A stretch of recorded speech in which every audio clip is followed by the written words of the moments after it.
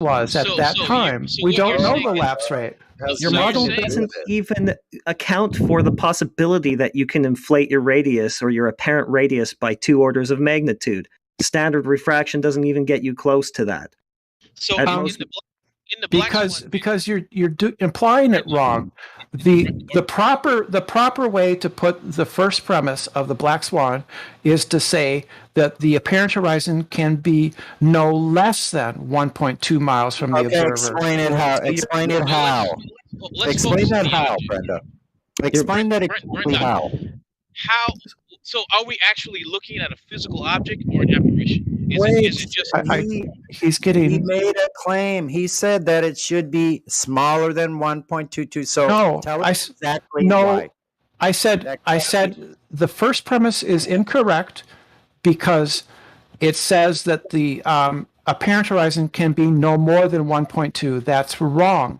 It's no less than 1.2. What can possibly make your geometric horizon appear 2 orders of magnitude beyond what your Earth radius allows? Refraction can. How much? Refraction can make the apparent horizon seem further than the geometric horizon. Quantify how much refraction. The formula and what are the measurements you based it on? Depends on the lapse.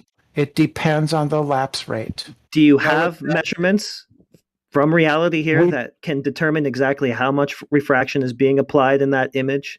We don't have data from the original poster. Do you even have we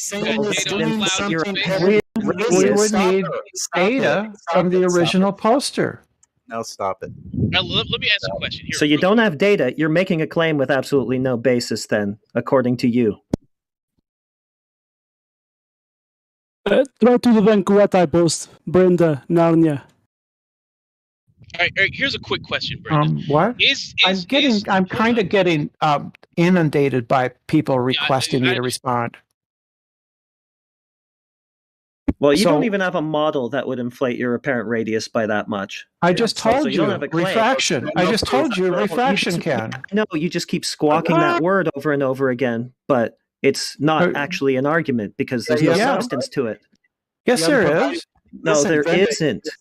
You're saying, Brenda. Go to the Green Flashes website. He has the formulas there. Oh, someone else will get it for you. Okay. But he's a relevant expert in the field, even according to Quantum Eraser. I care what your lunch are. I know what? It's from what physical data. I just want to know what physical data you based your refraction calculations on to determine whether they're valid, and then I want to know what those calculations are exactly. You can't provide those things to us. You just keep appealing to someone else's credentials. He's a relevant expert. That's how science works. Because that's how science works. To credentials is not how the scientific method works. That's not what the scientific method says to do. Just invoke some expert in a field. You go, man. You tell it like it is. Here's a quick question: Is in the Black invoke Swan, some priest? Sorry, Frog. Go ahead. In the Black Swan video picture, whatever you want to call it, is the object there or not? Are you looking at an object? Or are you looking at something else? What object? The oil rig. Is it actually there, or is that just you're seeing You're seeing highly refracted oil rigs, and you can see the cranes are twisted and turned by refraction. Are they there? They are. They do exist out there. Yes.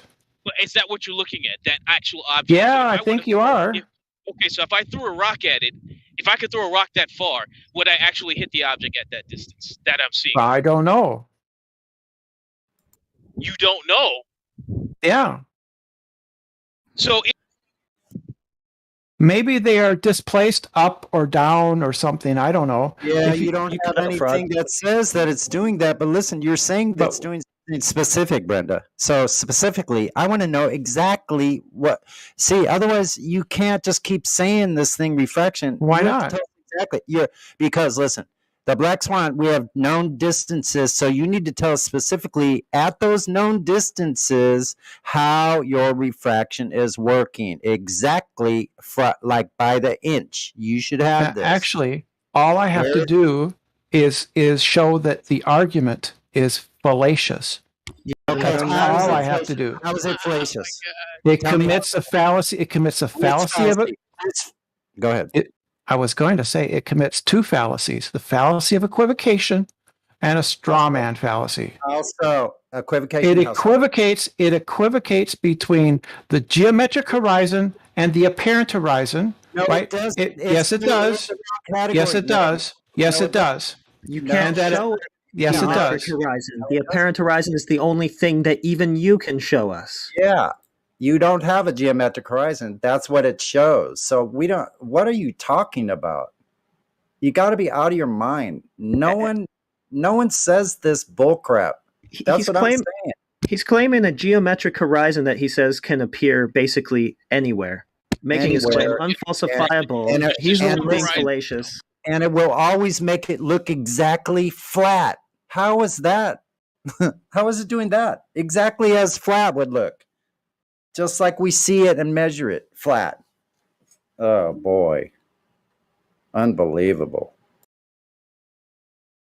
Projection much.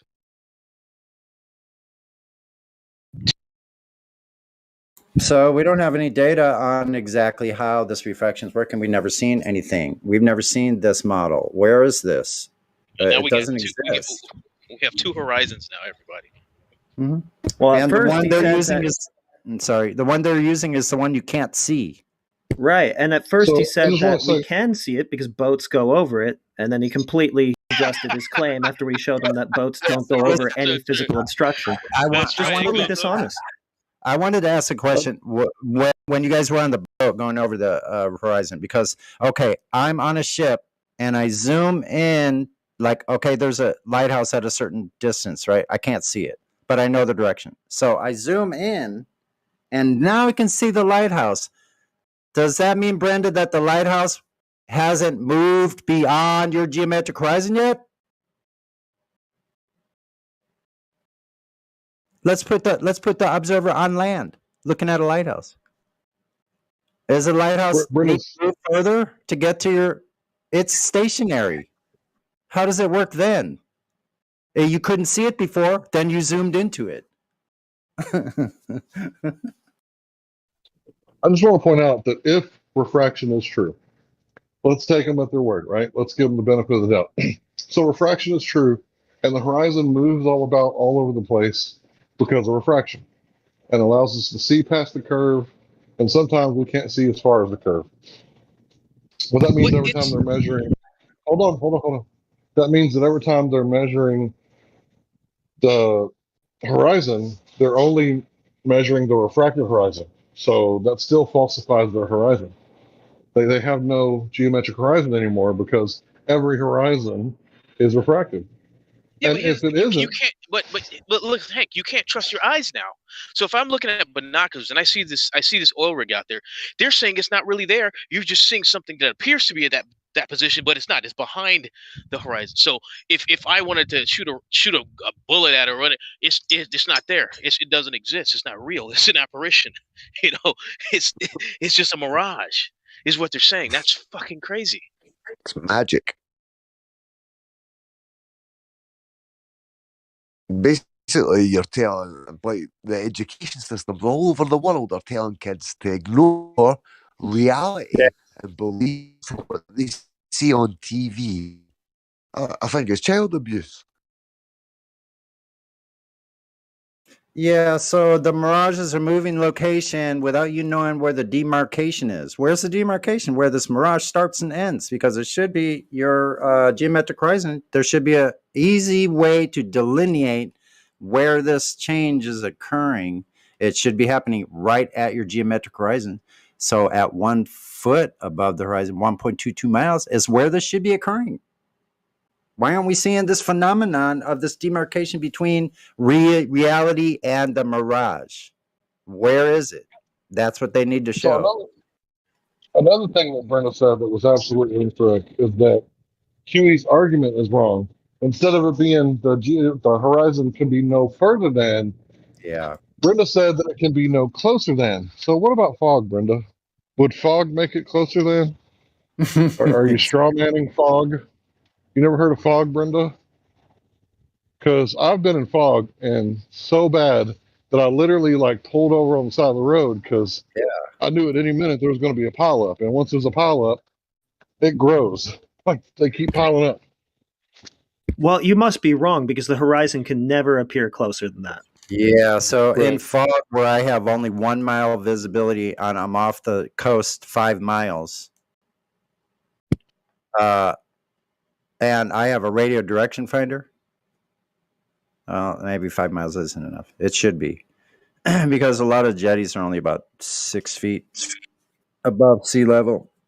You can triangulate yourself right back into port, right into the mouth of the jetty using triangulation, even when you can't see.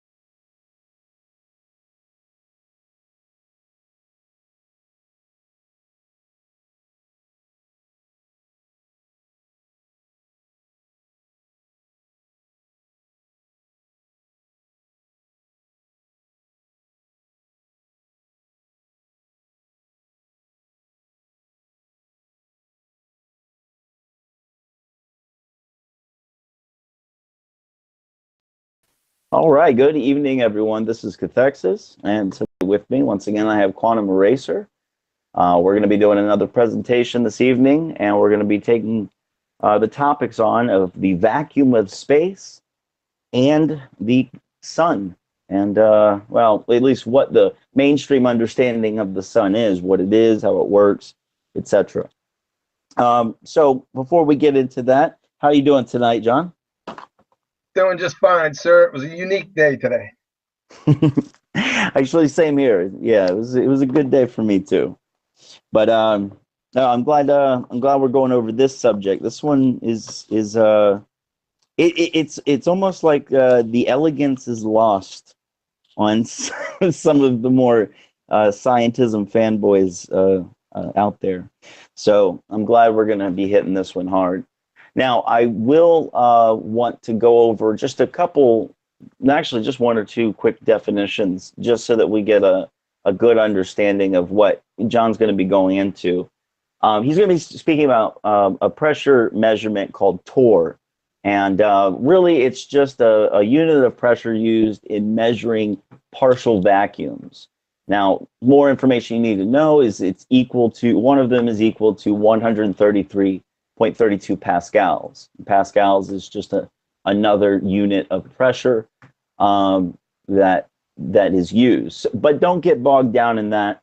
Really, he's just going to be talking about vacuums and, well, our atmosphere. So, I'm just going to go ahead and jump right in it and let you get into your presentation. So let me go ahead and screen share you, brother. Okay. Got you presented to everyone. And I'll start screen sharing. All right, just let me know when it pops up. All right, well, I have it on the Hangout screen. Let's see if it comes up on the live. Just one moment, everyone. And I hope everybody's doing well out there for coming out and watching. Let's see.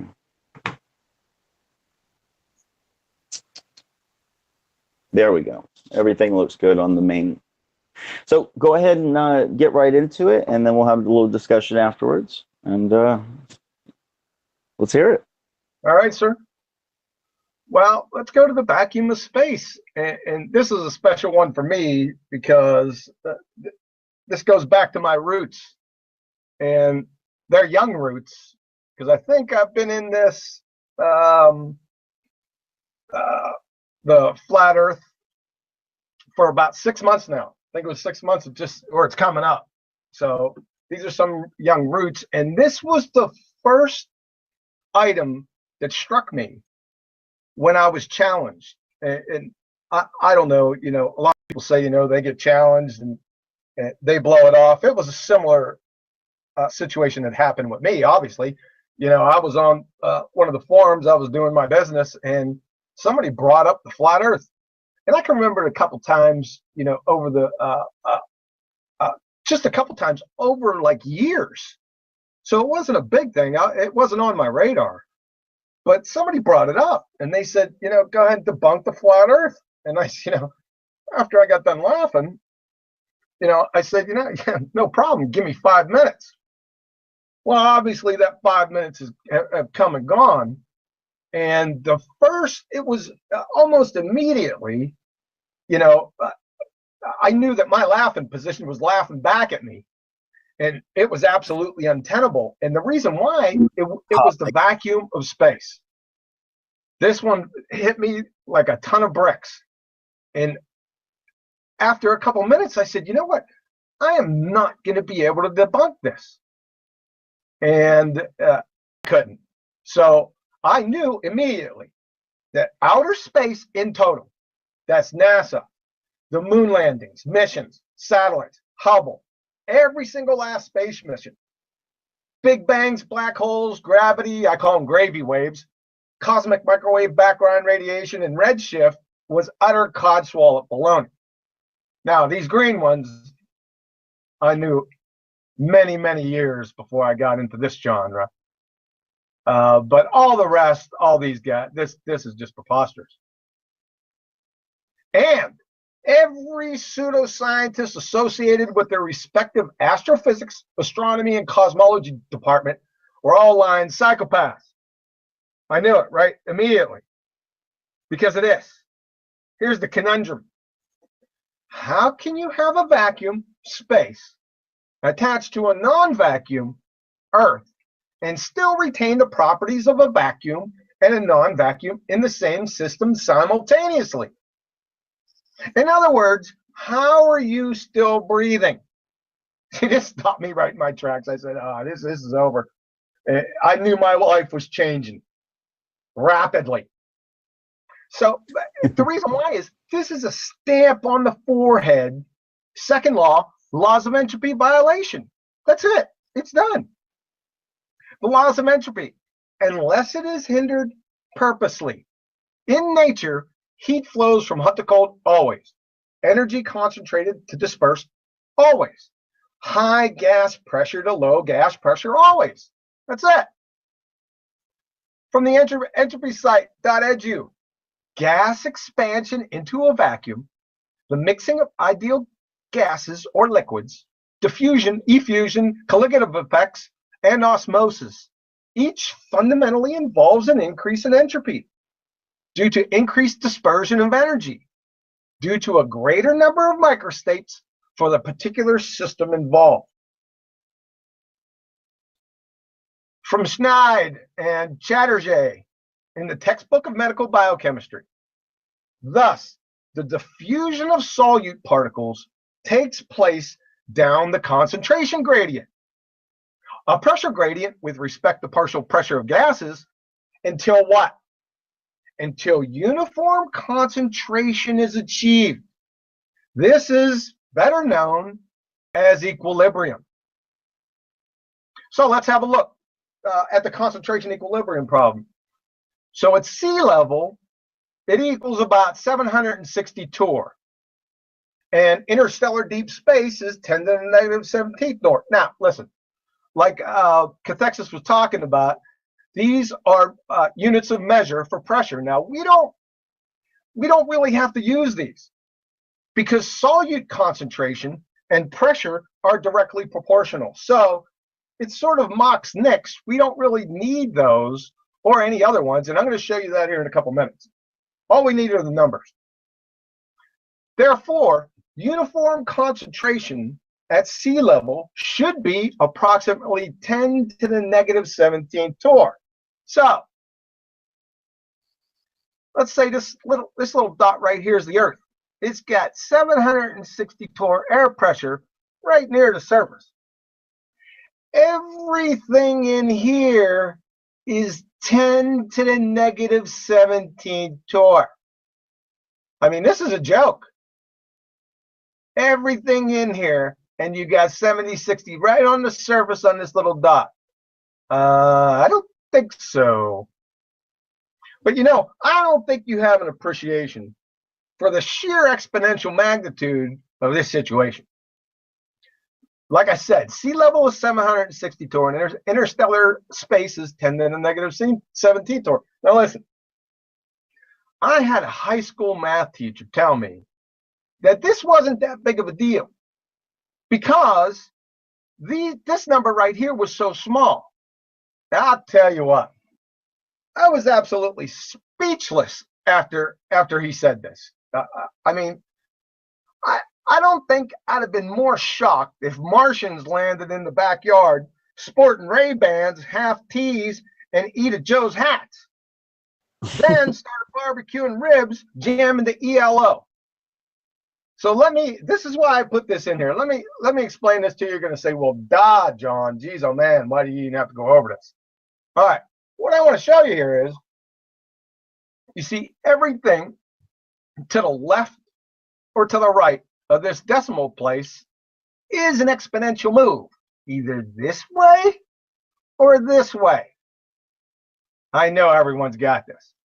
So basically, this 760 is more precisely 760 over 1. It's like a ratio. So interstellar deep space is 10 to the negative 17th torr. So what does this mean?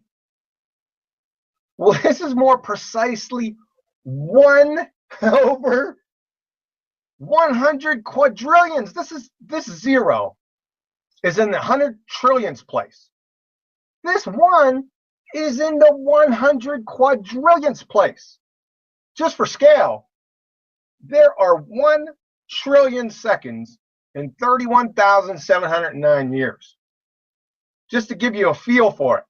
So, the part is 760, the whole, the 1.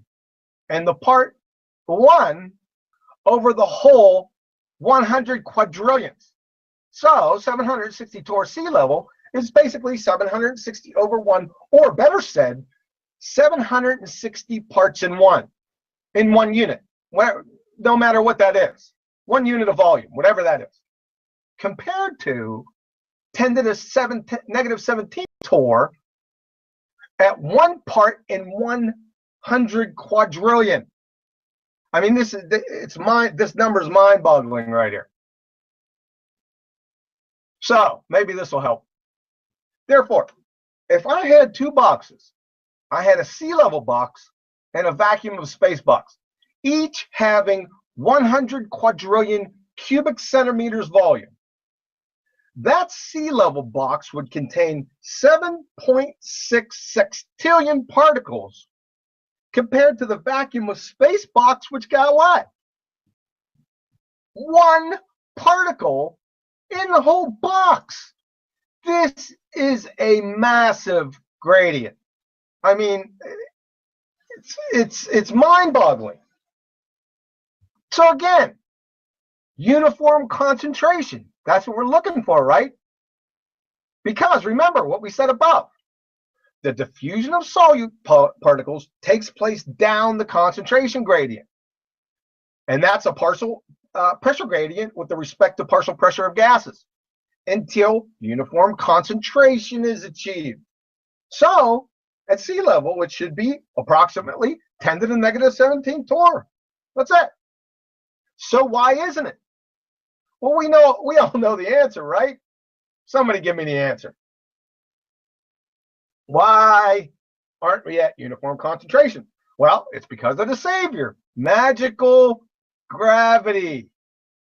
This guy right here, right? That's all you hear. This is the answer to everything. I put this in here as a tribute to the village people for today. Well, not so fast, though. Gravity adheres. This is begging the question fallacy. Which gravity? And please show the mechanism. Right? That's the first thing you got to do. But I'll tell you what. Let me save you some time. Let's scratch that. Because you're whistling past the graveyard. From techtarget.com. A gas is a sample of matter that conforms to the shape of the container. We're going to get back to this one here in a minute. In which it is held and acquires a uniform density inside the container. Even in the presence of gravity and regardless of the amount of substance in the container. If not confined to a container, gaseous material, also known as vapor, will disperse into space. So, Elvis just left the building and the fat lady's yodeling. If you're following me. So, there's no misunderstanding. I don't want any misunderstandings here. From Arthur Eddington, in The Nature of Physical World in 1930, if your theory is found to be against the second law of thermodynamics, I can give you no hope. There is nothing for your theory but the collapse in the deepest humiliation. Let that sink in. Let this one sink in. Because it's over. You come up against the second law, you will lose. Oh, P.S. This is a good one. If you want to get called every name in the book, just ask this. How can you have a gas pressure without a container when the definition of a gas pressure is the pressure of a gas is the force that the gas exerts on the walls of its container? You want to see some mental gymnastics, Oh some yeah. wall jumping, some name calling. I'll tell you what, that one that one is one of my favorite questions to ask scientism folks, because they're appalled at the elegance of that one. Yeah, hilarious. this is so Perfect. but I ask this to people I just meet on the street. They come knocking at my door, whoever they are. I just ask them this question. They give me that deer in the headlights look. Yeah, how do we have air pressure without a container? Yeah. Weird. And they love that gravity. Oh no, it's a pressure gradient and all. Gravity. Yeah. Gravity has nothing. It has no bearing whatsoever. It's gas. When the realizations come, it you can't unsee what you see. That's the problem. And the next presentation, we're going to be talking about gravity, and it's yeah. I'm going to get medieval on gravity. I just am, because I'm tired of hearing about it. Yeah. So I'm going to go ahead and get medieval. So the next presentation's on gravity. The next presentation we do either next Monday, or whether you want to do a presentation before that. Yeah, I'm looking forward to it. All right, the sun. So this is going to be pretty quick. I mean, back into the second law again. I mean, how many times, over how many subjects does the second law of thermodynamics come up in? Almost every single one. And yeah, it actually does. But a lot of people, entropy is beyond some people, I think. A lot of people violate, the laws of entropy in everything they say. I'm so shocked at it. It's not only just the regular Joes. You have that Sohu guy that was interviewed, that was talking about the sun. That was one of the first things he said. He said, "Oh, are you gonna talk about the second law of thermodynamics?" And I'm sitting there, I'm listening. It was Robert Pisano. I was sitting there, yeah, get him, Robert, get him. But Robert had an agenda. He wanted to go over a lot of topics and let him off the hook. The guy brought it up himself. I nearly fell off the chair. I said, "Yeah, stay here." Yeah. So this is going to be pretty quick. So the standard model states that the sun is more or less a nuclear reactor. Allegedly has an inner core temperature of 15 million Kelvin. So here's a picture. So you got the core right here. You got the radiative zone. You got the convective zone. So the surface of the sun is the photosphere. Just above the photosphere is the chromosphere. And just above the chromosphere is the corona. So remember, it's 15 million Kelvin in here, and it's 5,800 Kelvin on the surface. So here's a temperature profile. So on the y-axis, we have the temperature in Kelvin. So it goes from 1,000 on this scale to 1 million. And the x-axis is the height above the convection zone. So we have the photosphere here. We have the chromosphere here, and then the corona here. So what I want you to do, so just follow this. So it goes from out here 15, let's say this is the core of the sun here. It goes from 15 million Kelvin all the way down. We're getting into the photosphere now. So it's the temperature's dropping down, and it gets to about 5,800 Kelvin. So as you notice, as it starts going towards the chromosphere, it begins to rise, right? And you're saying, uh-oh, there's kind of a little problem here. And it keeps going, and just at the transition point between the chromosphere and the corona, this guy goes rocket man. I mean, parabolic. From what? 10,000 Kelvin to what? 500,000 Kelvin? I mean, this is a rocket shot. And if it keeps going, if you keep this chart going, it goes to 10 million, way out here. So does everyone see the problem here? If you don't, I'm going to show you. So the inner core temp of the sun is 15 million Kelvin, like we said. The outer surface of the sun, the photosphere, is approximately 5,800 Kelvin. On its way to and through the chromosphere, the temperature slowly rises, then goes parabolic from 10K to 150 Kelvin. When nearing the corona, then it goes from 1 million Kelvin to 10 million Kelvin. So what's the problem? Well, I suppose the fairy tale pseudoscience priests collectively missed the lectures on the second law of thermodynamics. Heat really does flow up parabolic hills, I suppose. I mean, this is preposterous. This is tantamount to standing near a wood stove, then moving back 500 meters because it's too hot, then you spontaneously combust. This is what it's tantamount to. So I don't know how to explain this any more simply or more clearly. I really don't. I mean, this is a joke. This thing's a joke. So they're going to need a new Justo story for this one. And this is just icing on the cake.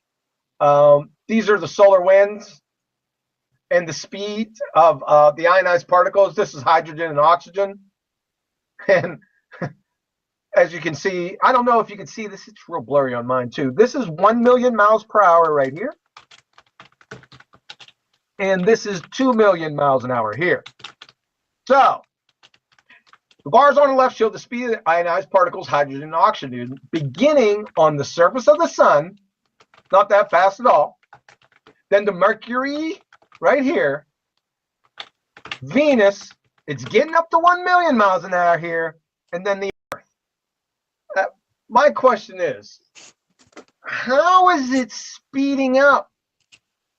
This is tantamount to putting Nolan Ryan on the mound, take the backstop out, have Nolan Ryan fire a fastball, gets to about 9,500 mile an hour as it crosses the plate, goes past the backstop to the concession stand, and it's hitting 110 miles an hour. Then it's in the parking lot at 250. So that's preposterous. I don't know what else to say about that. And they don't have an answer. I've been searching for a long. There is no answer to this. No coherent one anyway. I don't know. Maybe it's gravity. And this is. I just wanted to finish up with this because I thought it was pretty cool for all the electrical engineers out there. So this is the voltage profile of the sun. As you can see, this is identical. This profile, you can superimpose a solid state PNP transistor right on top of this very profile. It's exactly the same. So I'm just going to leave that out there for you because there's a lot of people talking about this. I think Eric Dollard brought this up one time about the sun being a transistor. And I'm pretty sure that one of his proofs was this. This slam dunk right here. I mean, what else can you say about this? I don't know. So that's it. Thanks for your ear. This was a short presentation. We didn't get bogged down in the weeds too much because we really didn't need to. Yeah. I mean, this is cut and dry stuff. Yeah. No, it is. It is. And it's very evident once it's pointed out. And yeah, Dollard is definitely somebody that more people need to look into. I know Bassano did an interview with him, which I still haven't gotten around to listening to, but I've seen a lot of Dollard's work and what he's saying that the sun, we don't know what it is, but we know it's a transistor. It's bringing energy out of somewhere, bringing it to us. It fits in. He had a lot of claims, not only the transistor part, but he told the guy that was interviewing him, he told him as a matter of fact, he goes, that sun's getting its energy from somewhere else. Because and what he was referring to, it was just a transistor. Right? And then he said, that light is not, you aren't seeing any light in that vacuum. Of course, he assumed there was a vacuum there to begin with, which we just pummeled to death above. But he said, you ain't seeing no light out there. So, I mean, he has a lot of claims that I felt that he backed up and he supported. Of course, you're going to have to go to other interviews with him to catch his support for those. And it's been a long time since I've seen the Fasano interview with him. But there you have it. Yeah, there's definitely something to it, you know, and then you apply that information with, you know, if you're looking into like electromagnetic universe theory, you know, the modern explanation of the sun, you know, I've seen kind of a conspiracy theory around it that in the 40s and 50s, when they were figuring out, you know, of course we have the, you know, the nuclear age and whatnot. I saw a documentary made by Walt Disney. It was an animation of Mr. Sun and how Mr. Sun works. And then basically the way you just explained it, they did in the mainstream explanation, they did in this cartoon. And they were trying to say that it's, you know, the equivalent of all of these, you know, this many nuclear explosions constantly every second and blah, blah, blah, blah. And the theory that I've heard, the conspiracy theory around it, is that the fuel industry, the oil industry, influenced the explanation of this because they're trying to present that nature has to burn and explode things, kind of. Oh, It's a loose, yeah, it's a loose connection, but at the same time, I could see them doing it at this level. Because they don't know what the sun is. And back then, for them to assert that they do just because they understood nuclear fusion is absolutely absurd.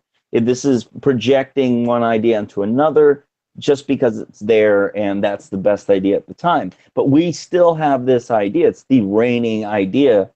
And there's a lot of people who dissent against it, actually. It's not just Dollard. If you know, even look on YouTube, there's several other very intelligent people who are pointing out that we don't know what the sun is and we need to, you know, answer it better. Because you can't have an exponential line like that and claim that it's this strains to credulity. A third grader can pull this out and just start clobbering it with the Louisville Slugger. I mean, this is ridiculous right here. Mm-hmm. So it is, and this is when things have just gone too far. They're, you know, I'm borrowing this phrase a lot from you lately, but they're just creating just so stories. They're observing something, or they're seeing something, or they understand this or that, and they're putting together. Sure, sounds likely at the time. I mean, this was all theorized, you know, 70 years ago, 60 years ago, I suppose, but. You know, NASA, this is the damage they've done. You know, if anybody's ever seen that nonsense Soho footage that they put out, no human being on this planet has ever seen the sun that way. If somebody looks at the sun with a proper solar filter, it is a perfect sphere. It's not even oblate, which is another issue in their model, but it's not a sphere, it's a perfect disk, rather, is probably the best way to put it. And it's got these little black dots on it, which the sunspots. And as it moves in the sky, the black dots rotate on it like a wheel. It's the wheel in the sky. Now, I have to know if it librates a bit. Do you know? The wheel in the sky, wasn't that a Journey song? Yeah, it was. And they were talking about the moon and the sun. And because they do, if you were to observe it, same with the moon, it rotates 90 degrees as it from the moment it rises. And this is a perspective thing. This is just from your particular perspective looking at it. And the same with the sun. But you see, in their model, the sun has to be spinning, correct? In the mainstream heliocentric model, or is it stationary? To be perfectly honest with you, Texas, I got to this part of the model and I started laughing. So anything beyond this part of the model is fairy tale to me, because this is I just stopped. There's no sense of me chasing fallacies. Remember, I told you, it's one of my refrigerator rules. I have more important things to do with my time. Let me read this real quick. I just typed in, does the sun rotate on its axis? Go ahead. Because it is a gas, it does not rotate like a solid. The sun actually spins faster at its equator than at its poles. The sun rotates once every 24 days on its equator, but once every 35 near its poles. We know this by watching the motion of the sunspots and other solar features across the sun. Now, the sunspots are pretty consistent when you look at solar filter images. Now, I'll have to do a little bit more research and to see if the face of the sun does change in that regard, but I'm pretty sure that those black sunspots are there pretty permanently. But I could be wrong. I want to put that out there. But you're right. You know, you get so far into it and you're like, wait a second, this is nonsense. Why am I even looking at it even more? Yeah, like I told you, there has to be consistency and the contingent necessary facts. I keep on saying this because it's one thing that I always try to focus on. It's almost natural to me to do it with everything. And, you know, just like I told you about, you know, the Humpty Dumpty story. You know, if you're telling me a story, you know, the fable about Humpty Dumpty, and in the midst of spinning your yarn, you let it be known that we have known nothing but pure anarchy. So when you get to the part where all the king's horses and all the king's men, I can dismiss the whole yarn, the whole fairy tale, as soon as you say that, because you just contradicted yourself. You can't have anarchy and you can't have kings at the same time. So I don't need to listen to any more of your story. I just stop you right there and go clean the bathroom. Yeah, no, I agree with that. Once you find some such glaring flaws and issues with it, it's pretty easy to the rest of it becomes a fairy tale. Now, quickly, I would like to add, Charlie did come in and make a statement about what I was just talking about. It says the sun is spinning, and this can be seen by watching the sunspots. The sunspots will disappear at one side and reappear on the other. The sunspots do come and go, and they last for weeks or months. So, like I said, as we see it every single day, you know, because it takes so long for them to spin, 24 days and 35 days respectively. I think that's probably where I got that idea. But yeah, you can definitely see it, and as it goes in the sky above you, those sunspots do move, and you can tell I'm saying the sun moves as a wheel, so to speak. It goes 90 degrees from sunset.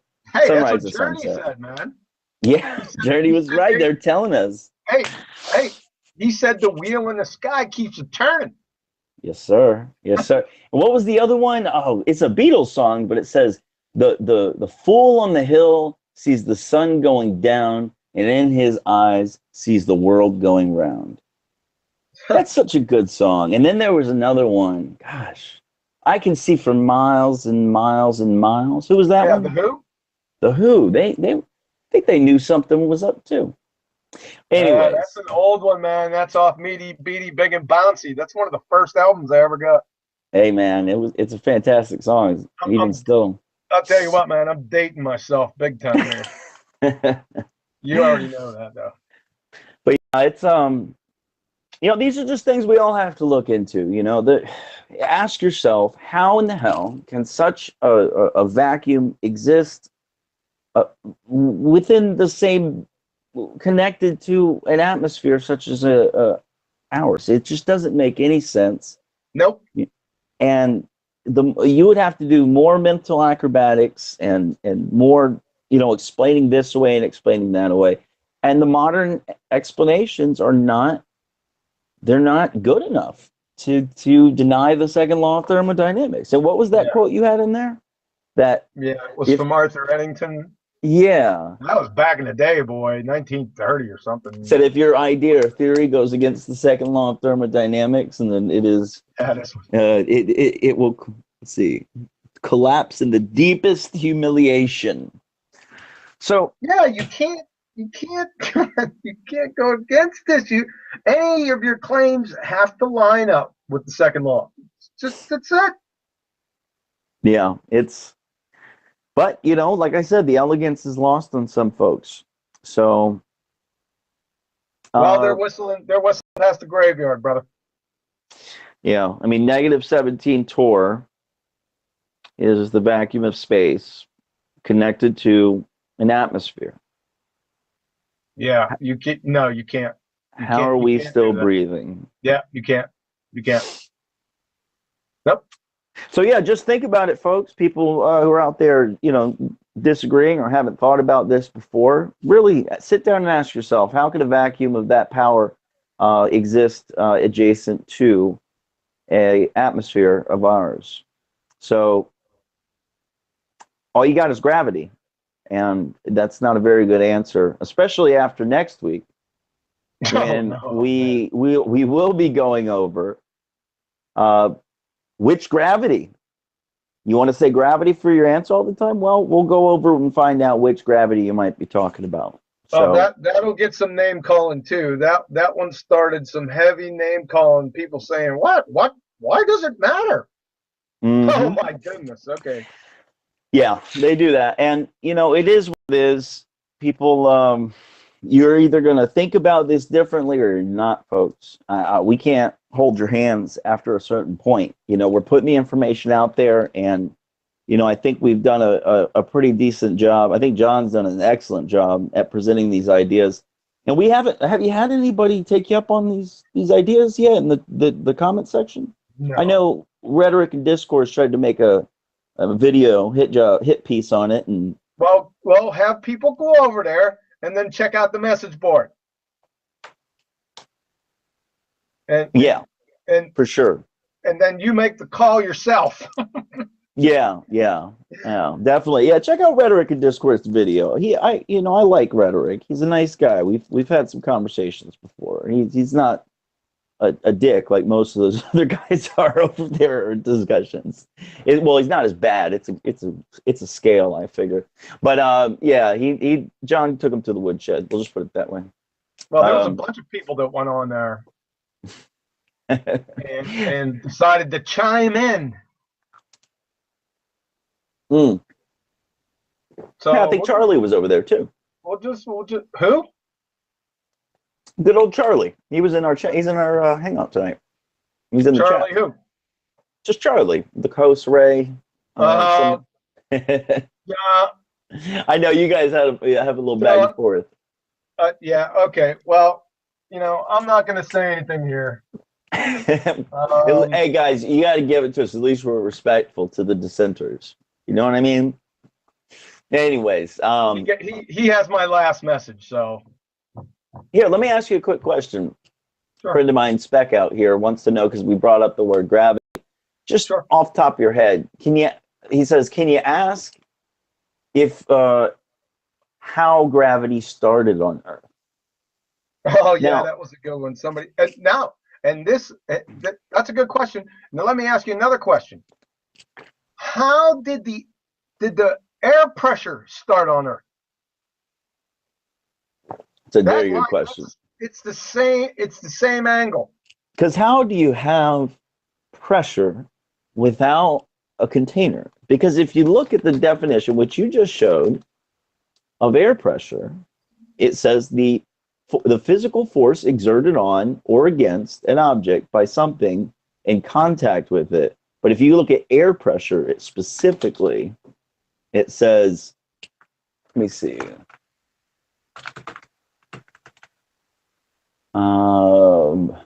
Gosh, go back to where's it in your right here. Oh, okay, yeah, there we go. The pressure of a gas is the force that the gas exists on the wall of the container. The gas exerts on the walls of its container. So what wall are we talking about when we're talking about the atmosphere? about Earth? It's just something to think about. The mainstream answer is gravity, but like I said, next week we're gonna answer that one. No, we already answered the gravity part because. Well, yeah. Wait a second. I think I went too far. This one from Tech Target. See, we're going to be dealing with gravity on its own merits. Not dealing with this specifically because I really don't, because I just dealt with it. So, a gas is a sample of matter that conforms to the shape of the container in which it is held and acquires a uniform density. I don't know the reason why I even have to cite a source for this. Most of these things that I'm citing sources for, I was forced to, because people get that citation, please. Yeah, cite source. Okay, I don't even, for 90% of the things, the items that we discuss here, I shouldn't have to cite a source. Yeah, no, I agree. But I do it just to be complete. But come on, people. It's funny. I got to cite sources. People telling me that the atmosphere is spinning with the Earth. Come on. Yeah, there's that's what I think there's a big push to really understand our Earth, our cosmos, and we're breaking away from the hold of the indoctrination that we've had. I'm all for higher education. I'm all for learning, especially technical skills of engineering and being a technician and learning higher trades and even software development. All of these things require lots of education, lots of experience, and they require a particular type of person and mind to be able to do it. And I have tons of respect for it. So I want to make that clear. When I say indoctrination, I'm speaking of pushing these scientism beliefs, sneaking them in to the science curriculum, or really they're snuck into society and mainstream media all the same. These memes that of what our cosmos is like, where people are just believing it on faith. Nobody stops and thinks about the vacuum of space in relation to its adjacent Earth. Nobody thinks about, what the sun really is. And we've been conditioned and indoctrinated to not think like that, to not critically think. They believe it blindly, not with faith. Remember, we defined that. Blind faith. Excuse me. Yeah, thank you for clearing that up.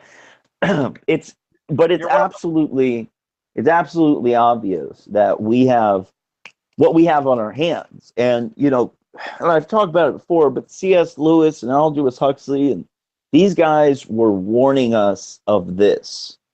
They were absolutely warning us of this. And, they may have done it in a hyperbolic way. Huxley did, but, honestly, we're not that far away. The state of we're damn near a scientific dictatorship. I'm just going to put it that way. So this is the reason why I speak up about this stuff. We're in a pseudo-scientific dictatorship. Well, excuse me. Yeah, that's essentially what they're saying. That's the term they coined. But yeah, this is scientism. This is belief systems without knowledge of why they believe them. They're prostrating themselves at the feet of the new pseudoscience high priests. And we need to wake up. Everybody needs to go tell everybody, hey, do you believe in the Big Bang? Why? Hey, do you believe in, evolution as the way we came here? Well, see, your question gives the game away, because what are you asking? Do you believe? Mm-hmm. Well, if it's actual science, following the scientific method, with scientific hypotheses, with independent and dependent variables that I have to cite sources for. That's where the biggest problem is, John. That's where the biggest problem is, John, is the fact that they don't know the difference. And it's frustrating because we speak this way too much. Well, I know you don't. You're very strict about it. But science says this, and science said that, and science is telling us this. Science ain't telling anybody shit. It is 100% just the method and the body of work the method has constructed.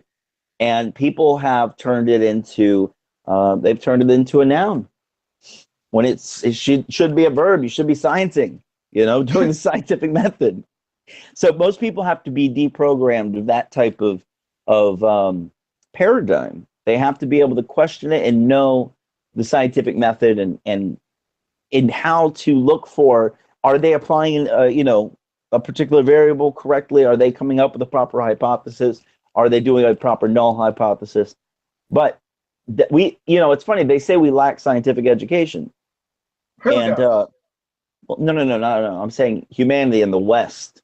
Oh. You do hear this in the media. I actually do have to agree, but they're not even the scientific, paths that they've put out for us. They're creating more pseudoscientists than anything. It's frustrating, Yeah, but it's a real gaggle out there, that's for sure. hopefully we can have an effect. So everybody, please share these videos, make playlists, give them to your family members. Do whatever you can, because I'm going to start pushing this channel a lot more. John and I have big plans for some. Gosh, he's probably got 100 presentations lined up. So we might even start doing 2 a week, maybe on Thursday nights, maybe do one again. So please look out for that. And next week we're going to be tackling gravity, and we'll find out which gravity. Anything else you'd like to add tonight, John? Nah, you got me fired up. Good. We'll do another one this week then. That way you could fuel it there. But look, I want to thank everybody for your support. You got, a good crowd tonight, and a lot of good questions, and very, very nice behavior out there. No, we didn't get trolled too hard. So thank you everybody for coming. John, always thank you once again, and everyone have a good night.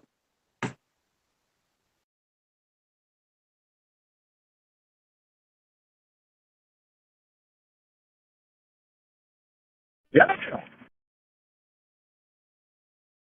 Earth measures flat. I'm not asking.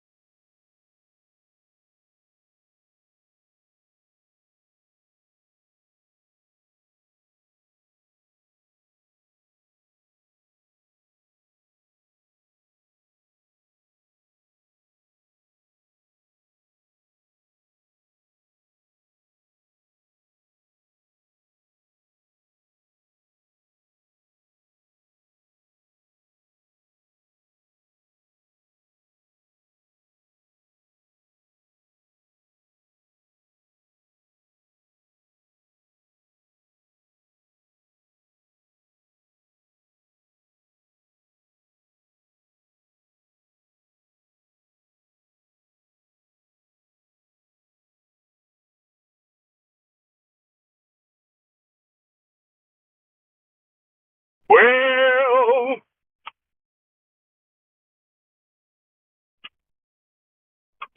yeah, yep, oh yeah. Earth is flat, and that is that. Yeah. Sorry, I'm on the road and my cat. Hey, and I'm goofy. So good.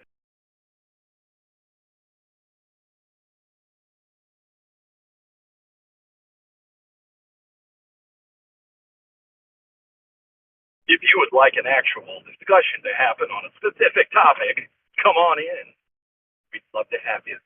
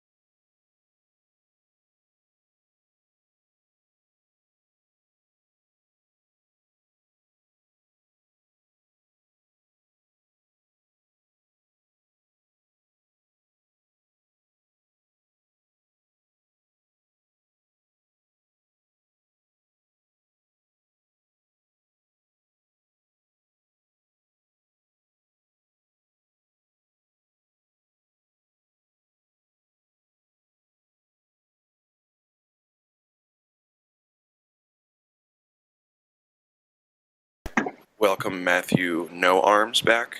Matthew Learns. No arms. Matthew Weathers.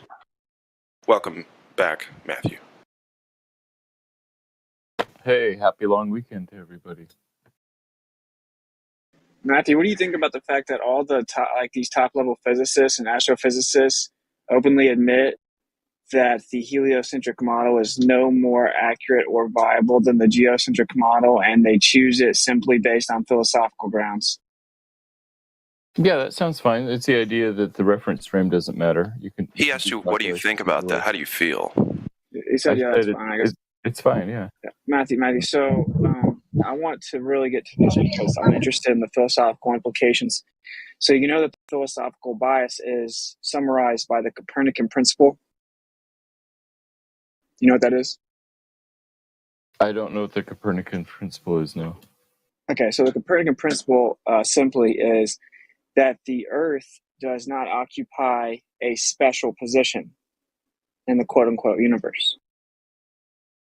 So meaning they perceive it as some type of humility, ironically, through their arrogance, but that the idea that the Earth would be the center would make it special or unique, requiring design. So they philosophically prefer the Copernican principle, which is that we're insignificant. I doubt Copernicus himself would have said that. I wonder how it came up with that name, because he was a theist. No, that is. Well, with the Copernican principle, yeah, it's basically there are assumptions there that can't be validated, so you have to go with a priori knowledge versus a posteriori. And in that case, well, who's the arbiter of that knowledge and what's the justification? So again, these people are talking about how they're not in a special location. Also, if you speak to people who have this worldview today, many of them are atheists for some reason. So, I mean, what do you think is going on here, Matthew? Yeah, it sounds like metaphysical questions, philosophical questions, and it makes sense that if you're an atheist, you're going to prefer those kinds of things that might reinforce your atheistic worldview. I have no commitment to those kinds of. Well, that's why I'm asking you, because again, I'm pointing out that I can cite for you all day long infamous physicists and astrophysicists that tell you that you cannot prove that the Earth is in a heliocentric model, but that we choose this decision, we make this decision on philosophical grounds. And the philosophical grounds on which they choose that lean towards the nihilistic, atheistic materialism, which is that the Copernican principle is true, meaning that the Earth does not occupy any type of special location. It is insignificant. Isn't that intrinsically kind of contradictory with what you think? It is, and I would disagree with them on because we actually do occupy a very special place, even among the people who say that there is no God. They would say, "Oh, isn't it lucky, or isn't it fortunate that we're this distance from the sun and all that?" I think that's a little bit different context because we're talking about position being central to what we see as the perceivable universe versus no, it's actually arbitrary. There isn't a specific. That's what we mean. Well, no, Matthew, you're also still just wrong. So, if you in this heliocentric model and this vastness of this universe, quote unquote, it is not that crazy that there's a sustainable planet. Actually, there's expected to be millions of them. So what you're saying is just wrong. So the fine-tuning principle is this idea that every time we look and look at physical constants, it seems to be designed to support life, and that's true about almost everything we look at. I'm glad you brought this topic up because I think the flat earthers need to learn a lot about this as well. So you're right, fine-tuning. You're right. That is one of the big issues that they have, and they really had to face it with the CMB. Fine-tuning, like he said, being the idea that, well, that would require a fine-tuner, and all of this that we observe seems to insinuate that there's some type of significance, statistically speaking, to the Earth. So do you know, now the same people that brought you this heliocentric paradigm based on philosophy are the same ones that are opposed to the fine-tuning problem. So do you know what they're currently proposing to explain away the issue with fine-tuning? Yeah, they say there must be trillions of other universes, the multiverse, which is nonsense because there's no proof for any of that. Exactly, the multiverse. That is how devoted these people are to avoiding a designer. And these are the same people that brought you the heliocentric paradigm because of their philosophical preference. So wouldn't you find it pretty intriguing that they'll all tell you you cannot prove that the Earth is heliocentric, and in fact, it is no more viable or accurate than the geocentric model. And furthermore, it's actually less viable. Yeah, so the reference frame doesn't matter as much as is kind of the new thinking. But I would dispute the idea that the heliocentric model was brought by atheists. It was Kepler and Newton and Copernicus, and they were all strong believers. He didn't. He didn't say that. Yeah, I didn't say that. Okay, well, the first people who were heliocentrists were almost universally theists. Or wolves in sheep's clothing. Yeah, but yeah, not the point. Anyway, so the point is whether or not they were theists is irrelevant. That it was the Copernican principle, which is that the Earth is insignificant when it comes to space. I see. Okay, I got it. I see what you're saying. Yeah, but I'm trying to point out to you that the astrophysicists that have given you this current paradigm openly admit that the geocentric model is actually more viable, meaning it has less unanswerable problems. Did you know that? I did not know that, and I haven't heard that from anyone. But when I show it to you in about 2 minutes, I mean, and say that is the case, don't you find that pretty interesting? If that were the case? Sure. Yeah, that would be interesting. Again, I think it's just which reference frame you use.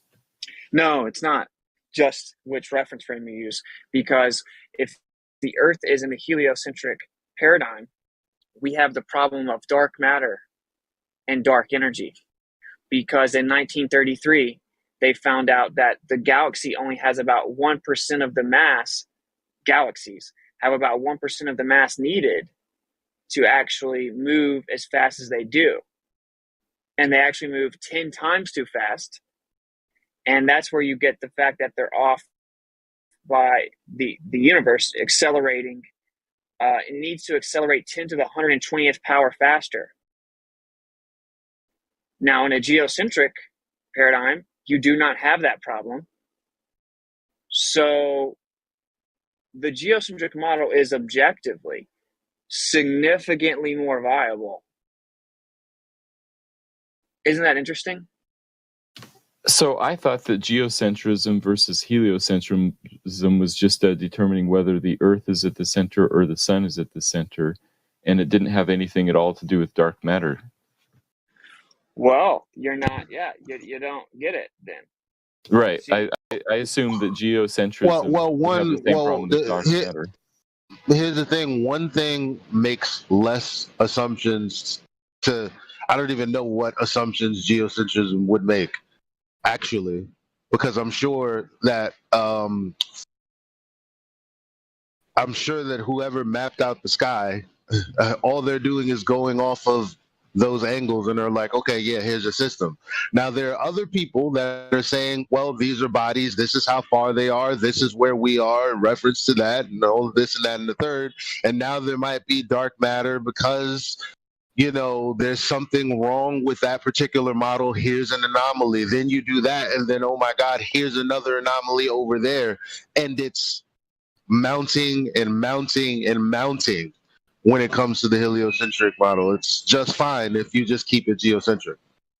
Yeah, so dark matter is about distant matter and distant galaxies and stars, and has little to do with the gravity and the position of the sun and the planets and Earth, I think. And correct again. So the only reason you can say that is because the anomaly or the discrepancy happens on the galactic scale.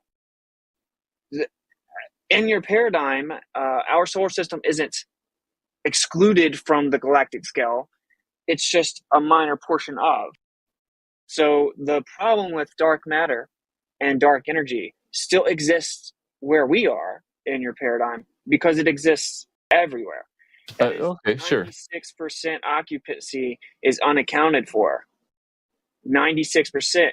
Now, this is where you have the cosmological scale and the quantum scale at such odds, because then you have a vacuum on the Earth and we have vacuum energy, right? And if we were to apply what we can prove by measuring the fluctuations in energy inside of a vacuum chamber to space, that's where we get the discrepancy, because we know it's there.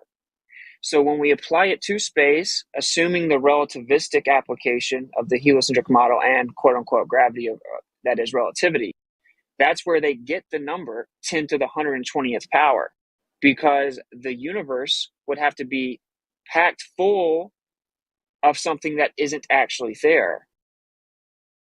And it would have to be moving that much faster. It would have to be expanding that much faster. The amount that it's off is insane. It isn't just made up. It's based on what we can prove, which is vacuum energy, 0-point energy. So that's why the quantum and the cosmological scale cannot coexist. But only one's actually tangible, where we're in the real world. This is a philosophical devotion to a mind-numbing level. And dude, the devotion is based on ensuring that our paradigm is that the Earth is insignificant. So ironically, religion was, cast as science, because that's what it is. It's a philosophical devotion. I can quote all kinds of people. I'm about to start dropping the quotes in the chat. And these are the heroes of your paradigm, Matthew. Oh, I don't have heroes like that. The heroes of the paradigm. The heroes of your paradigm, not your heroes. Yeah. Okay. Yeah. So this is pretty interesting.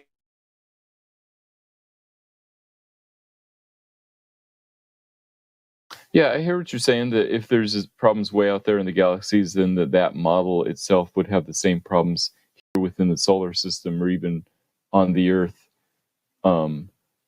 So it is a paradigm that's not working. But wouldn't you see that as sort of a separate question as to the shape and position of the planets and Earth, and that kind of stuff, or what does that have to do with the shape of the Earth? I guess. No, because the 500 years ago was when this all started, which is kind of what I wanted to talk to you about. But I guess we'll get to that some point. But the surface level portion of it is, well, there were just good theists out there that were, for maybe a lack of knowledge on a language, had to get their information from whomever was ahead of the church at the time. And at some point, they decided Copernicus makes sense. So they started telling people, hey, we're moving around the sun and all of this. Copernicus, go ahead and whip up that model so we can whip up this calendar and do what we got to do. And the people opposed it. And that's what happened with the whole Protestant Reformation thing. And so the bottom line is the problem has always been, are we moving or not? Because I thought that we weren't. And I thought that the Bible was true. Now you're telling me all this stuff that the Bible doesn't say when it comes to cosmology. So it definitely is the central point of the problem. Are we moving or not? Who's justified it ever? We know who claimed it. Where did they justify it? Yeah, do you actually know the history? Yeah, so 500 years ago, it was that's when people started bringing up the heliocentric model instead of the geocentric model. But even before 500 years ago, the geocentric model was a spherical model. So 1,000 years ago, that's hearsay because we see the coordinate system that we use for the sky for mapping and all of that. We see that as a plane with what appears to be a sphere on the outside, but that's open to anybody's interpretation. That's not anybody saying that's a sphere. I'm sure there are probably people who did, but those claims aren't really tied to much of anything. Oh yeah, no, they're just baseless assertions. What we're talking about is the difference between movement or not. At this point, doesn't even have anything to do with the sphere because no one's validated that either. No point in even talking about it. Yeah, we're not talking about the sphere. We're talking about motion. Right. We're talking about motion. Okay, so motion. You're right. Motion is sort of about 500 years old. 1,000 years ago, there were people who believed that the Earth was a sphere. 1,000 years ago. No one cares. Okay. Matthew, you weren't alive 1,000 years ago. Shut up. But if we're not moving, and I love where you're going with it. I'll be quiet after this. And if it can't be lost on anyone who cares about this conversation and has a faith in the Creator and values all things that are true, it's very clear right now that we're talking about movement versus non-movement. Because if it's non-movement, then nothing that was derived from that the what do they call that age of information, all of this is built off the premise that we live on a sphere that's moving around the sun. At least for the last 500 years. I don't know what anybody else said before that. So if that's the case, then if we're not moving, if that initial claim was never substantiated, then the whole thing is wrong. The building upon the origin that you don't believe in, the Big Bang, and what space is, all of that is included. So you can't hold bits and pieces of this belief if we're not moving. Not logically and justifiably, you have to take that up with your authority, whoever that is, whatever God that is. I would like to just jump in here. Like, Matthew's going to be one of the few Glovers that we can maybe have a decently constructive, honest conversation with that can be informative for the audience. And he is a creationist, right? So I don't want it to get too, like, hostile or anything. I actually think that this may change your life, Matthew. Thank you. I'm not being hyperbolic. So do you see, of course, you've seen this quote. I'm going to be dropping a bunch of quotes. I'm sorry, but when I was in here earlier, it was dead silent for hours, so. Okay, this is a quote I'm sure you've heard. I see the Einstein one. Right, so I've come to believe that the motion of the Earth cannot be detected by any optical experiment. Albert Einstein. And I'm not saying just everyone that wants to jump in and talk about it, that's cool. Just kind of try to keep it concise and productive. Like, you understand that this quote, well, okay, what's to say to this? What's your take on this quote? It sounds like he's saying that there isn't a optical experiment that can show motion, and which kind of fits with his idea that you can use any relative frame of reference. So I think it sort of has to do with the frame of reference idea that he is famous for. So then, do you agree that Einstein's saying that you can't prove the motion of the Earth? You can't prove the motion of the Earth using any optical experiment. Yeah. What exactly do you think that means? Optical experiment. What does that mean? I think they're trying to use something like the speed of light, or the Sagnac effect and those kinds of things is my impression. Okay, for the audience, Sagnac effect was, of course, discovered by Sagnac, who said that it was a product of vortex of the ether, right? And this is what ring laser gyros utilize. Yeah. Sagnac effect. Okay. So your understanding is that he's specifically talking about experiments that you utilize light. Right. So then Einstein right here is saying that you can't use a ring laser gyro to prove that the Earth is moving. I think he was saying that you can't prove that the Earth is in motion, like instantaneously. Like if you're moving at some speed, you would experience the same thing as if you were not moving at all as far as the speed of light. So the speed of light isn't going to help you because of time dilation. So you agree then that Einstein's saying you can't use a ring laser gyro to detect motion of the Earth? No, I don't think he would have said that. But that's what that is, an optical experiment? But he's talking about motion, like something, whether something is moving or not. A ring laser gyro is talking about rotation. Okay, rotation is a type of motion. So in the heliocentric model, you can't pick and choose rotation or revolution. They're intrinsically tied together. They are not mutually exclusive. If the Earth is rotating, it has to be revolving and vice versa. So I'm not an expert, but I guess I would have assumed that Einstein was talking about whether you can tell if something is in motion, whereas the ring laser is determining whether there's acceleration, whether something is changing motion. And I think that those would be two separate things, but I get your point. Acceleration is a type of motion, man. No, acceleration causes motion. F equals ma. M is different than that. Hey, if something's accelerating, is it moving? There might be a point where it's accelerating without moving. What? Okay. And this is where the top of a parabola. Take physics. This one single sentence and then with it speaking You're of so me, lost, this is where I get indignant mildly, where we start using these tactics where we unjustifiably split hairs, making distinctions without differences. Acceleration, rotation, revolution, this is all motion. Yeah, it's just objective. So, Matthew, would you say that he said this quote 70 years, actually almost 80 years after Foucault's pendulum? So would you agree that Einstein's saying that you can't use Foucault's pendulum to detect motion? No, Foucault's pendulum is a physical thing happening, not a light experiment. Okay, so you think that when he says optical experiment, he only means light?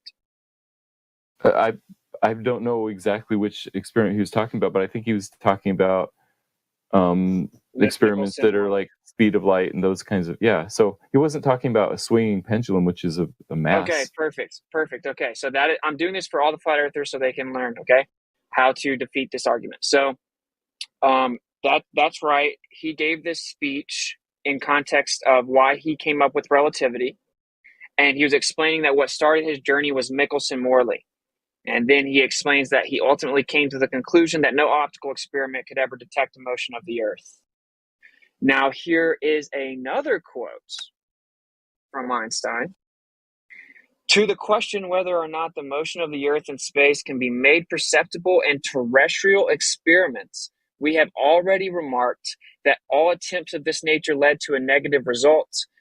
Before the theory of relativity was put forward, it was difficult to become reconciled to this negative result.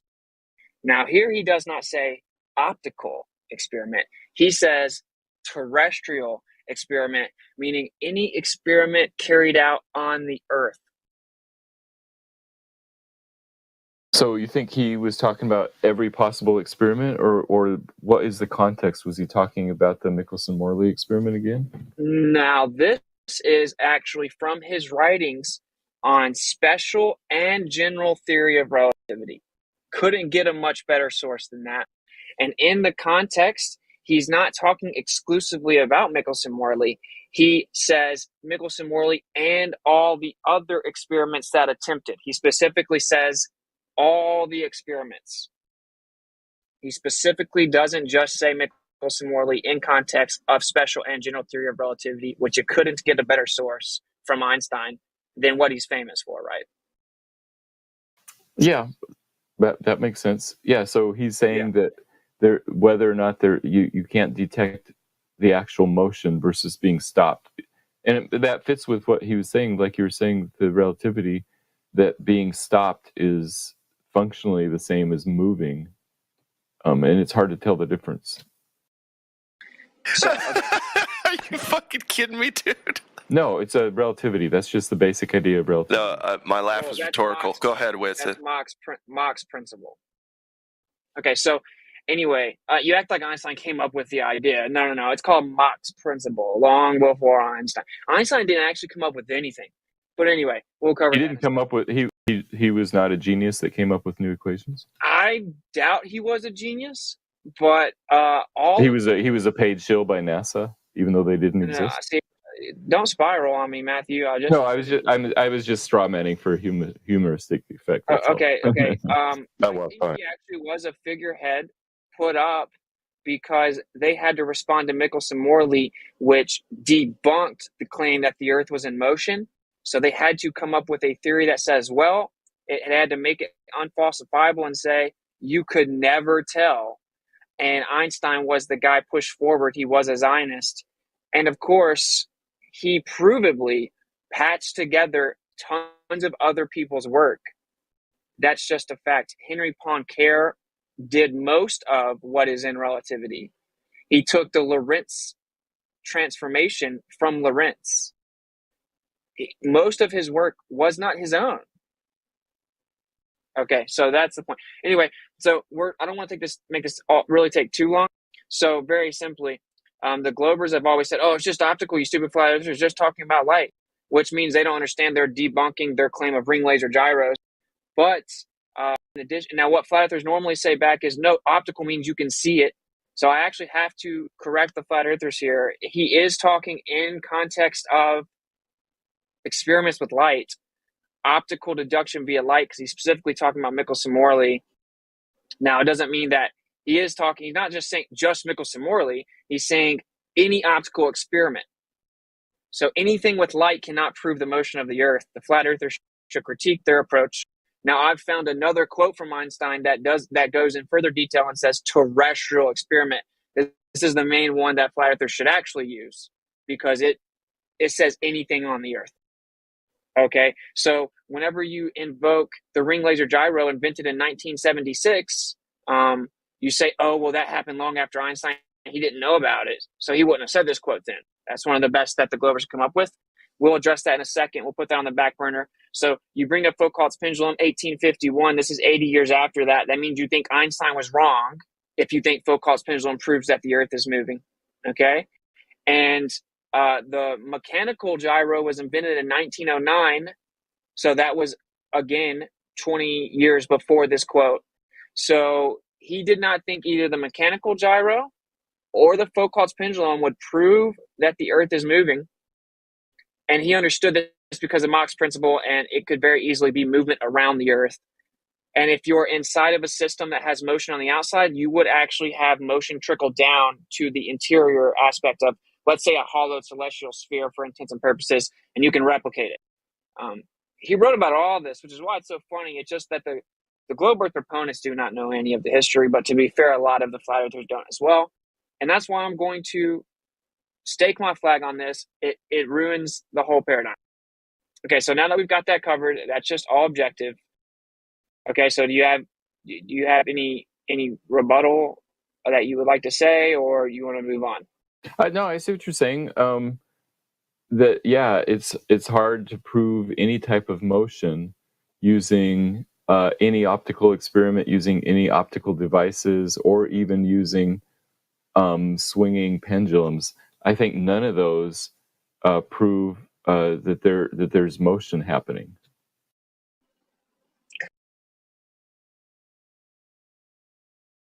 Correct, and you're trying to be like smooth here, where you think that you can differentiate acceleration from motion. Yeah, acceleration is change in motion. Okay, so you would have to substantiate that motion exists to prove that there is a change in the motion. So that would mean that based on Einstein's take, Foucault's pendulum and the gyroscope do not prove the Earth is moving. And again, no, in the heliocentric paradigm, you cannot separate rotation and revolution because they both have to exist. Acceleration is separate than motion, and so it is not. You cannot explain the observations without it both rotating and revolving. If it's just rotating, it doesn't explain the observations. Matthew, something can't accelerate without moving. Acceleration causes movement. You're right. Well, he's saying you can't prove the movement. So if you're saying, oh, well, we're just measuring the change in movement, he's saying you can't prove there is movement to measure a change in. So that refutes your point. So you could measure the change in movement without knowing what the movement exactly is. You can see the change. You don't have to know what it is. He's saying you can't verify that it is. I don't agree with that part. Can something be stationary and accelerating at the same time? Yes. How the fuck does that happen? The top of a But Matthew, this is a really bad ontological blunder, because you're trying to distinguish motion from acceleration, right? As though acceleration does not fall under the category of motion when it does. They're similar concepts, but they're separate. So what would you describe as happening at the very top of a parabola? If you shoot a cannonball straight up, and then it falls at the top of that parabola. What the fuck? Are we shooting cannonballs right now? What's going on? It falls in midair, Matthew. It's moving the whole time. The change in direction doesn't mean that it stops moving. It instantaneously does. There's like one moment in time where it's going up, and the next moment it's going down. And it's not moving at that moment. At the moment it stops, it's stopped.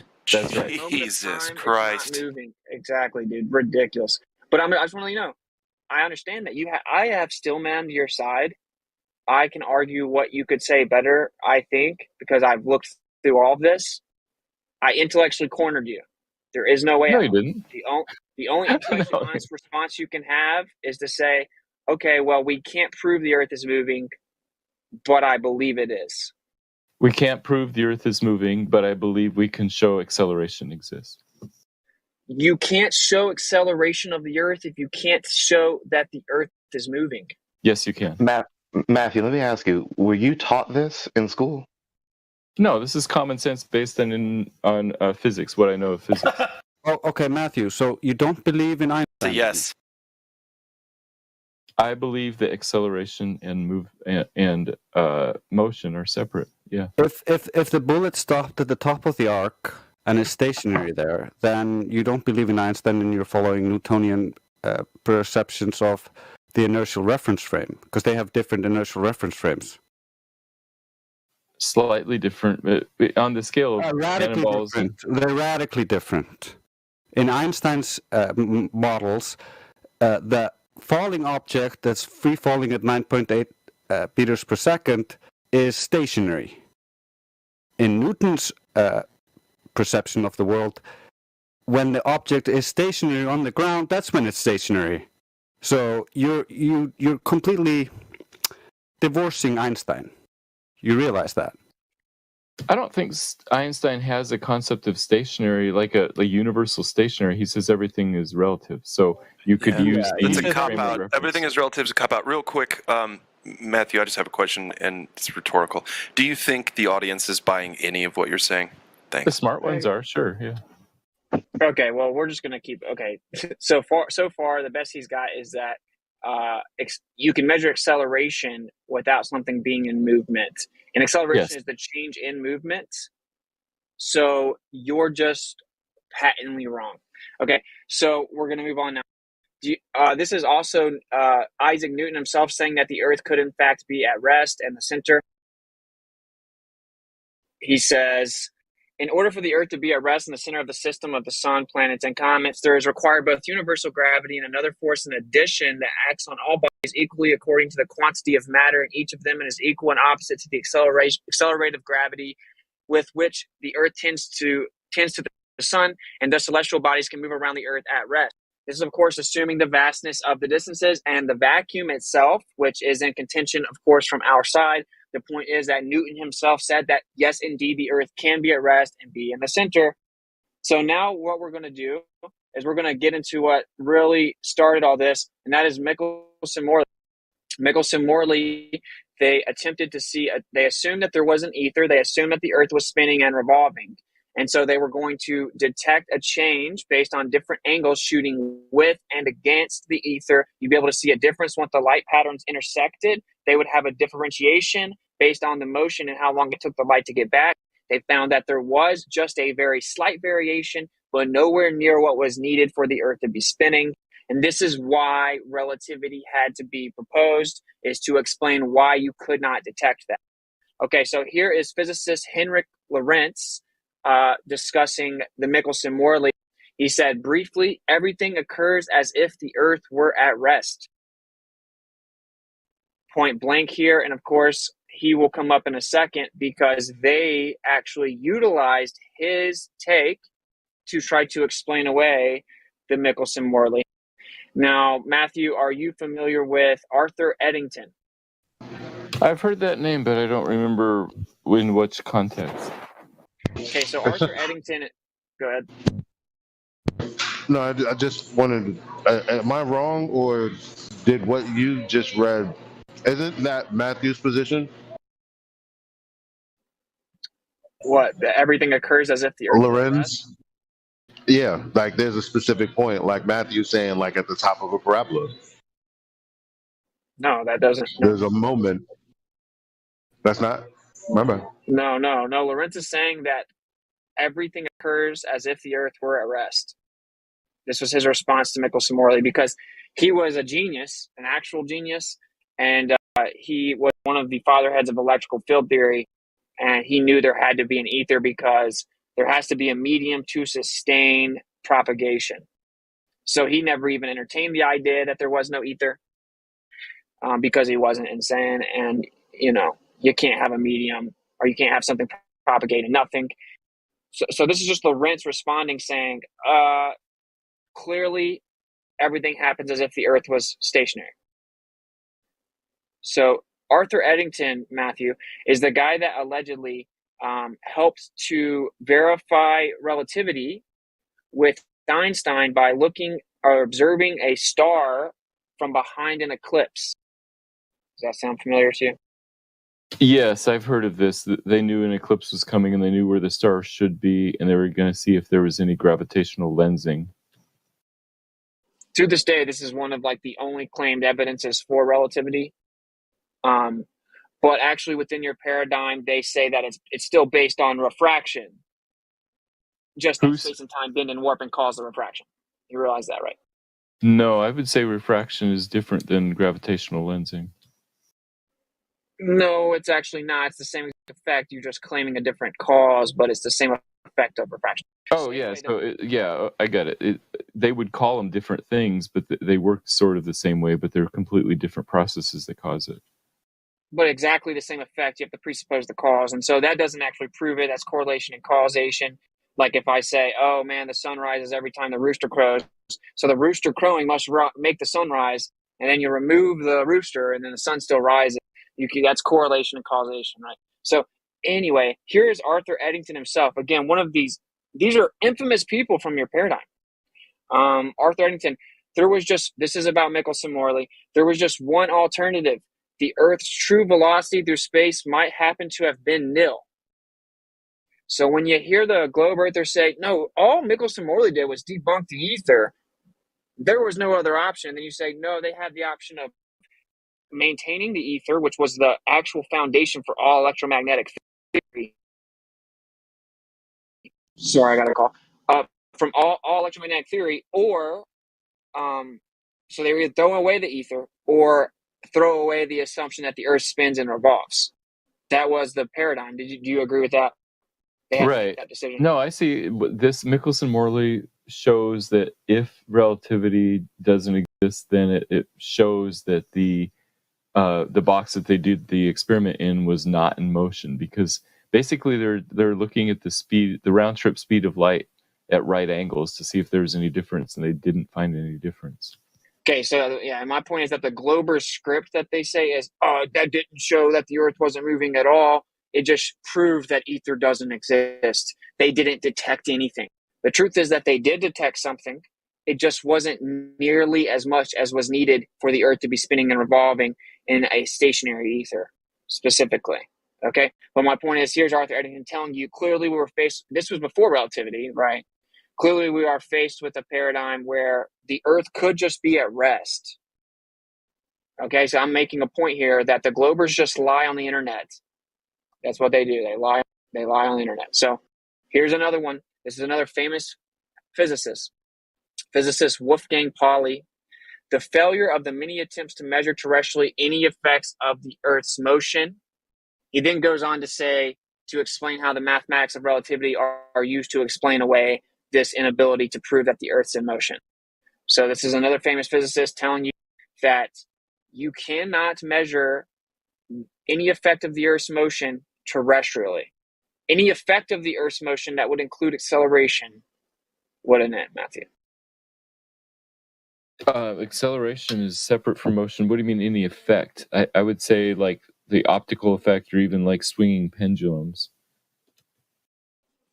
Yeah. So yeah, exactly. So that's the main point here is in 2022, all the Globers have to prove, quote unquote, that the Earth is in motion is Foucault's pendulum and the ring laser gyro or mechanical gyros. And here is once again a very infamous physicist telling you you cannot use those to measure the motion. Okay, and I agree with that. The Foucault's pendulum does not prove motion. Ring laser gyros does not prove motion. Even mechanical gyros doesn't prove motion. None of those things have any indication of motion. Yeah, and we all know you're trying to differentiate motion and rotation, and that's not how this works. Because in the heliocentric paradigm, to explain the observations, the Earth has to both rotate and revolve. In order to have acceleration, you must be in motion. But we're not going to keep saying this over and over. If that's where you're staking your flag, go for it. Okay. That is where I'm staking my flag, that motion and acceleration are different things. But can I ask a question? Mm-hmm. When you say it's not proof, would you say that it's evidence? Not you. Not you. Oh, I see what you're asking. Yeah, I would say that those experiments do not say one way or the other, yes or no, whether there's motion. It doesn't prove that there's not motion, but it doesn't prove. And it's not evidencing motion either, right? Right. Okay. All right. Just wanted to know. Okay, here is the physicist that Einstein stole a lot of his work from. And when I say stole, I mean, yeah, because modern times we all attribute it to him and he didn't really give him proper credit. But this is openly acknowledged and known. This is not some type of conspiracy. Henry Poincaré was the foundation for majority of relativity. He said, we do not have any means of discovering whether or not we are carried along in a uniform motion of translation. So you agree that there's no way to prove that the Earth is in uniform motion. Right. That's what. Maybe that's a better way of explaining what I was saying before about the gyroscopes and the pendulums. They This do is not specifically show talking uniform. about Yeah. revelation. Yeah. This The this other is ones talking are about not. uniform motion. That's right. Okay, so we can never prove that the Earth is going around the sun. This is talking about whether you're going in a straight line, uniform motion. This is talking about the Earth having uniform motion of translation around the sun. Around the sun would be circular, and that's not uniform. Okay, so what's he talking about then? He's talking about like just trying to measure a straight line speed of something. Like uniform motion is not undergoing acceleration. Something that's undergoing acceleration is not uniform. So he's talking about, that idea if something that's in motion stays in motion unless it's acted on by a force. And he's saying once it's in motion, you can't tell if something is being carried along or not. Do we accelerate in our orbit? We do. Okay, so then whenever you said that Einstein was actually wasn't talking about acceleration, well, he says that you can't detect the motion of the Earth in space. So what's going on there? They were clearly talking about motion. But if the motion of the Earth in space is supposedly entails acceleration, then why is Einstein saying you can't prove the motion of the Earth in space then? Because he was not looking at acceleration; he was looking at motion. Do you think Einstein didn't understand that anything in a circular orbit would also accelerate? He did understand that, yes. Okay, so why did he say you can't prove the Earth's in motion in space then? Because he was talking about motion. He wasn't talking about acceleration. He was talking about something that didn't even exist in his paradigm that he was trying to explain. That's your argument? No, he understood first semester physics and was clear to distinguish what he meant. And so that's why he used motion instead of acceleration. So you're saying when he said you can't detect the motion of the Earth in space, he was talking about something that doesn't actually happen? No, motion does happen. Acceleration happens. He says that you cannot detect motion, but you can detect the acceleration. He didn't mention the acceleration. Do you have any quotes where he talks about acceleration? Well, that's the whole point. You can't have acceleration without verifying and substantiating the motion part. That is not true. Oh, how are you going to measure acceleration without motion? They're separate concepts, and there's ways of measuring motion. There's ways of measuring acceleration. Like springs provide acceleration, for example. Not that there's a spring, but there's lots. But how can you have acceleration without motion? The top of a parabola. How do you measure acceleration without motion? Depending on what is causing the force, you can figure out the size of the force. How? Yeah, using how much a spring is deformed, how much gravity is, how far away things are to the force of gravity. What depends on what force you're talking about. So the object can accelerate without moving. There is a moment in time at the top of a parabola where a cannonball is not in motion, but it is still accelerating. How could you prove it's accelerating if it's not moving? Well, just from a photograph you couldn't, but you have to look over time. So over time, even the motion. Right? Yeah. Well, even before you try to prove it, explain to me, because this notion is incoherent. How is something accelerating without moving? It is moving. It's just that there's a moment in time where it might not be moving. So if you're talking about an instantaneous moment in time, so then it has no acceleration or deceleration. Matthew, listen. Right now, over the last 5 or 6 times that has tried to clarify for you what's going on here, this is what you're saying: motion isn't motion. No, I'm saying acceleration. No, because they're the same fucking thing, dude. Really? Get over it. All right.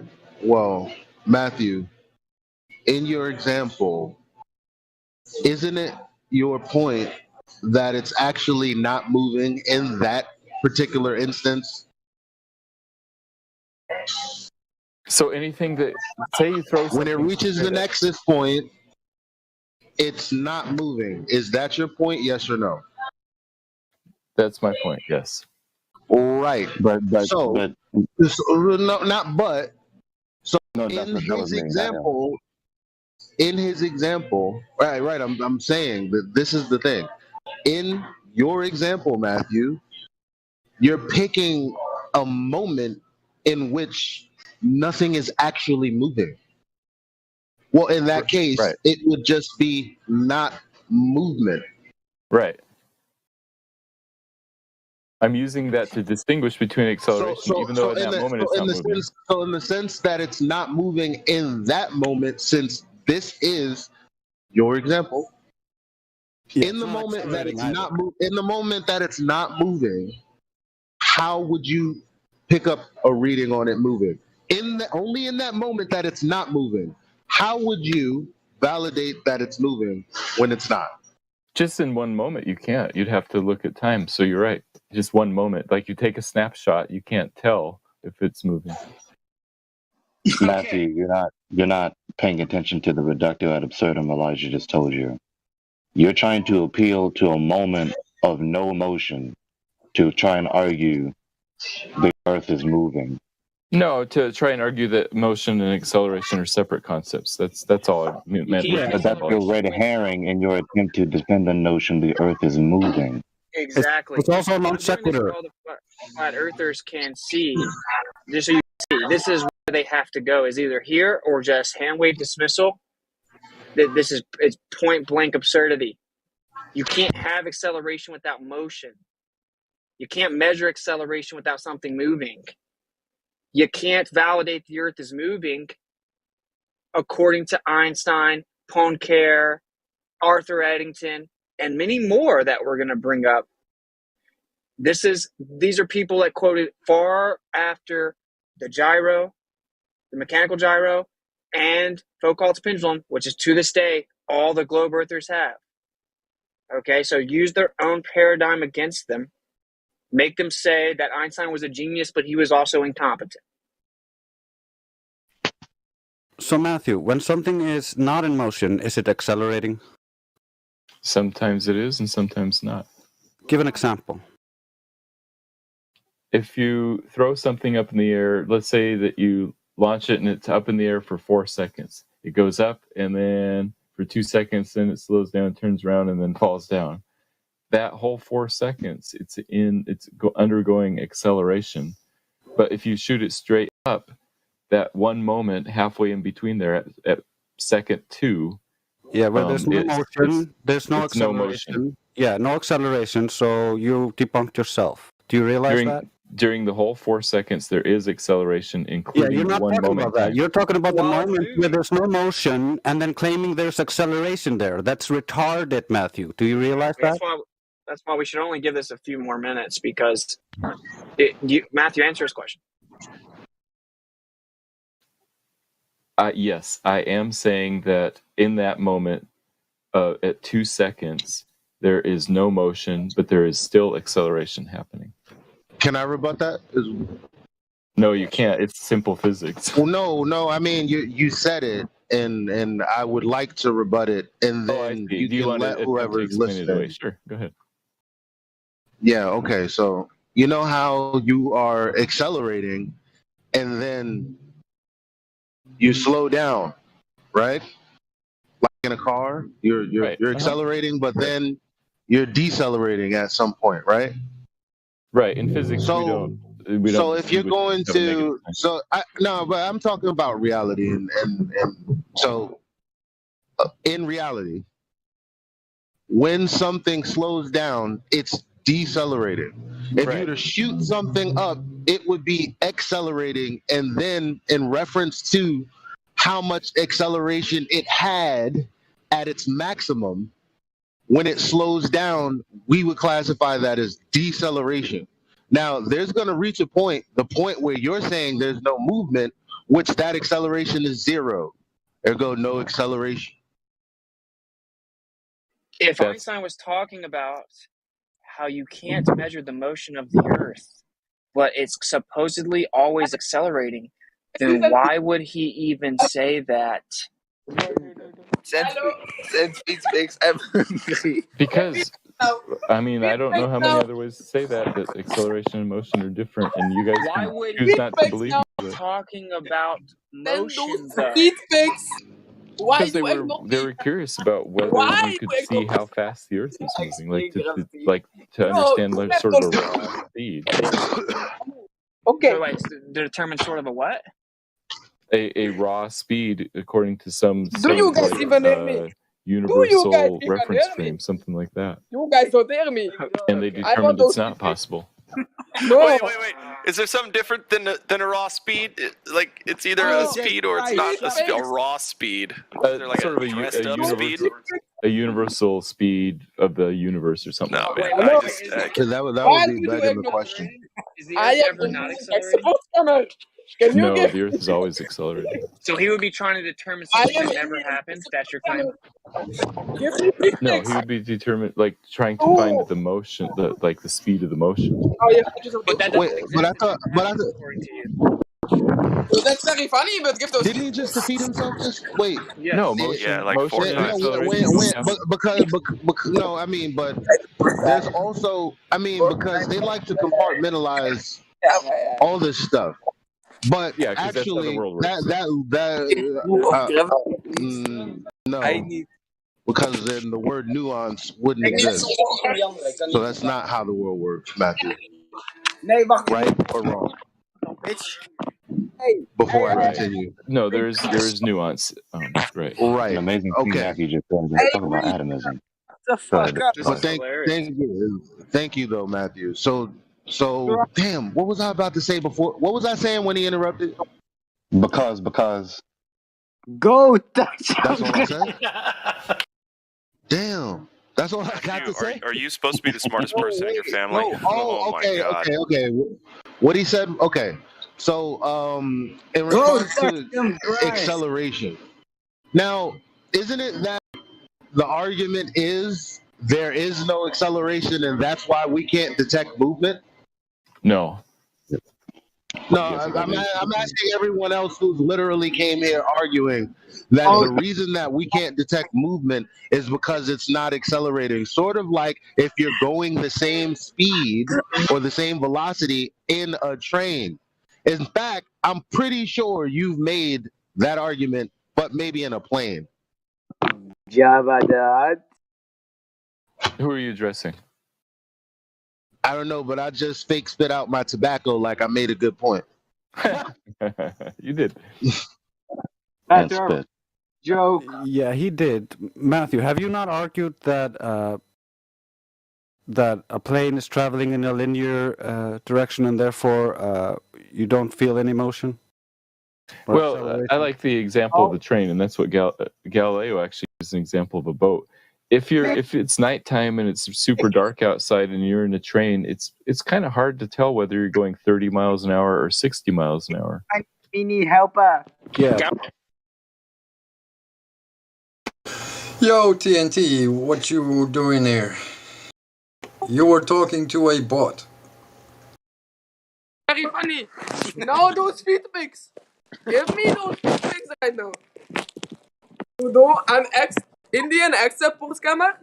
Can you give me your bank account? No? You gonna ignore me? Okay, very funny. Are you going to fake a Indian accent with a French accent? Just for shits and giggles? Sorry. My friend stole my iPad. I'm sorry. That is not true. They are very annoying. I'm sorry. Give me your I'm so sorry.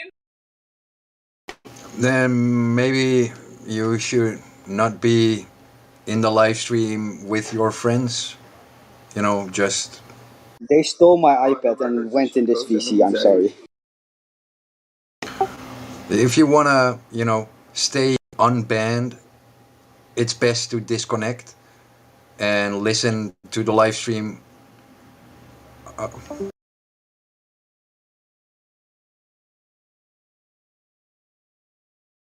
He ran away. I'm not trying to call you out, buddy. The only time you've opened your mic is to ridicule Matthew. If you're gonna open your mic, please just add to the points that are being put out there. There's no need for all the extra, please. So with the thing that you said with I think what Globis most of the time use, they always use that, man. Like if you show them the video of Mr. Astronaut who landed on the moon, what's his name? Oh man, I always forget his name. It's so unnecessary to remember. Yeah, Buzz Aldrin. When he says, when the little girl asks, why has nobody been to the moon for such a long time? He said, and he's like saying, I think I know because it didn't happen, and because it didn't happen, that's the way it is, or something like that. Yeah, because we didn't go there, that's the way it is. Yeah, because we didn't go there. Thank you, Gary. I should maybe remember things better. So, and if you show that to Clovis, they would just say, actually, I think he didn't mean to say that they didn't go there. He just put that sentence in the wrong position, Yeah. or what, like that. They make unbelievable. Unfalsifiable and appeal to bullshit. So anyway, I think we should just move on though, right? Because I mean, what we've gotten from Matthew is that motion and acceleration are different, and that Einstein wasn't talking about acceleration, even though both the axial rotation and revolution include acceleration. And then you're actually imposing incompetence on Einstein and his very special and general theory of relativity writings. So I'll let you say that because that is a victory for us. So whatever. That is what I'm saying. I wouldn't call it incompetence to clearly distinguish between motion and acceleration. I think he was just using words that people clearly understood. He's explaining how we can't prove that the Earth is moving, and that prior to him proposing relativity, it was hard to become reconciled with that.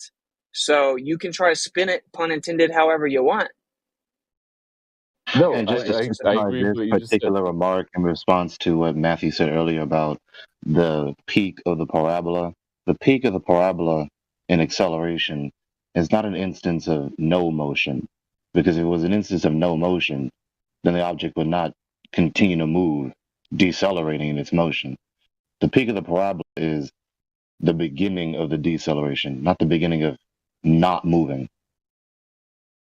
The peak of the parabola the whole time is under constant acceleration. The acceleration does not change the whole time.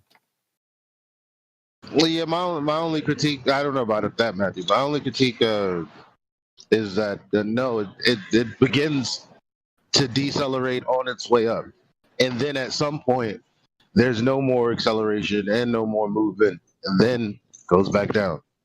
Right at the end of the path, decelerating, it's going up and then trying to fall back down. But whether it go vertically up or whether it go horizontally, when it decelerates, the beginning of the deceleration isn't an instance of not moving.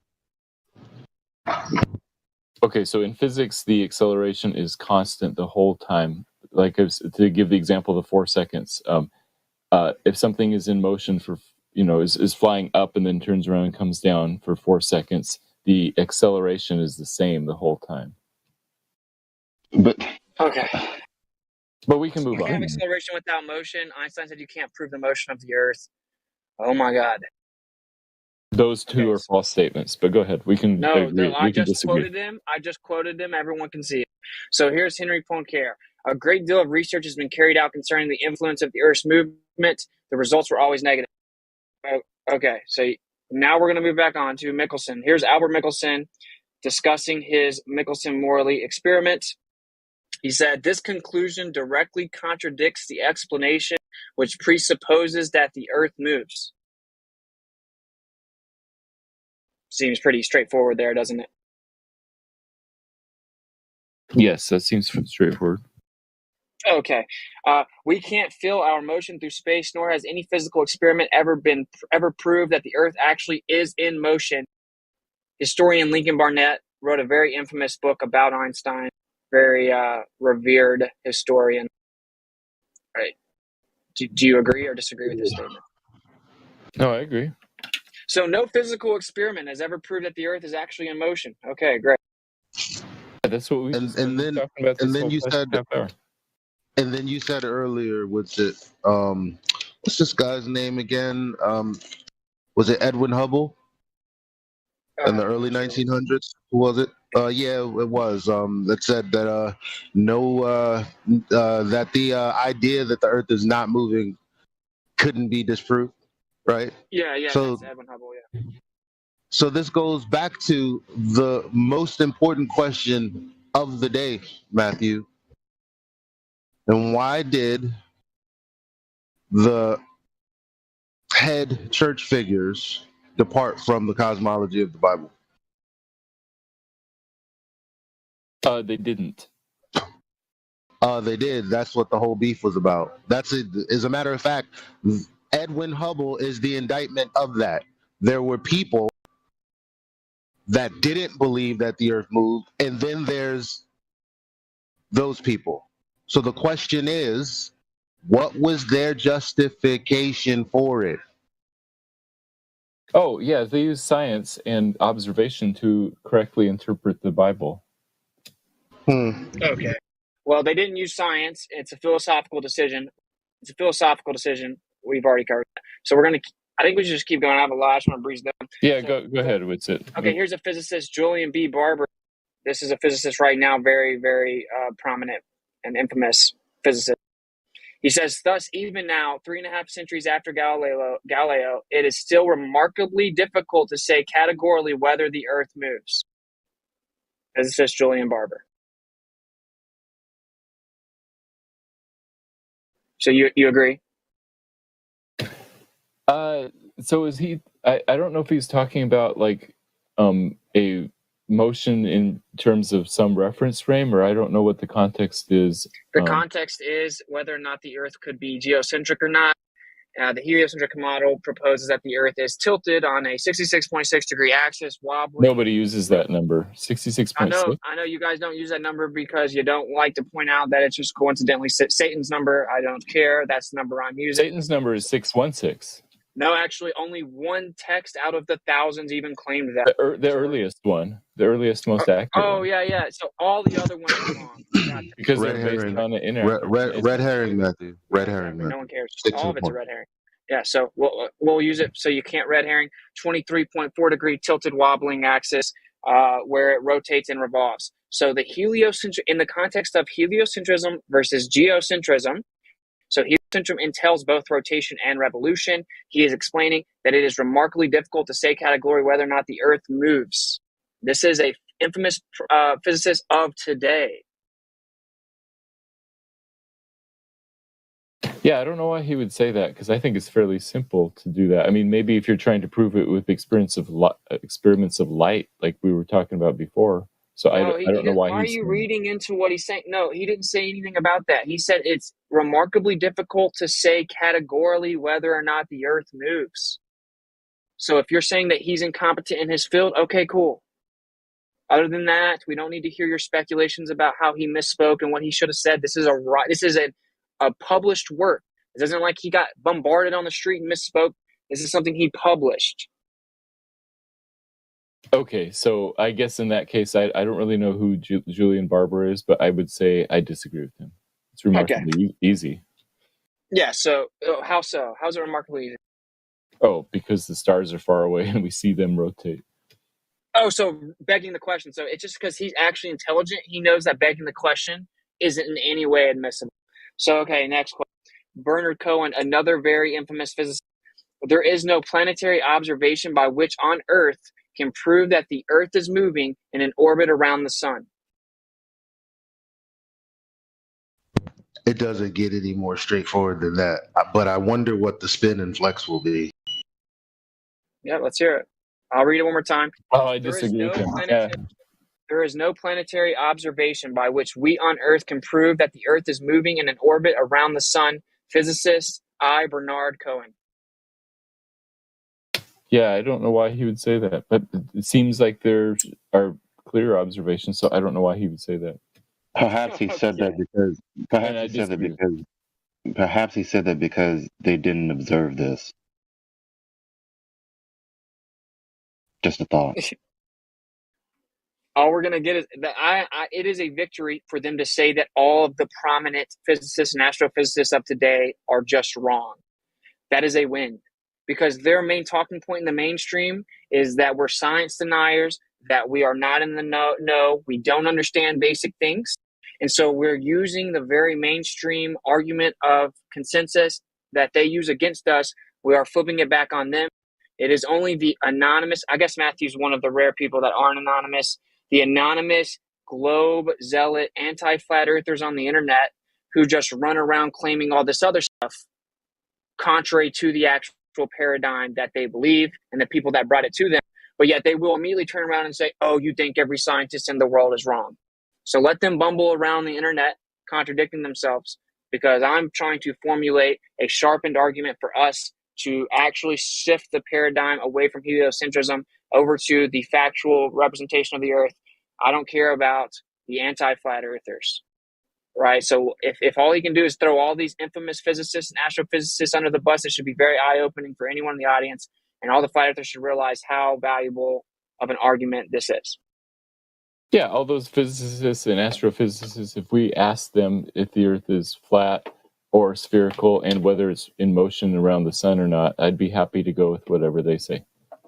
But you're not happy to go with whatever they say right now when they point blank say that you can't prove it and that it's just a philosophical decision of preference due to the Copernican principle.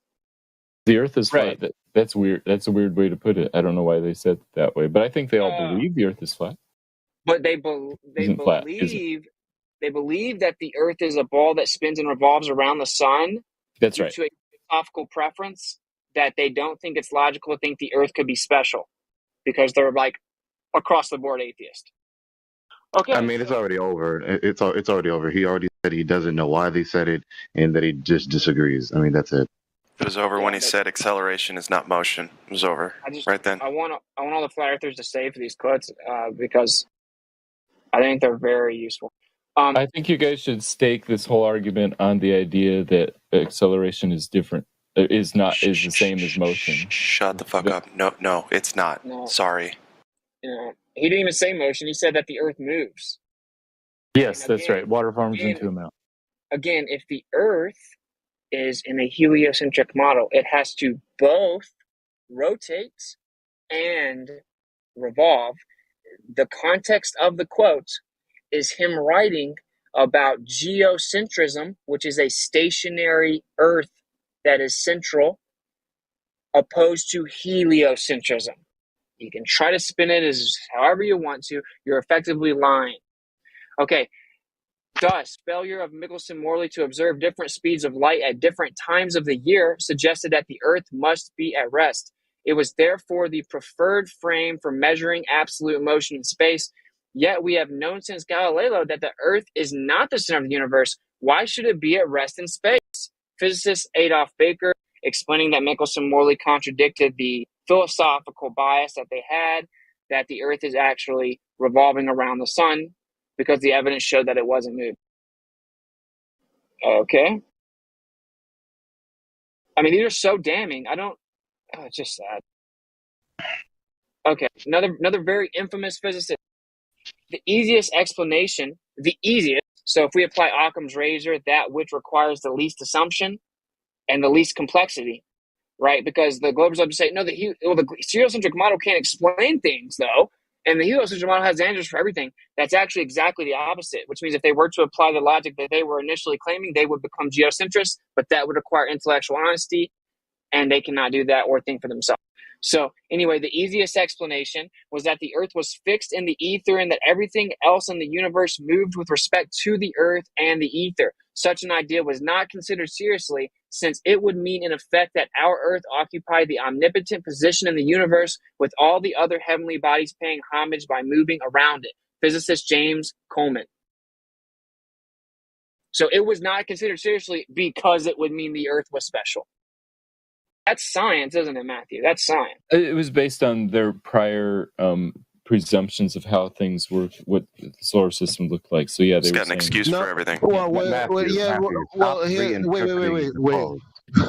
But here's the thing. Every quote context that he's given so far was questioning whether we moved around the sun or whether it was as if it looked before we thought we were moving around the sun. That is the context. Yeah. Okay, let's go on. The Michelson-Morley experiment confronted scientists with an embarrassing alternative. On the one hand, they could scrap the ether theory, which had explained so many things about electricity, magnetism, and light.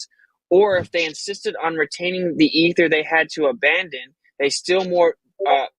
or if they insisted on retaining the ether, they had to abandon the still more venerable Copernican theory that the Earth is in motion. To many physicists, it seemed almost easier to believe that the Earth stood still than that waves, light waves and electromagnetic waves, could exist without a medium to sustain them. It was a serious dilemma and one that split scientific thought for a quarter century. Many new hypotheses were advanced and rejected. The experiment was tried again by Morley and by others with the same conclusion. The apparent velocity of the Earth through the ether was zero. This is where the crap hit the fan, basically. And then Einstein fixed it with relativity. Okay, here we go to another one. So which is real, the Ptolemaic or Copernican system? Although it is not uncommon for people to say that Copernicus proved Ptolemy wrong, that is not true. One can use either picture as a model of the universe, for our observations of the heavens can be explained by assuming either the Earth or the Sun to be at rest. Physicist Stephen Hawking. Talk The about Earth is enemy flat. testimony. Or Jupiter. You could use Jupiter as the at rest spot. Yeah, but the epistemology to that is the flaw, the epistemological flaw in that is that in the heliocentric paradigm, nothing is without motion. I mean, this is Stephen Hawking, my man. This guy Stephen saved your Hawking, heliocentric model 20 times. Mr. Black Hole himself. Dude, the most infamous physicist in the modern era. Josh posted everything. Hold on. Again, this is why I told you the context of the conversation, Matthew, was wouldn't you find it intriguing that all of these infamous physicists say themselves that the heliocentric model is no more viable or accurate than the geocentric model, and that we determine that it's heliocentric based purely on philosophical preference, that the Earth is not important? Yeah, that makes sense, and I agree with that. Okay, you agree with it, but you also think the Earth is important. Got it. Okay, so if we were to adopt a frame of reference like Tycho's in which the Earth is at rest, then the distant galaxies was seen to be executing circular turns once a year. And in general relativity, this enormous motion would create forces akin to gravitation, which would act on the sun and planets and give them the motions of the Tychonic theory. Physicist Steven Weinberg, who's saying that even if you assumed relativity, it could still work, which of course relativity is wrong. Okay, so this is again explaining, look, oh, well, if the Earth's at rest, then that would just mean that the galaxies execute circular turns once a year, almost as if the sky is an intricate timepiece that was made to all work together on the same timeline. That's so illogical. We must believe that everything is random and chaotic, though. And it behaves in a law-like manner, immutably. Exactly. The more logical option, that there is a natural order, is thrown out, and we go over to the absurdity of chaotic happenstance that cannot explain it.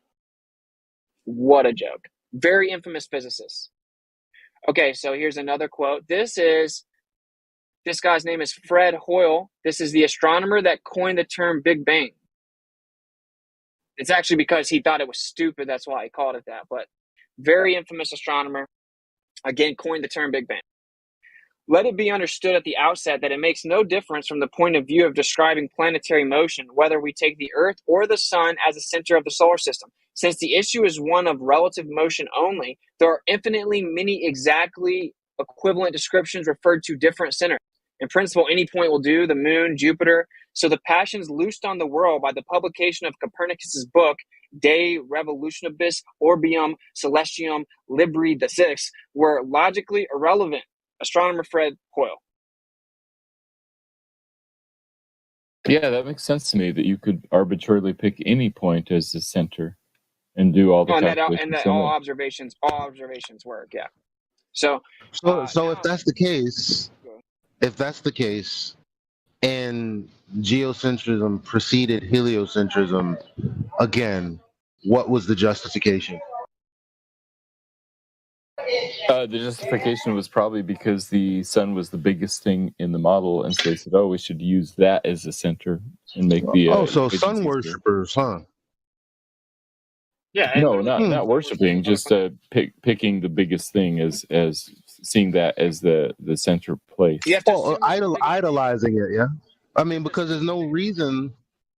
There's no reasons. That form of idolatry is very apparent, specifically because the people who've come up with the idea already had an idea that we were the center because of their theology.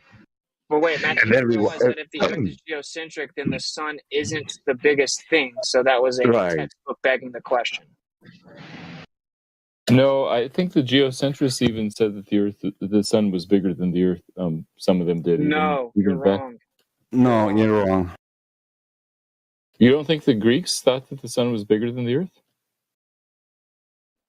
All geocentric models say that the Earth is small, that the sun is small, not the biggest thing. No, geocentrism has to do with the Earth being the center. It doesn't say anything. It's agnostic about the sizes. Matthew, come on, dude. Matthew, never learns. The sun is local in geocentrism. Anyway.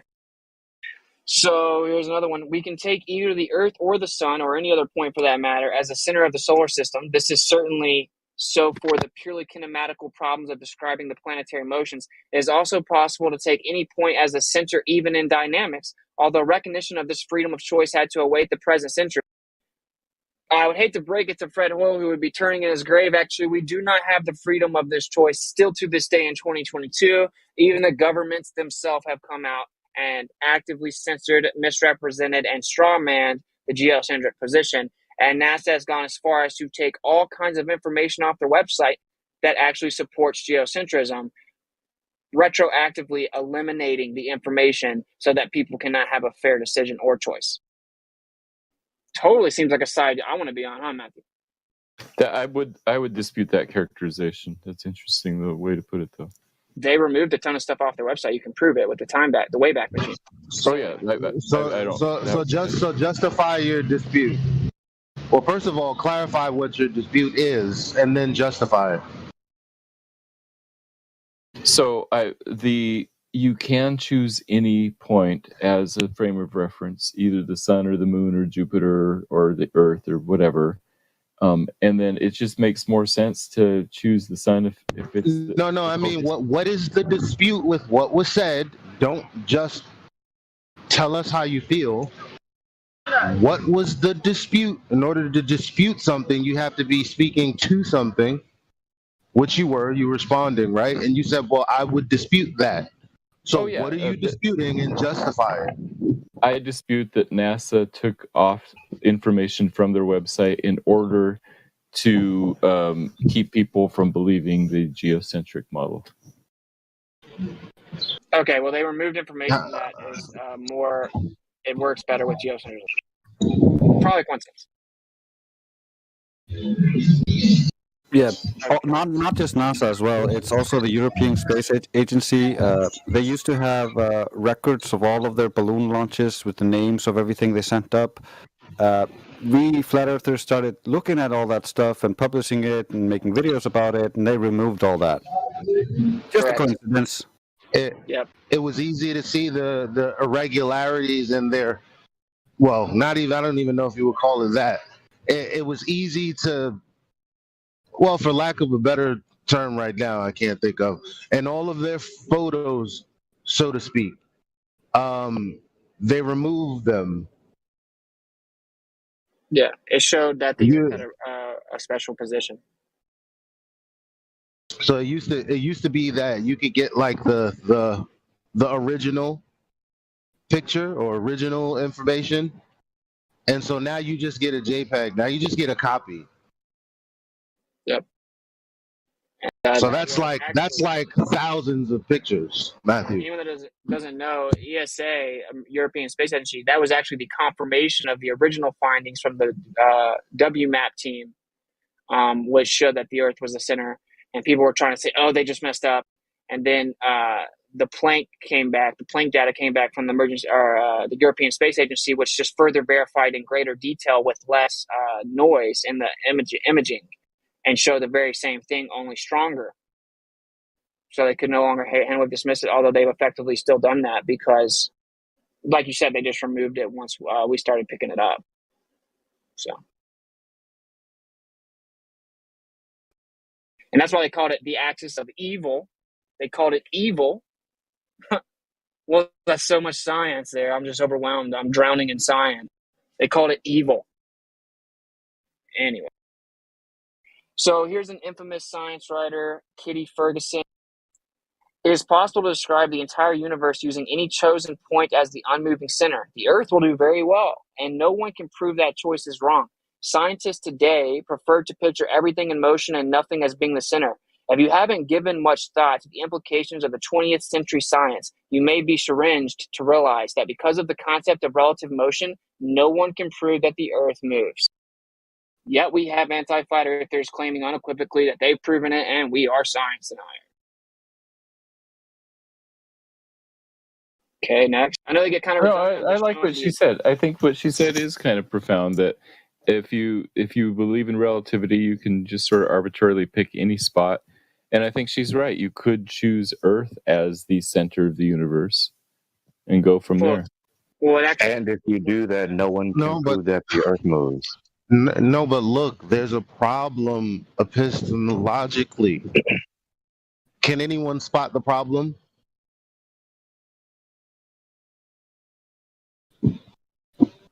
Okay, with the expansion of the universe, nothing is not in motion. So that's just a model that is departed from the rhetoric. Therein lies another contradiction. Actually, the expansion is going way too slow. Heliocentricity has been debunked in its own presupposition. It's off by 10 to the 120th power. It's not expanding anywhere close to as fast as it has to. But you get what I'm saying about using the Earth is fixed, or using the Sun is fixed, or using Jupiter is fixed, or using anything else that's fixed. No, you can't do that, because in heliocentrism, as we know it today, nothing is not moving. Not even the sun is not. I mean, obviously it's moving, but it's supposedly circling what? The center of the galaxy. Center of the galaxy. Right. There's nothing that's not moving except for the thing that's really the space in the middle, in which nothing actually resides. And then that space in which they inhabit is not moving because it's not a thing in motion. Which actually they even do claim, right? They say that there's a curvature to space and time. In order for something to curve or to bend or to there's that. That's motion. But they just throw that out and disregard it because that would violate Newton's laws of motion, saying that there would be an equal and opposite reaction. The curvature would straighten out. But anyway. In their paradigm, nothing is not moving, not even space and time. Exactly. You can't bend without a moving. Yeah. Okay, here's sickening. Another physics. Thus, we may return to Ptolemy's point of view of a motionless Earth. This would mean that we use a system of reference rigidly fixed to the Earth in which all the stars are performing a rotational motion with the same angular velocity around the Earth's axis. One as to show that the transformed metric can be regarded as produced according to Einstein's field equations. Actually, we don't, because that's pseudoscience. By distant rotating mass. This has been done by Thuring. He calculated a field due to a rotating, hollow, thick-walled sphere and proved that inside the cavity it behaved as though there were centrifugal and other inertial forces usually attributed to absolute space. Thus, from Einstein's point of view, Ptolemy and Copernicus are equally right. What point of view is chosen as a matter of expediency. Physicist Max Born. I mean, even with I like the that assumption quote. of relativity, man, it's just like, okay, Yeah, so- now let's see if you like this quote. Yeah, but what he and Kitty are saying is that you can arbitrarily choose whatever you like as the center. That's what's up. See if you like this quote. So I can construct for you a spherically symmetrical universe with Earth at its center, and you cannot disprove it based on observations. You can only exclude it on philosophical grounds. In my view, there's absolutely nothing wrong in that. What I want to bring into the open is the fact that we are using philosophical criteria in choosing our models. A lot of cosmology tries to hide that. Physicist George F.R. Ellis. Okay. Yeah, I like that too. So you agree that it's just philosophy? Yeah, so I see what you're saying, and based on those three quotes, I see what you're saying, that it is a philosophical choice about what you choose to be the center of the universe. You have to do equations differently, but basically you could choose the sun, you could choose the center of the galaxy, you could choose Jupiter, the moon, or the Earth as the center, according to what these guys are saying. And just a little note. No, but that's a little. Actually, you would agree that to add on to what you said, the center and is a fixed, non-moving thing, right? Right. The center and being fixed and non-moving. Right. Just a little so that note. doesn't work, regardless of what you use. It doesn't work for the current understanding of what the sky is supposed to be at all, right? No, it works. I mean, it's just well, it doesn't represent it. If whatever you choose, our understanding of this reality, if we're to believe the story, is that nothing is at rest. So if you're using a model to describe reality, but you have to make it to where something is fixed, then in your paradigm of movement of everything, you would have to disregard the fact that everything moves in order to implement this model. Right. If you choose the sun as the center, then everything moves. The Earth moves, the moon moves, everything is in motion. If you arbitrarily except for the sun. Except for the sun, right. The sun is not moving. And then if you choose the Earth, whatever you choose as the center, then that's fixed and immovable, and everything else is in motion. So everything else is in motion. Arbitrarily choose the Earth. That's what all observations denote the default position to be. Right. You That don't you'd have. arbitrarily choose. Yeah, because we don't feel any motion, and so that would be a good starting point. You could start there. Well, how come they do the opposite? So, I think again, it's a philosophical choice. I see what you're saying now, and I agree that it's probably a philosophical choice. And I'm trying to say this sentence right here.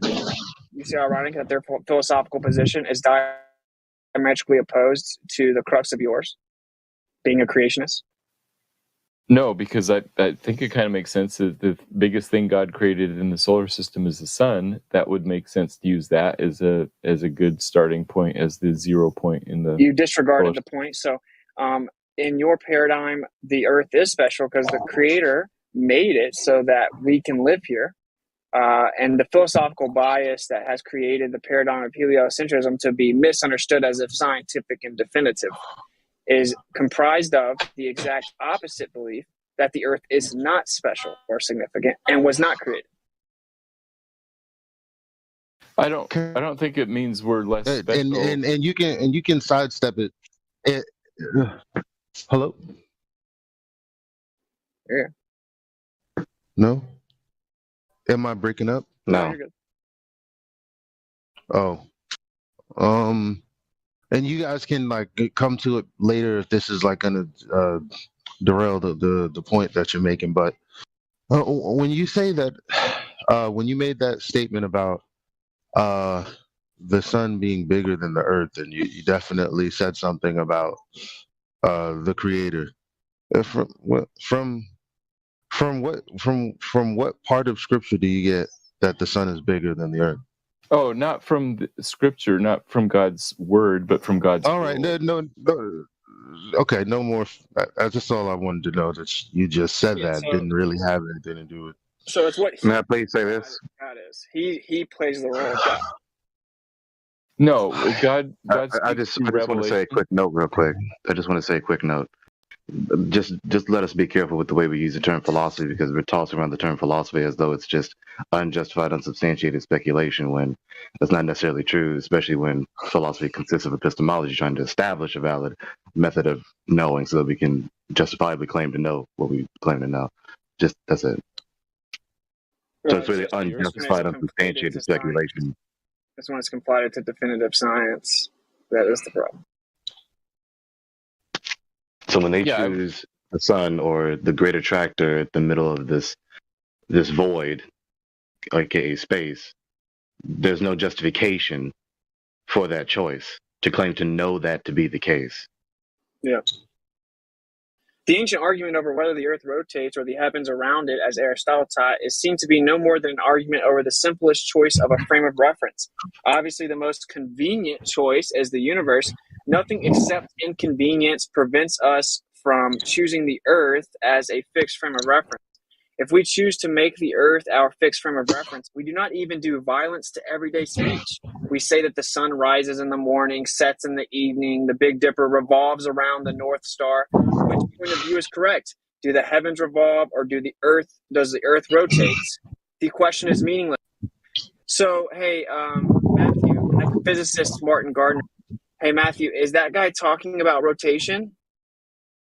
Yes, he's talking about rotation and motion. You could pick the Earth as stationary and motionless, and like he said, it wouldn't do violence to even the way that we speak. So this guy's obviously saying that we haven't proven that the Earth rotates. Well, he's saying we could use that as a reference frame. I mean, I think he would believe that the Earth rotates relative to the sun, but you could choose one or the other. Okay, if he said that you can do it, then that means that we haven't proven that the Earth rotates, or we wouldn't be able to do it. It would exclude it as viable. Notice that he said that you can do it. You can arbitrarily choose that. It's not that it's saying that it's the only choice you have to make. I never said that it was the only choice. I'm pointing out that he says, and this is a modern, infamous physicist, says that do the heavens revolve or does the earth rotate? The question is meaningless. He says that we can, to this day, utilize a stationary earth. If we had proven that the earth rotates, he wouldn't say that we can choose to understand that the earth doesn't rotate. Full circle to my full point, my initial point, and my macro, which is that the anti-flat earthers claim that we have proven that the earth rotates, and even Bob did it, and all the infamous physicists say otherwise. To help Matthew understand even further, again, a priori, a posteriori. The Earth is moving in heliocentrism. The Earth is not moving in geocentrism. These are two different a priori theories that is trying to interpret the data. So in the controversy, they're both substantiated, but the problem is that one is justified, the other is not justified.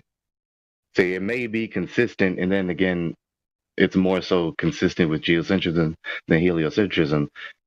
The a priori theory is trying to interpret the empirical data, you see. So when you appeal to the empirical data, the a posteriori data, when trying to defend heliocentrism, it's unjustified. Why? Because there are far more empirical things that we're trying to interpret that are disparate from the academic cosmic paradigm, the ACP, than with geocentrism. Especially, above all else, concerning the Earth.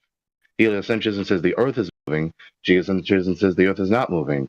We don't observe, we don't have any empirical experience of the Earth moving, which is contrary to heliocentrism, in correspondence with geocentrism.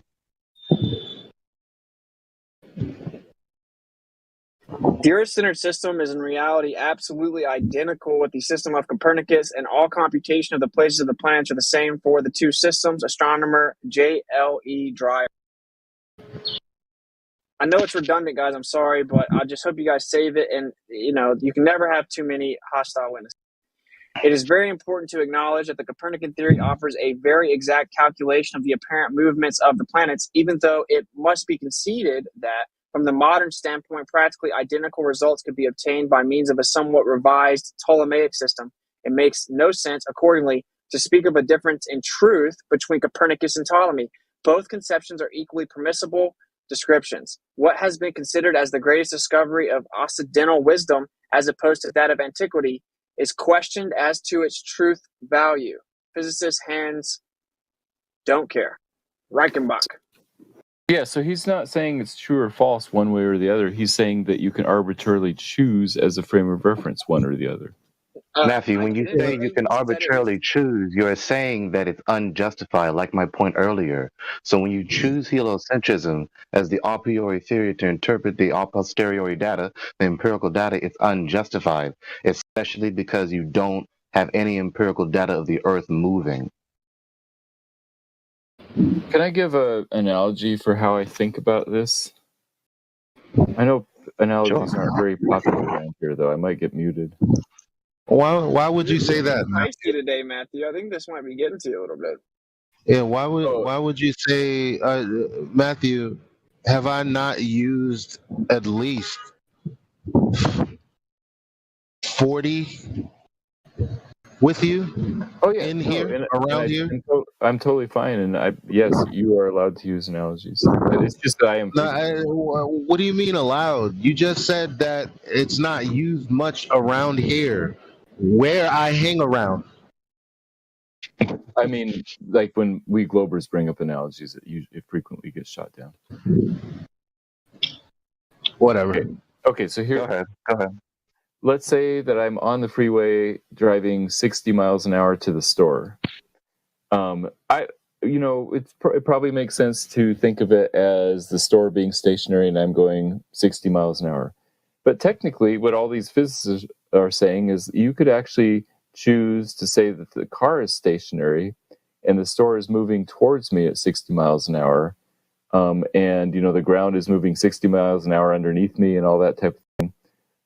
And that's true. And I'm thinking to myself, okay, technically that's true. But it's not like, and they're saying you can't distinguish between, is the store moving towards me or am I moving towards the store? And it just seems to make more sense to say that the store is stationary because it's bigger. But the only time both a priori theories would be justified interpretations of the empirical data is if in one, the Earth, the store is actually moving towards you. You actually have an empirical sense experience of the Earth, the cosmos around you, including the store moving toward you and you not moving, and having an empirical sense experience of you moving and the cosmos and the store in the cosmos not moving. But you don't have the former. You only have the latter. Well, if you were in a really smooth car ride, it might feel like you're stationary. See, that's an appeal to a subjective sense experience apart from an objective sense experience. So you give these unjustified negation retorts. You wouldn't know the difference if the car ride was smooth. No matter how smooth the car ride is, and you can't even conceive, you can't even fathom a car ride so smooth that you can't tell you're moving. You can't even fathom that, and you have never experienced that. No. Well, maybe not a car, but like a bullet train. Those maglev trains in Japan, they do this thing called the coin test, where they put a coin on the windowsill and it doesn't tip over, even though they're going like 300 miles an hour. But again, you don't only have the sense of feeling, Matthew. You have 5 senses. Right. And when you're on the bullet train, or when you're on this imaginary, amazing car, I would love to take a ride in that car. Whether you're in any of these vehicles, you still see the Earth. You still see the cosmos around you moving. You can still hear the motion of the vehicle. You have all this empirical sense data that tells you the cosmos in which you are existing in is not moving, but the vehicle you're in is moving in it. Why interpret it that way? Why not say that the car is moving and all the sound and the bumps is because the Earth is moving underneath you? I'm stationary in my car. Because you don't experience that. You do experience it. It's the same thing.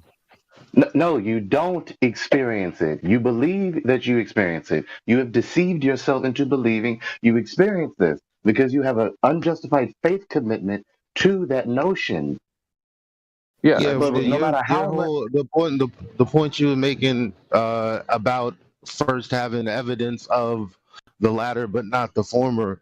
Again, you can apply the same understanding. And again, I'll ask you, please give us your active listening ears, because he just told you. Well, there is no instance in which you're going to get into a vehicle and not know that that's what happened and that you're moving. For you to then say, well, now that I'm in this moving vehicle that I've willingly gotten into, now I'm going to pretend in my mind that it's the earth moving underneath.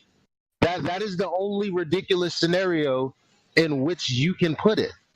But you would know in the offset that you began moving. I love what you said there.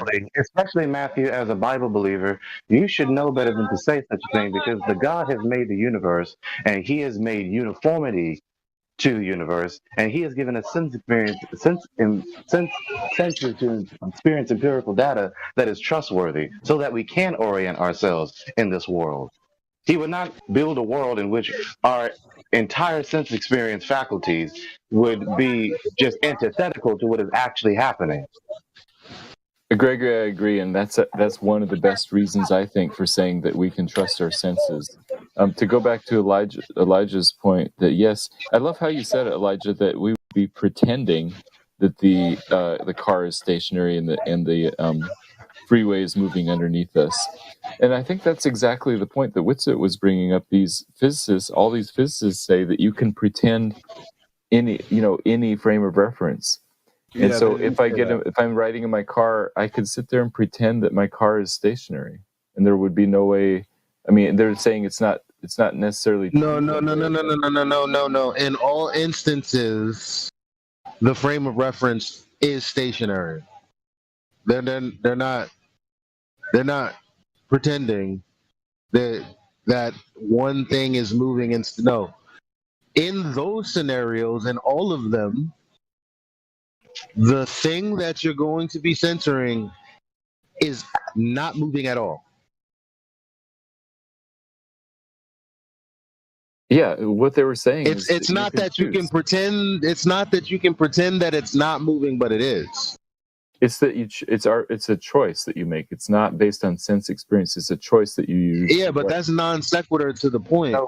Matthew, you just told us that your sense experience faculties are trustworthy. So trust them. When you look at the earth and when you feel your body touching the earth, you don't feel the earth rotating. You don't feel it moving at all. You don't see curvature.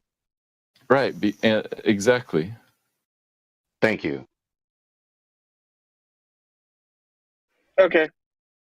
I tell my classes that had Galileo confronted the church in Einstein's day, he would have lost the argument for better reasons. You may use my name if you wish. Mathematician Carl E. Wolfman. I love that one. I love all these quotes that you're showing with it, because they show that it's an arbitrary choice based on philosophy of what we choose as stationary. You keep saying that. We've already destroyed it. It's not arbitrary. It's the default position based on empirical evidence. It's arbitrary to go pick the sun and then have no evidence. And I agree. You're a science denier if you don't believe your philosophical bias that can justify your atheistic lack of morality.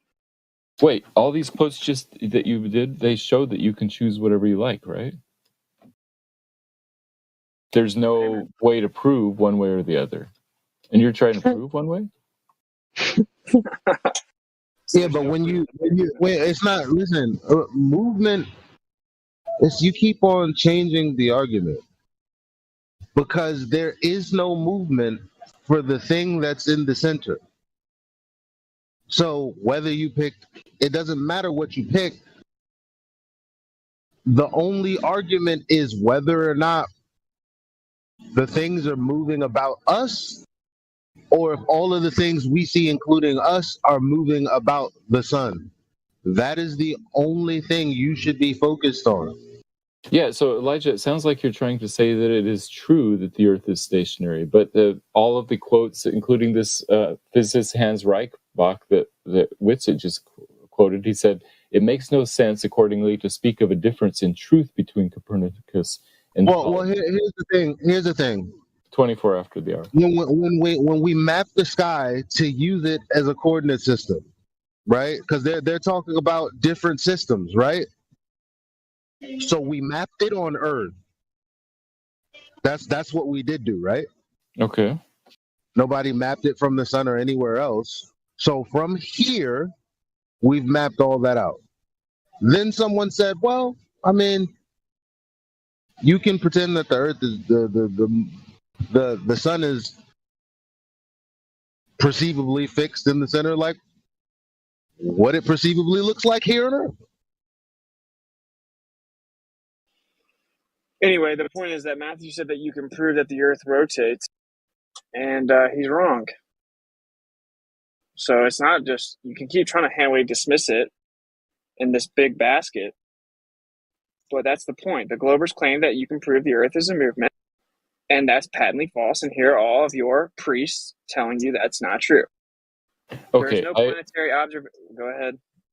I agree. It is patently false that you can prove that the Earth is rotating and in motion.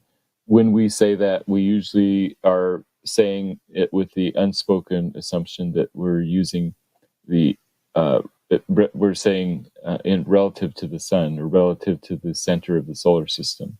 So maybe we need to be clear when we say that kind of thing. Begs we're the being very clear. You can't prove as a retort. Exactly. There is no planetary observation by which we on Earth can prove that the Earth is moving in an orbit around the sun. Thus, all Galileo's discoveries with the telescope can be accommodated to the system invented by Tycho Brahe just before Galileo began his observations of the heavens in this tachonic system. The planets move in orbits around the sun, while the sun moves in an orbit around the Earth in a year. Furthermore, the daily rotation of the heavens is communicated to the sun and planets, so that the Earth itself neither rotates nor revolves in an orbit. Yeah, so how would you answer my analogy of a car-centric system? I mean, we can't distinguish between my car being the center of the universe, and every time I drive to the store, maybe the whole Earth is rotating underneath me. Well, we already addressed that, but go ahead with it. Because there would be no sensory. I've already addressed the macro here, which is you vaguely appealing to relativity, saying you can't tell means nothing. Because the default position based on all empirical evidence is that we aren't moving and geocentric, yet you're choosing to pretend that that's archaic and stupid and unfounded, when in fact it is your position that's arbitrary, unfounded, stupid pseudoscience based on a philosophical bias of depravity, thinking that the Earth is not important and in fact has much more problems and is less viable. So again, this is the macro. I'm not claiming that these people are saying that the Earth is stationary. I'm not claiming that these quotes prove that the Earth is stationary. I'm claiming that that's the standard default position based on empirical evidence. You're making a claim antithetical to that, yet you have no evidence. So I have all evidence, you have no evidence. You try to commandeer all the evidence by just appealing to a reification fallacy, saying that you can't tell. If that satisfies you, I don't care. I'm not in this to convert anti-flat earthers. The Earth is flat. Furthermore, if your final response at this point is to respond saying you can't tell, then that undermines your position, because your position is a claim to knowledge. But if you can't tell, then you can't know. And you don't know. Well, so I guess I'm saying that if you're going to bring up this idea with all these physicists saying, that there is no, that you can arbitrarily choose what to count as stationary, and then it's right. Then it's a philosophical choice. You could choose the sun or the Earth or some other random place. And then if it's a philosophical choice, then I don't think that there would be a way to say that one is true and the other is false, because it's just a choice. You might say it's a bad choice, and that's fair. And maybe it is philosophical. It's like if God put us in a special place, then maybe we should choose the Earth as the center. Well, one choice isn't viable, is what you're not understanding. No, So these physicists say they're all viable. That there is no difference between them. Well, actually, what do you mean not viable? Well, listen carefully. There's no physical difference. Listen carefully. Matthew, you're fighting. You're just fighting it. I'm telling you the truth. Listen, go ahead. No. Okay, listen carefully. The difference is that within the heliocentric paradigm and the idea of this vastness of a vacuum ever expanding, okay, you have a discrepancy of 95%. The expansion of the universe needs to accelerate 10 to the 120 times faster than it is. Whenever they looked at the galaxies, it only had 1% of the mass needed to apply relativity to the heliocentric model. This is unaccounted for, and to this day cannot be explained, nor can what occupies it even be defined, even theoretically. Yet, with geocentrism, we do not have that problem, okay? So it is objectively more viable, and it is rejected anyway, simply because of a philosophical bias to claim that the Earth is not important. So And we the have previous all empirical I'm evidence, sorry. and we're the more viable option. It's just objective.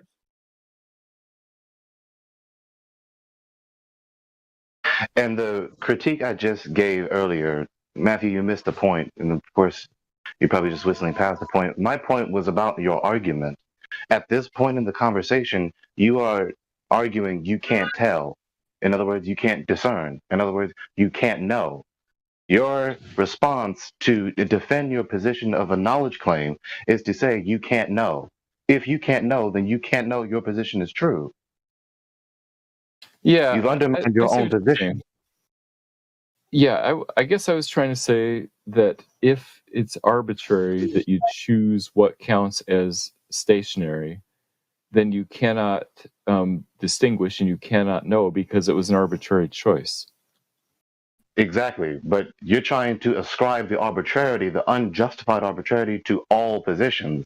But Right. it's not, that's not justified to accuse, to critique all positions as being unjustified, especially when the central empirical fact in dispute is the shape of the earth and what the earth is doing. We don't see the earth moving. We don't see the earth being a sphere or any kind of curved surface. Therefore, that position that says it is wrong. And the position that says it's not is true. Wait, so you're saying it's not arbitrary? So you're disagreeing with all these physicists that Witzit just quoted? The physics, you're missing the point with, or you're deliberately missing the point with what Witzit is quoting these people. These people who think, who profess, they're professors, they're doctorates, they think they know. They're the very learned people. The very learned people who profess heliocentrism, the ACP as I call it, the academic cosmic paradigm, they think they know that to be true. And then in the next breath, they go ahead and tell us that they can't discern whether their position or geocentrism is true.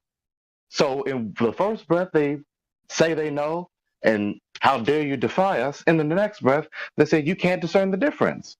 Even furthermore, they actually say that the heliocentric model has many more problems that can't be explained.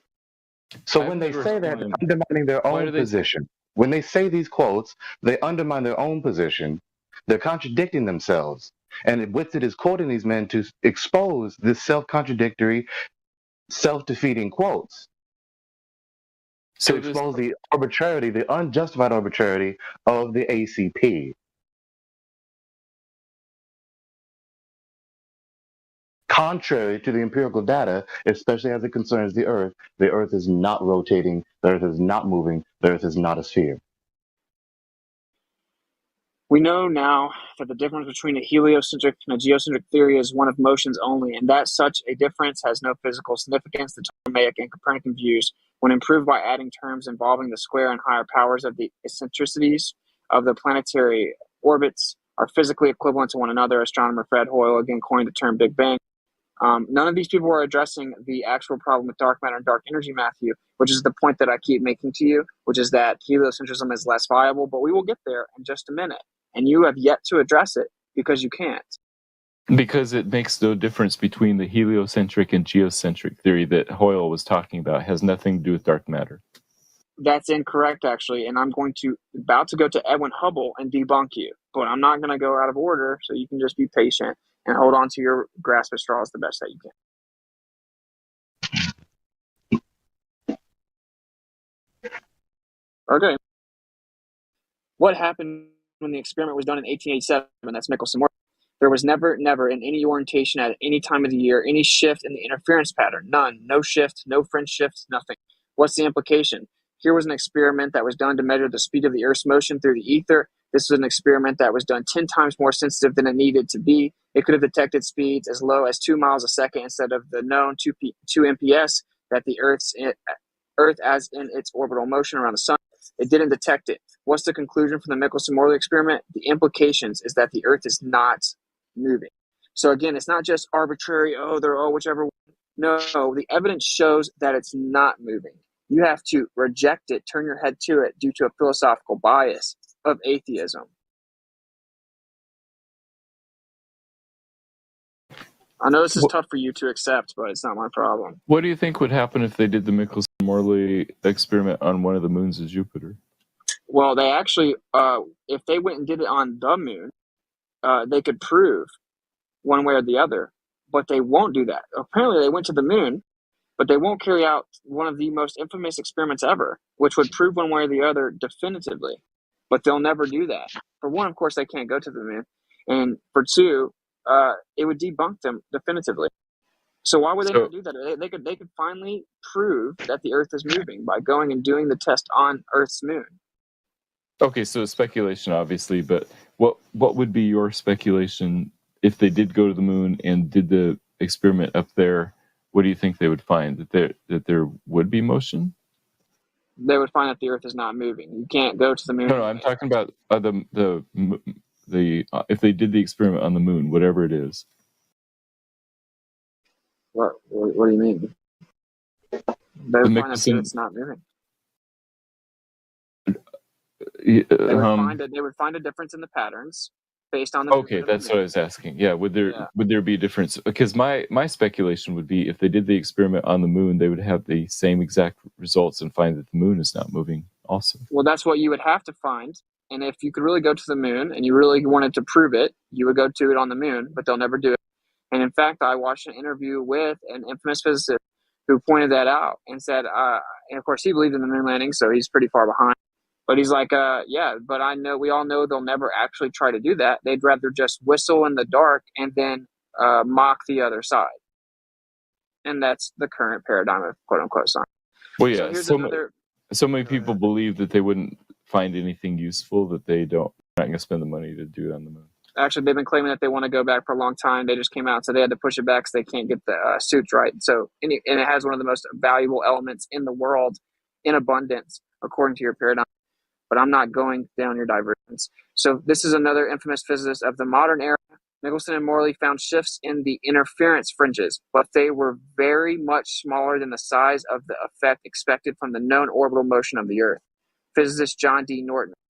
This is a quote that everyone should say for sure because the Globers love to say that Michelson-Morley detected nothing. That is not correct. They did detect shifts in the interference fringes, but they were far too small for the Earth to be in orbital motion. So they were within the margin of error or not? No, not within the margin of error. You guys say that, but no, it's not a margin of error.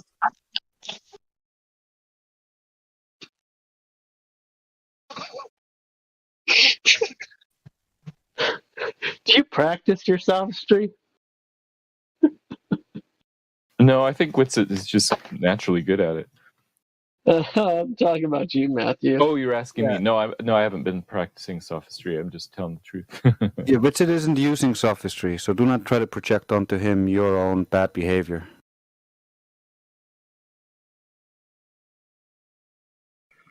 So I had to reconnect my.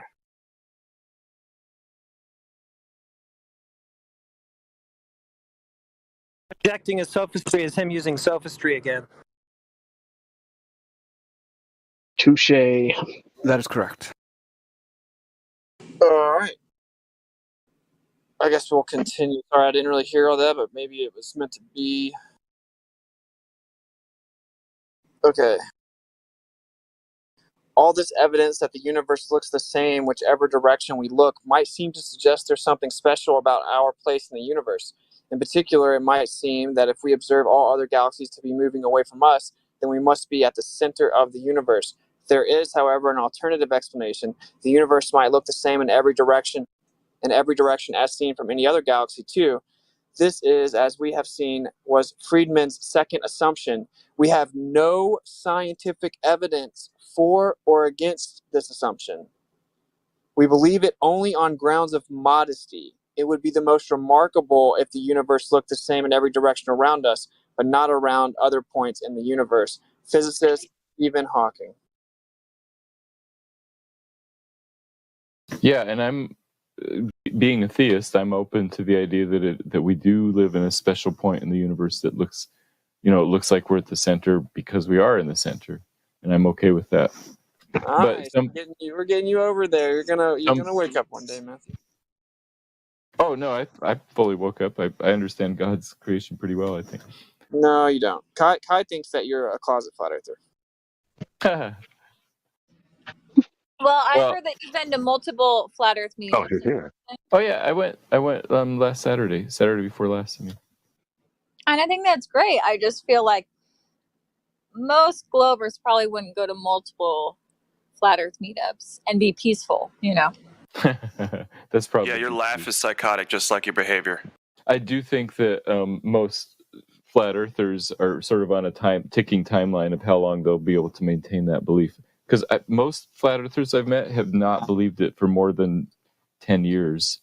And so I think there is kind of like an expiration point at which point you'll wake up and realize, this doesn't work. So we'll see. Ooh, 10 years.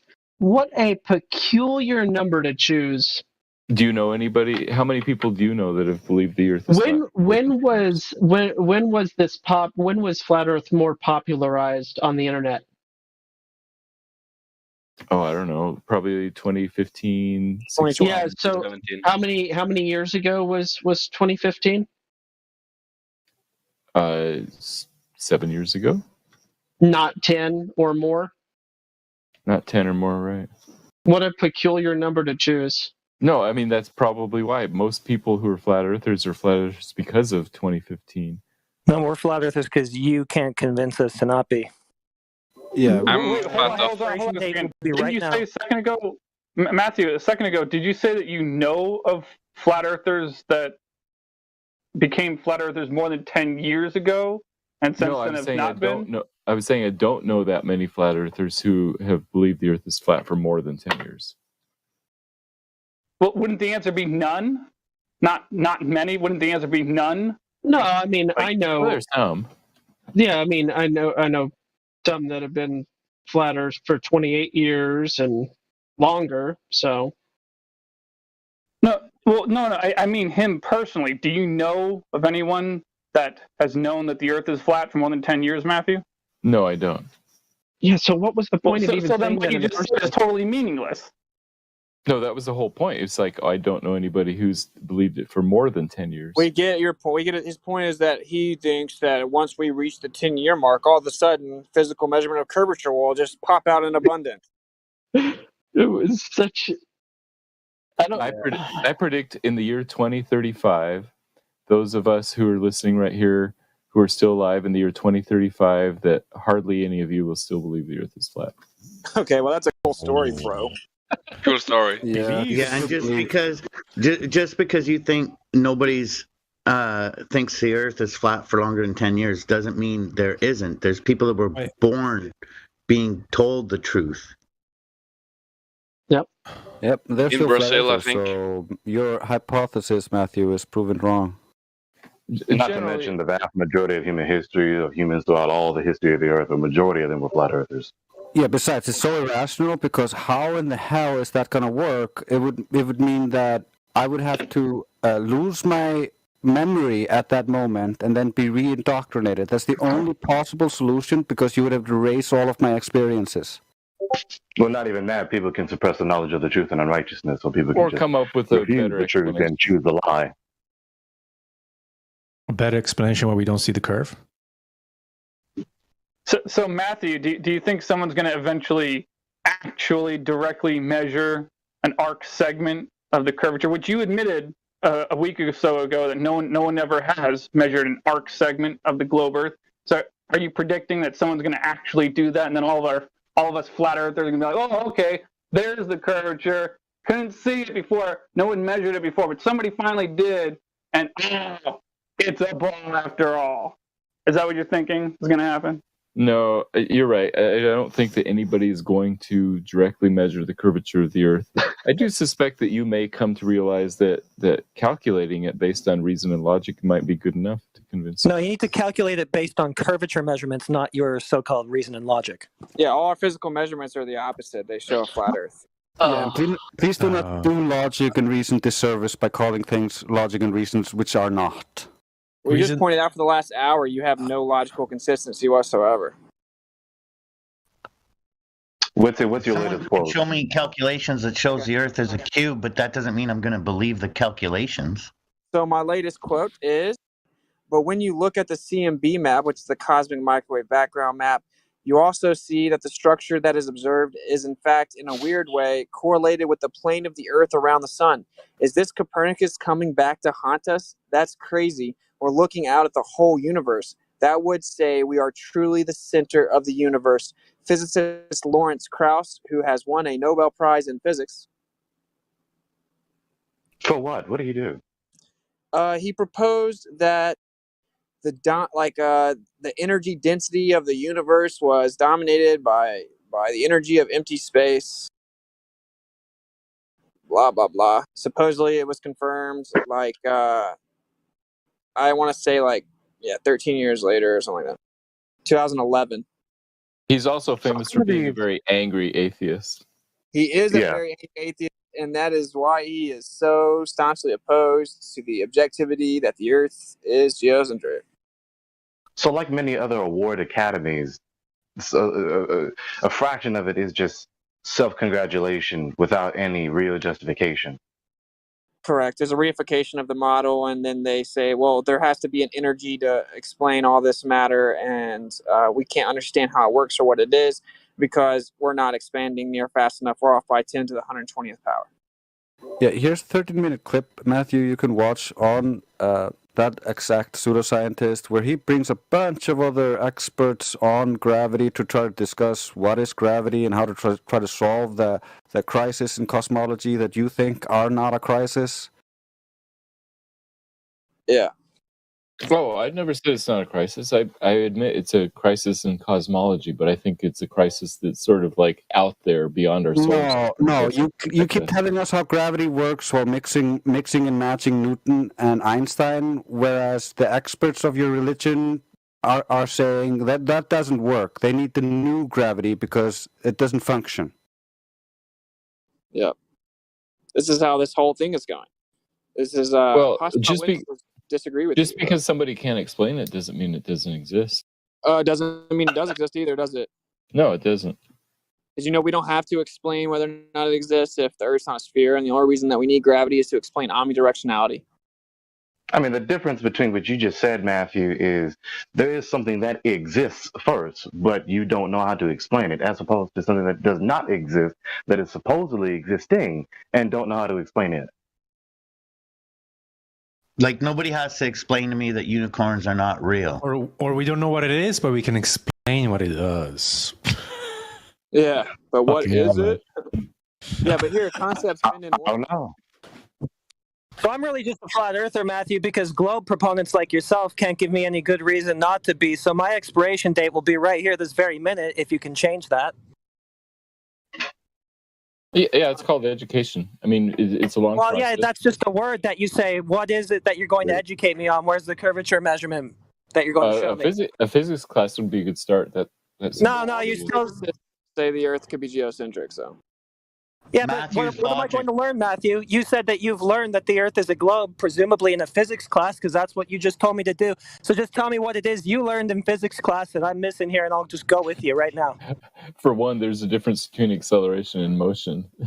Okay, but does the Earth drop away from you? Is it curving? In physics, you learn about vectors and okay, so I'm not going to learn anything that's going to prove that the Earth is a ball. Matthew, dude, I'm going to help you with damage control. I'm going to help you because that's really bad. He's asking you to tell him where is the curvature. How do you know the Earth is curving? And you're talking about acceleration, vectors, and motion. Hey, can I ask you a closed-ended question? It's yes or no. Okay. Can something be accelerating if it's not in motion? Yes. Matthew's logic, just because we don't see unicorns doesn't mean they aren't real. Is that what they're going to teach me in physics class, Matthew? Is that what I've been missing? Is that the logic and reason I've been missing? That's the education I've been missing out on? Just because unicorns can't be seen doesn't mean they aren't real? Hey, if I set an apple on a Whatever table, you say, Professor. if I set an apple on the table and it just sits there, is it accelerating? No. Can it be? If the table suddenly disappeared, then it would start accelerating, and then at the first moment it would be not in motion yet. Oh my god, dude. No. Okay, you can't have an That's not how instantaneous physics skill works. shot of acceleration. It requires a differentiation in motion. He used the same excuse in the lunchroom when his lunch fell on the ground, like, the table just disappeared instantly. This is what I was trying to explain to you earlier, Matthew. Your conception is Newtonian here, whereas Einsteinian, that apple is constantly accelerating. Maybe this is why you can't get a full-time position teaching, Matthew. Just saying. It could be, yeah, because I'm too stupid to teach full time. Well, good. Okay, I'm glad you so recognize that. How do you No. measure acceleration, Matthew? It depends on what kind of force is causing it. If it's a spring, you could look at the displacement of the spring. If it's due to gravity, you could measure how much gravity there is. That's not how you measure that. You can measure gravity? Wow. You can measure something. Hey, that what doesn't about exist. a Oh my god! cannonball? On the surface of the Earth, there's a constant downward acceleration. I don't think anybody disputes that, and it's easy to measure what that acceleration is. Constant downward acceleration. Is that because it's flat? Okay. Do helium balloons accelerate downward? Acceleration. Well, he says yes. They say when it goes up. That's not true either. So, but okay, first of all, it's not a constant anything. It's an agreed upon average once something goes down, and it has nothing to do with the Earth being a ball. Isn't Okay, it in vacuum? We could argue about why it exists, but 9.8 meters per second squared is an acceleration that is observable for everything on the That's surface incorrect. That's incorrect. It's an agreed upon average, but all the different elements fall at different rates, and actually not everything falls down. of the Earth. You're talking about falling. I was talking about acceleration. Yeah, I thought that was proposed by Flat Earth Society, that the Earth's a disk accelerating upwards. That's just bullshit. That's not like. Wait, hold on. That's a massive straw man. All of our beliefs, though. Like we don't even need to defend any sort of flat Earth disk model because that's not our jobs. Well, that's what he jobs said. But look, here's the video of the elements right here that fall at different rates. So you're debunked. Also, it's nothing more than incoherent dielectric acceleration. So anyway. Do you buy into that dielectric acceleration nonsense? Do I buy into it? No. You can prove it. So all molecular and intermolecular attractive forces are electrostatic in nature. Electrostatics is 10 to the 39th power stronger than gravity even claims to be on the smallest scale. If you cannot eliminate the variable, you cannot claim that it isn't the causal agent. In fact, I can manipulate that independent variable of electrostatics with the Van de Graaff generator. By increasing electrostatics, things will go up and float, therefore proving that electrostatics will affect acceleration and directionality. I can prove mine. You claim there's something else there that's scalar that you just can't isolate or prove. So I actually adhere to science and empirical evidence, and what I just said is objective. Can you send me a video about what you just mentioned? Just think about what he just said there. Do you buy into this? Now think No, about how many things does Matthew buy into? Okay. You said it's gravity causing a downward acceleration. I thought gravity was supposed to have formed the Earth into a ball, so I guess it's not gravity that's doing anything. Wow. Wait, Matthew, you just said you don't agree with any. You just said you don't agree with anything I said. Okay, if you use a Van de Graaff generator, you can make things float. Are you saying that isn't true? That's static electricity. You're not going to make a steel bowling ball float, no matter how hard you try. Actually, you could if you had enough, but electrostatics is very weak. So you're skating past the point. Because, of course it's electrostatics. That's what I said. That's what dielectricity is. So if I use a Van de Graaff generator, can I make things float? Some things, sometimes, yes. Okay. Is there anything that falls down to the Earth that isn't electrostatic? A kilogram of copper. Copper's electrostatic. Because it will grab itself. Copper's electrostatic. I don't even understand I don't know. science, guys. And I've witnessed anvils floating in Mercury. It's okay. Welcome to Flat Earth. Yeah, so you don't know, but you know that I'm wrong. Claims look, I don't based know, on the sort of the copy pasta nature of like that screed you went on about electrostatics, I was like, oh, that can't be true. So yeah, I prejudged it based on your tone. Yeah. So all molecular and intermolecular attractive forces are electrostatic in nature, which means every single piece of matter in existence is electrostatic. The Earth is electrostatic. If something falls down to the Earth, it is objectively electrostatic acceleration. We can actually prove that electrostatics affect acceleration and directionality by manipulating the variable, which is what science does. And when I manipulate the electrostatic variable, I can make things float. Great. So now you don't have to. You could make a jet without jet fuel. You could become. Well, you would actually have to have a ton of electrostatics, actually, because it's very weak. Yeah, so that's just not how, like, Matthew, that is possible to an extent, sure, but it's not very viable in, like, just modern era. So, like, saying that, oh, well, then why don't we do this? It's like, it's not a really plausible argument. But what's so funny is, okay, so why don't you have anti-gravity vehicles then? Because nobody knows how to shield gravity or turn it off. Or to how to even manipulate it. Yeah, there's no gravity to manipulate, Matthew. That's the problem. Exactly. So I can prove mine with scientific experimentation. You cannot.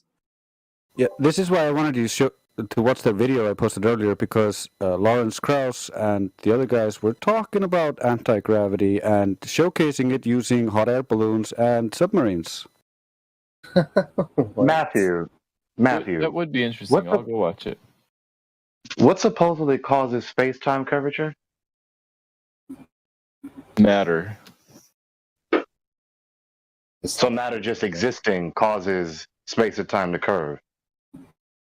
Which isn't true. I think that's the story. Yeah, the more matter you have, the more it curves. So no, that's not. So what leading theory now by these scientists or so-called scientists is essentially density and gravity. That's essentially it. That's what. So it's just a story that requires. At least they say it is. It's a story that requires a reification fallacy, and whenever we ask you for an independent variable of gravity, you just change the quote-unquote mass of something, which is also intrinsically electrostatic. So every time you do that, you're supporting my point and giving me more evidence. Thank you. So we can move on now. Yeah. Well, yeah. But what's it? If I understand we disagree about why things happen. Wouldn't you say that on average that things fall about 9.8 meters per second, whether it's a bowling ball or a piece of plastic or copper or a rock or whatever? Well, if I drop a magnet over top of a part of the Earth that has metallic composition, it'll drop much faster. Yeah. Okay. Okay, but yeah, so the agreed upon average of once things go down is decently accurate. Yeah. What is it in vacuum? Downward acceleration. That doesn't even always happen.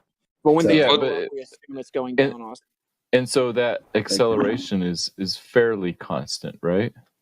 No, it's not constant. What is fairly constant? What is fairly constant? If you But throw, in vacuum, let's say you isn't it throw a constant in baseball vacuum? straight up in the air, the whole time after it leaves your hand, it's experiencing about the same acceleration. But you're trying to argue for like a constancy. So either it is constant, unchanging, or it changes. I'm saying it's constant, yeah. But okay, so it doesn't change. So there is no change. You can't just get a little bit of change in between your fingers and just sprinkle it on the constancy. No. Right. I'm saying it's constant. What do you? I don't know. But all the elements drop at different rates. True. All the elements drop at different rates. Dropping is something different. Falling and dropping is something different. Okay, they fall at different forces. rates. They fall at different rates, buddy. Can't engage in the argument. Well, falling. What's the difference? Falling and dropping are descriptions of motion. What's happening and it's affected by air pressure. I love that, Matthew, because falling is a description of motion now, and is falling not acceleration? They're slightly different because air resistance has something to do with it. Oh no! Motion is not acceleration, Matthew. You're contradicting yourself. Yeah. Matthew, you realize we've tested that. This is a tough day for you, bro. Actually sent you a study on this. Motion is a change. Ultimately, the problem. Ultimately, the affliction of whatever people have done to get us to accept the logical inconsistency that is begging the question. Clearly, if that were fixed, you wouldn't have come to the many conclusions that you've come to when trying to have this discussion with us, Matthew. Yeah, if I were educated differently, then maybe I wouldn't say it the same. Yeah. Stop appealing to your stupid. You and I were educated the same, man.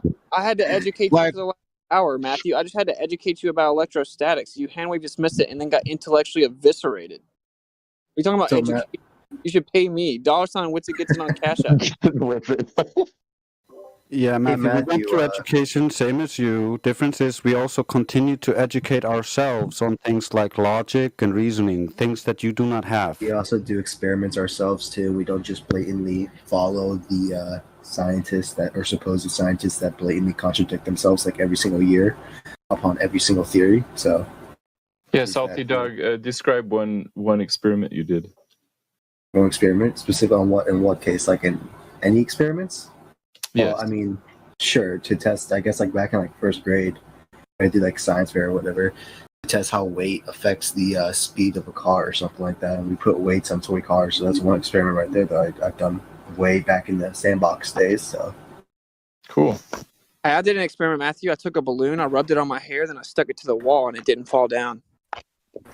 And we usually have no problem giving people the truth for free here, but I agree at this point, like Matthew, you owe Witsit something.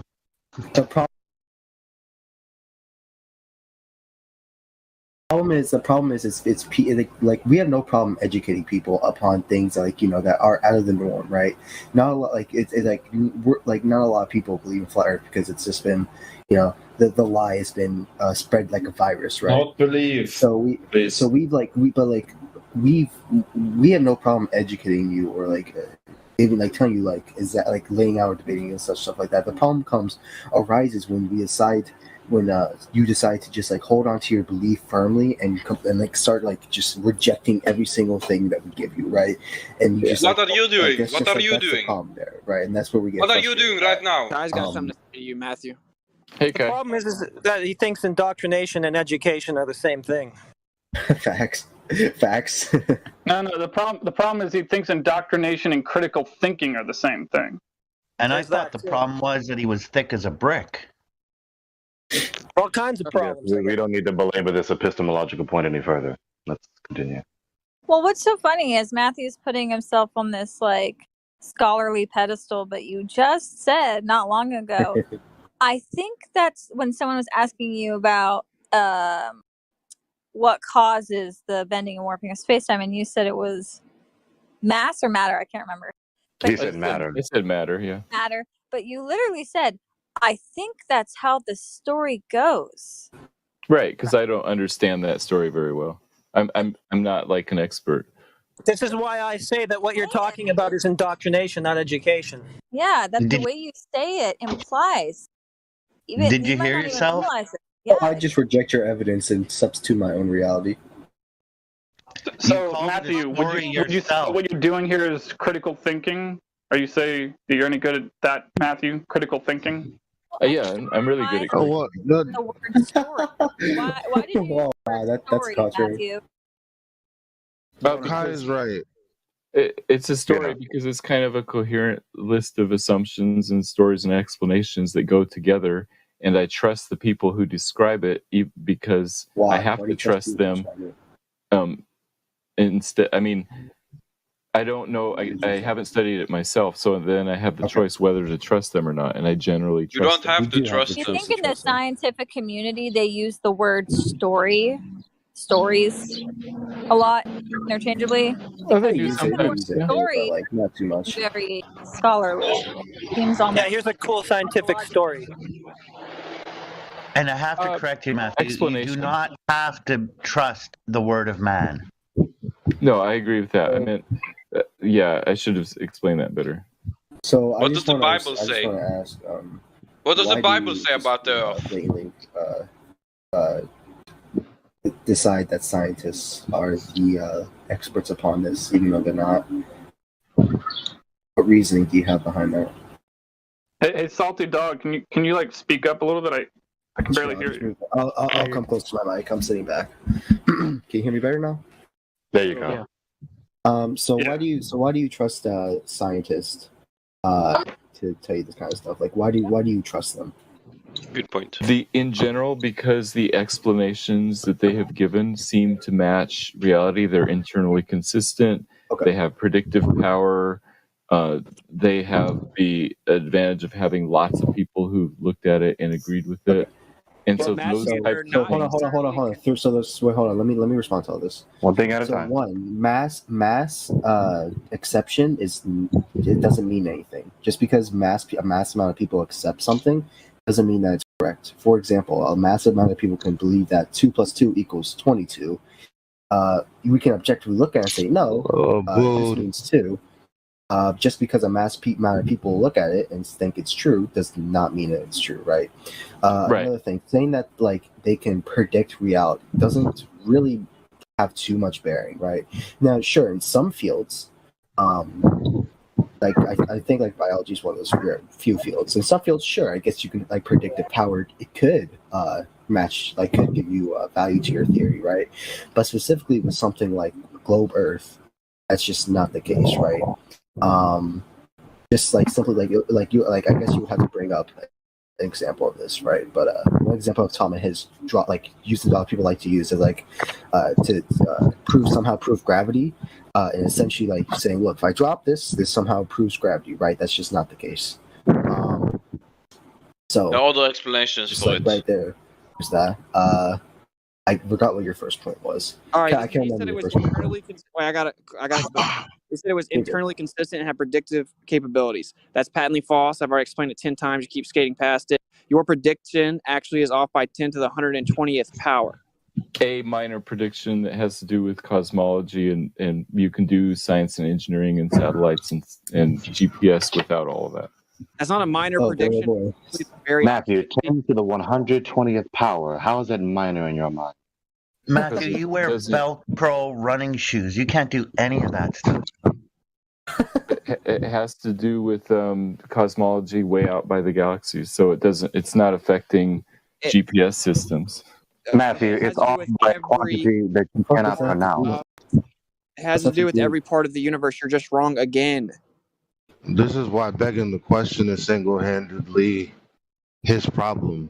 Because each time you go to falsify something, he pushes it outside of falsification. And like, well, how do you know that gravity is real? Well, when you drop something, it proves that gravity is real.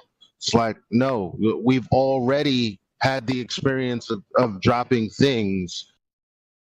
And you're just saying, well, that's gravity, but you haven't proven. Not to mention, Matthew, a lot of scientists in the community. So talking over people a lot, Salty. You gotta watch out. Like, use your ears before your mouth. Okay.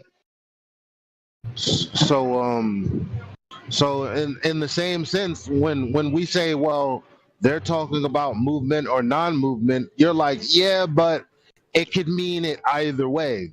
Non-movement in the sense of movement, and then movement in the sense of movement. And it's like, well, then how would you determine which is which? And you're like, well, it's arbitrary and that's okay. That's what's wrong with begging the question. You can't falsify anything with your worldview. Here's another point concerning epistemology. Matthew, I don't think you realize this, but you have 3 ultimate authorities in your epistemology, and they don't agree with one another. First, you have the Lord Almighty, and then you have the academic professionals, and then you have you. When the Lord says something, you interpret what the Lord says by what the academic professionals say. And then when the academic professionals say something that demonstrates their incoherency and a lack of justification, you appeal to yourself and say that they're wrong. Yeah, I would describe it slightly differently. I would say God speaks through revelation, which is scripture. God speaks through revelation and creation. So we can understand some about the Creator by looking at creation, or God's word and God's world. And the phrase is, all truth is God's truth. So anything that's true is going to match, other truth. Like, this is what true. God says is true, what we see in the world out there. We look out in the real world and see, and if there's some mismatch, then we've got one or the other incorrect, because it can't be true. Can somebody give him the 200 proofs of flat Earth for the Bible? One's false and one's true. Absolutely. I didn't say that very well, but you know what I mean. The law of non-contradiction, you actually adhere to that one? Yes. So God said he made the earth before he made the luminaries. What about that? There's that. I mean, there's a multitude of propositional revelation that the Lord has given us, which these academic professionals are contradicting, and you are trying to interpret the Lord's word through their word. And so you set them up as the ultimate authority over the Lord. And then when they say something that disagrees with you, you appeal to yourself and contradict academic professionals.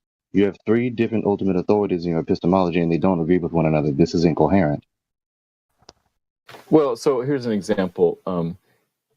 God says in his word, he's talking about the righteous man. He said, surely he shall not be moved forever. The righteous shall be in everlasting remembrance. And so if somebody said, God says the righteous won't be moved, and then I look at science and say, oh, I saw a righteous person over there, and he actually walked away, he moved, then I've got one or the other of my truth claims is wrong. You're not really making it. You're not really making clear whether you're refuting it. Are you going to keep trying or what? Sorry, but I think he means moved from the word of the scripture, not moved physically. Right, and that's a good explanation, and that would be the answer. Okay, but still, that's not actually addressing Gregory at all. I'm making because within what Gregory said, he's telling you it's this or that. You're not saying, well, how you've characterized this situation and me in it is incorrect. All you keep saying is, well, I see it this way. No. Is the words he's using to characterize you correct or incorrect, and then justify it? Yes. So what he said, there's three different authorities. So there's the law that's here aside from us. That's God. That's truth. That's everything that's true. Then there's man's interpretation. That's your authority. The people that most of the people believe in the globe. And then there's you, when there's a piece of rhetoric that's out there that you disagree with, so you interpret it through your own eyes. Those are the three. Are you doing that, or are you not doing that? No, I'm not doing that. I'm saying that all three of them are sources of truth, and if there is a contradiction, we need to figure out where the contradiction is, and that's why I gave the example. Surely. Well, how could you say no, I'm not doing that, and then proceed to answer it as if you did? Are you practicing active listening? Did you hear what I said? Because you said no, it's not. But if we were to consider these three separate things that I'm trying to tell you is similar, so what I said you're doing is what you're doing, and that's not actually addressing what Gregory's saying. Can I ask? I'm listening to you. Kai, go ahead. Honestly, when you're done, I have two. Wait. I just honestly want to know about how many hours per week do you think you spend on the flat Earth discussion? 5 or 6. Okay. Okay, now I got two quick ones for you, Matthew. The first one is, do you believe the Earth, Sun, and the Moon are three balls floating in space? Is that what you believe? Yes. Okay. Why do you observe the Sun and the Moon above the horizon at any given time if that is fact? Because the angle between the Sun to the Earth to the Moon can be less than 180 degrees. Wrong. If the moon's on one side and the sun's on the other, you would never see them both above the horizon at the same time. Thank you. That's true. That would be 180 degrees. And I just said that sometimes it can be less than 180 degrees. Yeah. Matthew, do you see what you just did right there?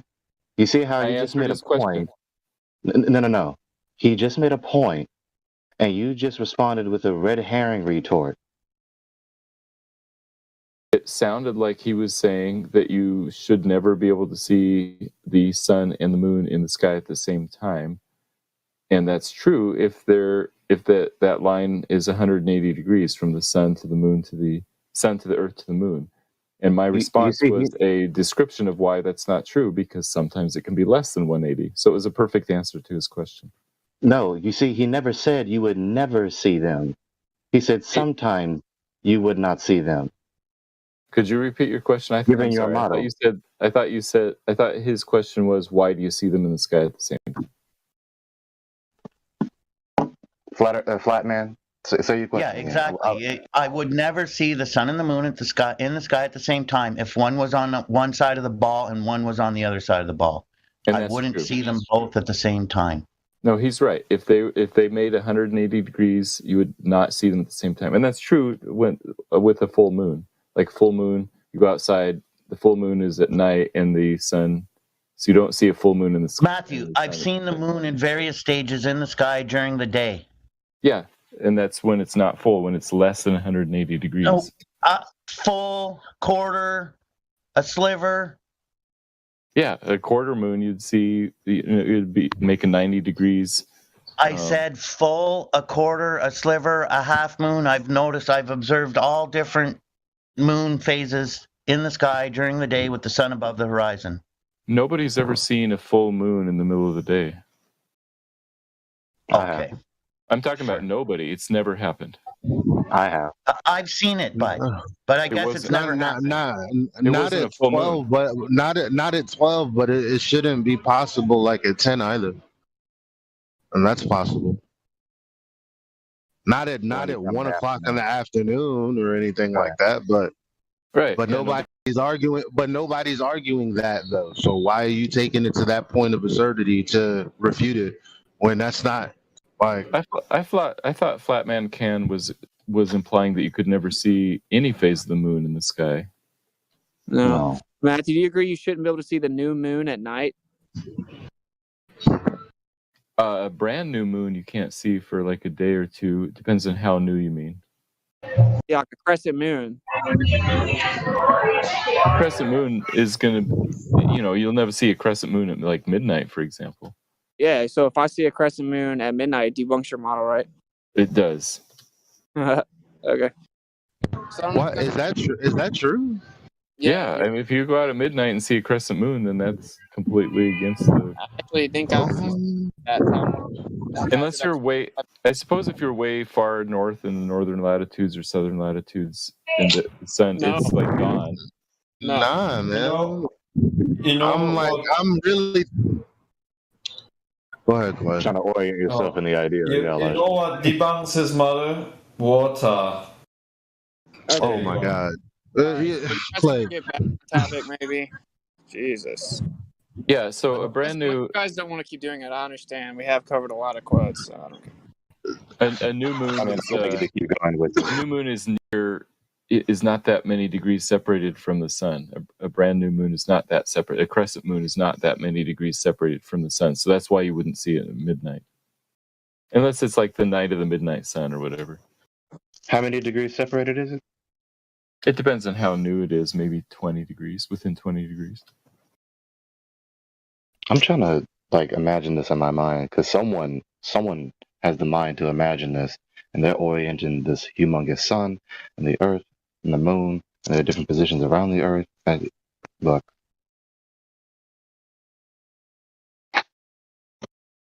Okay. I'd like to hear you keep going with some more thoughts. Me too. Also, if you simulate the There's moon in another quote. Please clip the whole conversation, and know what I mean, please do that. Cut the last 30 minutes out. But yeah, Ugh. I hear you. So no longer could astronomer. Oh my bad. Let me sit up. No longer could astronomers hope that the Copernican dilemma would disappear with improved data.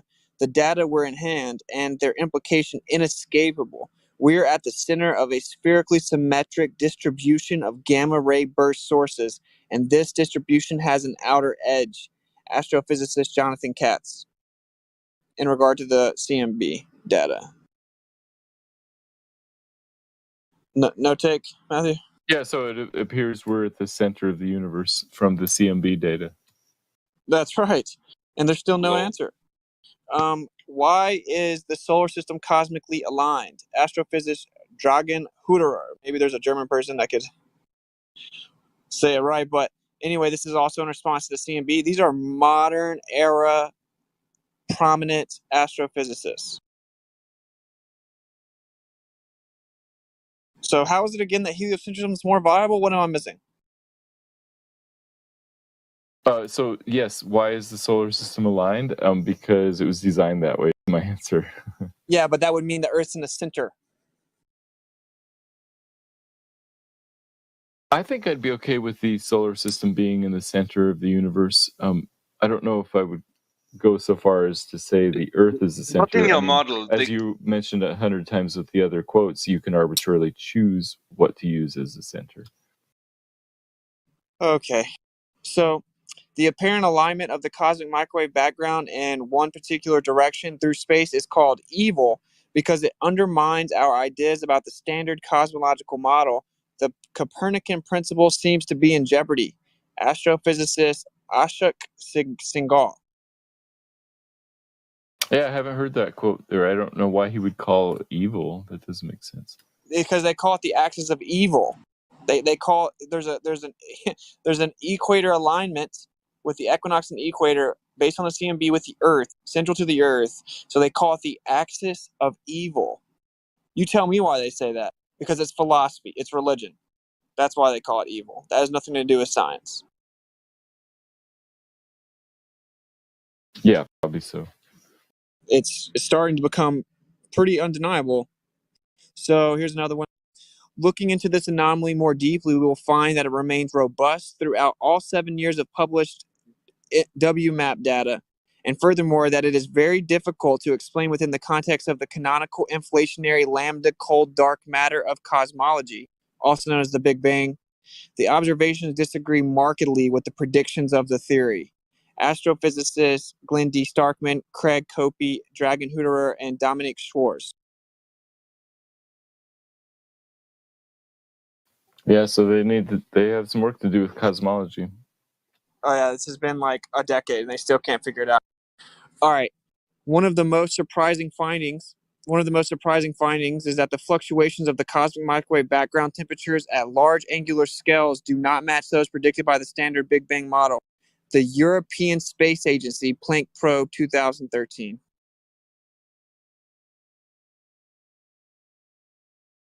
Sounds right.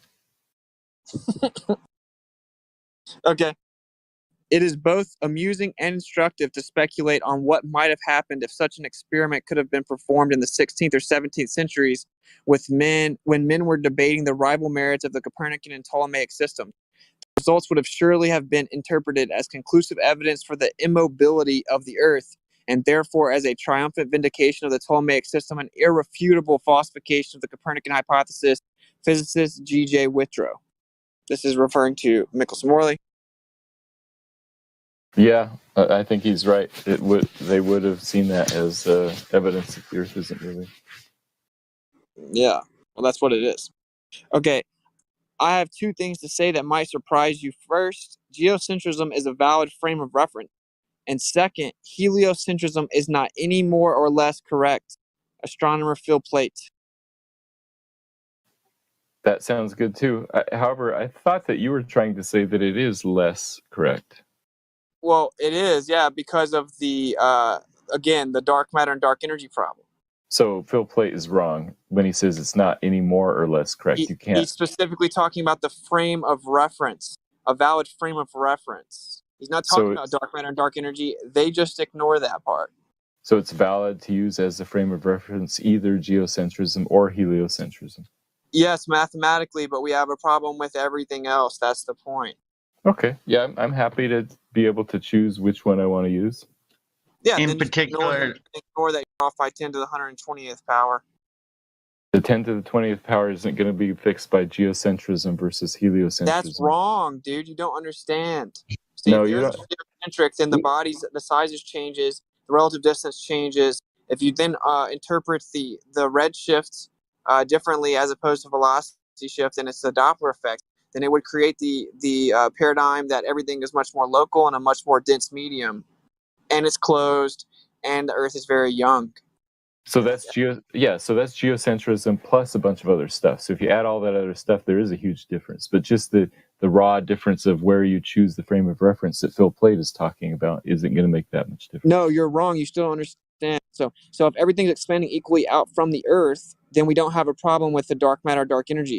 If we're a tiny speck of dust in this ever-expanding universe with no directional preference, then that means that the galaxies and the expansion have to be something other than that, and it's not a closed system.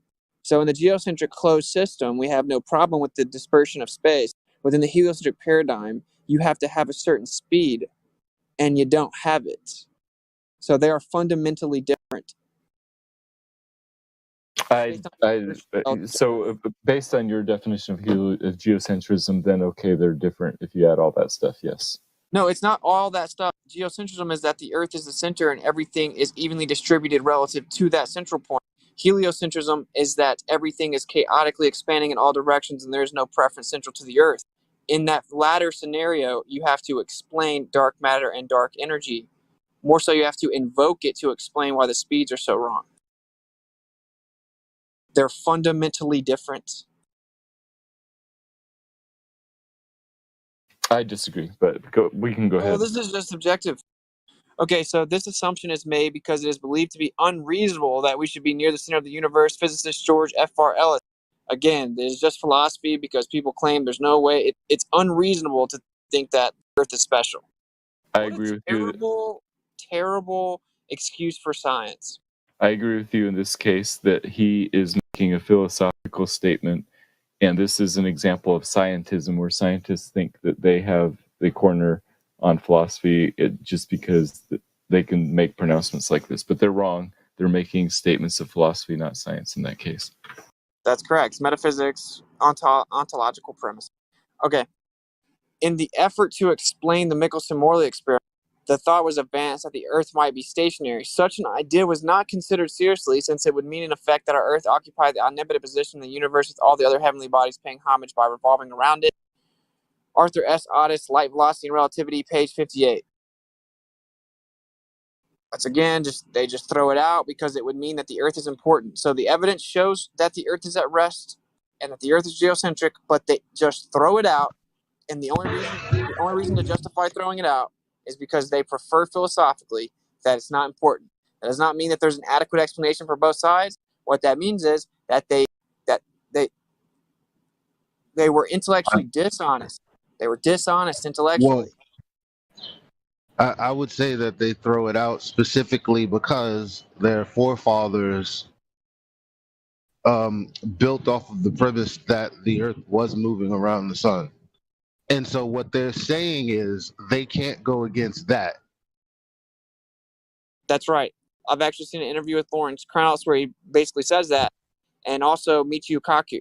Michio Kaku said if God floated down and told him that the Earth was actually stationary and geocentric, he would say, damn, I have to quit my job.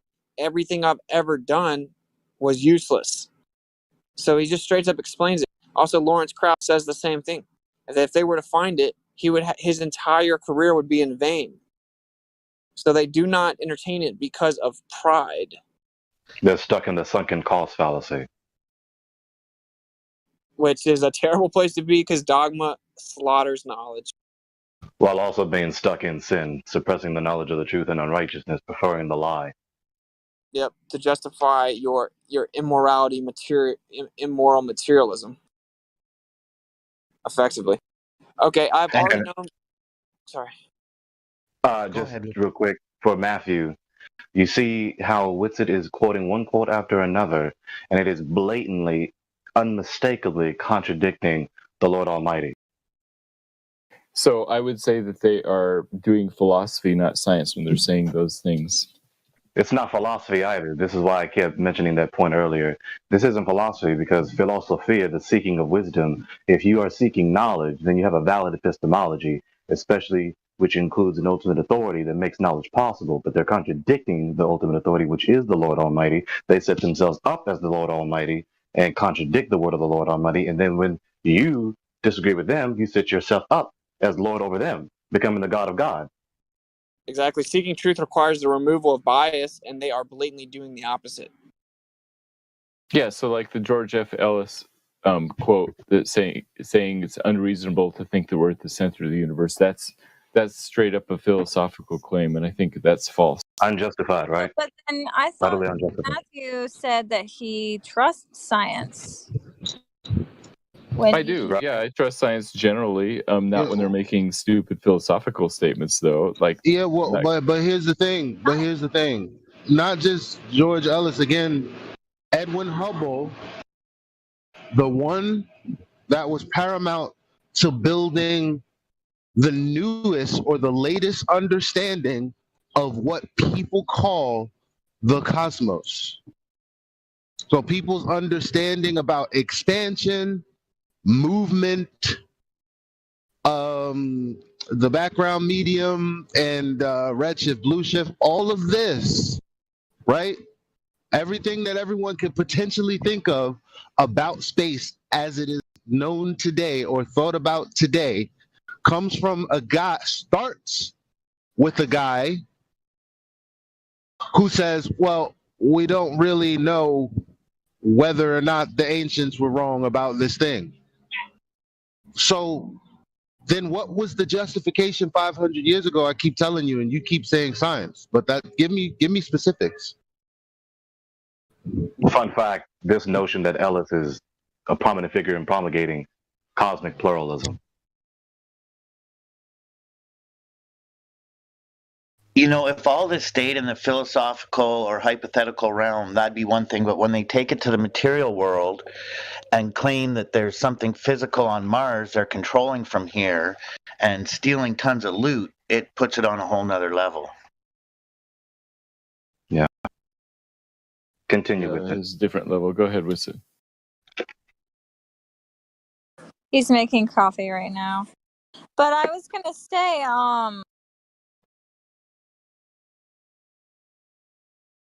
okay, well, it seems like some of these scientific priests are using philosophical approaches. So how can we be sure that science is genuine?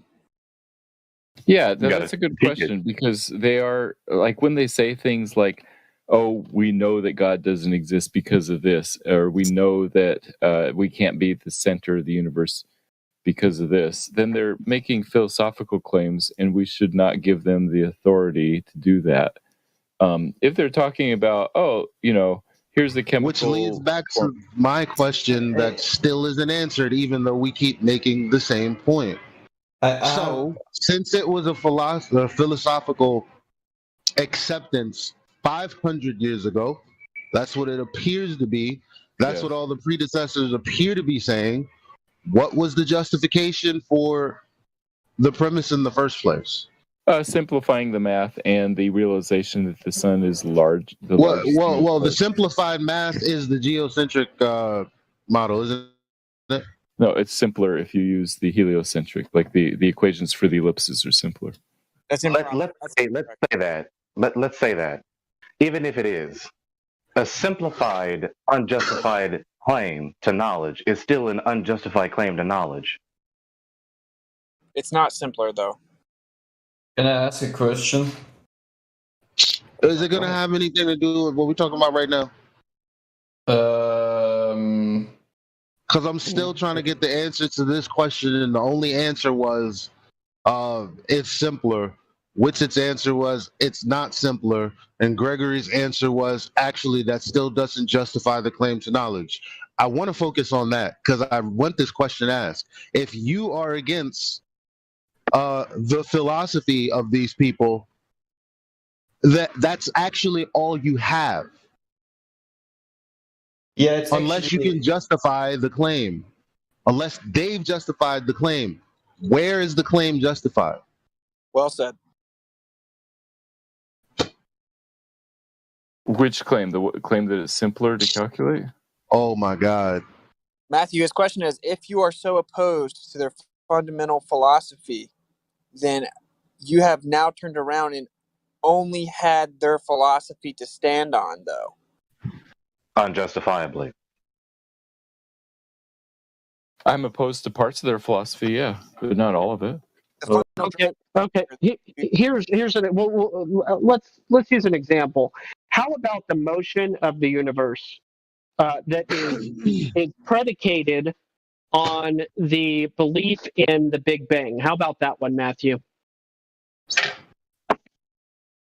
I don't know that there's any motion that's predicated on that. Like, there's the expansion. Bro, they said that the universe. They said that the universe exploded, and that's why we know that everything's going at a certain speed. Matthew, keep up, please. Listen to what gospel said to you. Right. Are you telling me that the rate of speed of all of the galaxies that they claim, like for instance the sun going 1.2 million miles an hour, and all the speed of the Milky Way has its own speed in the order of, I don't know, billions of miles an hour, whatever the different numbers are that they say, they're all exponentially larger the higher orders you go, but all of that is predicated on the Big Bang. Yes, it's an expansion. I would have used the word expansion. I see what you're saying by speed now. So the expansion of the universe has different rates, or a rate. But yes, predicated on the Big Bang. Right. Or the creation event, I would call it. Okay, so Matthew, the question. But here, hold on. That event was either what they say it was, or something else, or what the book says, which the book says the event happened and it was complete. Can I ask my question real quick? It's regarding this topic. Well, he hasn't even responded to what I just said, though. Yes. Yeah. Wait. Creation One question at a time. But yeah. But creation is complete, but that doesn't mean it's static. I mean, if you plant a tree, that doesn't mean, and you're done planting the tree, doesn't mean the tree's static. It's going to no, Matthew, you lost the question. Thus, the heavens and the earth are completed in all their vast array. You think that they can't be still expanding, even though they're complete and expanding? I think there's nothing contradictory about those. Yeah, I think that is contradictory. Matthew, that's a philosophical. That's a philosophical question. Matthew, So, yeah. I have one quick question. Not really. Regarding that, I have a question. Matthew, what would you say as a believer, what would you say is the biggest lie that the adversary has ever created in order to make people fall away from believing in a creator?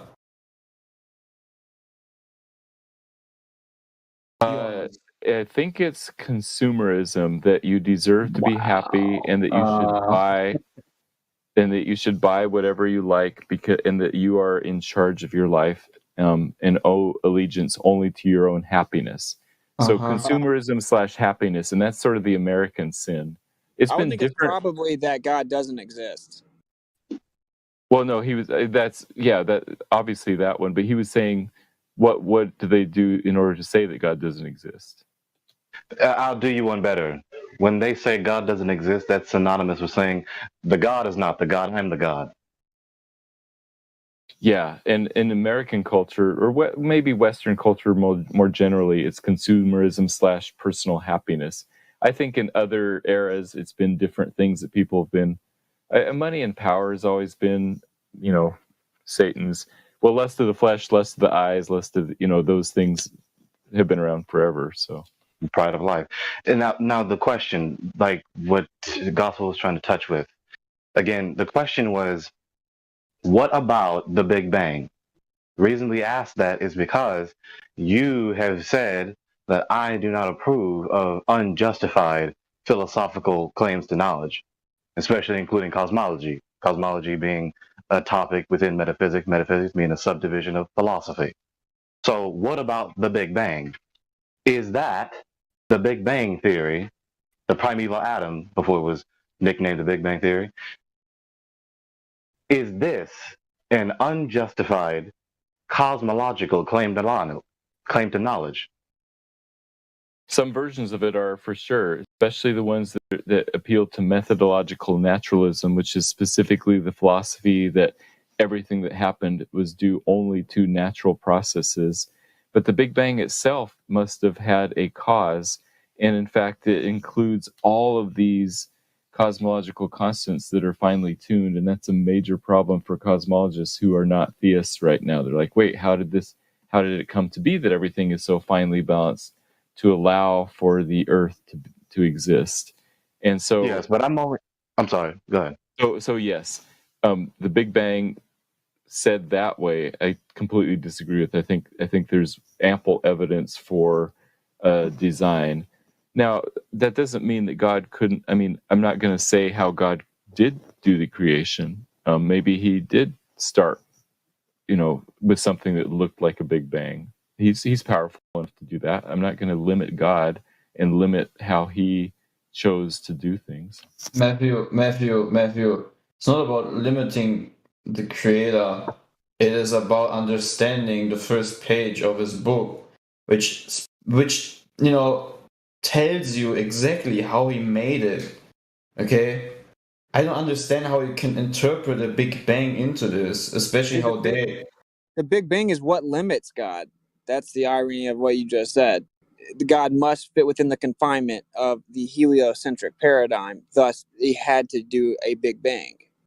That's exactly what I was just going to touch with what you just said.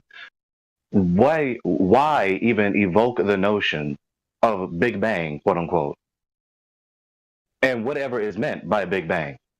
You say, yeah. What the focus of my question was the ACP, the academic concept paradigm, cosmological cosmogony, right?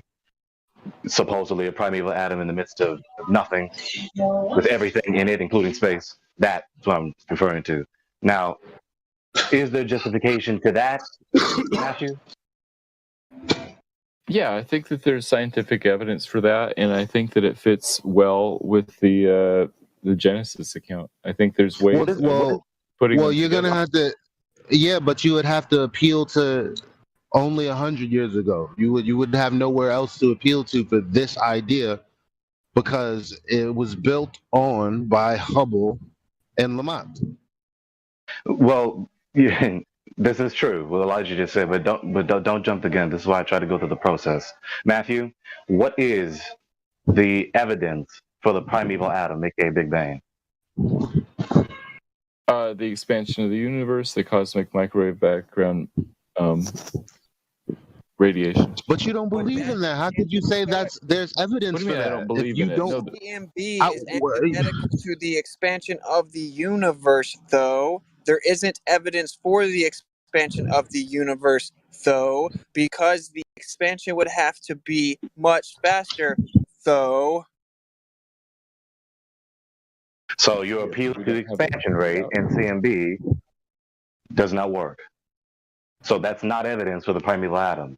Therefore, the primeval atom Big Bang is unjustified. Well, that's why I brought up Lamont and Hubble, because at least give us their justification, because you can't appeal to nobody else. That's what's queued up next, bro. So just to let him keep going. Let's just read the infamous one, and then Eli, you can continue on with your point. So this is Edwin Hubble. Such a condition would imply that we occupy a unique position in the universe, analogous in a sense to the ancient conception of a central Earth.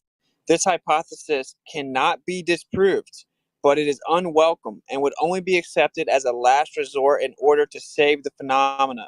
Therefore, we disregard this possibility. The unwelcome position of a favored location must be avoided at all costs. Such a favored position is intolerable.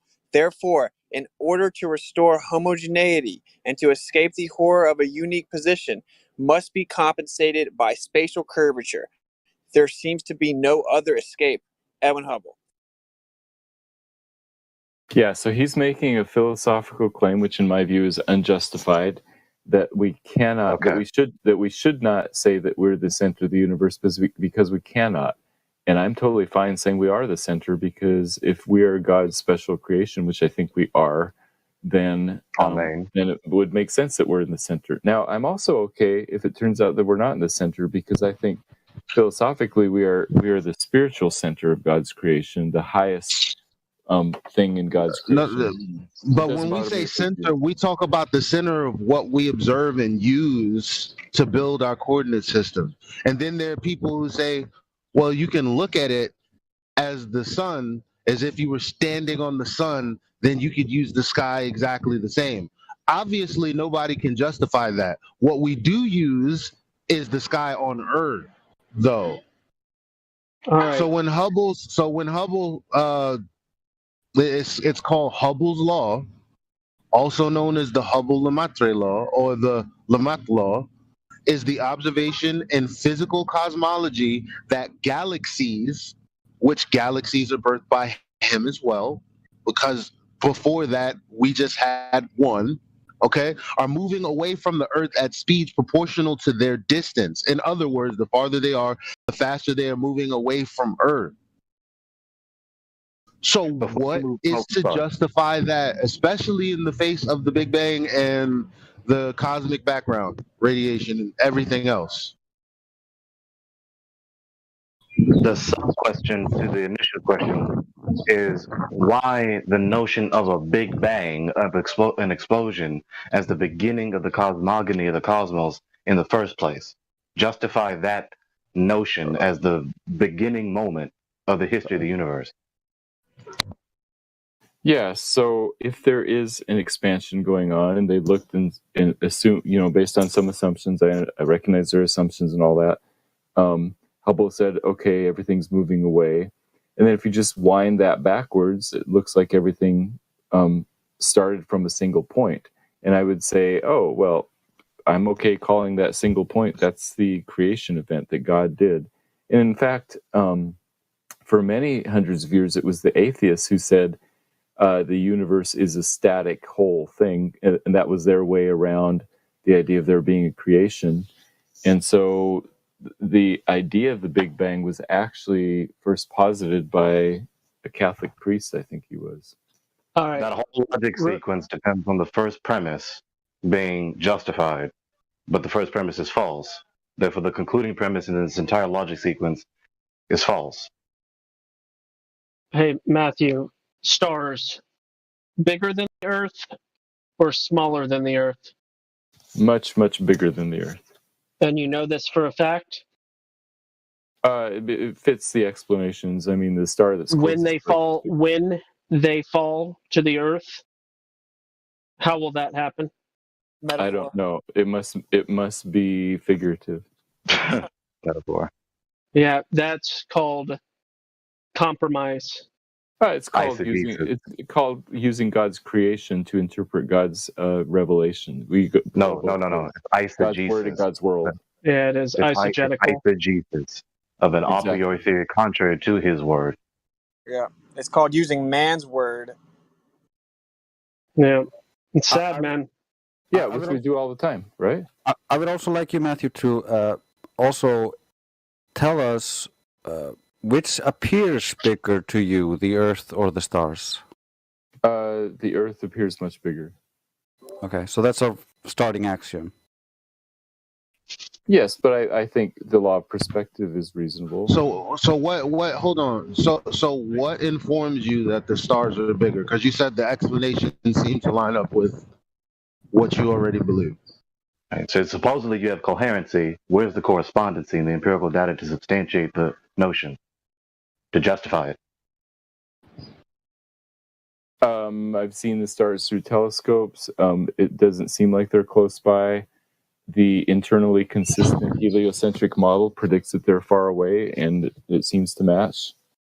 Seems to match. So not see. You can't say no. What you see is tiny lights in the sky. So, in order to accept that they're bigger, you have to accept that they're at specific distances. Or we'll say infinite distances because they're still in expansion, right? And you're also going to have to accept, well, because of those distances, therefore, this is why it's that small. But what's the justification for believing in that, especially when you have no way of confirming the radius of the Earth, which is where all that information was derived? Yeah, I admit it depends on a whole web of assumptions, namely the heliocentric model. No, but no, I don't care what it rests on. What's the justification for all of this coat hanging? Internal consistency and He trust just in the hung story. himself, Elijah. That's his answer to your question. He just hung himself. He just admitted that the supposed distance value between the Earth and the stars is unsubstantiated, thus unjustified. So the claim to know the distance value between the Earth and the stars is a false claim to knowledge. Therefore, the assertion is false. Timothy 6, verse 20. Timothy 6, verse 20. I would like to point out that so in the geocentric model, of course, the stars are not going to be bigger than the Earth, just as is observed, and the medium would be much more dense and they would be much more local. The only reason that you have to claim that space is a vacuum is because they looked up and said, okay, we're going to pretend the Earth is one of those dots out there, and that we're spinning and revolving. Therefore, since those stars never change, they have to be incredibly far away. In order for them to be incredibly far away, then we have to also assume that there is basically nothing in between us and them. That's the only way we could see them. And that is literally how you got your entire paradigm, is presuppositions built upon one another. So one unjustified assertion after another. Yeah, and another thing is, if these are huge stars that are creating light, why is the light not from the distance that it's coming from expanding bigger and bigger? So you would have a full sky just even at night that is that's just called light. Olber's paradox. What's it called? Every light expands. That's called Olber's paradox. Wow. That's the assumption if there was an infinite number of stars, but there aren't. How do you know? Because I'm pretty sure in the scriptures, which you claim to believe in, they're told, he says, look up and count the stars. If you can. You can't. We don't know how many there are. You don't know. The number of the stars, if there's a number, that means it's finite. But we don't know. You see how you just did it again, Matthew? You can clearly detect the thrust of what Witsit just said to you, and you shifted the focus to number instead of the focus on if you can count them, which is rhetorically implying you cannot. Right, you can't count the number of the stars. That's right. So, okay, so you have no idea. The struggle, so violent in the early days of science between the views of Ptolemy and Copernicus, would have then been quite meaningless. Either coordinate system could be used with equal justification. The two sentences, the sun is at rest and the earth moves, or the sun moves and the earth is at rest, would simply mean two different conventions concerning two different coordinate systems. Einstein and Infield in The Evolution of Physics, page 212. Yeah, so it's arbitrary which one you choose is what he's saying. Yeah, he's saying that the Earth could easily be at rest, and that it's nothing more than a philosophical decision based on coordinate preference. Right. Now, what happens very often with these academic professionals, especially in our day, in the 21st century, relativism, they love to let relativism reign supreme. Absolutely. So there's your paradox there. There's your irony there. And so they will, in their self-contradictory quotes, like Witsit is quoting, contrary to the cosmic paradigm that they hold, they will say they know what the cosmic paradigm is, and then we can't discern the difference between heliocentrism and geocentrism, and you can't either, geocentrist. I'm right. I don't know whether I'm right or wrong, and I know that you're wrong. I think that their geocentrism is different than what Witsit's been saying, but they would have a different explanation, I think. Whatever. Because their geocentrism is merely the idea that you arbitrarily choose the Earth as the center, and the stars are bigger than the Earth and all that. That's the point. They admit, they confess they don't have knowledge, and then they want to simultaneously deny the geocentrists the ability to know. Yeah, and even via I demonstrate by means of philosophy that the Earth is round and is inhabited on all sides, that it is insignificantly small, and is born through the stars. That is Kepler, of course, infamously creating the planetary laws of motion.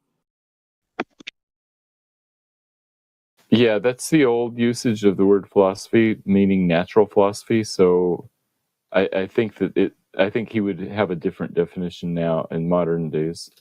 Well, there's no way to there's not much interpretation needed when it comes to the overall reason that we have a history of war, right? And the breaking up of the church of all of these different denominations. Like either the earth is still and we're looking at the things in the sky move, or the things in the sky's motion is due to us moving and moving around the sun. Those are the only two choices that history gives us. So this is a posteriori knowledge, right? Something that you have to base on what someone else has said. And right? Matthew, even if you do go with natural philosophy in that quote, it's still a confession that there's no justification. He literally says that he demonstrated it. There is a justification. Okay. Demonstration by means of what? By means of an a priori theory to interpret the data, which is contrary to the posteriori data that we have, the Earth not moving and the Earth being a level plane, not a sphere. Yeah, and if you want to get specific in the context of the quote, he's saying, that the fundamental axiom or the fundamental foundation of the philosophy is that the Earth has to be insignificant, because that would be arrogant to think otherwise. So based on the assumption that the Earth is insignificant philosophically, because he considers that to be more logical, as stupid as that is, then he, by way of that deduction, has demonstrated that the Earth must be round, inhabiting size, insignificantly small, and shooting through the stars. I don't equate insignificantly physically small with unimportant in God's eyes. So I am insignificantly way smaller than Mount Everest, but I think that I'm more important to God than Mount Everest is. That's a complete non sequitur to the point that I pointed out objectively in the context of this quote. He is explaining that the philosophical driving force behind this comment and his quote-unquote demonstration is significant. Physically insignificant, right? Nevertheless, it's a philosophical presupposition. You're equivocating the words significant and important to mean teleologically meaningful or purposeful versus relatively smaller in size. Yeah, which do you think he meant in Kepler's quote? What do you think he meant? Well, he meant both. How do you know he meant both instead of just small? The context. I actually did it. That's where I got the quote. Right, insignificantly small meaning smaller in size. It has nothing to do with teleology. But when he says the word, see, this is where we got to do some interpretation. Insignificantly small or unimportant. Okay. In the context of the quote, with this word, what does he mean? Is he meaning smaller in size or unimportant teleologically? Smaller in size. It means both. So, okay, here's the one I really want you to listen to, Matthew. This is Edwin Hubble. If the redshifts are a Doppler shift, the observations as they stand lead to the anomaly of a closed universe, curiously small and dense, and may it be added, suspiciously young. Edwin Hubble, Monthly Notices of the Royal Astronomical Society, 17506, 1937. Do you know what he meant by how young he meant? Yeah, just significantly small, a few thousand years. Young as opposed to the expansion happening over tens of billions of years. Yeah, 14 billion. No, he was like talking in the context of when people thought it was eternal, basically. No, he's talking in the sense of, wait a minute, if we believe in the Big Bang, because he preceded that, and his teachers would have been at least 10 years, 15 years before him, Edwin and Lamont, right? And then Einstein on top of that. Then he's saying, wow, finding this is quite curious, since what I'm looking at is supposed to have been happened billions of years ago, but it doesn't appear that way. It's what he's saying. What I'm saying is that I think that he would have described 1 billion years old as suspiciously young. You need to listen carefully here, okay? So he said if the redshifts are a Doppler shift, you do understand that that's what redshift is? Like in the real world, redshift is an example of the Doppler effect. Yes, with light, yes. Okay, so if when we look out in the sky, if the redshift observed is Doppler effect, which is literally what redshift is in reality, then that would mean that there is a closed universe, small and dense and young. Okay, you want to hyperfixate on the end with all kinds of ambiguity. No. He's explaining that we're in a very dense medium and that everything is much closer and that it is a closed quote unquote universe. Yeah, I just am wondering what specifically he meant by small, dense, and young. He means that the medium of space is small relative to the other paradigm of incredibly big, and dense as opposed to nothing. Okay, and this is if the redshifts are what redshifts are. Again, geocentrism is objectively more viable, and it is the only one that actually is logically consistent and built upon empirical evidence. You have to claim something antithetical to actual evidence, that as opposed to what redshift really is, we're going to claim it's something completely different out in space. So what is in the sky is clearly thousands of times more dense than the air, and the stars and everything else are local to the Earth and central to the Earth. Because that's what redshifts are, Matthew. Yeah, I think that we don't know what he meant by small, dense, and young, and I suspect that if you told him the universe is 100 light years across and 1 billion years old, he would say, wow, that's really small and really young. But Matthew, why are you trying to shove in just 13 billion years less? Why? No, it couldn't be that old and it couldn't be that far away or that big if the medium is dense at all. Matthew, you don't understand. You just don't understand. If the medium is dense, everything has to be much closer. Much closer. I mean, why are you trying to hold on to this cosmogony that is unfathomably so long with billions of years?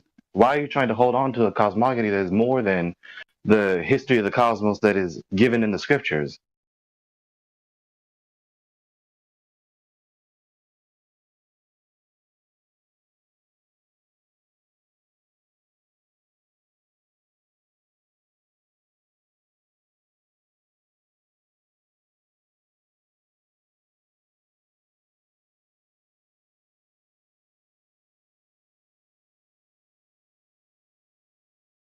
As you and I supposedly believe.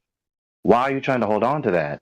Oh, I'm trying to get to the truth of where I'm not trying to discount something. And specifically in mentioning 1 billion years, I was giving an exaggeration, speculating about what Hubble would say, given his quote, the 1937 quote that Whitsitt posted. Yeah, I got the thrust of what you were saying. It requires intellectual honesty to see the value of this quote. But it is very significant if you're honest. And I know a lot of people don't know this, right? Redshift is a Doppler effect. I just now took a picture for you so you can read it yourself. Everyone knows that, okay? Well, if the redshift viewed in the sky is a Doppler effect, which is what redshift is, then that would require that space be very dense. We are encompassed in a very dense fluid-like medium, thousands of times more dense than the air, and the stuff in the sky moves central to the Earth as a beautifully intricate, magnificent timepiece that was created and designed, and everything is local to the Earth. you have to claim something antithetical to what redshift actually is to believe anything other than that. The irony of me being called a science denier, the irony of you claiming your side has better legs to stand on is hilariously ironic, bro, because it is the opposite of the truth. Okay, I hear what you're saying, which I think is that the density redshift is caused by density thousands of times higher than the Earth's atmosphere, and I get that that's something that you may claim or say. I don't think that's what Hubble meant with his quote. That specific quote, I think he was talking about something different than what you're talking. Oh, what was he talking about? Because I read it in context. I know exactly what he's talking about. Yeah, when he meant dense, he meant way less dense than the Earth's atmosphere. When he said young, he meant at least 1 billion years. And when he said small, he meant at least 100 light years. That's what I think. Yeah. Oh, wow. Can you prove that? And how much less dense than the atmosphere? Explain to me. Because he says curiously dense. So explain to me exactly what's going on. Curiously denser than previously thought. Which would be what? Pretty much they thought of a really diffuse, almost infinitely large, almost infinitely old universe. So anything that is less than 20 billion years might be considered young. So I can't believe you haven't picked up on setting you up every time. Here's Edwin Hubble. I'm just setting you up, Matthew. So the theory might be we all know you will try to hand wave dismiss this one as well, and then no, not hand wave dismiss to get to the truth. You're hand wave dismissing it by just appealing to what you can speculate. No, it's just sort of a vague knowledge of the history of cosmology and astronomy. Well, you are making stuff up, specifically when you just make up what he meant by how far and how much. It's like you don't know. It's that. educated, because specifically you haven't read.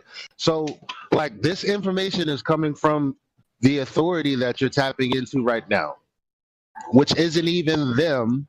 Therefore, it's the thing in your mind, and if it isn't truth, it's a scary other thought to be listening to, right? You know, you know what I mean? Like these adversarial thoughts to truth is very, very suspicious. Yeah, you have yet to once give a reaction where it demonstrates that you are taking pause and taking to heart what these quotes are saying. Oh no, I like these quotes. You immediately give some kind of alternative interpretation of the quotes than what is obviously the thrust of the quote that undermines the supposed ACP. No, not alternative. I'm trying to get at what I think they meant. Like I'm looking Matthew, at quotes, wondering what they meant. Is redshift Doppler effect? Yes. Okay, so what evidence do you have that it's not? What evidence do I have that it's not what I think it is? Well, in space, it can't be that. No. They claim it's not that. Why can't Doppler effect work in space? Because it would require it be much more dense and more local. No, Doppler effect has to do with the speed of something moving away from you. If redshifts are Doppler shifts, then it requires the medium be much more dense. Are you thinking of Doppler effect like sound? Sound requires a medium, but light doesn't. There you go. I think you're confused about Doppler effect. When they say Doppler effect, they're talking about how the wavelengths get stretched as they move away from you. It's similar to how sound wave gets stretched when something moves away from you and it's going through a medium, but you don't need a medium for light waves. No, you're not understanding. If the redshifts in space are Doppler effects, that means that the medium would be more dense. And I just showed you Edwin Hubble telling you that, which is one of the priests of your current paradigm. That's false. It does not mean that there needs to be any medium or any density for redshifts to happen. It said it would have to be a closed system, and it would be dense and more local. Yes, so redshifts imply the density is higher, but it doesn't require the density. I think that's maybe if redshifts are Doppler effects, it does require it. No.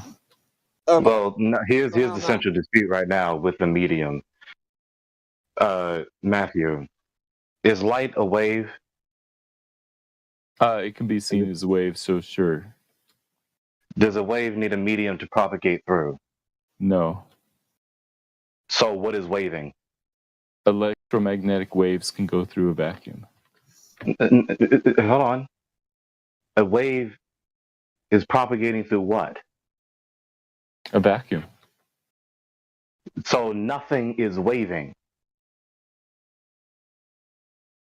No, it's just that their electromagnetism, like if you turn on your radio, there doesn't have to be anything between your radio antenna and the Matthew, you've made another ontological blunder. What is a wave? It's a change in potential of electromagnetism. That's what electromagnetic wave is. What is a vacuum? There's nothing in there. So absence of matter. Is a wave a thing in itself, or is a wave something a thing does? No, it's energy. It's energy going through space. Energy? Is energy a thing in itself, or is energy a property of a thing? I don't know. That's kind of a hard question to answer because it's not. It's like a property of matter, but it also can propagate through a vacuum. Are you trying to say that electromagnetic waves go through some kind of magical ether? Matthew, I'm saying that a wave itself is not a thing. A wave is what a thing does. Energy is not a thing itself. Energy is a property of a thing. Okay, and yeah. waves, which is what a thing does, cannot happen in nothing because nothing cannot wave and nothing cannot have energy. Interesting. So you're literally saying that electromagnetic energy can't go through a vacuum. That sounds like what you're saying. No. There's still something there. It's called 0-point energy. What are you talking about? Yeah, that's my point, because he just claimed that vacuum is the absence of everything, and he can never actually demonstrate that in reality, so all of his claims are baseless. That's actually absence of matter. So light cannot propagate through a void, nothing, absolute absence. It must have a medium because the medium is the thing that's waving. Yeah, and Matthew, no man on earth has ever created an absolute vacuum. And you can't have energy without a thing because no thing has energy. Well, absolute absence doesn't have energy. What if I said the fabric Can't have of energy. space-time? Vacuum is the fabric of space-time, and if I say a vacuum means there's no matter in it, would that satisfy your? It's not just space-time. There's 0-point energy there. It's also, you can never show that there's no matter in there either, so. And space and time are universal abstracts that don't have any substance, so you can't bend them. Why do you keep saying it's just space and time in there when there's literally 0-point energy in there? Yeah, and there's still a tiny What bit is of pressure 0-point because there's still energy? 1 or 2 gas molecules still in there. What is 0-point energy? This is where you got to 10 to the 120th power problem. What do you mean? I don't see it as a problem. I think it's just kind of like this. They haven't figured out the cosmology yet. No, it's fundamentally a problem regardless of you not saying it as one. That's the whole point. Relativity cannot be correct as is. It literally cannot be correct. It's true. They need to fix it. Am I muted? Okay, so it's useless. All right. Thus, the theory Can might anybody be hear valid, me? provided the universe were packed with matter to the very threshold of perception. Nevertheless, the ever-expanding model of the first kind. Hello, am I muted? Yeah, you're coming through. Okay, thank you. Yep. The bot has been paused, so if anybody wants to have a conversation going, now's the time. Oh, it was the bot was talking. Oh, okay. Yeah. Well, that was a debate with Witsit and Matthew. Ah, oké. Hadden er die global zeg. I don't think so right now.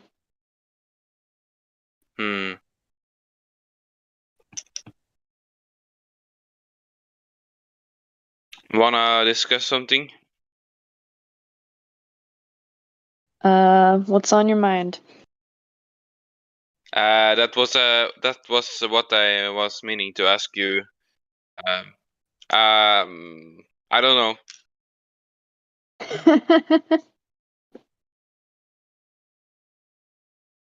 My mind is full of many things. That's what's on it currently right now in this moment of time. All right. Just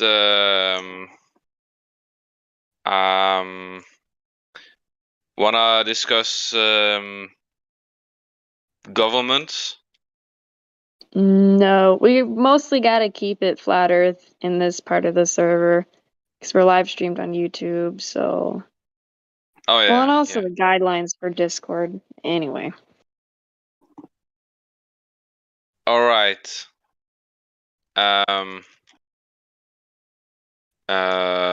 So yeah, the Earth is flat. Okay. Yeah, it is. Yeah, no. I don't know what more to say about that. Earth is Earth. Yes. Are there any other topics? The new global argument is that light will travel down to the density medium. I don't know if this is true, but I'm hearing this more and more, that light will travel towards the Earth, which causes us to see behind the curve. Is this something worth talking about? Oh, so they are arguing that the Earth's gravity is basically bending the light, which causes the refraction. Is that what they are saying? Or like prismatic bending or something? And the light's bending down toward. They're saying that the medium is denser at the feet than at eye level, and because of that, the light's bending down towards the density. I'm not sure if gravity has anything to do with it, but because of that, the light will bend around the world. We can see on the other side of the world because it's bending in an arc and coming back to your eyes from the other side of the mountain, for example. Okay. Appearing to be flat when it's not. Okay, but that's not proof of the globe, and we have other proof that it's flat. So that's yeah. You can like say, why can't we measure any loss of fall acceleration when you go closer to the equator, where it's constantly accelerating more than when you are in the so-called northern hemisphere or farther south. There's also a lot of other things that prove it's flat, like how if the Earth is liquid inside, as they say it is, it can't be magnetic in that way, as far as we understand. Also, compasses point towards north, which wouldn't work if you had a spherical magnet and you place a compass on it. It wouldn't follow. It wouldn't point north to the top of it. If you follow, or south if you are closer to the south. It works differently. It's like in a toroid shape. So you didn't like my argument? What argument? Once again, the biggest argument that Glovers have right now is that light will bend in an observation from A to B, light will bend down towards the denser medium, bending around the world so we can see on the other side, making it appear flat. You never heard this argument? I haven't, but I understand what it says, but it's not proof of the globe. It's not proof of either side. It just makes it harder to use images of using zoom cameras or telescopes to prove that it's flat, I guess. But you have many other things that you can attack the globe from. So it's basically useless. That's what I'm saying.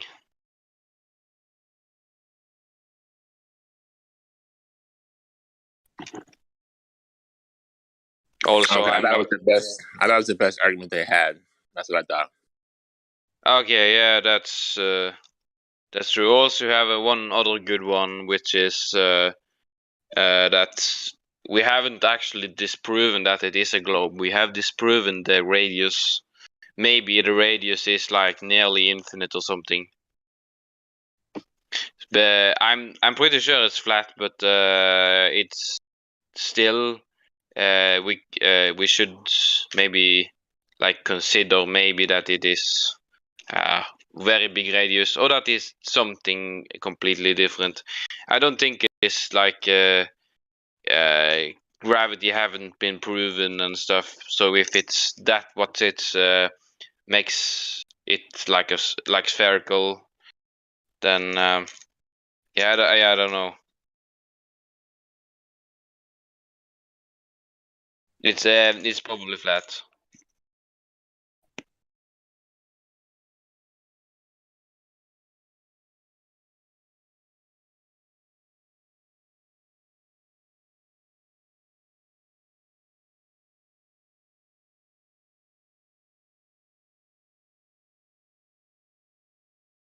Also, that is why I have the globe skeptic role, I guess, because I'm not like 100% on the flat thing. I try to like consider every possibility, but I'm pretty sure it's flat, you know. Even though the proof is. Where is your accent from, if you don't mind me asking? Well, it's I'm from Norway. I guess I'm not sounding that much like that. I'm just I'm usually not speaking that much in life.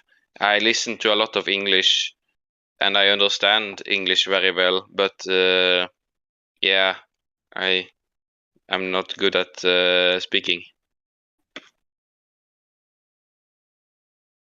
Well, you're coming through very clear, so your speech is fine.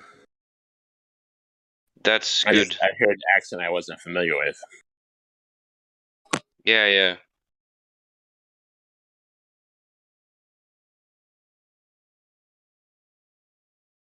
Where did you think I was from? From my accent?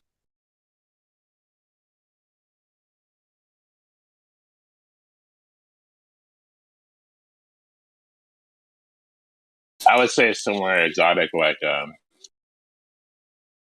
don't know, Tanzania. Tanzania?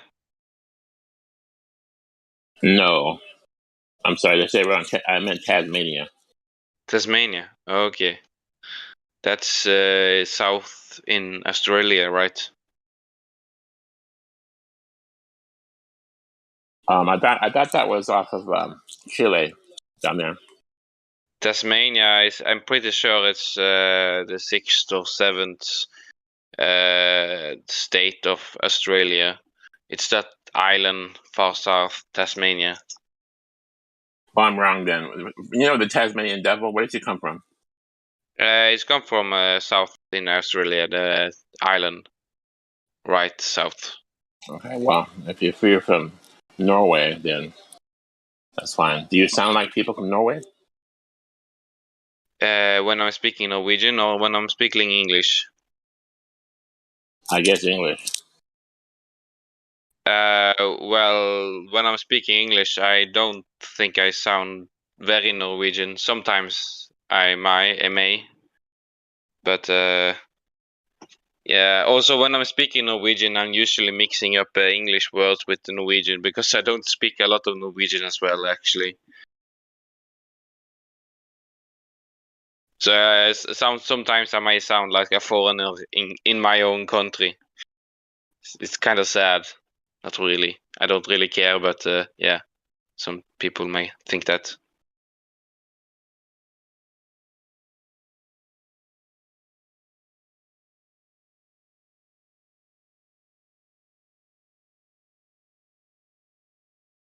Hello.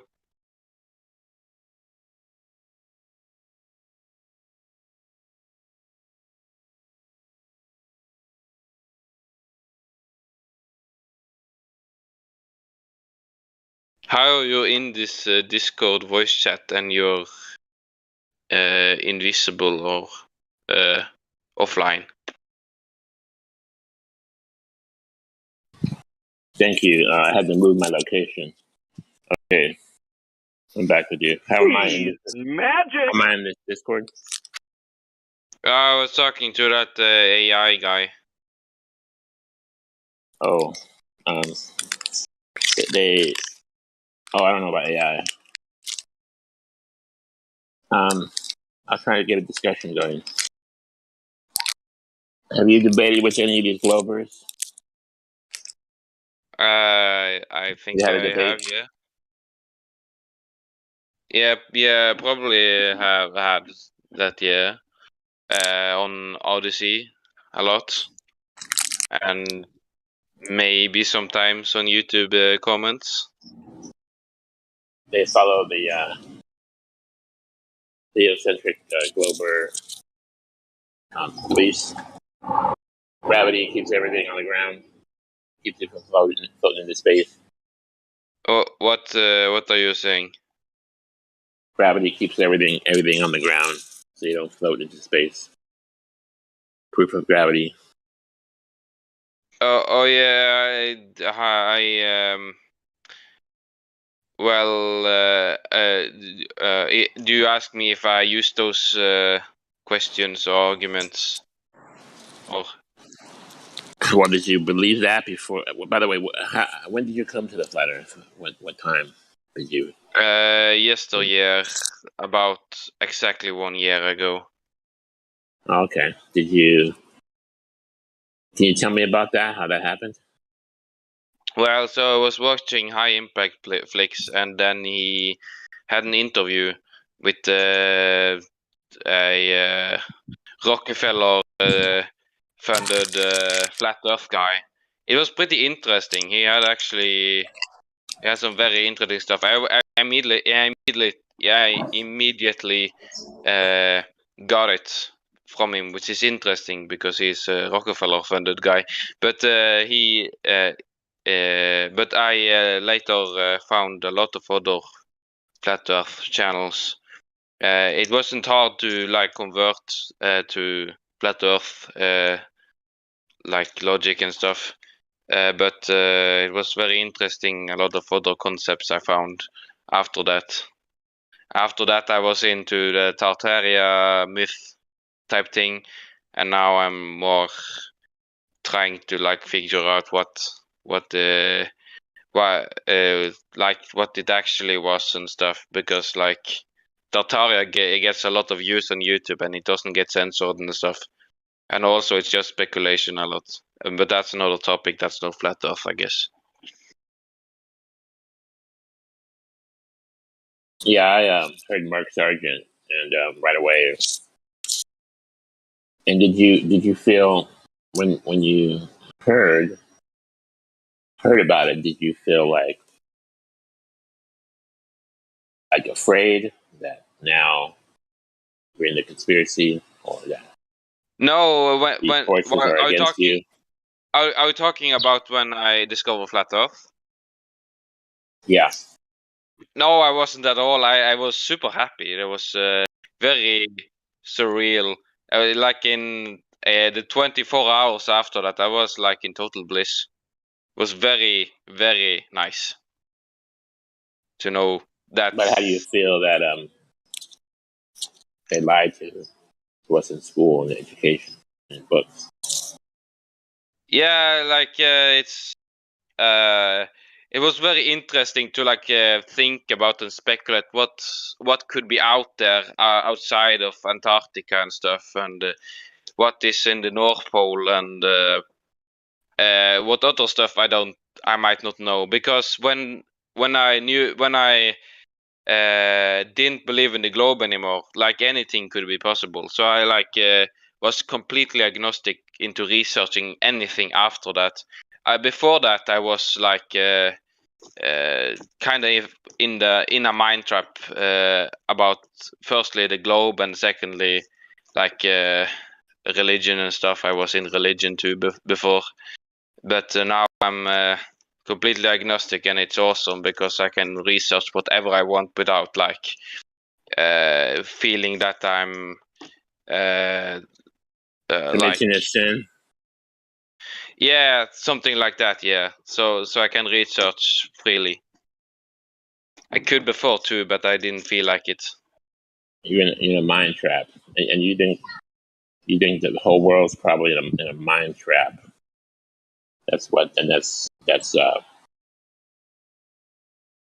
I'd say most people. Yeah, most people are probably in a mind trap, yes, with the globe and also a lot of religion and stuff.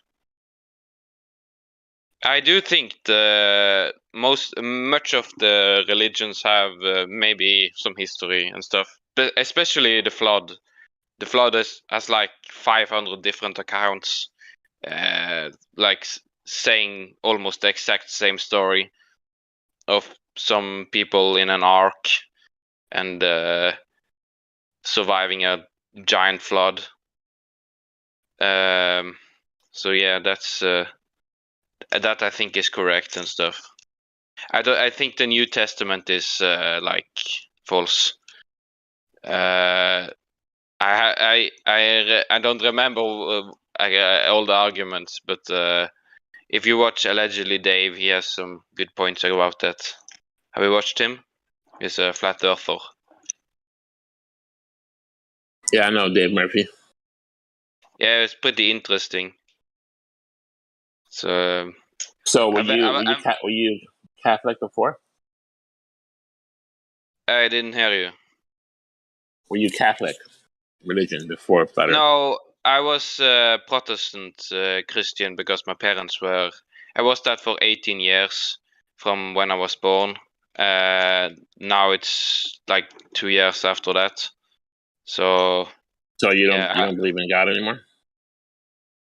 I'm agnostic. I don't know exactly. I think maybe there's maybe something that is there's maybe an all-knowing consciousness or something. Maybe we are part of it, maybe are not. I don't know. I'm pretty sure that this my actual religion, or what we call it, it's an atheist. It's basically a type of agnostic that knows that it has to be like something. It's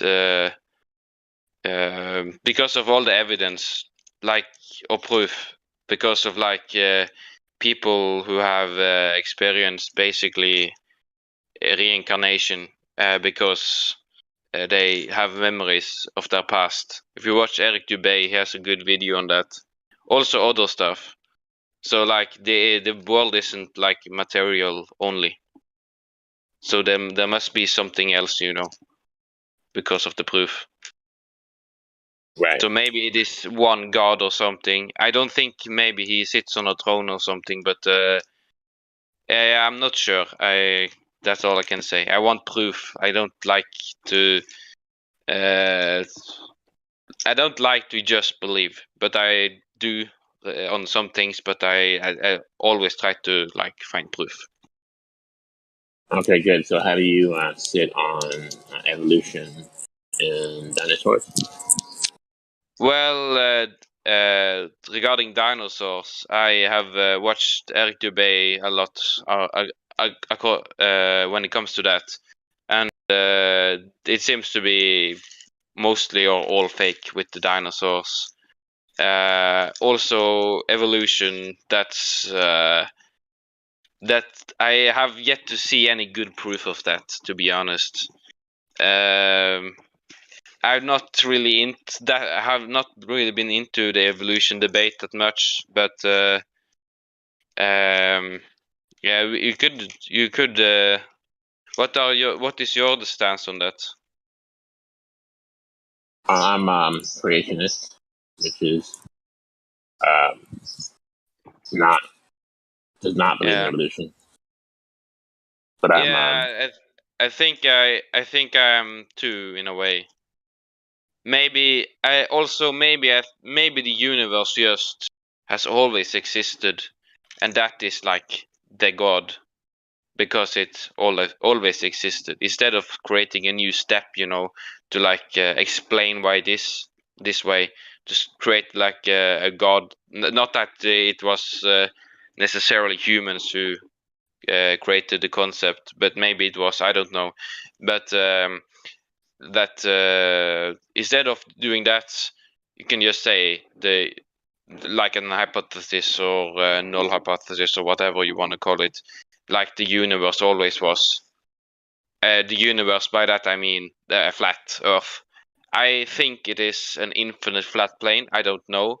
I just, because it's like what would how would it work if it like was stopped at some point? What would happen? Would like reality cease to like function and stuff if you like went past the edge or whatever? Not edge, but I mean the wall, ice wall or something.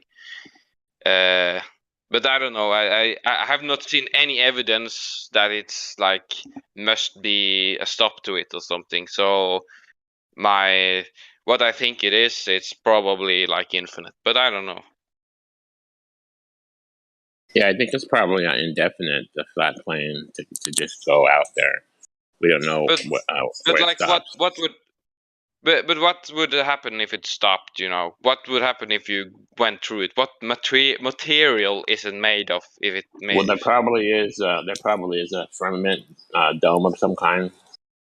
I don't know about you, but can't you like bust through it or something?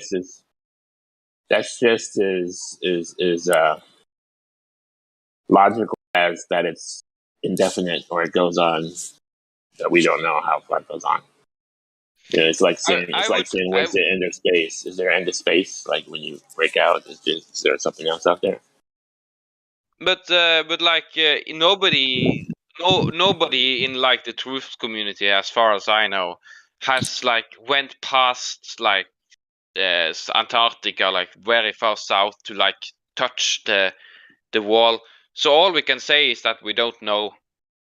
So, but like well, there's a story, and I say story like we can't confirm it, but there's a story where the military goes out and it's past the ice wall in Antarctica, south of there, and they hit some kind of it's called sky ice. It's a blue ice, and it's so cold it will freeze you if you touch it with your hand. It would freeze your hand, and it would melt in heat. If you put it in heat, take the ice, which is blue, put it in heat, it would evaporate. That's what happens. And then they take these ice drill machines. They drilled holes into the this blue ice, and after some time, it started that hole that they drilled started closing up as if the ice was regenerating. And but what if so they can't get anywhere. That's the limit of the human ability. Okay, but that's a story you said. Anyone can make that it's up, a story. Right. What book is that from? A book or something? I think I saw on YouTube or on my phone. I don't remember, but I've seen the story different places and people told me different things. But I believe I saw it on YouTube and also through my iPhone. Okay. I don't know where I was, but so the story continues to say that there's scientists down in the South Pole area, what they call the South Pole. And most of them are there just doing nonsense things like doing experiments with weather and looking at the lights, what do you call them, the Southern Lights. But the handful of them are top, top. What do you call it? The top secret, and they're studying the blue ice, and they're trying to figure out what to do with it. Okay. Now, there's another discussion, like why would you take scientists to the most inhospitable place in the whole earth to do what? To do, like, why are they down there? Like, you can't, whatever they can do down there, they can do at home, or someone maybe like if they need. Yeah, no, there's probably some smog. shit going on in Antarctica. I'm not denying that at all. I'm just, I'm just saying that it's no like real proof that it ends at that point right now. There can never be. You can show a movie and it's still not proof. It's just something that it's worth discussion. You can talk about it. You can technically like go to Antarctica. You just like need a boat and need fuel, and you maybe need anti-radar stuff to like avoid like getting detected and by a positive attitude too. Yeah, I'm That's just if you got a positive attitude and believe that you can go, anything's possible.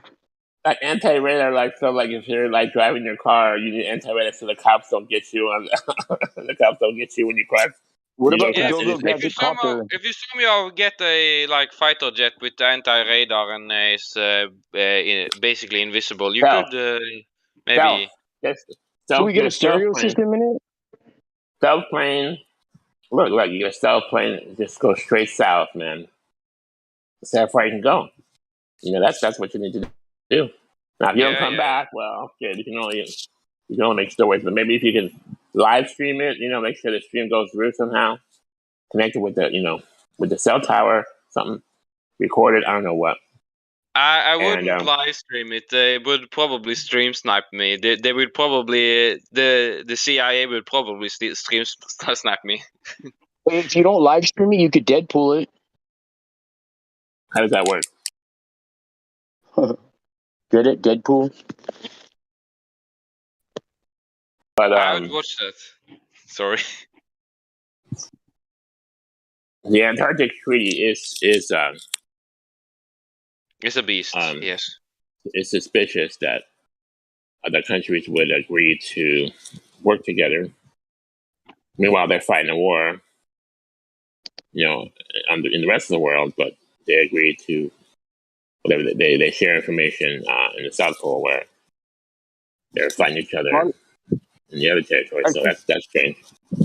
Yes, so of course. I think the only way we as a people are going to do anything is to go to more marches, more rallies, and do our part and vote. Okay, that's the only way we're going to make a difference. You're joking. We just all got to do our part, you know what I mean, to help flatten the curve. And if we cross our fingers really tight too, it'll give us an extra bonus. Wow. There's a Flattoberfest coming in October. We should all go sign up. Live stream. That's right. Yeah, it's probably not where I live. I haven't seen any flat earthers where I live. There's like nobody. You know why you can't see them? Because of the curvature. They're too far away. That was a good one. There's an observation from Ireland to Wales, to the Wales Mountain, 100 miles observation across the channel. Also from France to, I think, one of the islands, either Sardinia or the French one. Is that near where you live? No, not at all. I just have seen that that was a really far one. They took in infrared. Yeah, and I've seen pictures. I don't know about this Sardinia from France, but I see pictures of one from let's say Ireland to Wales, if that's right. I'm saying it right. And it's 100 miles and 108 miles, and you can definitely see the mountains. And there should be something like 5,000 feet of curvature. Of course you can. It's flat. And the mountains are something like 2,900 feet. And that should be well within the hidden behind the curve, I think, if we did the numbers right. I don't know if anybody has those pictures, but yeah, of course, of course. Similar to the Chicago skyline, similar to, you said, France and Sardinia. If we could get these pictures, we get more pictures, and that would be more proofs of non-curvature. Yeah, it has been shared here before. I'm actually trying to look for a video with it, like a debate, flat Earth debate. Maybe it was in the YouTube channel. I don't know. You know who's got a good one is Travis from the Plain Truth. He debates I think McToon or somebody, but all he does is the whole video is he shows pictures and measurements only. You know. Yeah, that's. He's from right here where I'm from, right next to the Black Swan. They've been shooting that for years.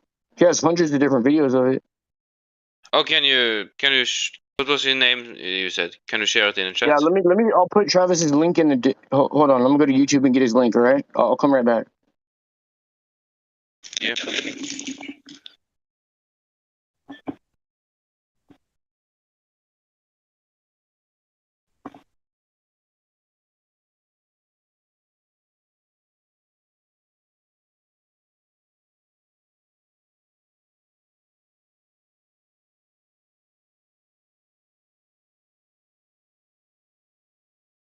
So, being in Norway, do you feel like you're, what's the word, isolated?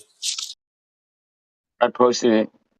Yeah, I actually moved today from a more populated place to a less populated place because of a lot of reasons. But yeah, it's pretty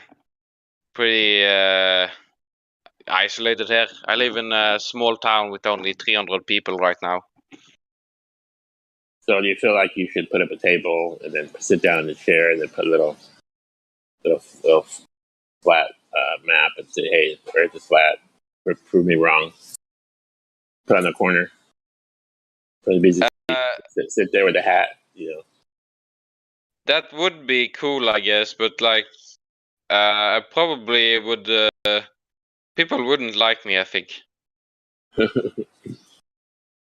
Yeah, I noticed that sometimes people are entertained by what I say, but sometimes people get really triggered when I start using science, when I start answering their questions. Then they have to go ahead. Yeah. So how I approach like people with truth and stuff, I usually start small, and I usually do it after I've started to know them a little bit, and then I go harder and harder as far as I can go, and I usually never lose any like friends over that. If I like go directly into flat Earth and stuff, they would probably think I'm on meth or something. I don't know, but it doesn't work. I've never found anyone who like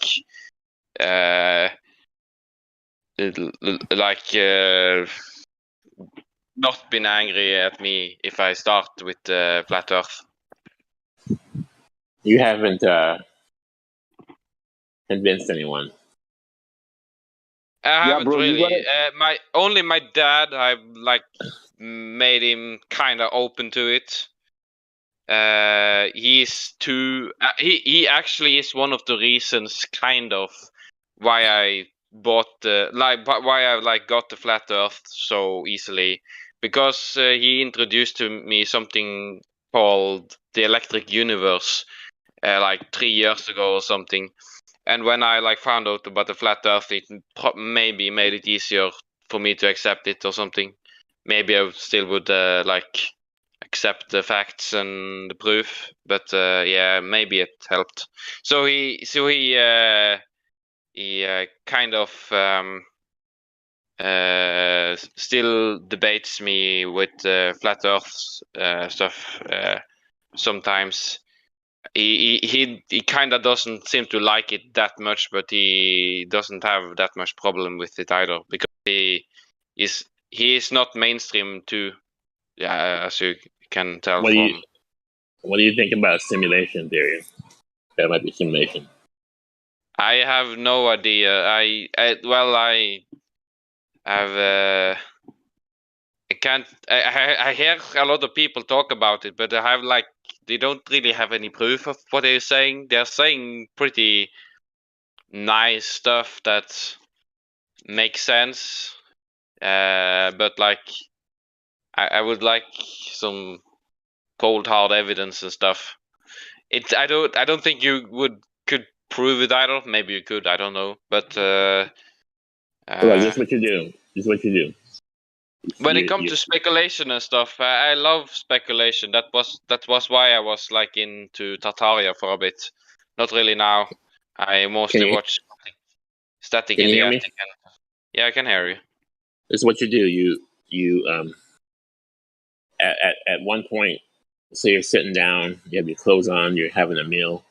You do the normal stuff you're doing. You serve your drink, you drink your drink. You know,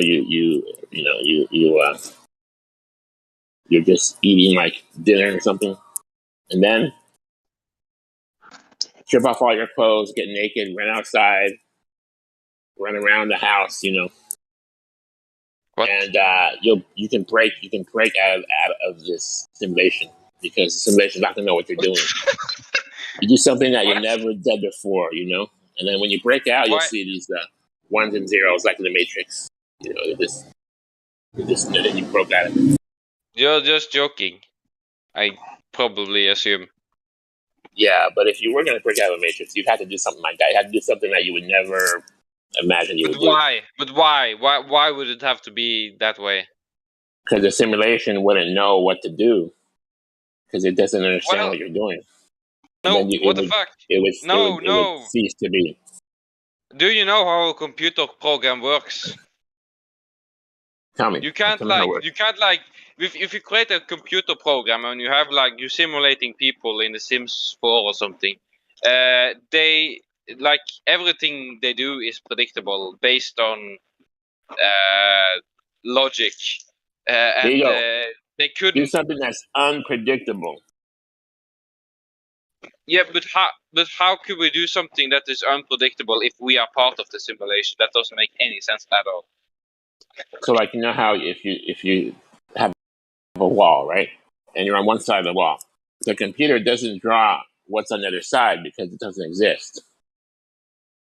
So you don't need to see the other side because the wall's blocking you, right? So the computer doesn't have it either. You know, so what you can do, you can somehow pass through that wall. You can trick the computer, and that's what you have to do. You have to trick the computer. That's what you have to do. What if it doesn't make any sense, because if we are part of a simulation, then our minds are too, and what we think is based on basically because your mind. Here's the difference. Okay, your mind is creative, right? So you can create something.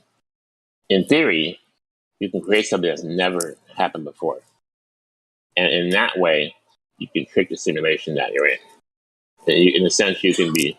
I'm not saying you're smarter than the simulation, but you can catch it slipping. Is what I'm saying. Okay, so do you know what the simulation is? Do you know what the simulation? Hang on. You can find a weak link.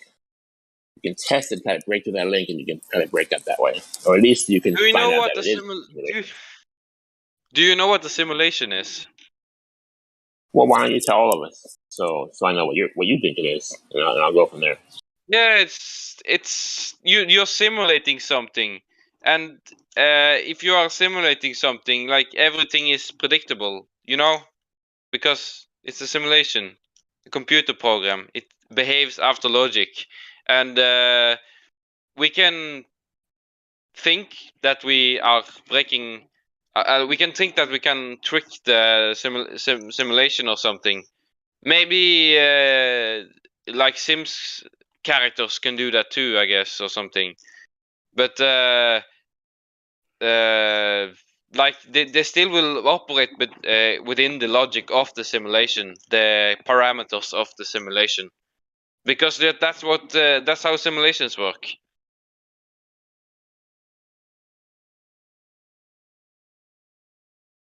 They don't like suddenly magically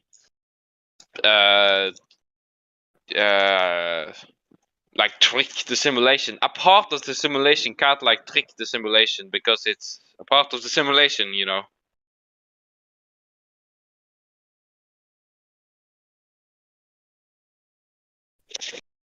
Am I muted? Nope. Can anybody? I hear you.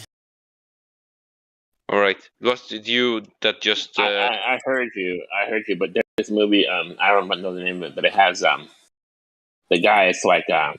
It's like Game One or something, and he's in a computer program, like a game, and he's gonna break out, right? So he figures out how to. He figures out that it's a simulation. He figures out how to trick the simulation. Like, you know how you have a skin. So he had a skin that is not allowed, you know, because he was operating in a different, I guess, program, and he was able to beat the game and break out. So I think if it's a simulation, you can certainly, you know, make a quick out of it, beat it. It has to do in with in that movie, was his mind disconnected from the simulation? Well, we're all his mind was connected. Like I told you, the difference is. I mean, was it a part?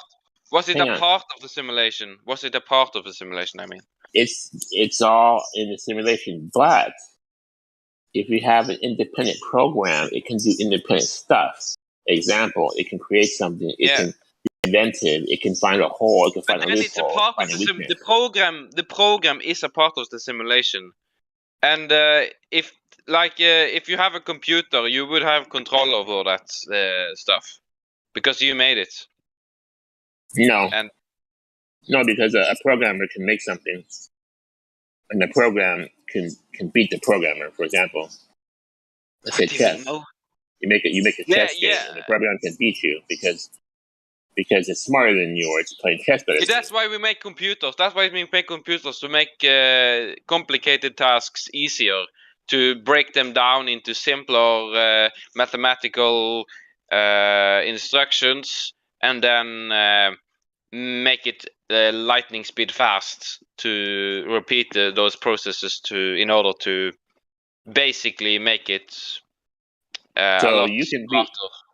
You can beat the programmer at its own game, or you can have a computer error. So those are two ways that the system will fail. Yeah, but what? Like, you're like, I don't like your arguments. They're like, they don't. Yeah, I don't know what to say. How about The Matrix? Did you like The Matrix? With I don't watch movies. I don't watch movies at all. You don't watch any movies? No, not at all. I don't like stuff like made by like the elites. I don't want to watch that. They like make them to make us think a certain way. I don't want any of that. I want research. Did you believe in the elites before Flat Earth? I was an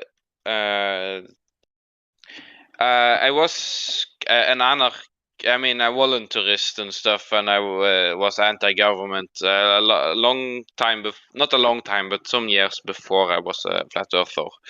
Before that, I was. Are you into conspiracies for a long time? So you don't want to watch the movies because they're gonna warp your mind. I don't watch movies. I maybe watched some as a child. Well, I mean, that's great if you didn't watch movies because I think they do warp your mind. But and as far as entertainment, it's kind of like useless. Except the only advantage I think to watching movies would be if they can get you to think on some kind of higher level, like if there's in philosophy or in I consider it gives you ideas it gives you ideas that are good. I guess that would be the only exception. Yeah, how do you know they are good? But I have considered watching the what's the movie where it's like a guy who thinks he is in a movie set or something. Truman Show. Truman Show, yes, that was the one. I'm considering watching that maybe. But I don't. You should probably watch it, but and I think it's a truthful movie, and this is how I think you can break out of this.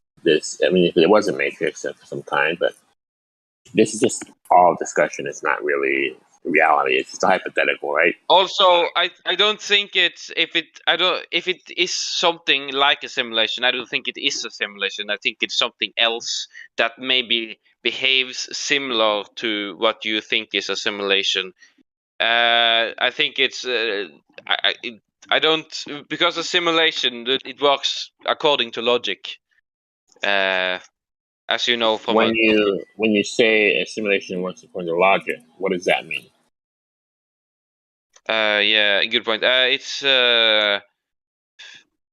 if you what is logic? So it has to work logic. It has to work like logic. Yeah, everything has to work with logic. That's yeah. So that was a stupid thing for me of me to say. It's working.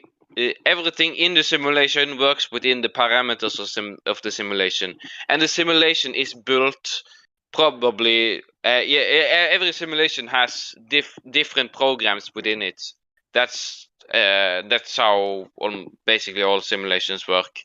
That's Am how I in a computer simulation? program. What did you say? Am I in a simulation? We don't really believe in simulation theory. We're just talking about it like as a discussion. Oh. But according to architecture, if it was a simulation, you would be in it and you couldn't get out of it. And I'm saying you can get out of it because you can upgrade it. Architecture says if we're in a simulation, we can't get out of it? Yeah, that's what he's saying. I'm saying you can break out of it. What's a simulation? What's that? It's a program. Simulation? There's the discussion about a simulation theory, like the world is just a simulation. The Elon Musk theory that, well, since it's so perfect, there's no way this can really happen. It's more likely we're just in a program. Designed. A watch is perfect in its design. Well, that's the argument, right? I mean, it's not a new argument. It's not my argument. Mm-hmm. It's probably architecture says that everything needs to go by logic, and where does architecture say that? Do you have part of the? He says you're part of the simulation. If it was a simulation, you're part of the simulation, so you couldn't break out of it because you're connected to it. So it's like you couldn't fool yourself. I'm saying you could break out. You find some kind of back door. Just like when you hack in a computer, you find a back door, front door, take charge, manipulate, take control. So let's say we have a computer simulation of like a flat Earth or whatever, and you have people in it, and they like find an exploit in the program, and they somehow get out. It's what you're saying. Like they go. What more could they do after they break out of the simulation? It's like, is it like the rest of the computer? Like, I don't know. I don't know what to. Doesn't really make sense. You rebuild civilization outside of the simulation. You wake others. You bring them to reality, not the simulation. How would you? Okay. If you are a computer program, you are just information. You aren't anything physical. So I have intention. you couldn't possibly connect with anything that is physical if you are He only said, invisible. I have he said the faith word with. intention. I He have said intention. intention, right? So that's like energy focused on Even let's say doing something. So whatever power he has inside this system, even if he's like a battery or whatever, you take that power and get out and do something else. In theory, break are out you of the saying system and go into another system. are you saying intentions like is that like something? What do you mean by that? I would say that's like Intention is a mental power. focus of energy that is for a purpose. And I think God gives us intention. That's the source of intention and free will. That's what separates us from animals and inanimate And then objects, what is you that we think? have That was intention. Yeah, I mean, we're all talking about what we think right now. We're not talking about anything logical or even coherent. We're just theorizing and speculating. I mean, come on now. And here's where movies might help. Like there's a movie called Green Lantern, right? It's a There's a terrible movie called The movie. Matrix. Let me tell about Green Lantern. It's a terrible movie, but it has a good point. He talks. Everybody has a will, if you're a fear, and if you can focus your will, you can conquer anything. But if fear comes in the way, it kind of, for the most part, it hurts you. But you can use fear, anyways, if you're evil, for example, and to oppress others. But with fear, you can't. You need will to achieve all these goals you have. But fear can stop you, and fear can oppress others. That's what I got from Green Lantern. I'm down to control fear in a positive way. You know, I believe in a beneficent tyrant, a beneficent dictator. I guess not tyrant, a beneficent dictator. You can show people the healthy right way, but you can also show them the wrong way. We need to control them and teach them proper propaganda.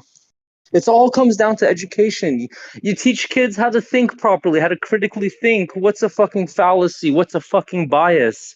You know, if we're teaching kids that, they can make all their own decisions. We don't need to teach them anything. They can come to it themselves. But no, don't teach your kids bias. Don't teach your kids logic. Teach your kids that a boy is not a boy and a girl is not a girl. Yeah, but that has nothing to do with simulation. Yeah, it is. That's a simulation that they're designing. They're programming. That the Earth so the parts on. of the simulation are creating They'll the figure it out themselves. You don't even need to teach it to them. They'll figure it out if they know how to think right. So your logic is the parts of the simulation are creating the simulation.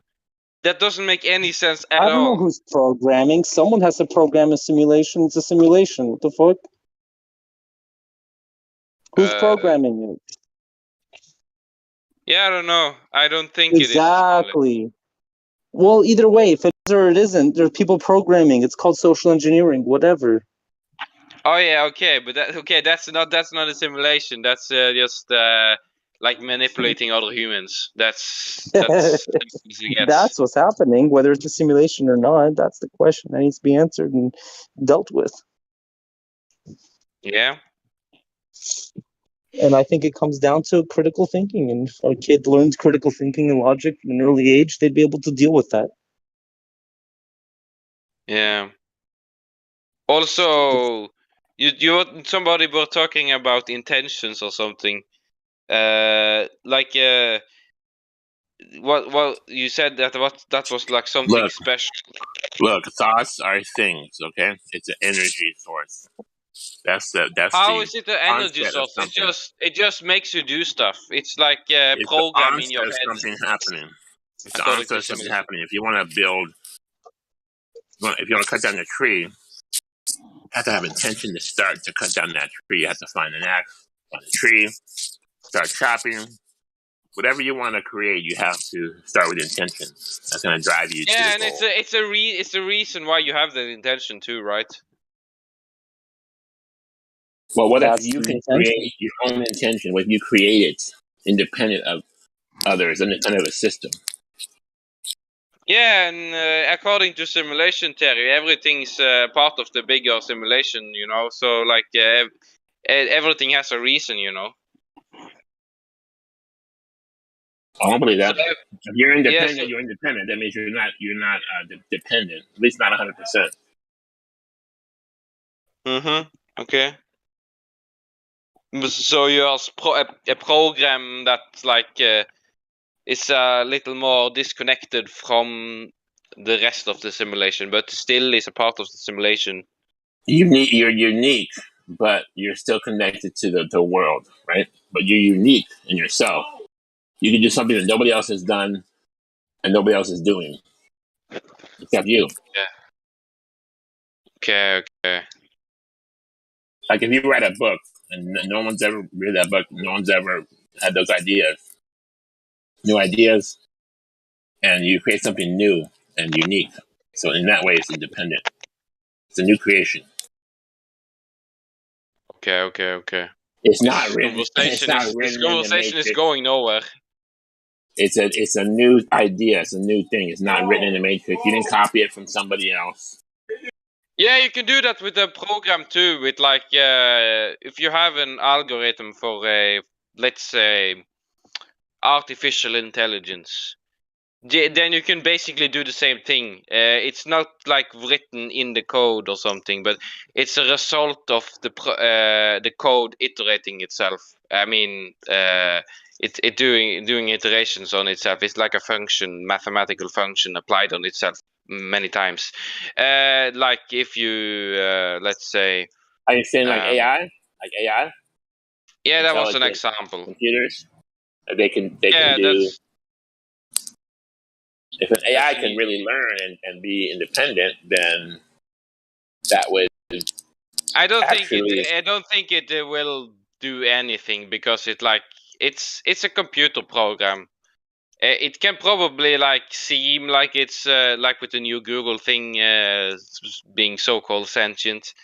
It's still like just programs connected together and like iterated a lot of times, like with the training data and stuff, and then it becomes more and more accurate to whatever it is supposed to mimic or whatever the AI is doing.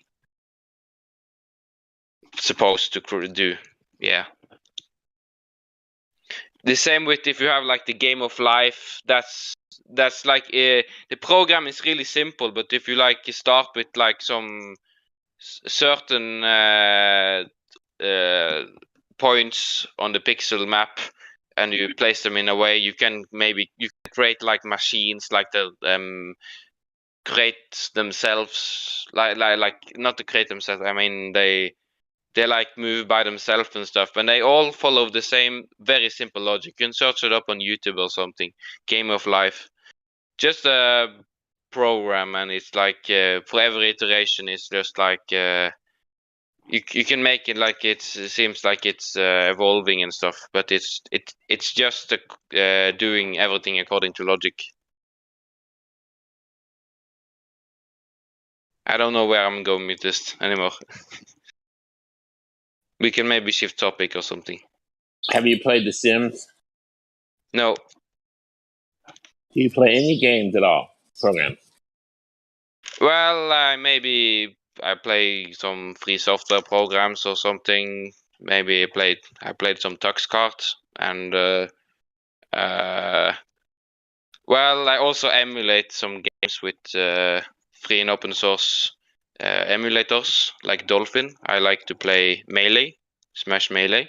That's pretty fun. With Slippy, the emulator. It's a Dolphin version. It's very fun. It's not Melee is not open source, but it's I don't really care. It's very fun. I don't really play that much games, to be honest. Maybe I know how to program in C. I would like to make my own game sometime. I haven't found the time for it yet, but maybe I'll do sometime. I don't know a lot of C though. I just learned it in a weekend, some time back, and then never really touched it again. Tron is another movie. I think it's a good movie. The programmer makes this world in this program like a game, and he makes a portal, and he goes into the portal through software. It's kind of like the idea but where how would you do that? That doesn't. Hang on. Let me get to that point. There's a theory, and a lot of people working on it, that you can transmit yourself into basically zeros and ones, how you would look like in a simulation. And basically, the Tron idea is that he did that. He went into the portal. He went into the program. Now he's living in the program. And the story goes, he kind of got stuck there, and all these things are happening. And later, he finds his son comes through and meets him, and then he finds a way to get out through the portal. So they both, well, he doesn't get out, but his son gets out. So you have this intention. If you have attention, you have will. You can break out, of anything. Basically, you can find a way to do it. According to movies created by the CIA or whatever. I'm not the CIA. Like the secret societies and stuff. But our movies, are all the movies, the conspiracy? Is there an independent movie that's not the conspiracy? I mean, you can't trust any idea. You can't trust any movie. You know what I mean? And anything about the Matrix and simulation is all fucking garbage. Listen, how are you going to scientifically validate that we live in a simulation of something else? Shut up. Get out of here. Earth measures flat. Bye-bye. I agree. You can You can change the topic. We were just discussing. I don't think it's a simulation. We were just discussing simulation theory and why people, hate it or like it. But you're welcome to change the topic. No. What was you saying? I love you, Godric. Godric, I love you. I'm sorry that I'm a dickhead. Okay, change the subject. I love you all. Thank you. Thank you. It's all good, man. Just checking in with you guys. What's going on? Got a holiday weekend coming up. Independence Day. And that's probably a conspiracy too. Who knows? Everything's a conspiracy, right? Yeah, I think it was something about that. It was something ironic about that. I don't know. Really? I don't even know. We need to see a Jurassic Park meets Independence Day kind of a threequel for at least Independence Day, right? And then it could be like the last of both movies. Independence Park. Fucking Jurassic. It's got to have something. Well, anyway. I haven't watched any of those movies. I don't watch movies generally. Yeah, architecture does not watch movies. Even before he came to the fighter, he knew that they were mind-working machines. So he does not. Hey, maybe that's the reason why I'm buying into everything that makes sense. That at least what I think makes sense, after according to proof and logical fallacies, etc. Like not having those, but yeah, I don't know. I always hated school. Maybe I've lied to myself and said that I like school. I like math. That's maybe the only thing I liked. I liked physics back in the day. Not really. I also had a lot of arguments with my teacher regarding physics, especially astrophysics. It's a lot of things especially light waves. I was going to. It was the flat Earth bot that was talking about that. I was talking with waves, the light being a wave and a particle, mostly with the wave thing. I was asking what kind of medium or that was basically what I'm getting at with my teacher. What medium is it traveling through? And he never gave a proper answer. They kind of walked around like it.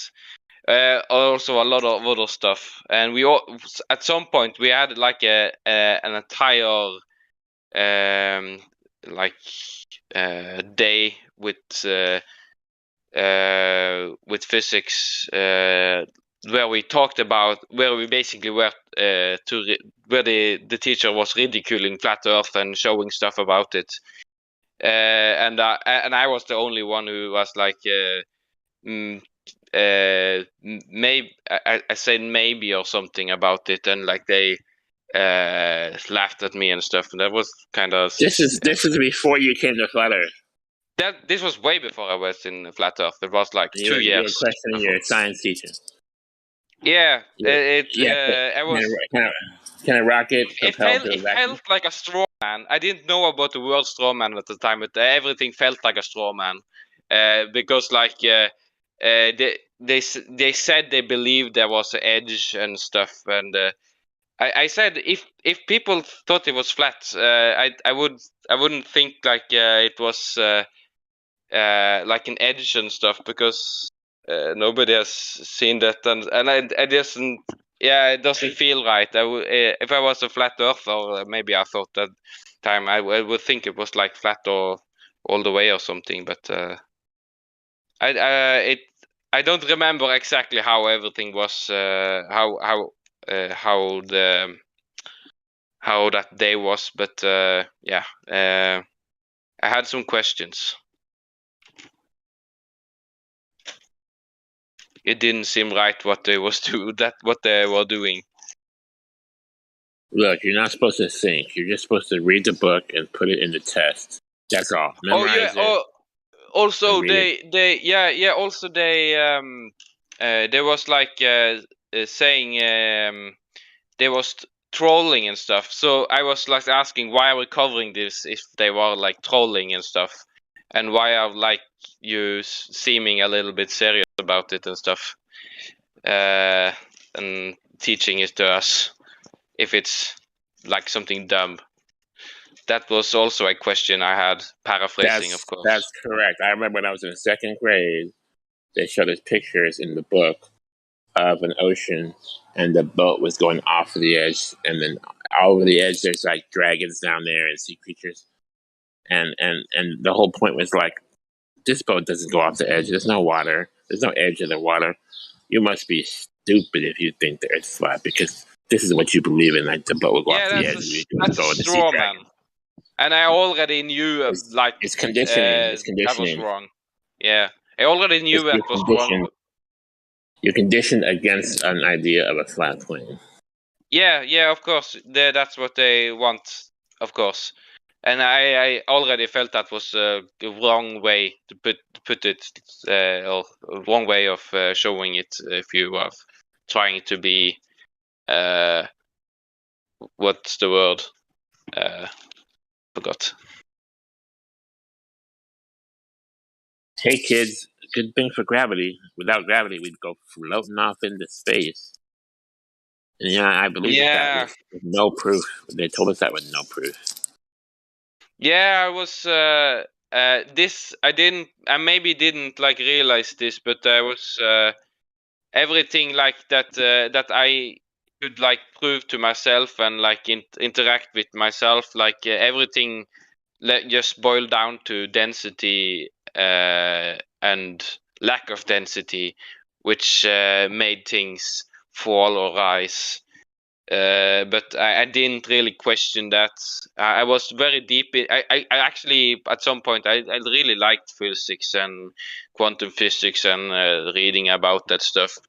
Still, I question of course, but it was I learned a lot about it. I think it was a good thing actually too, because now I know a lot of what of the other side too. You know, not everything of course, but I know the gist of it.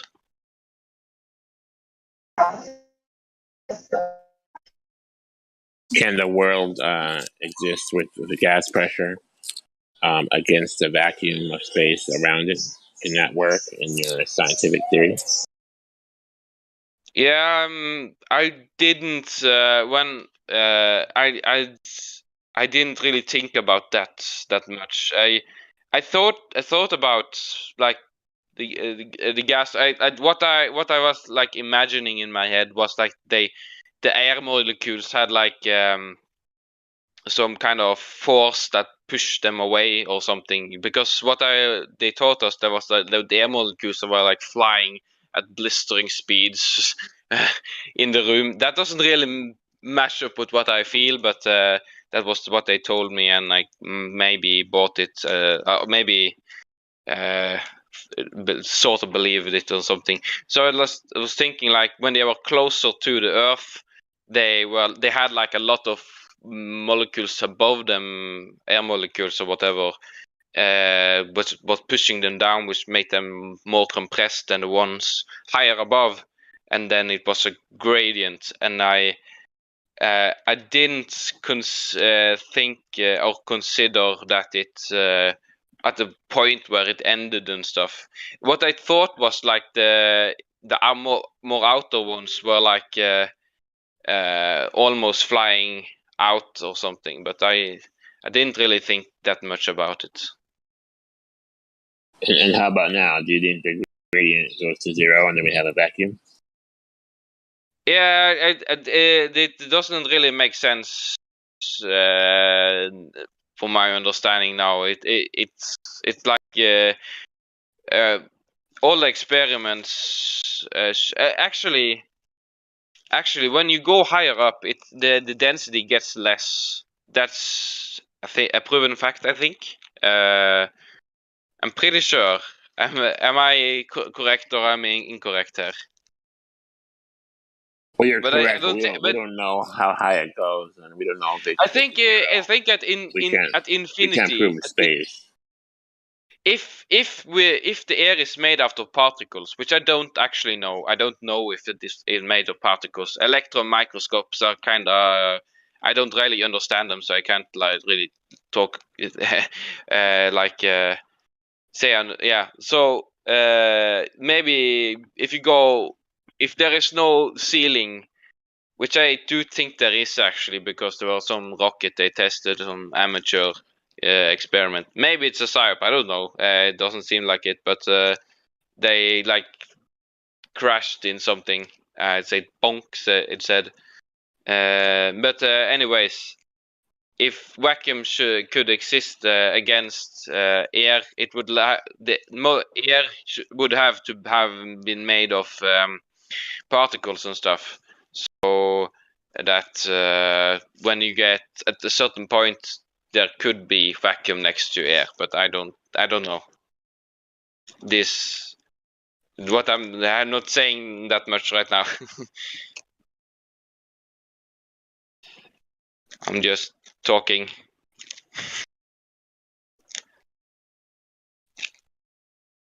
Please ask some questions or something. I don't know. Well, yes, it gets thinner as you go higher, but we don't know that it goes to 0. We don't know how high it goes, and we can't confirm that there's a vacuum at any point above us. Yeah, you can assume that as far as experiments go. I haven't seen anyone prove that vacuum can exist right beside non-vacuum, meaning air though, without some barrier in between them. So that's they try to. Now, temperature might have something to do with it, because temperature, I know if it's I don't know if it's colder or hotter, but it's colder if you go up, right? So, yeah, it's something interesting. When you go higher up, it gets both colder and things boil at a lower temperature, which is kind of interesting. Also, something that I came up with for some weeks ago, maybe a month ago or something. I was like asking myself and also my relatives, but I don't really care, except my dad a little bit. But I wasn't asking my dad about why the mountains, they are colder than like closer to the sea level, when they should be closer to the sun, both in the flat Earth model and in the globe Earth model. Because they are closer to the sun, they would be more hot. According to the way light spreads, if like it's flat, it's but they're colder as you get towards the sun. They're colder, not hotter. You don't burn up. Yeah, no. That's what's not making sense in my head. both in the globe model and in the flat Earth model. Or except that it's air, but like the mountains where I live, they are like sub 1,000 meters, which I don't think it's that much of a difference when it comes to air pressure. I don't think it changes that much when it comes to boiling point either. So that like on here where I am at right now, it's on daytime it's like 25 or 27 degrees right now because it's summer, and on the mountains it's snow there still, and it's very cold. It might go to 0 during the night right now, but yeah, I think there is some inconsistency there when it comes to what I understand. Not that it's inconsistency with the flat Earth, but like how I would assume it would work if it's a sun that's circling around the flat plane, over the flat plane, you know, because it's closer. We could maybe do an experiment with. Oh, never mind. That doesn't work. Yeah, feel free to say something. I'm just rambling. Maybe incoherently. What do you think about going to space and not getting hot because the heat needs atmosphere to train, so you won't be hot? What was the first thing you said? Next to the sun. Going to space, and let's say go towards the sun and not being burned up because the heat needs the atmosphere to transmit heat. Think about that idea. You heard it? Oh yeah, I don't know. I would like to do an experiment to see what happens if you take a hot air balloon to the sun or something. I don't know. And check the temperature. Yeah, check the temperature and everything. That would be very nice. I don't know why nobody has tried that, as far as I know.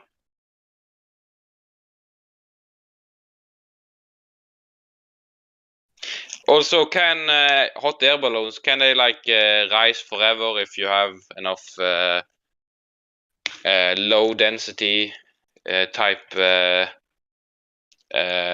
gas in the hot air balloon? Is it possible to get a hold of a lot of hydrogen to get in air balloon, because that's lighter, I assume, than helium? Maybe you can go farther. I don't know what they are using for these hot air balloon photographs of like flat Earth and stuff, but if they're using helium, we could improve that with using hydrogen. Also, you can technically use vacuum, but you like need a chamber and stuff, and like for it to be more effective than hydrogen, you would need a very big container, which I don't think exists. I think the vacuum is the thing. I think that idea is a good idea because, in a sense, vacuum would be lighter than air. So it should, the vacuum balloon, for example, it should be able to go up but it's just a theory. It has never been demonstrated that would happen. Probably because the density of the container would be so much that it would never float. Really stand on the ground. Yeah, that was my thing. So, like, if it would be more effective than hydrogen, you would have to like make it very, very, very big and like make it probably spherical to minimize the circumference. I mean, the 2D circumference or whatever.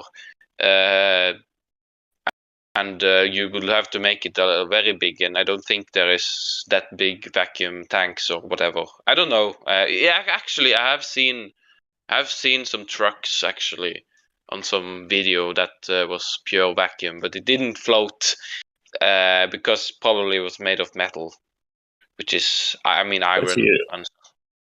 But to your question, you can get about 120,000 feet on pure helium balloons, and at that point, it's just kind of that's kind of like the maximum.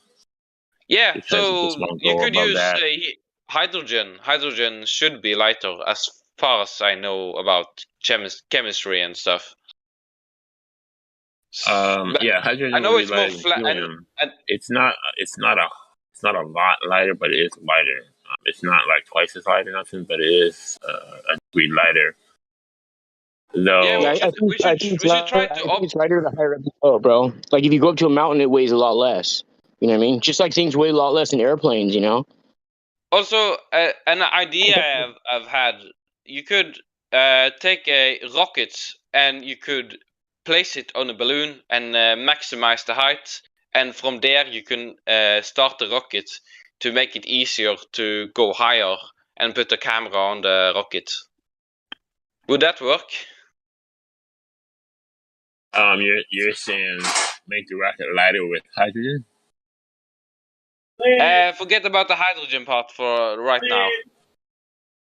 Hey, the way you say build a rocket sounds so cool. Can you say it again?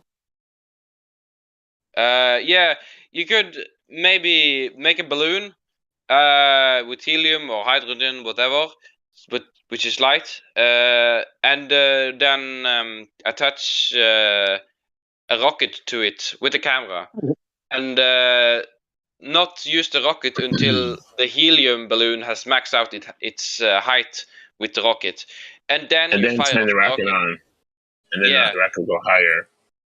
The problem is the helium balloon will probably slow down the rocket, right? Because it's it's not aerodynamic. No. Yeah, I don't know how you light. I don't know how you'd light a rocket not from the ground and make it go perfectly straight. Aren't there different types of combustion for them? Well, I don't know what rockets, to be it honest. probably would go a little bit higher, but I think the rocket needs to push off of something. And once the atmosphere got thin, let's say between 120 and let's say between 150,000 feet, atmosphere so thin, I don't think it would just turn around and fall back down. I don't think it would go anywhere. Yeah, that makes sense. In fact, you haven't seen videos of balloons going as high as they can go? I've seen videos of balloons Yeah, going. yeah. You know, I mean, you don't even need a rocket. He's saying take a rocket there and then set the rocket off in midstream up there, 120,000 feet. What would happen? It would make way more sense to set a camera up on a balloon, bro, because you're not getting that shakes and stuff. You know what I mean? You wouldn't even be able to see it if you put on a rocket like that.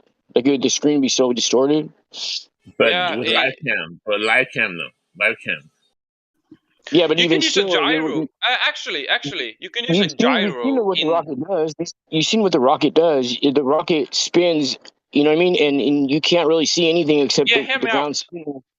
Hear me out. You can maybe use a gyroscope in it to like correct it so that it doesn't spin. That's an idea I just came up with right now. You'd be able to do that via remote control? Not with remote control. I mean, would you be on the rocket?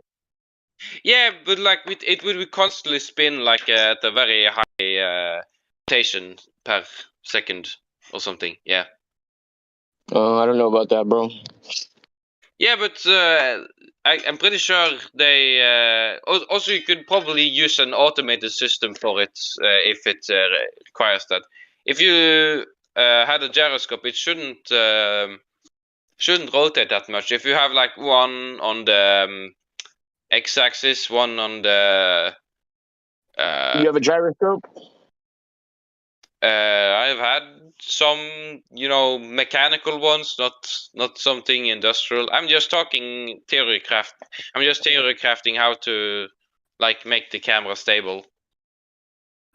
Yeah, what would really do that? What would make the camera stable? You think a gyroscope would do that?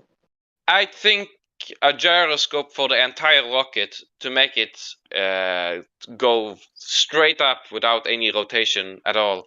A gyroscope would maybe do the job. If you had one on the, I guess y-axis and one on the z-axis. I mean, x and y-axis, and z is up and down. One on the top and one on the bottom, maybe. Then it would. I guess maybe one would be enough. Like It would one only pair. it would only make sense if you had like a disc-shaped craft for that. Especially if you're not launching from the ground, it wouldn't even. You couldn't really launch it. No, if you From the put air. it like, if you had like a section at the top where the gyroscope is, and it's connected to the rest of the rocket, that should do the job as far as I understand. And you put the camera maybe above or below it or whatever, and then you have the fuel tank right under that again, which should take up most of the space. I think. I don't know.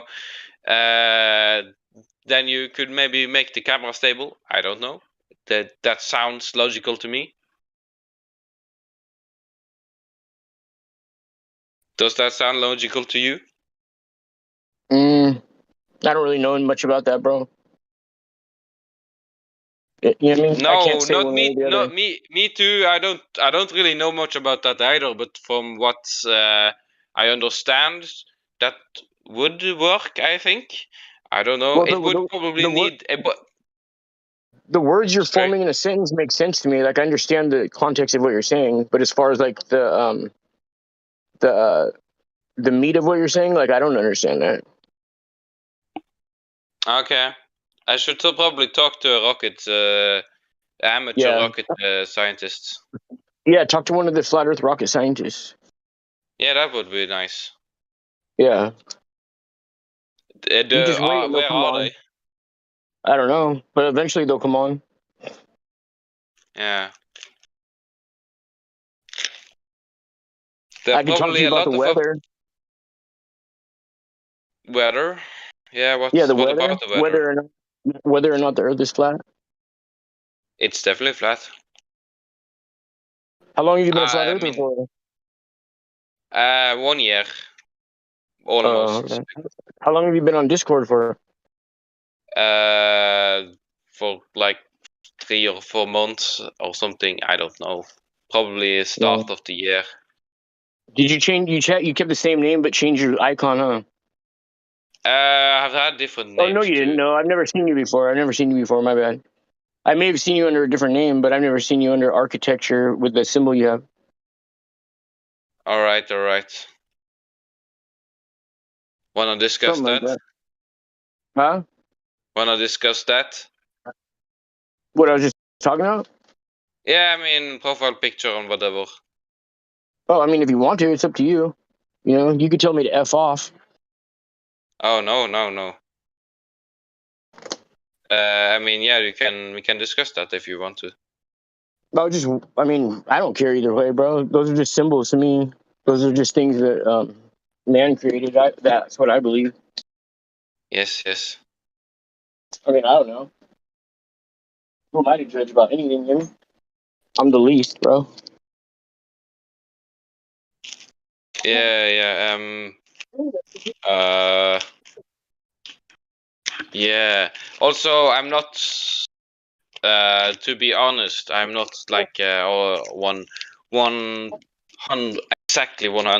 sure it's flat. It may be something else because that's like how I always operated. Like I think it's like more like I think it's more like flat topography where obviously it's not completely level because there's mountains and valleys and hills and trees and shit. So it's but as far as I know.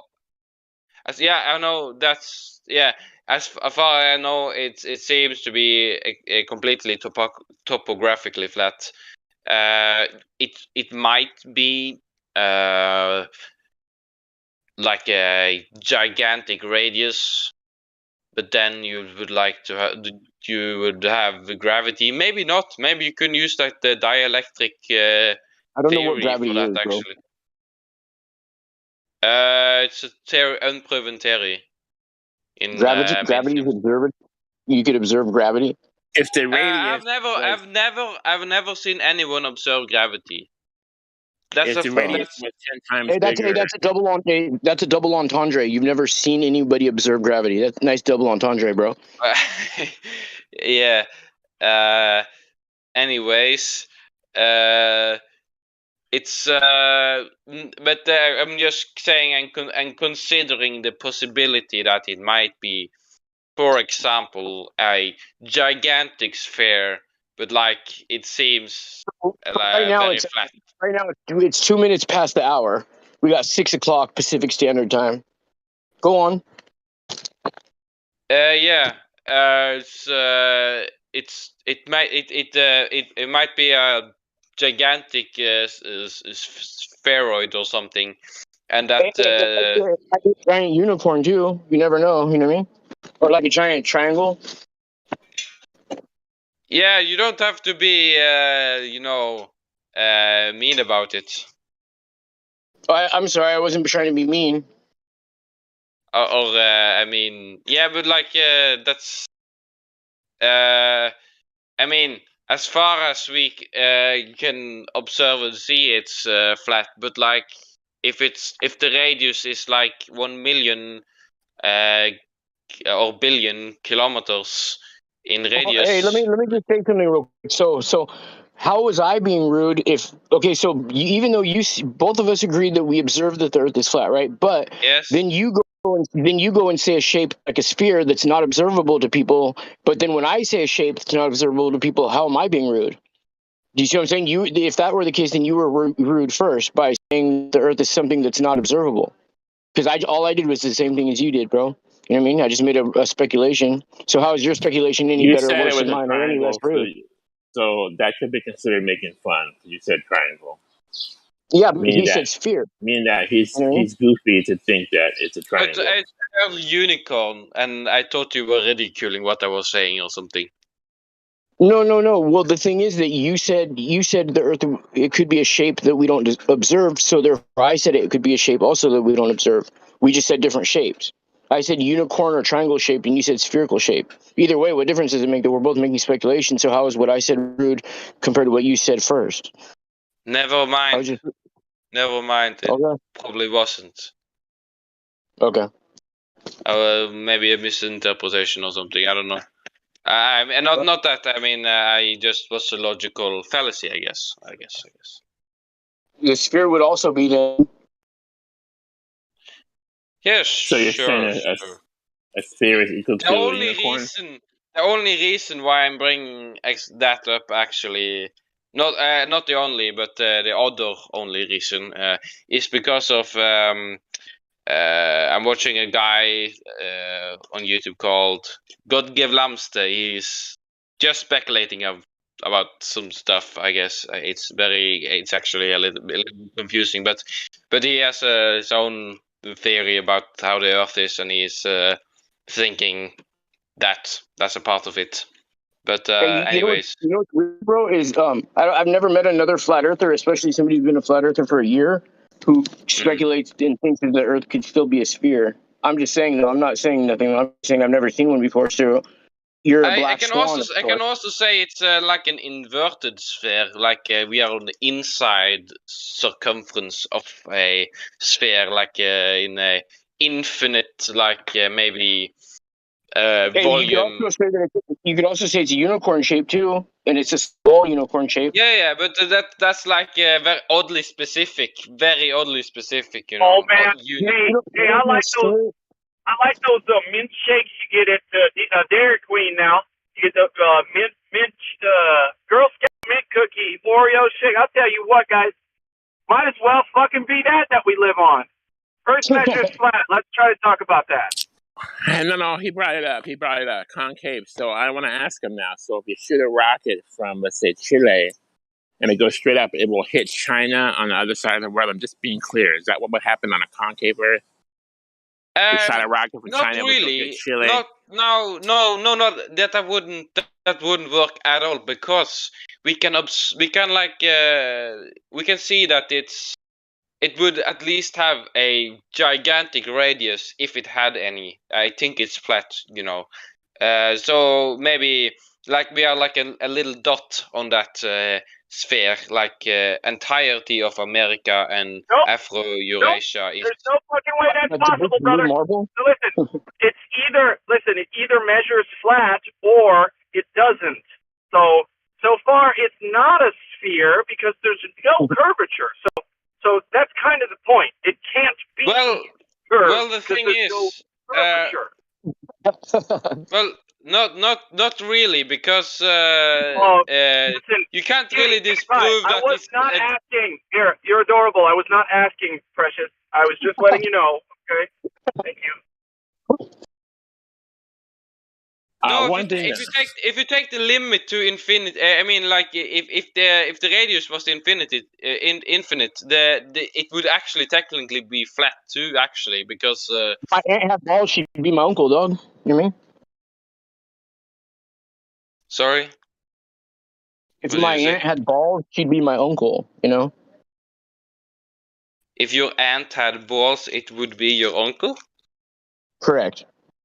What? Okay, yeah, what? Sure, I don't know. What does that have to do with anything? I was just saying one of the if. Yeah, okay, sure.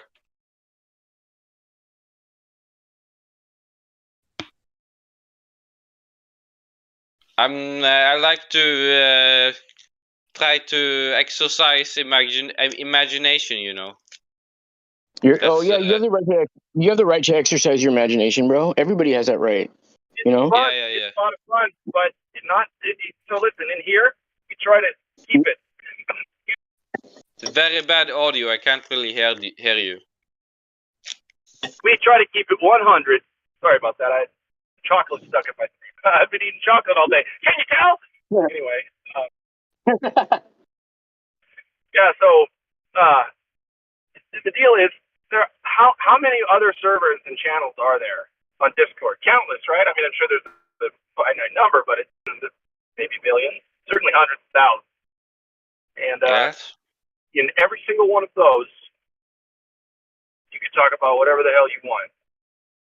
Especially your imagination. Right here in this server, we like to talk about how the globe evidence is false when compared to reality. And at least, so we try to stay yep, it'll be that you let me finish. Thank you so much. And what we try to do is stay on that topic so that every time a new person comes in, instead of hearing about a simulation or it could still be a sphere even though it's flat, I feel like that's not productive. So anyway, thanks. Okay. Sure. But like, if we are all flat earthers here, so like, there's like nothing interesting about it anymore, you know. Except if you have something new about. Well, let me say it. Let me say it what you said in my way. You said if it was an infinite sphere, it would technically be flat. So can we measure to South Pole, North Pole, the equator, North Pole, the equator to the south? So if it's not, the South Pole has never been observed, as far as I know. Not the North Pole either, I guess. But but like what I was saying was like what my imaginary model, if you will, you had like the AE flat Earth map, right? Like there's a small dot on it. Because you said it was imaginary, so I don't want it to be R-rated imaginary. You know what I mean? You got to keep that imagination PG, bro. What? You know what I mean? This is not medical advice or legal advice. You know what I mean? This is strictly for educational entertainment purposes only. You know what I mean? Void where prohibited. Each soul separate, batteries not included. Okay. It's a little bit hard to hear everything. You have a little bit bad audio. Right.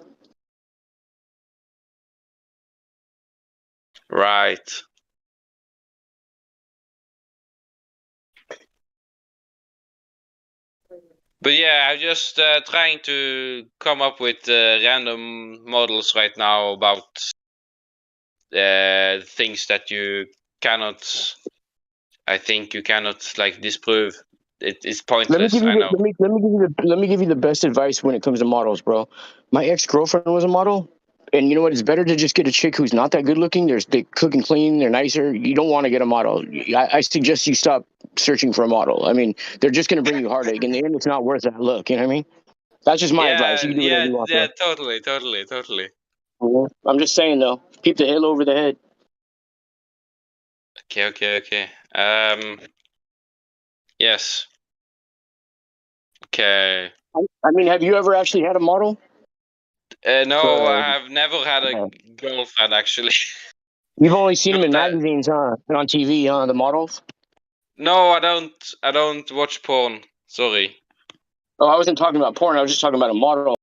I mean, somebody who models for like clothing. No, I'm not really doing that. Yeah, my ex-girlfriend was a model. She was a model for, I don't know, one of those new clothing fashion, maybe H&M, Pearl, Nordstrom, whatever they're called, Gucci. You know what I mean? And she was a model, and man, she just brought me heartache, bro. You know? So I suggest steer clear of the models, bro. You know what I mean? I wouldn't have a model girlfriend if I were to have one. Oh. Well, you know, it's actually easier to have a model girlfriend than to pretend you have a model girlfriend. I mean, why wouldn't you just get a model girlfriend? You know what I mean? Well, think about how much paperwork and everything it would take, and other people lying to say they had a model girlfriend when you could just have a model girlfriend. You know what I mean? Well, why are you saying this? No, I'm just saying you could say to people that you have a model, and it's actually easier to just have a model than to just tell people you have a model. I mean, think about how much paperwork it would take to lie about having a model when you could just have a model. You know, so much easier just to have a model. Yeah, okay. Are you trying to prove what I was saying was completely nonsense and stuff, and like trying to parody me? I don't get the humor either. Yeah. Maybe we're a little slow. I guess so. It's like, let me see what the clock is. It's like 3:14 a.m. adjusted for DST. Not adjusted for DST, I mean.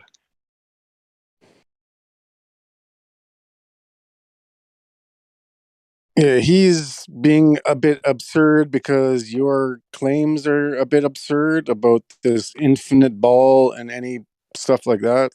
I'm not claiming it. I'm not claiming it. It is that. I'm just trying to come up with possibilities that isn't yet disproven. No matter what he said, yours is more absurd. Sure, I guess. Well, yeah, because if it's based on nothing, it's based on nothing other than whatever you said still debunks the globe model, because the government teaches a specific model of specific numbers, and you're saying that it's different. So you pretty much debunking the globe. Wow! Did you know I'm actually a flat earther for the most part? Yeah. I know we're just either solidifying or like annihilating. Obviously, like we're all annihilating the evidence, any possibilities of the globe model. We're cutting it at the knees and eviscerating it. Yeah, the standard. I mean, the globe model that they are teaching in school and stuff. That's definitely incorrect. And I'm creating my own, totally unique ones. That I'm not claiming are correct even. I'm just saying they aren't really disproven according to the observations and measurements made. Bro, you're all types of double speak, huh? What? I'm not saying it is. I don't believe in them either. I'm just. So you just said it was, and then in the next breath you say no. That's clear. That's a clear. No, that's I'm not saying it. I never said it was. I never said it was that way. Oh, all right, bro. All right.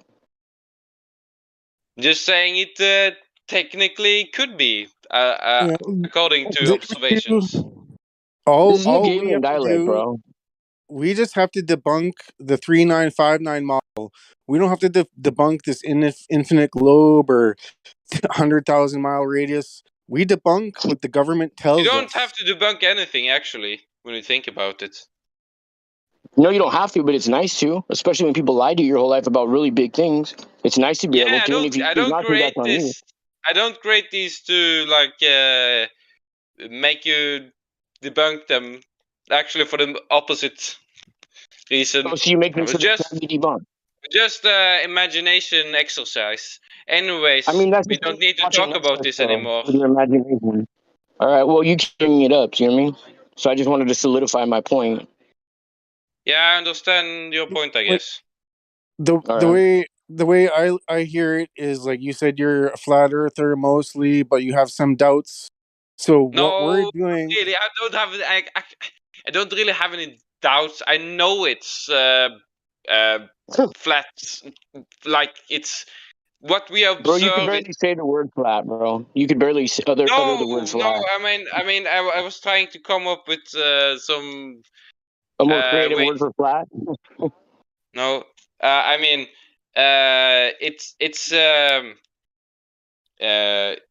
it's flat or the radius or whatever. I mean, I'm bad at expressing myself. It's at whatever degree. You know what I mean? Yeah. So you're saying you want to make a model that can't be debunked, or that people wouldn't try to debunk, right? Yeah, but just for fun. I don't think it is that way. Okay. Yeah, I think it's flat. Don't let me change your position on anything. You know what I mean? Be about whatever you're about, bro, to the fullest. You know what I mean? And don't change for nobody. I'm definitely. You know what I mean? If you're repping the globe, dog, rep that shit 100%, dog. You know what I mean? Rep I'm that shit. definitely like I would say I'm a 98% flat earther, and the rest is just I'm what about open for other stuff. What about 98.6? I don't need to be that specific. Sorry, I don't know how to measure it that specifically. I don't know. I just say 98%. I hope that's good enough for you. I'm just saying 2% of that is just me being open for other possibilities, like so that I'm not in a mind trap or something. If in case.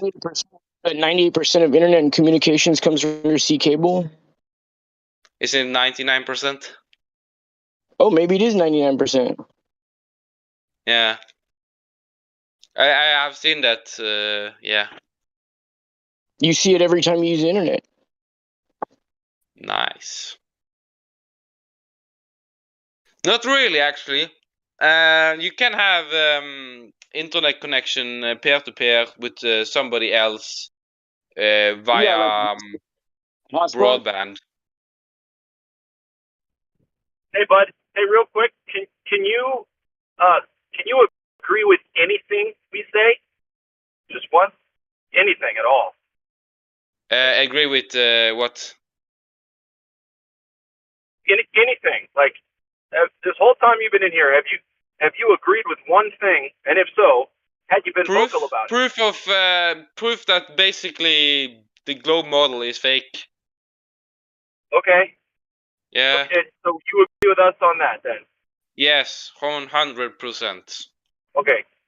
And nothing else for the amount of time that you've been here has been said that you agree with? Just that? I mean, that's fine, especially for purposes of staying on topic. I just find that interesting. Okay. I'm not disputing a lot of the. Counters. You're doing it now.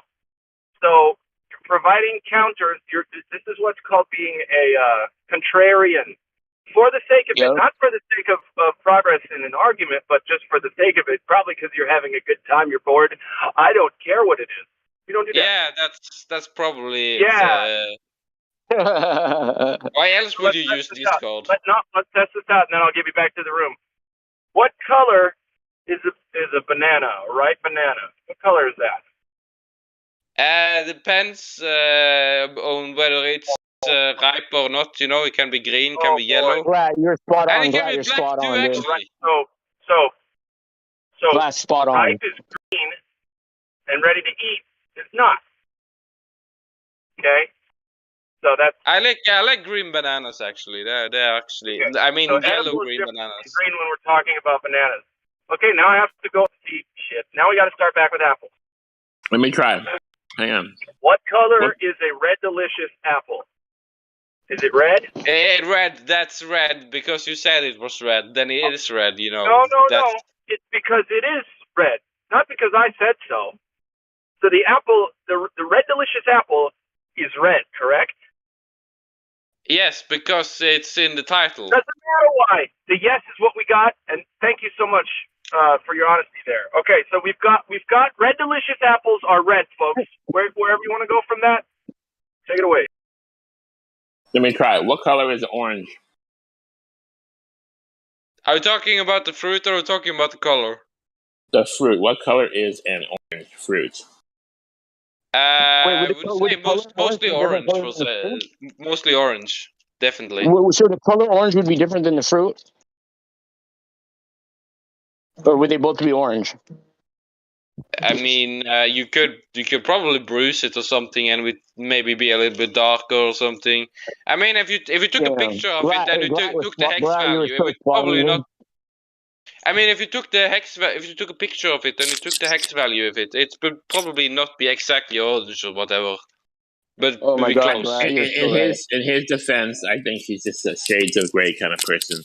There's like 29 different colors of green. You know, I think that's what he's saying, and it was very hyper specific. Yeah, well, like literally doesn't have to mean like literally, orange. like it could exactly. be kind of reddish orange. It could be the banana. Yeah, could be literally kind of could be green. like almost, you know. Then it could be And rotten. I mean, even level could be curved. In that case, Level level could be a little bit curved. Level could be curved. You know, man could be woman. Whatever the fuck you want to. Yeah, man could be maybe woman. Level can't be curved, in fact. Actually. Yeah, level identifies as curve now. That's his pronoun. You know what I mean? I've never said level can be curved. Either it's level or it's curved or it's something else, I guess. Yeah. All right. So good. I'm just wondering about that. What's that 2%, bro? You said at first you were 98% sure that the Earth was flat, and then you said you were 100% sure it's not a globe. So what's that 2%? I'm just curious. What happened to that 2%? I'm skeptical, and there could be other explanations. I guess I don't think like there unicorn, are like anyone. Unicorn What did you say? You said you're skeptical, so maybe it could 2% chance it could be unicorn shape. He said he could be wrong. There could be something else. Is what he said. He explained that earlier. Yeah, like a triangle shape, maybe. Listen, can you make one claim about the world? One claim. Talking to me? Yes. Yep. If I can make 1 point. One claim, right? Claim. What do you claim about the Earth? I heard him make a claim earlier, Glad. I claim it's. Hold on, let's gotta make it himself. Good. I claim it it's basically flat as far as we can see and measure. Basically. Yeah, that was his claim earlier. He said it could be infinitely flat. Right. That's what he said earlier. That's what I think it is. The argument, the actual conversation. So, what is your claim about the nature of the Earth that way? Are you claiming that the Earth measures flat? Yeah, I don't. Great. Here's the deal. It also observes flat. So if it measures and observes flat, it's no longer an opinion. Yeah, I would say most. It doesn't matter how big it is. Within a margin of error, it's like mostly flat, very mostly flat. Like it's very mostly. It's mostly specifically probably maybe flat because we observe it that way, but it's probably maybe mostly looks flat because we just don't know what it is. Hey, well, okay. All of us observe Earth, we experience Earth as the reason I say that is because the atmosphere like changes and stuff. It's like not really easy to like be 100%. I mean, I'm very sure it is flat. Don't get me wrong. On that point, since you're saying something about the atmosphere, are you relating it to the horizon? Yeah, I'm talking about the horizon that it. Okay, cool. So the horizon can be observed depending on your elevation it height. rises to eye level. It rises to eye level. No, I didn't say that. I didn't say that. You said that. It is when I'm you. asking if you. What do you believe about the horizon? Can it be the curvature of the Earth or not? Yes or no? Technically, yes, but it would have to be All right. If the gigantic. horizon was the curvature of the Earth, technically, where would you be able to see it if you were standing on a globe of a certain size? Because we haven't been given, by the mainstream, a globe of any other size than 24,901. Yeah, but I'm not listening. I'm not listening to the mainstream. I'm not listening to the mainstream at all. Okay, so you're making some weird arguments, bro. Yeah, sure. I'm not trying to base my thinking on or arguments or. I think you should. I think you should consider what they're saying about the size of the globe, so that we can actually. Yeah, I know what they say. I'm just not interested in it anymore. But why would you say something about infinite flat Earth or whatever? That's not what we talk about. I mean, are you just making shit up off the top of your head?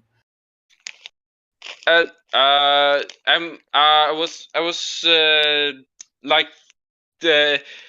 trying to come up with something that was technically possible according to observations. Listen, when you're standing at the shore of an ocean, you can only see so far. I mean, to the horizon, and it as far as their calculations, whether it's globe or flat, I mean, it's pretty much accurate. You can only see so far because you're standing on the shore of an ocean. You can only see like 3 or 4 miles. And if you use the zoom camera, you can see very far, very very far. Sure, sure. Yeah, you can actually see further, but with the naked eye, you can only see like 3 or 4 miles. But yes, because of angular resolution. See, exactly. So you can actually see further once you use a zoom camera, or a telescope or whatever. You can actually see. Yeah, I know most of the major flat Earth arguments, and I am basically a flat earther. It's just. I like to consider other possibilities. Not that they are pretty realistic or whatever. I just like to do that. I was just pointing out some of the standard things when you're just like, hey, it could be possible that it's a globe, but it can't be what they say the globe is, because and when you bring up stuff like infinite freaking flat Earth or whatever. I didn't say infinite flat Earth. Yes, you did. Yes, you did. I heard you. Okay, then I said wrong. I didn't mean to say that. If I said that, let's solidify our points and make sure that we're talking about the same thing instead of just going all over the place with this. Anyway, I just wanted to point that out, and I think a lot of other people in here heard you say that nonsense too. So. Okay, what I meant was that it was either possibly either likely, very likely flat, topographically flat. That is what I believe most, and or like the 2% that it may be, for example, it's a trillion miles in radius. So basically, so much that if we tried to measure if it was that radius or if it was exactly flat, we couldn't actually measure that with our current technology. Anyways, I know it's Why very would you out presume a trillion? Where did this trillion miles come from? I have no idea. I just pulled it out of my ass. Yeah, you just pulled it out of your ass. Yeah. So stop doing that. Stop doing that. And then we might be able to have a conversation. Do you hear what I'm saying? No, I actually hear what you're saying, but you're talking about trillion of miles. No, I really don't know where you're getting that from. That's a fucking lot of distance, bro. The reason I mean close to infinite. Like what infinite? There is no infinite. Where are you getting this infinite from? What do you mean? Do you know what infinite means?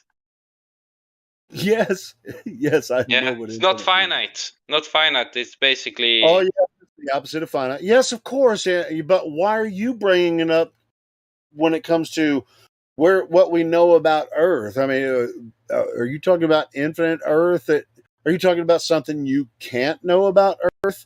Because if you are, then we're not talking about something we can Yeah, know about. no. This is just speculation. That's I don't know if I said that, but it's just speculation. I don't believe this. I just say it's as a possibility, speculation, based Like on no observation. Right. So why would you even bring it up if you can't freaking prove it or even have a conversation about it? It's just The kind of reason weird. is because you asked why I'm 98, not you or maybe you or someone else asked No, why I I'm heard what you're 98. saying. You're 98% sure the Earth is Yeah. flat, but you keep bringing up this infinite Okay, so flat that's Earth, which just an example of another explanation that Hold could on. possibly Here's work. what's going on, guys. I figured it out. He's trying Yes. to hold out to be the last guy who truly finds out what the real shape of the Earth is. That's what it is. it's the infinite shape. Well, how'd you get that measurement? Come on, man. I mean, help us help you. You know what I'm saying, bro? We ain't trying to make shit up here. We're trying to figure out what we get information from both sides. We discuss it. You just come in here and say, "Oh, the Earth could be infinite." It was like, what?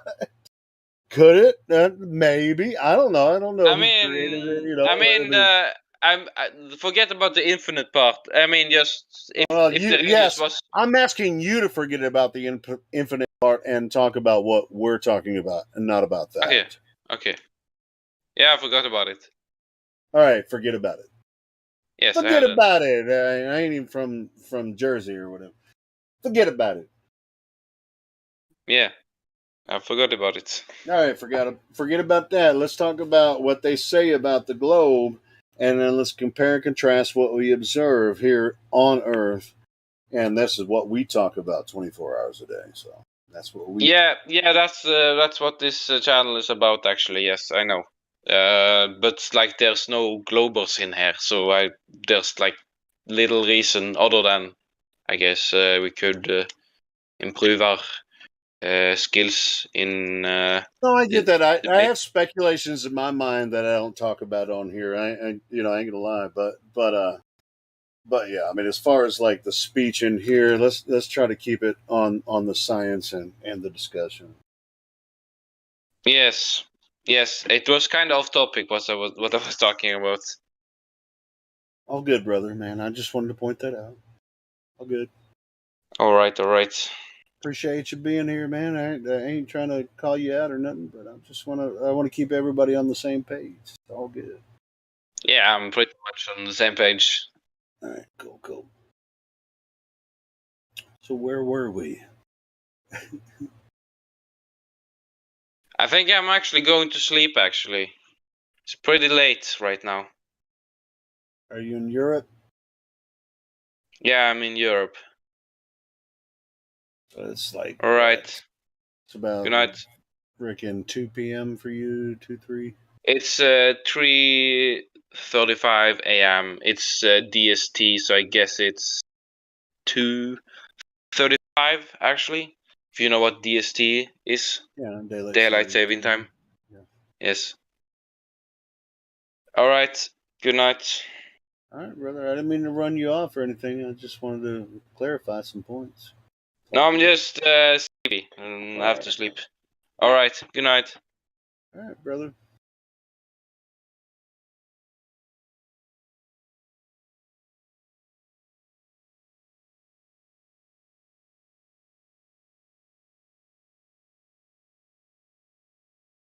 I don't know how to pronounce this name. Starts with the TPP.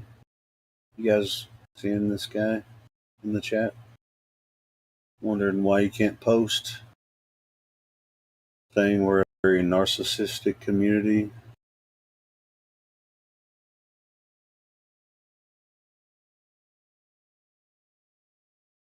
Pansenpai? Would you pronounce it like that? Pansenpai? PPP Senpai. I'd just say Pansenpai. Is that how you pronounce it? You have access to your microphone. You should be able to open your mic and talk to us. You can't post here because this live stream voice text room actually goes on to YouTube. So we vet people before we can actually let them post in this live stream voice text room. But you do have access to your microphone, and you can talk to us if you want to.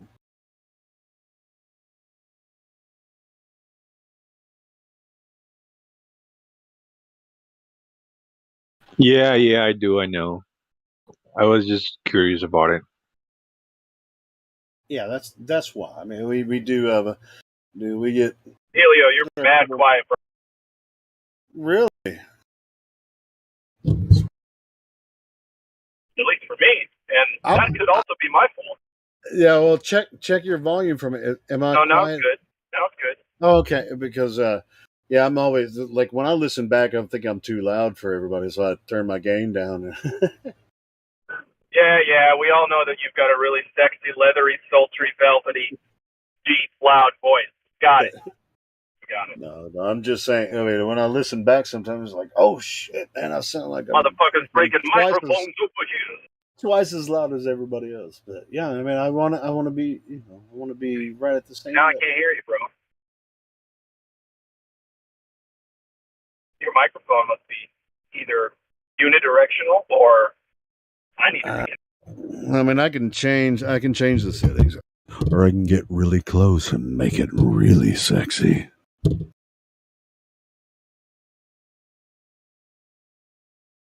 Like, hey, flat Earth ladies.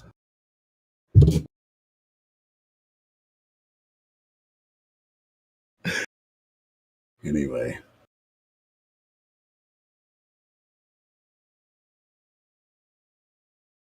Anyway, sipping pie. You got something to say about the flat or the globe? Well, up in here. Not at all. All right, cool. Have you ever talked to anyone about this topic before? Yeah, many times.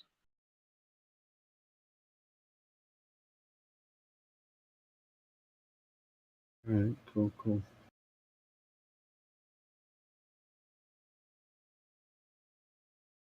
How about in this server? Have you ever talked to anyone in this server about it before? Like another like a Glober? No. I mean, like trying to. Well, yeah, a couple times, I guess, but not taking like a full conversation with someone about it.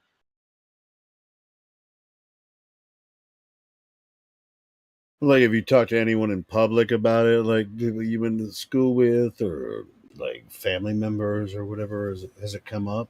Oh yeah. Where I mean, yeah, every time I can. Yes. But it's not like I'm just ringing the bell to anyone. It's like you really need to know what someone is ready to hear something about it. Maybe just to leave a little clue about that, and then all right. So eventually they will come up with questions to you. All right, cool. So in public, you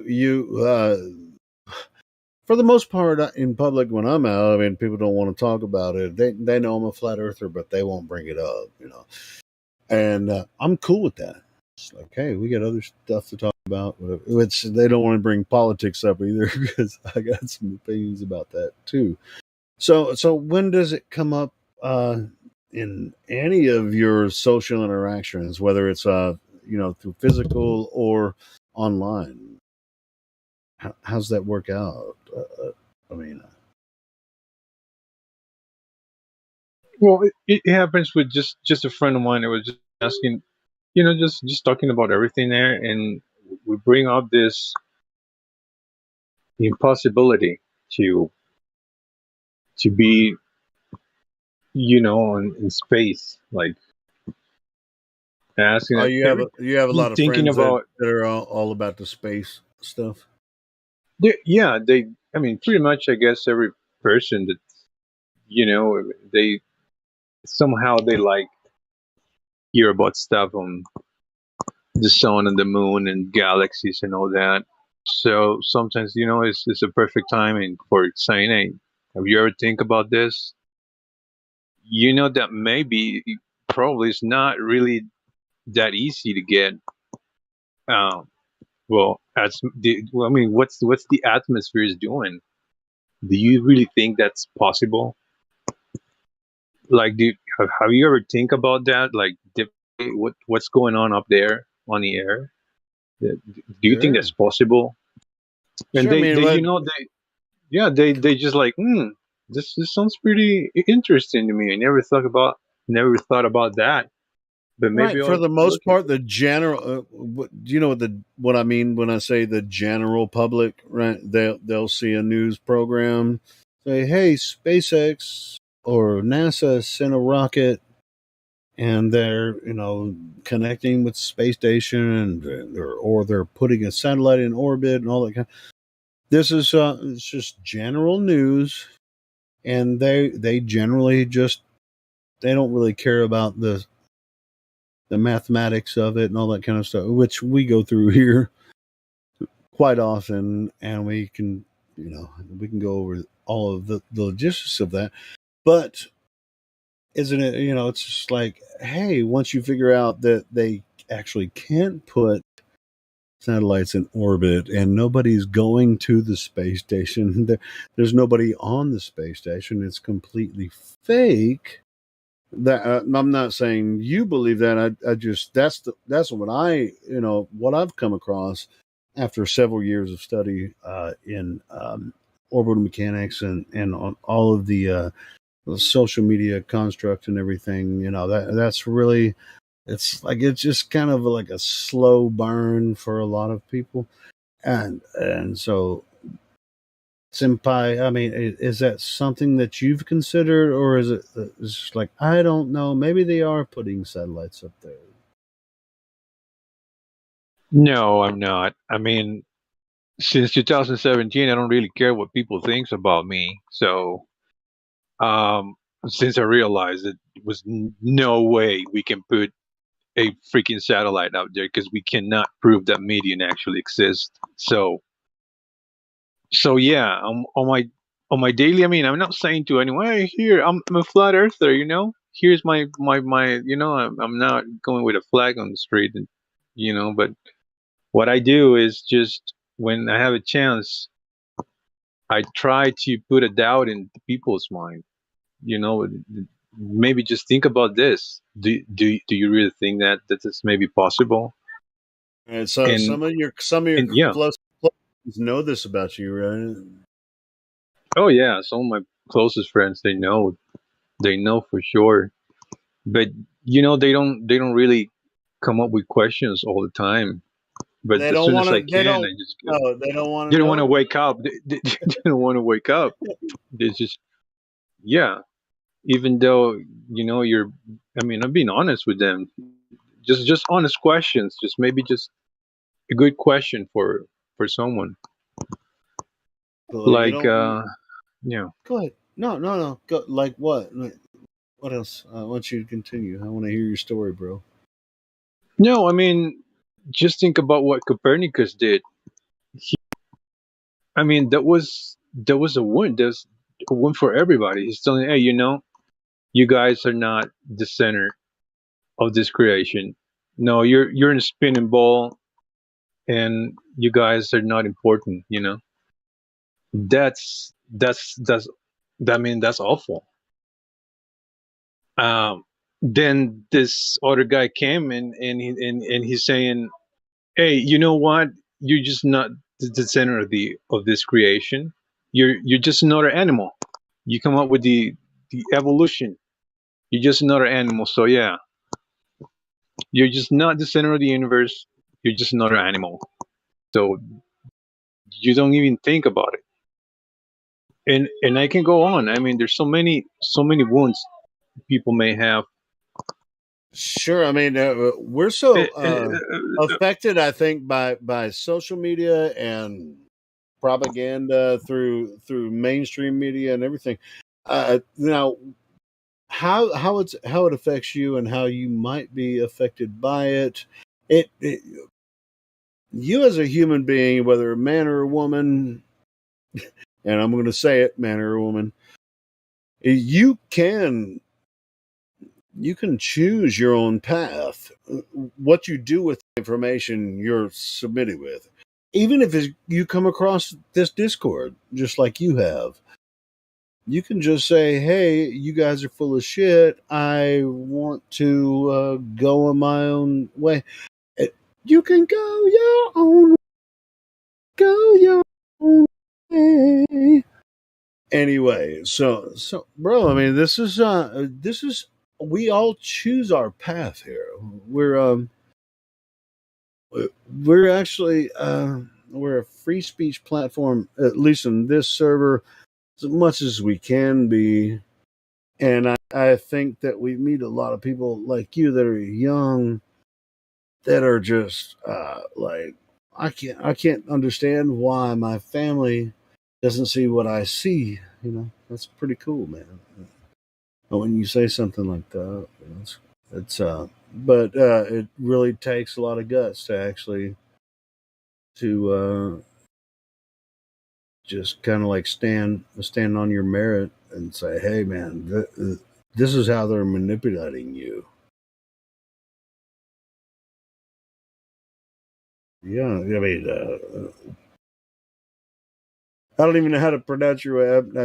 Is Pensapai? Is that the right pronunciation? Yeah, there's just senpai. It's just the TP is from this is like flat earth in Spanish, because it's right.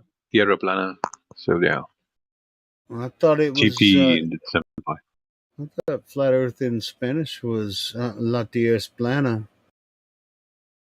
Tierra plana. Yeah, la tierra plana. la tierra es plana. Yeah, that's it's like a perfect Spanish. Yes. There you go. Anyway, so yeah, bro, man. I mean, just do what you do. We do what we do. Yeah, man. I'm glad you found your way here. All good. I'm glad I fucking coaxed you out of your freaking corner. That's cool. That's cool. Yeah, no, I'm listening. I'm working now, so I'm just sometimes a little bit busy. But yeah, I mean, I'm just listening, and I like this. Um, every time the Glover comes in, and you guys, asking some questions, and I'm just trying to learn how to possibly apply that to my own, way to maybe, talk about that with someone. That's I don't know. You guys are very good doing what you're doing. I do really appreciate that. It's And cool, man. I want you to be a part of it. You sound like a very intelligent, cordial dude, man. Just freaking, hang around and pay attention to what we're doing. And yeah, I will do it eventually. I promise. you might want to change your name to something more pronounceable, where people will actually know Any what to call suggestions to you. that? I don't know. I don't know, man. I mean, that's on you, bro. You understand English, so it's actually, we have people from all over the world. It's like when people want to address you, they don't want to go TPP. Let's just talk to TP. Let's talk to toilet paper. I mean, yeah, you can change your name and Too make yourself powerful. more accessible. Yeah, no, it's on YouTube. So yeah, too powerful penis, maybe. No. Powerful penis. Hey, I'll laugh at that. Some people don't think it's funny, but I do. But whatever.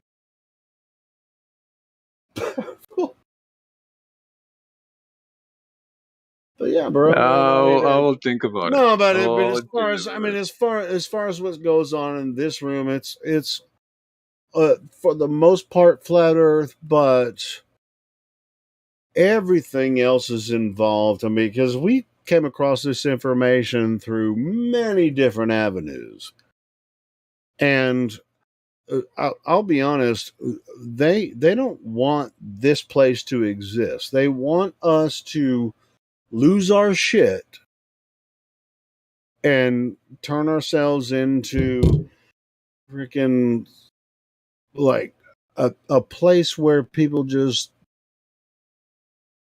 fucking berate libtards and all kinds of shit like that. And even on the right, we have different criticisms about the right side too. It doesn't, they want us to they want to put us in a place where they can actually get rid of us. It doesn't matter left or right. But we try to keep this on the flat earth discussion for the most part in this room, in the live stream room.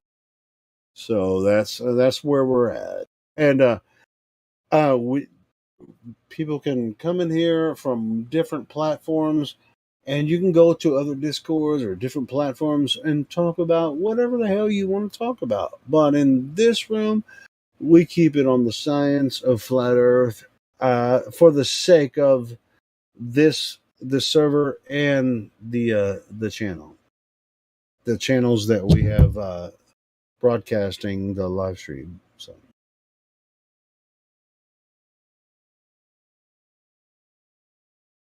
because if we get really too hot and heavy into the political stuff, YouTube doesn't like that. For some reason, they let Fox News do it all the time, but they won't let us do it.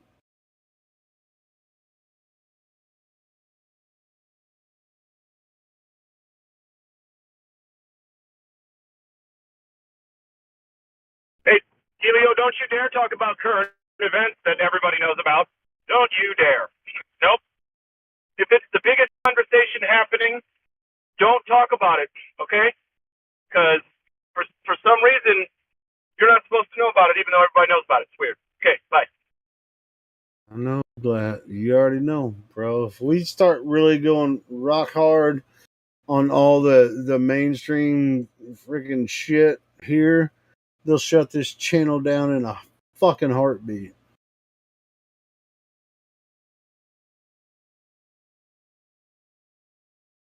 Oh, you guys are cool talking about flat, globe, math, physics, chemistry. It's like, holy shit. How about, do any of those people on Fox News talk about chemistry and math and physics and science? Fuck no, they just talk about social ideology. But if we talk about it, they're going to shut our fucking channel down. Anyway.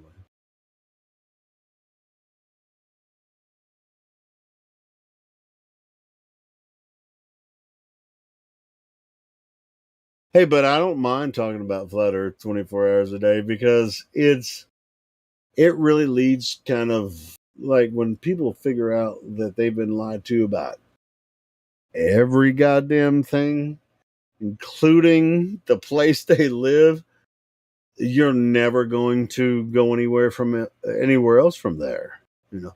Like, oh shit, the Earth is flat.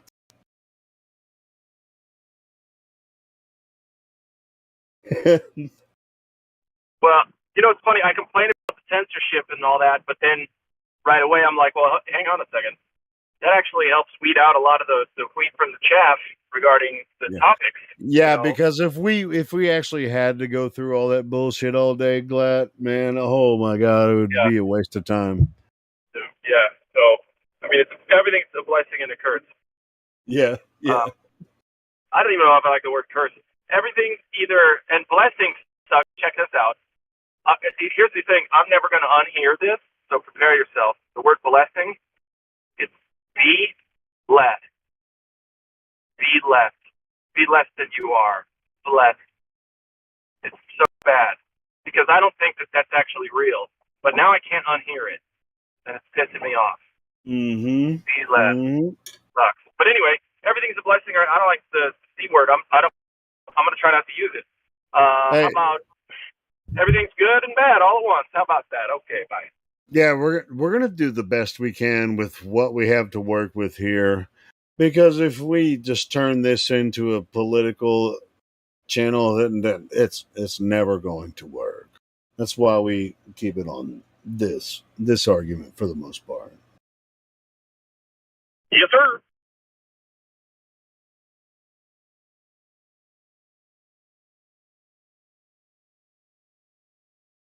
That's why we're the smartest motherfuckers in the world.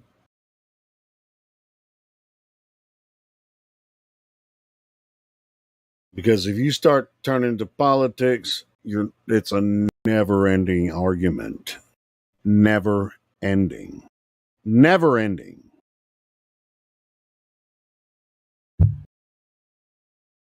You're going to prove a goddamn thing about anything, and you're just going to waste a whole lot of people's time.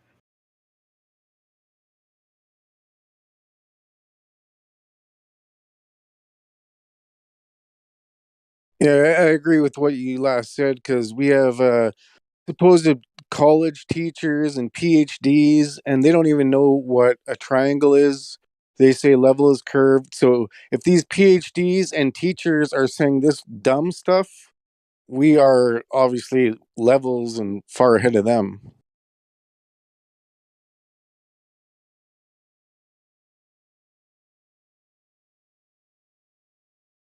Even if it's just common sense and logic, and they may have some specialties in some other area, but overall common sense, logic, like basic general knowledge of how the world works, like we're far advanced of any glober.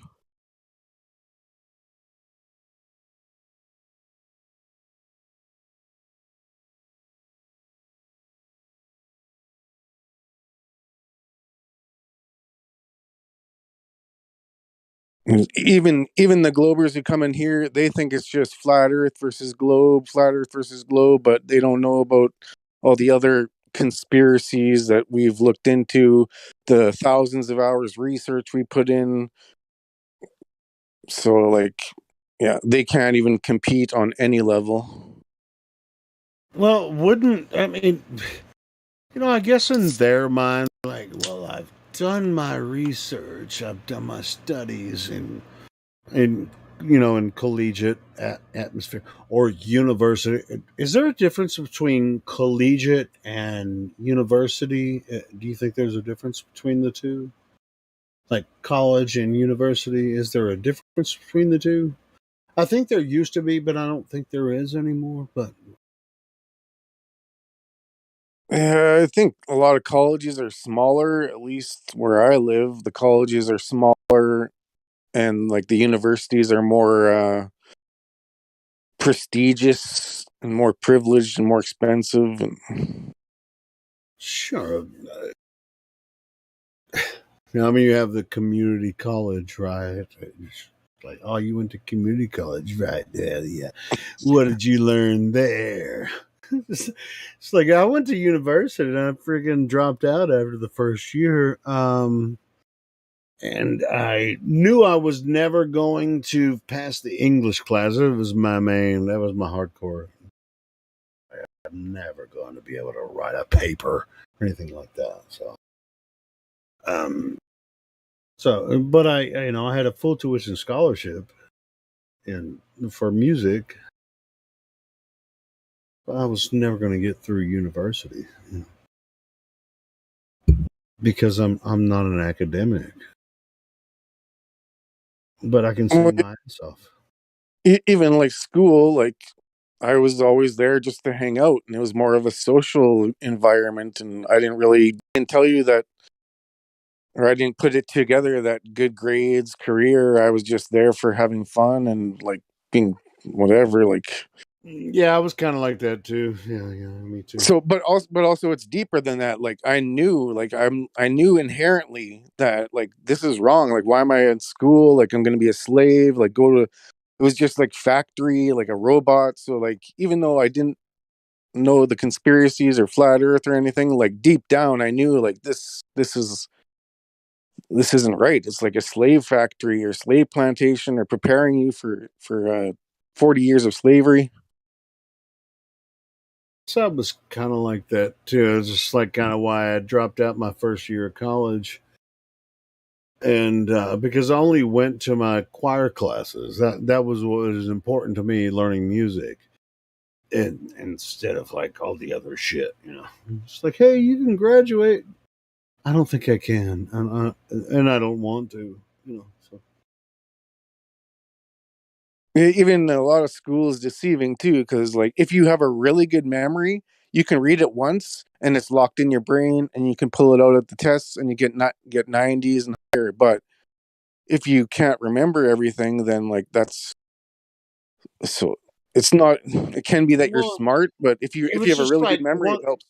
once I got there, when I was I was a major in music, right? So I was just like, and then they started teaching me the history of music. Dude, I love classical music and shit. Throughout high school, I was in, all the different programs and shit. Then when I got to college, and I had a music history class. I lost my scholarship because I got a D in music history because they were trying to teach me about the Beatles and shit like that. And it's like, I don't know. I mean, it's just like, what? I was like, I'm gonna be a rock star, so I don't have to worry about this. I don't know, man. I mean, this is me at freaking 18 years old. You know what? I don't care about your scholarship. But I could have done a lot with that scholarship. I mean, I had a really good scholarship, and looking back, if I could have done, or if I should have, I actually should have done something with it, but I didn't. I can't change what I did, but really good scholarship. Yeah, like, well, after 30, 40, you have time to reflect, and you're like, man, I could have done this, and yeah, so Yeah, but I anybody. don't know if I could have passed English 101 though. I mean, if you can't fucking pass that, then you ain't gonna get a fucking degree, right? Yeah, usually So you're only going to do good in the subjects that you actually care about, and yeah, all the other subjects are going to be like a chore. yeah. So I wouldn't have gotten a fucking degree unless I was interested in the class. I just couldn't do it. And I still can't. I couldn't do it in high school. I couldn't do it. Well, I couldn't do it there. even now, they're like, Helio, write 1,000-page essay on like this completely useless topic. Like it's I so hard couldn't to write a do. fucking 1,000 Yeah. words. Well, it's just like it's so hard to do because it's like I don't care about it. It's like you're Hey, just I doing can it say to pass. 1,000 words here on this server, and people be like, "Fuck, man, what the hell are you talking about?" But it's just like me talking shit, But if I wrote it down, for an essay for a college, just like, no, that's not the way we do that. And it was like, motherfucker, I just talk shit, it's what I do here. Yeah, I think, see, a lot, even to me, I just thought of it as like in school, you're forced to do this 1,000-page on this subject, but here you're doing it that you want to do it and you want to talk. So being forced to doing something is gonna potentially put I ain't gonna boundaries. lie. Every time I failed at it, I felt really bad, and I wanted to be able to do it, but I couldn't, and that really affected me. I want to be a writer. I mean, I'd love to be able to write articles and shit. On something where I could, actually have like a blog or something, and I could just write. But I'm a better just shit talker, on the internet than I am a writer. You know what I mean? Yeah, you're like a podcast guy, not a specific writer. Yeah, I can't fucking write articles. It's just I've never been able to do it, and a lot of people look down on somebody that can't do that. But dude, I don't know anybody. I only know a few people that can write articles and shit. So it's just like, fuck you. Fucking you write a good article. I can't fucking write articles. Yeah, but they can write an article, but they don't know how the world works. They don't know what a triangle is. So, like, how much? Shit! I mean, that's just like they're just getting feedback from other people. This is maybe that's why I just never got into it, because it's like, hey, I can follow the vein and just be like, just copy. It's what they call it copy, right? That's what they call it, copy. And then it's edited and it's reviewed by an editor and then published, right? So it's copy when you write it yourself, and then it's reviewed by an editor. I know how that shit works. But when I'm on here, or if I do a a podcast or a show about something, I freaking just like talk shit, just like I do. Hey, Helio. Yeah, what's up, Dave? You want to try to talk to Cody? Ooh, Cody. Yeah, sure.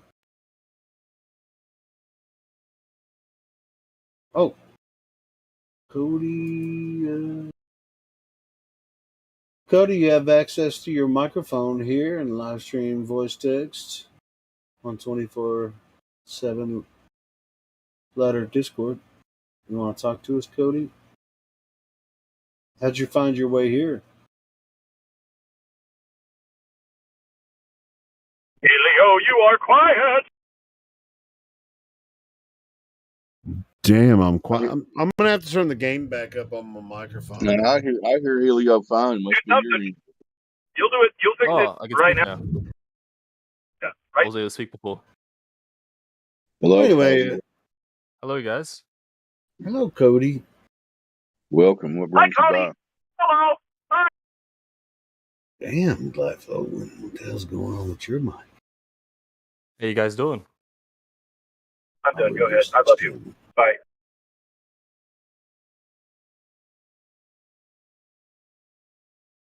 Yeah, Cody, we're just hanging out talking about flat Earth. How did you find your way here? It was actually pretty funny how I started believing in the flat Earth. It started with me being very skeptic towards it, but I always been open-minded. I never been a person who just like, if someone would have told me, yeah, like someone told me like the Earth is flat the first time, and I was like in real life, and I was like, wow, like I wonder why you believe it. Like, I wasn't one of the type of person thinking, oh, you're crazy and all this, like you're 100% wrong. I was actually open to it, even though I was very skeptical of it at first. And then he told me to watch some videos and all that, and then I started doing my own research, and I started doing my own little tests, like just common sense, to see if the Earth is flat, or at least try to disprove it at first. But then I started to realize that, yeah, it turned out to be true. And now everyone sees me as crazy. No. I mean, well, let me ask you this, Cody. What was the first thing you ever looked at when it comes to flat Earth? I mean, how did you? I mean, you came across it. I mean, we all come across it in different ways. I mean, what was the first video or information that you came across that said, "Hey, this might be a thing"? It really started with me. I think it started with me looking at what I believe in first, like about the round Earth, because I didn't know what I believed in. I'm pretty sure no one else knows what they believe in when they say, "Oh, I believe that Earth is round," because I didn't. Are you an Aussie? Yes, I am. I'm just messing with you. No, go ahead. I'm upside down right now. You're upside down. I'm upside down, even though there is no up and down. There's no up and down when you believe the Earth is round, but I'm upside down. I truly am interested in this story. Go ahead, continue. Tell me how you came across the flat Earth. It was this guy. Is when I was working, and I wish I could talk to him again, but I got fired from my job because I didn't want to get the vaccine and all that. Which, yeah, but worth it in my opinion.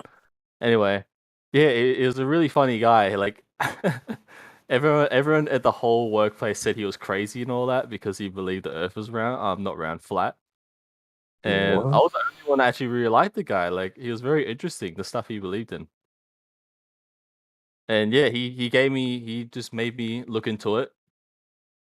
If it wasn't for him, I wouldn't be a flat earther right now. So can you give me some examples of some of the information he shared with you? I mean, was it some videos or something that he shared with you? He showed me some. Shoot, I don't know what the video is called. Sorry, I don't know what the video is called, but I can't really show it to you. But then he led me, and then I started looking for my own videos, and that led me into well, a lot of other stuff.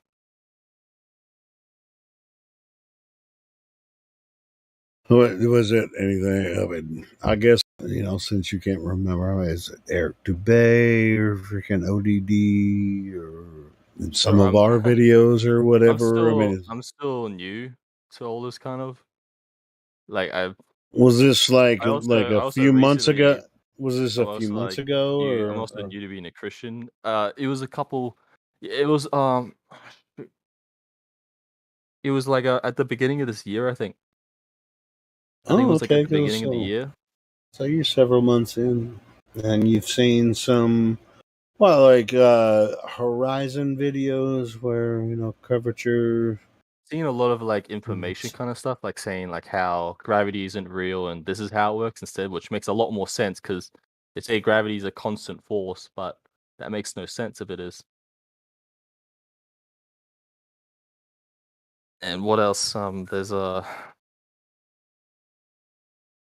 mean, when you believe the Earth is flat, everything just makes sense. You know what I mean? Like everything it just makes perfect sense.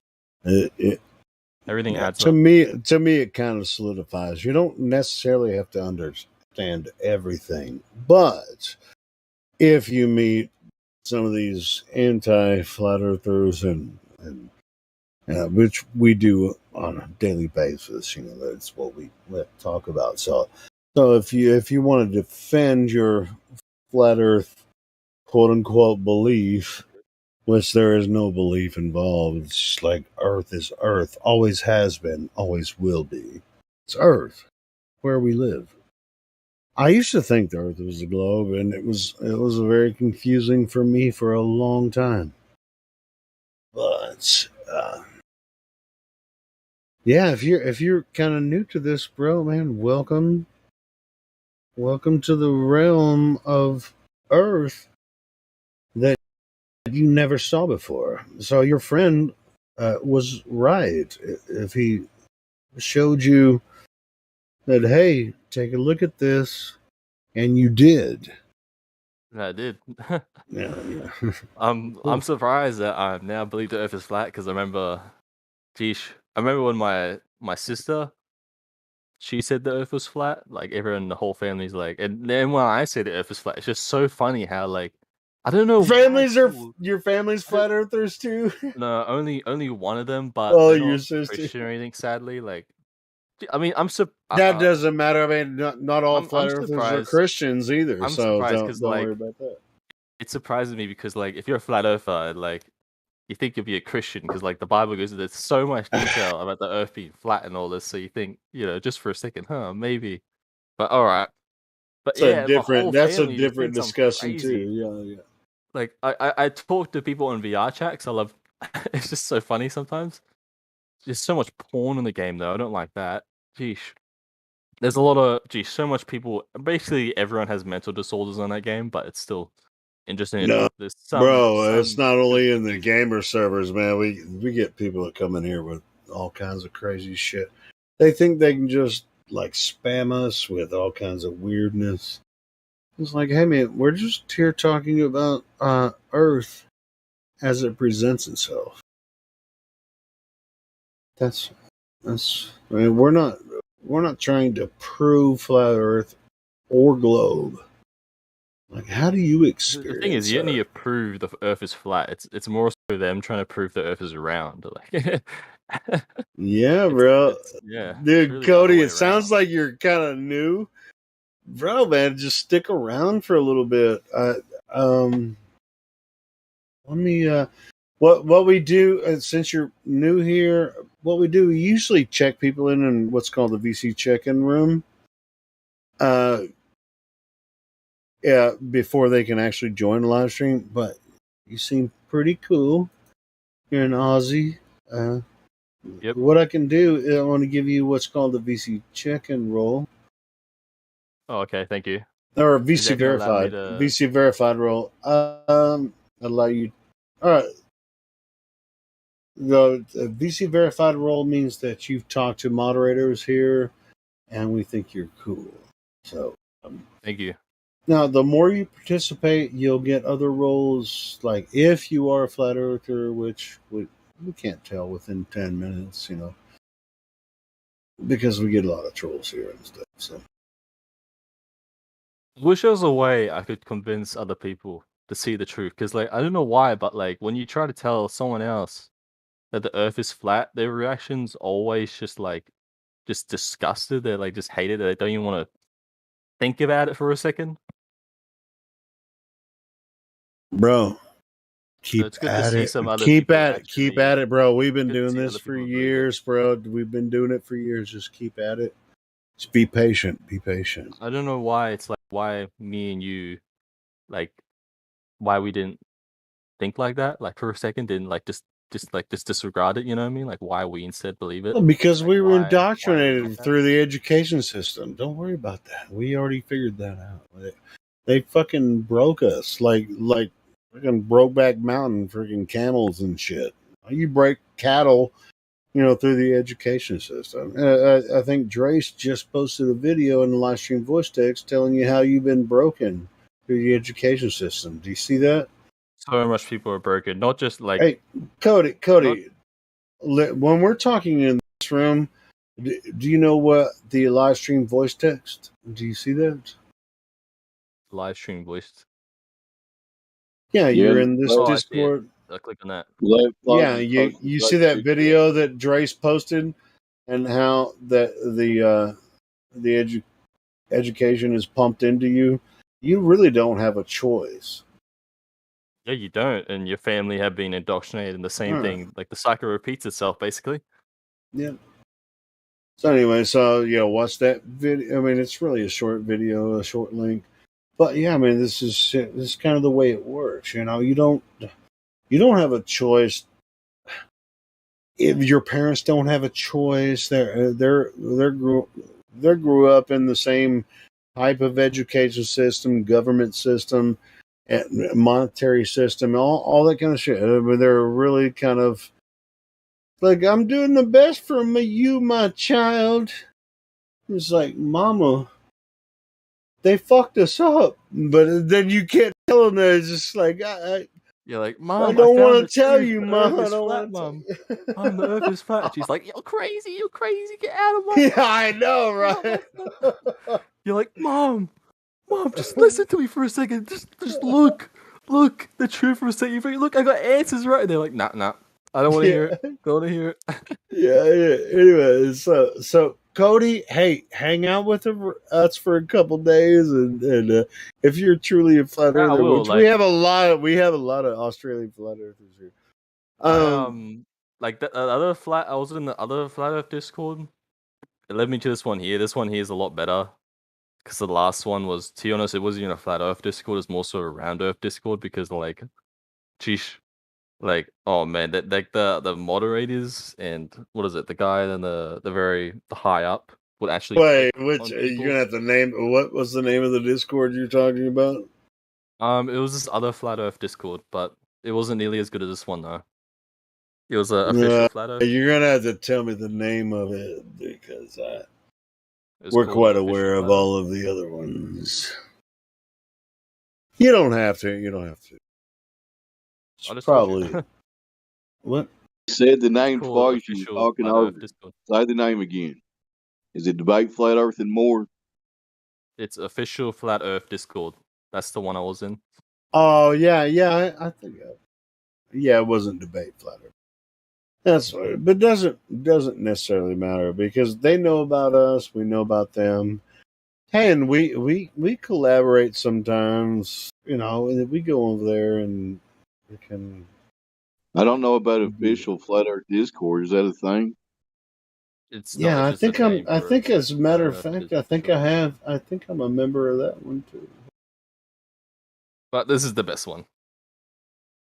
It definitely is the best one. Well, I was going to say, we have someone. Now they left, I think. I was about to introduce another person. They left. Damn it. That's all right. So, Cody, did you say you talked to somebody in real life about this already? I don't know what the fuck is going on with your mic, Dave.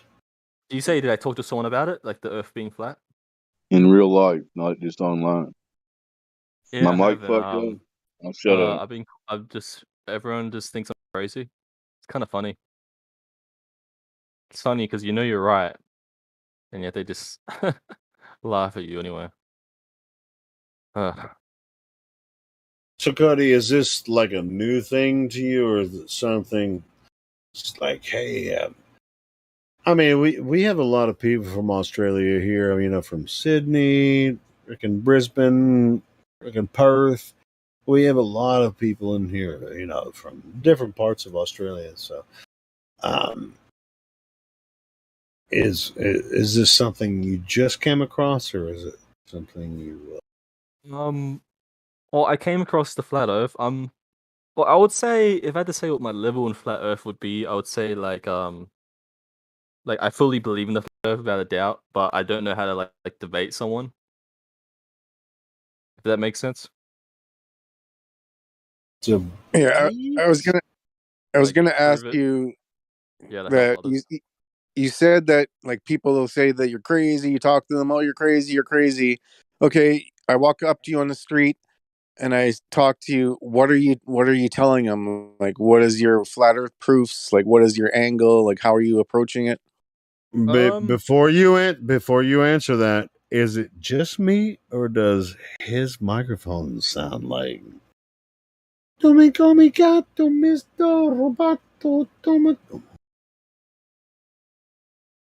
was that? No, man, it's just like Northern Rebellion. What the fuck's going on with your microphone? It sounds like I got it sounds like distortion. I got some really bad internet. Oh, just move away from it. Talk a little softer. A little analogy. You know what might help? Quit talking dirty. Damn it. That might help. Motherfucker. I'll shut up. You guys have at it. I was just asking him, like, what do you talk to them about flat Earth? Like, what is your approach? What is your opening proofs? Like, what do you say? Because I don't even know what that means. I just I would say to them, well, to be honest, it never gets to this point. It never even gets to the point where I can give them proof. They just don't even listen to me.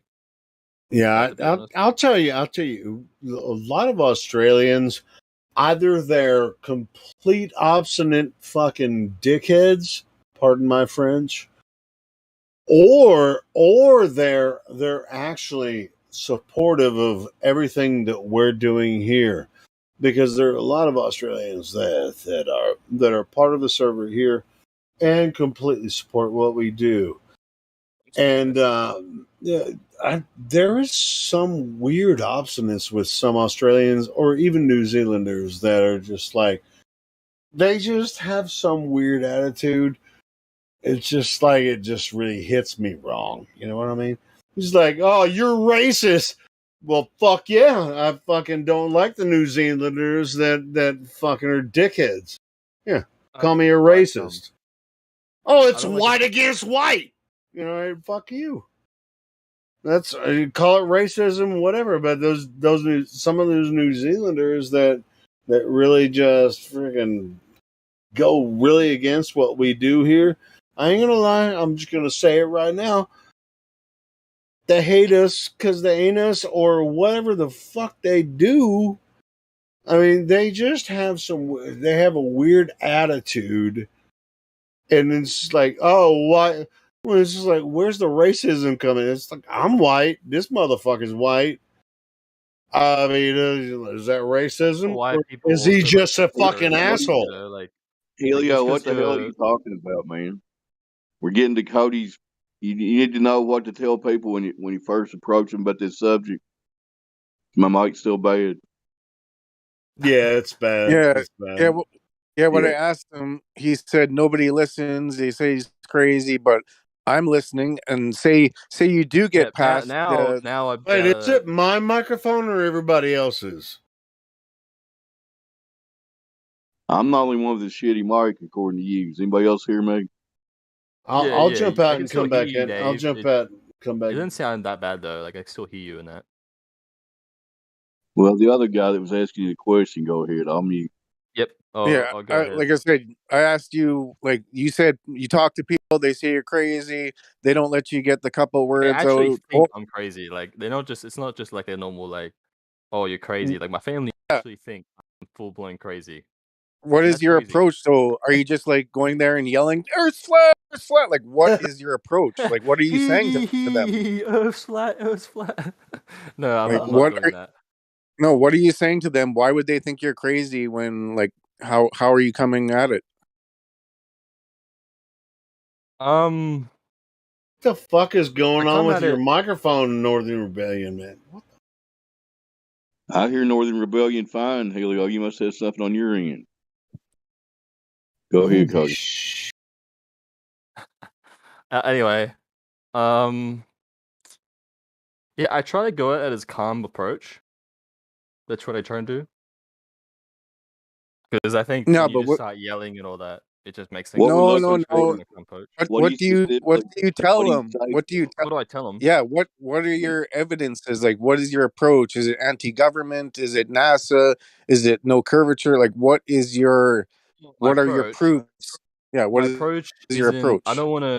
I don't try to get into the government and all that first because that would be obviously too much. And like, I mean, dude, they'll just they'll make them think I'm even more crazy if I just say everything right off the bat. Like, oh, vaccines are bad. No. Then they'll think I'm crazy. But they wouldn't give me a chance to speak. You gotta go in easy. So I try to go in easy. At least that's what I think is a good thing to do. So I just start with proofs that the Earth is flat.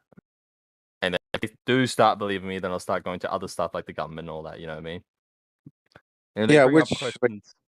which proofs? Like, what are your flat Earth proofs that you're talking about?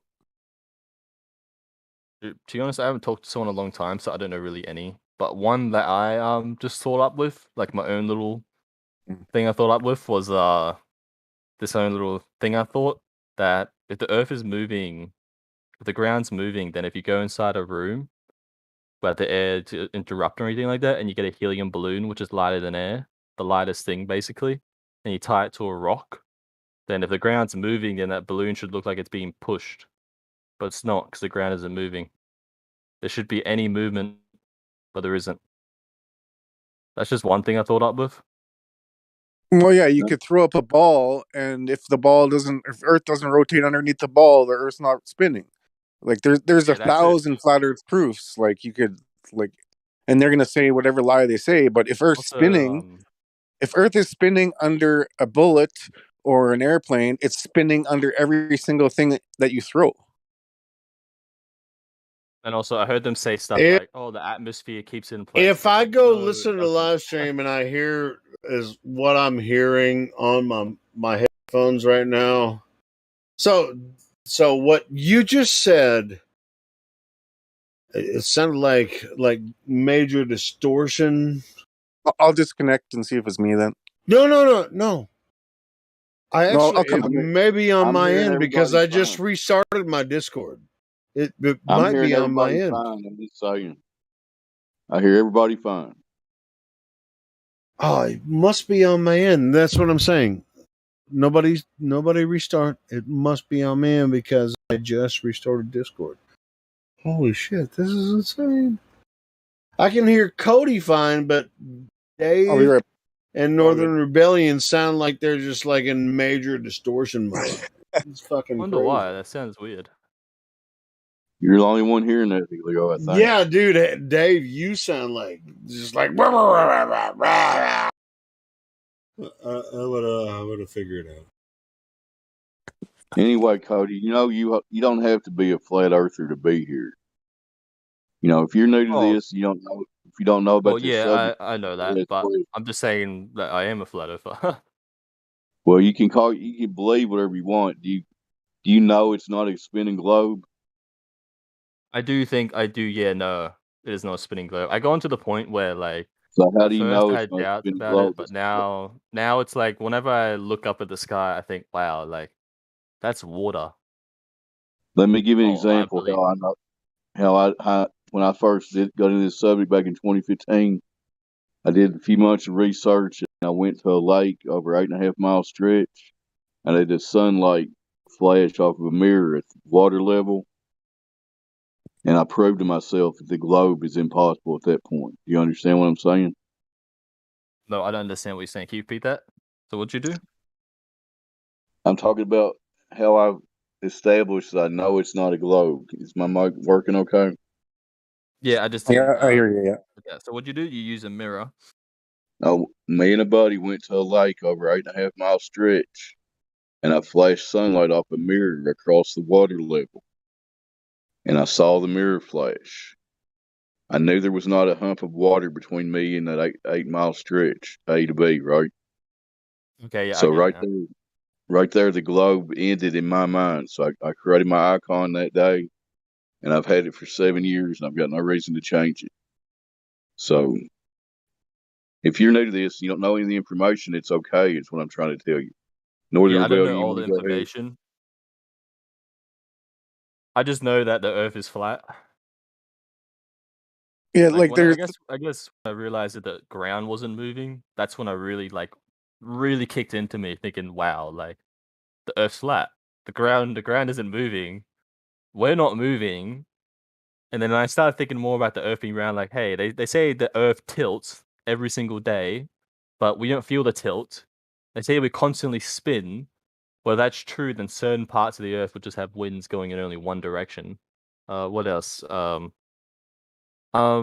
They used to say apparently they changed it, but their theory used to be that the reason the sky is blue was because of because of the ocean. They used to say because it reflects off the ocean, and somehow like the whole sky's blue because of it, even though that wouldn't make sense. Then only parts of it would be blue. And then when you look at the flat Earth, thinking, wait a minute, the reason the sky's blue isn't because of reflections, but because it's actually water, and that makes a lot more sense. Or it could be that the neon gases up in the upper atmosphere are glowing blue when the sun excites them, turns it into plasma. And that's what daylight actually is. But I'm not making any claims. But if you're interested in that theory, I got a video for you. Larry, did you just get here? Let me introduce you to Cody. So far, Am we I know talking to Cody. Am I talking?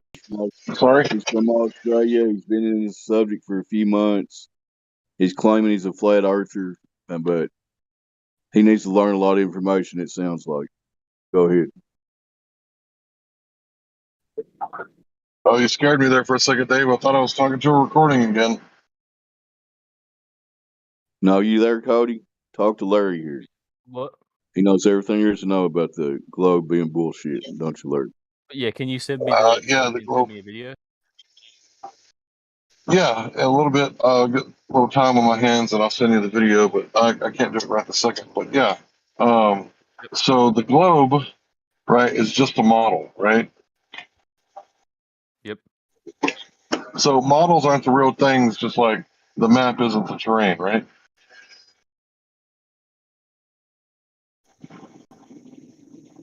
Or is the map the terrain?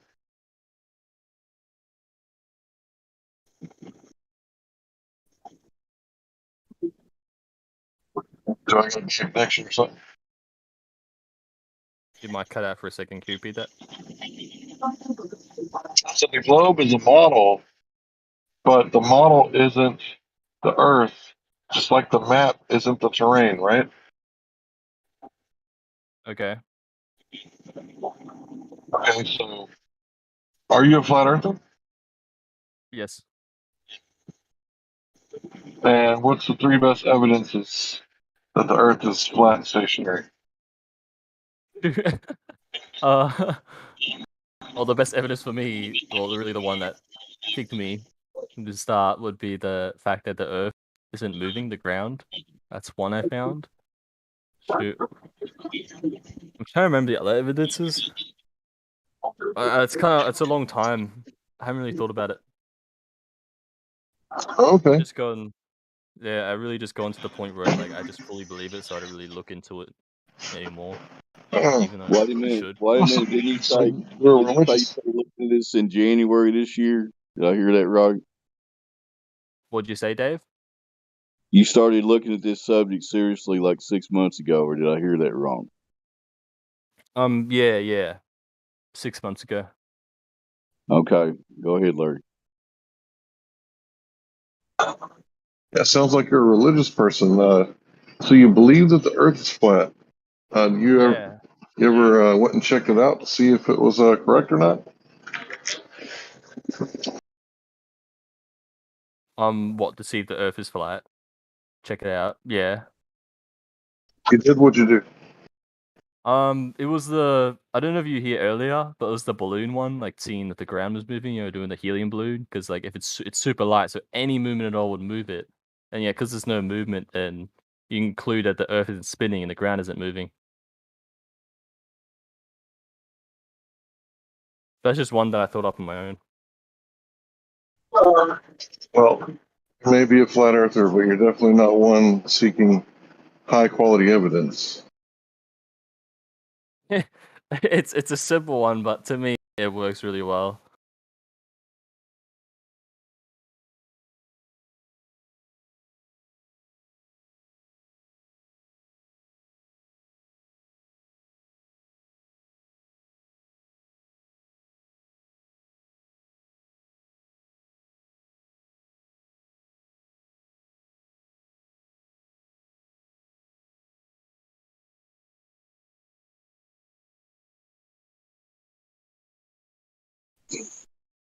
Well, Cody, just from a few minutes of hearing you talk, like I was saying, you don't have to be a flat earther to be here talking. If you're sincerely seeking truth, we have information here that it sounds like you don't have. We can show you observations that disprove the radius of the globe. You know what the radius is? Radius? I haven't heard of that. Well, they claim the radius of the globe is 3959, right? 3959 miles, or do you use kilometers? Wait, what's 35 miles? Sorry, can you repeat that?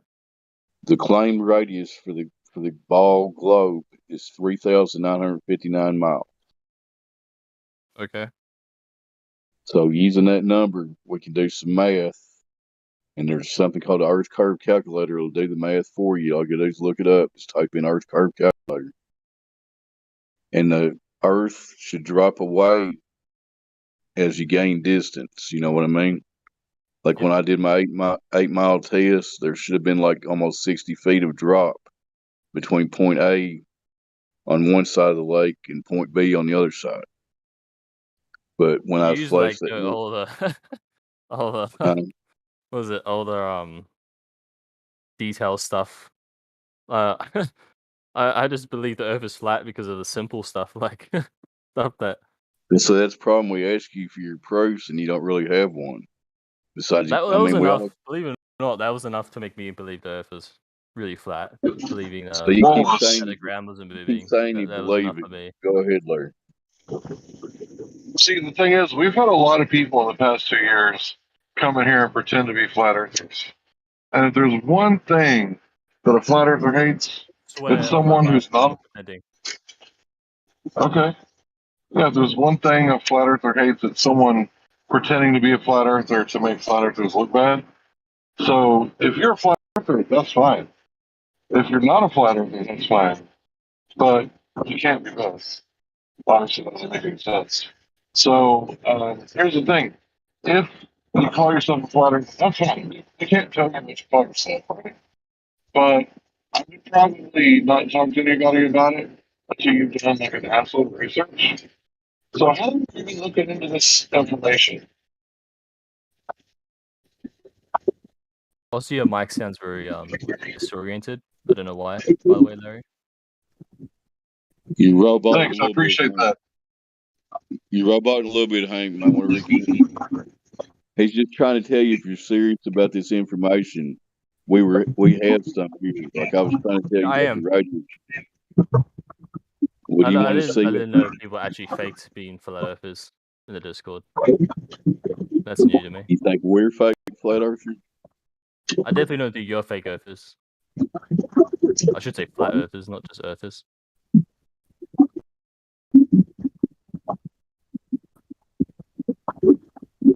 Anyway, let's try this. You got any questions, Cody? What'd you say, Dave? Do you have any questions for me or Larry or anybody here? Questions. I don't know which one I should ask. I could suggest one. How about what evidence do you guys have that the globe is bullshit?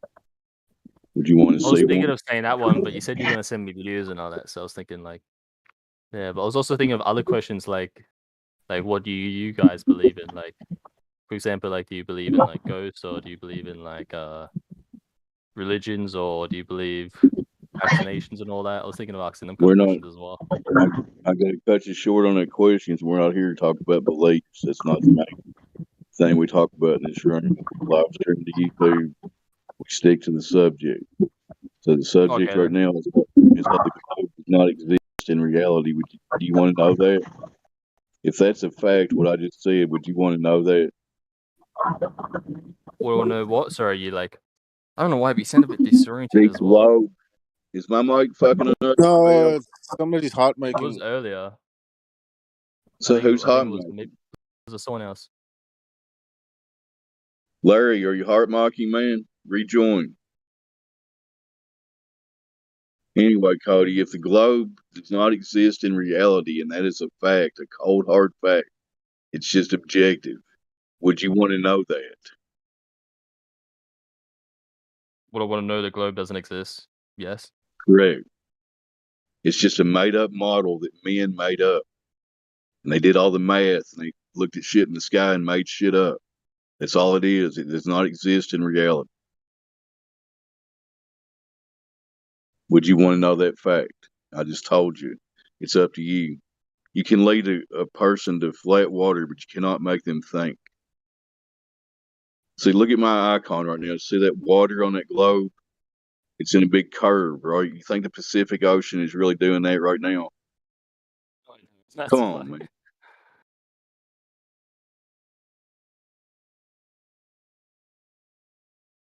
So did you absorb anything I just told you? Yes. I was wondering, how do you convince others? Like, what information do you give others? Convincing. All you want to convince other people of is how to think for themselves. Get them to open their fucking eyes. Go out and do an observation like I did. That's all you got to do. The globe just goes poof. All the bullshit about the Star Wars and the space and shit, it's just gone. That's all you got to do. You got to get people to think for themselves. You don't want to convince. If you go out trying to convince somebody that the Earth's flat, you're fucked up already. You'll never convince anybody. Just tell them to go look for it themselves. Correct. They don't have to believe anybody. That's the beauty of this thing. You don't have to believe me, and you can go look for yourself. The globe is not there. The first claim of the globe is it has curvature. Would you agree? There's drop over distance. Yeah, that's like the major thing as well. Well, it's the thing to start with. I mean, I think the major one is also the Earth spinning. I think that's really important as well. Well, that's number 2. I agree. Yeah. No motion of the Earth. And the 3 points we like to hammer home here, we also include the non-existence of Earth. Our gas pressure system does not exist next to a vacuum of space. That's ridiculous. You know anything about that? I don't know a lot about that, but I have heard that before. That like, well, think about it. Vacuum. We're all breathing it. Yeah. We're all breathing gas pressure. Like, also gravity too. There's that. Well, that's their excuse for it, but just let me cover the point for you real quick. We're all breathing, right? Yep. We all have oxygen to breathe. Well, anytime we in reality, There's something called the second law of thermodynamics. So it basically just means gas will go multi-directional in all directions to fill its container, and it must be contained to have gas pressure. And the heliocentric model claims that this magic gravity is holding the gas pressure here while we're zipping around in 4 or 5 different directions up to 2 million miles an hour. We don't feel any of it, though. None of that makes any sense. So we can't have gas pressure next to nothing. You understand? Our atmosphere is like Velcro to our balls. We zip around through space. That's just crazy. The ironic thing about this whole subject is the actual crazy people, the insane people, the ones that still believe in the globe after they've investigated it. I feel sorry for them. Anyway, somebody else want to talk? I don't want to hog the mic.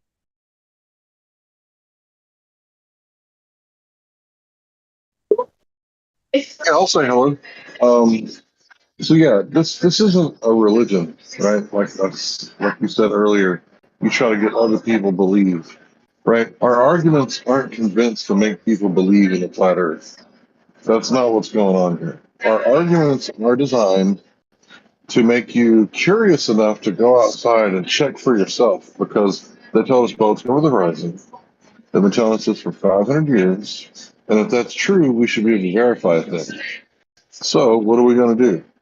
We're going to convince people to go outside and check for themselves with a large body of water at rest, because water should be curving. If 70% of the Earth is made of water, it should be curving at 8 inches per mile square. That's an approximation, but it's good enough for what we're trying to do. So I've been to the ocean, Corpus Christi, and there was no curvature. And that's why I'm here, right? There's a lot of people in the server who have been outside trying to detect curvature in the real world, right? Not looking on the internet, not listening to gossip, not listening to other people, but checking the earth itself for its actual measurements. That's why we're here. Now, you can believe whatever you want to believe, that's fine. But we're not trying to make people believe anything. What happens when you actually go outside and you measure it and you see that there's no curvature and you see it with your own eyes? You're going to lose a belief in the globe model.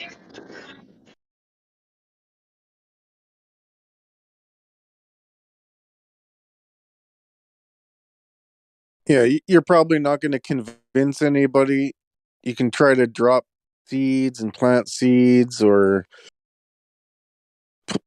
just talk to them, but yeah, like in general, people who want to know and who want to learn, they're going to come and they're going to ask you and they're going to take in the information and they're not going to fight every single word.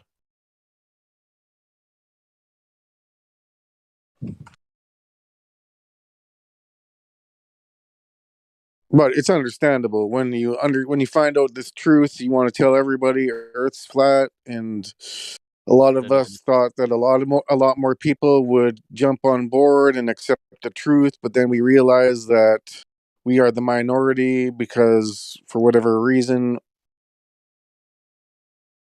a lot of people love to live in a world of reality denying. It's sad that they do. It reminds me, yeah, it's just because it's a part of their identity, their core identity, believing the Earth is round. So when you tell them that, it's like saying you're in the Matrix, your whole life is in the Matrix. It's like they're just gonna be like they're just gonna reject that straight away because that's just too much for them. It's too much for them to handle. Yeah, it all comes. A lot of it comes down to the Prussian education system, where they steal you at 6 years old and teach you all these pseudoscience and pretty much like atheist lies or secular lies. And then all the propaganda and the social media and television doesn't help at all.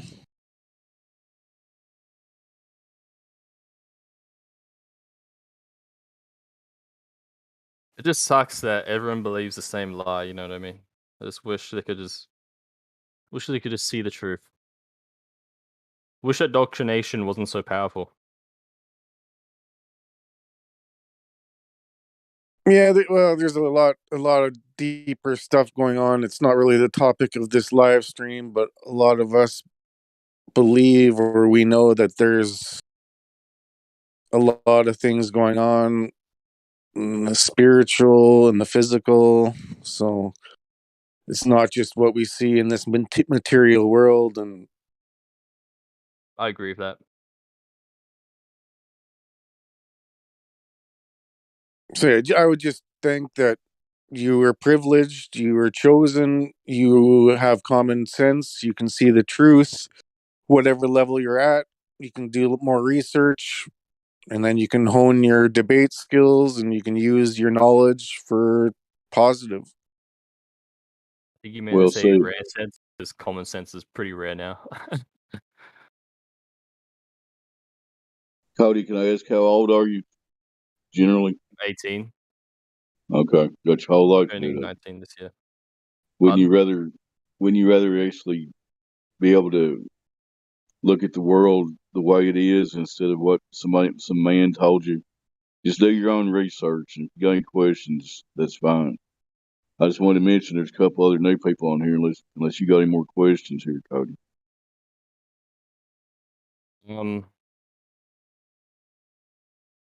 I think right now my brain's just fogged. I don't know why. All right, well, let's say hi to a couple new people here. Chime in if you want to. Life is a lesson. Welcome to the server. I'm talking to Life is a Lesson. See if they talk. Oh, that's a funny name. Hello. Life is a lesson. Hello, Life is a Lesson.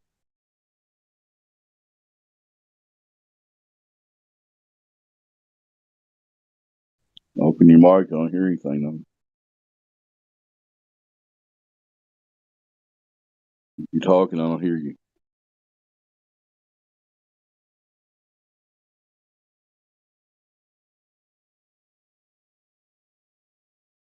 No, they must be AFK. That's you got VT verified, right? Unmuted. Oh well, y'all go ahead. What were you talking about? I interrupted you.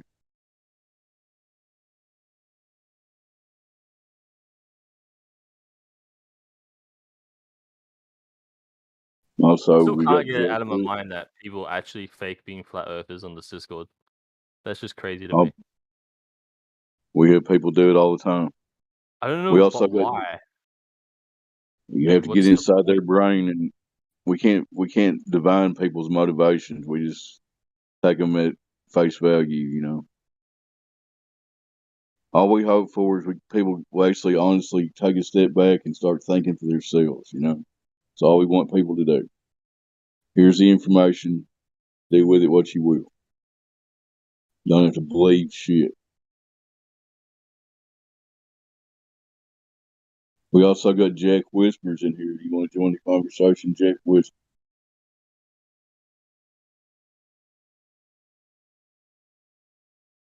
All for two.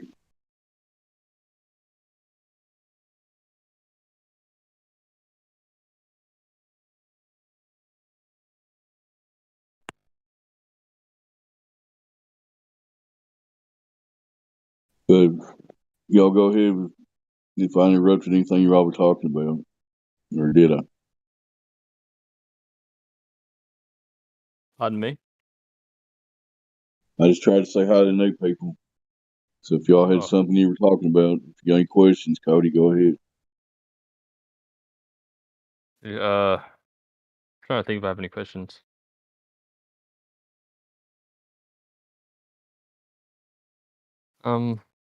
You want to see one of our evidences? The thing is like well,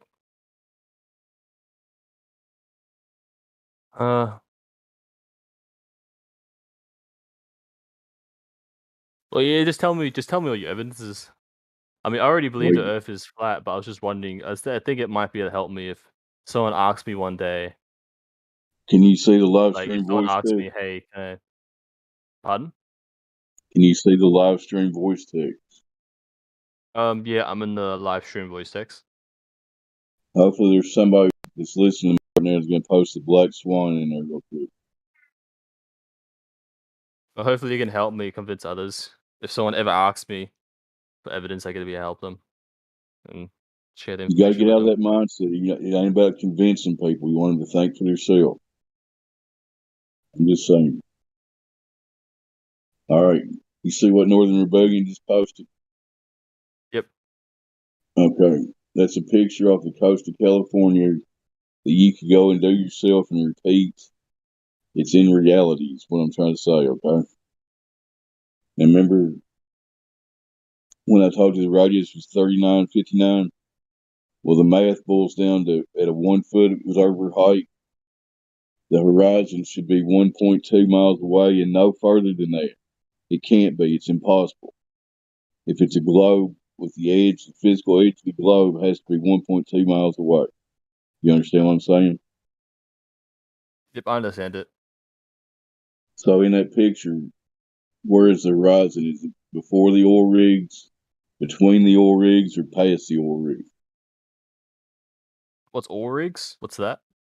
Those two oil platforms. Is that what them called? What they're called? Yeah. Okay. Those are anchored off the coast of California, and we know the distance to those. That's the only reason they're in that picture, to mark the distance. You see that second rig is 9 point something miles away, right? Isn't the horizon supposed to be the middle, like with that little like between them? I mean, Well, look isn't at that what it's picture. supposed to go down, isn't it?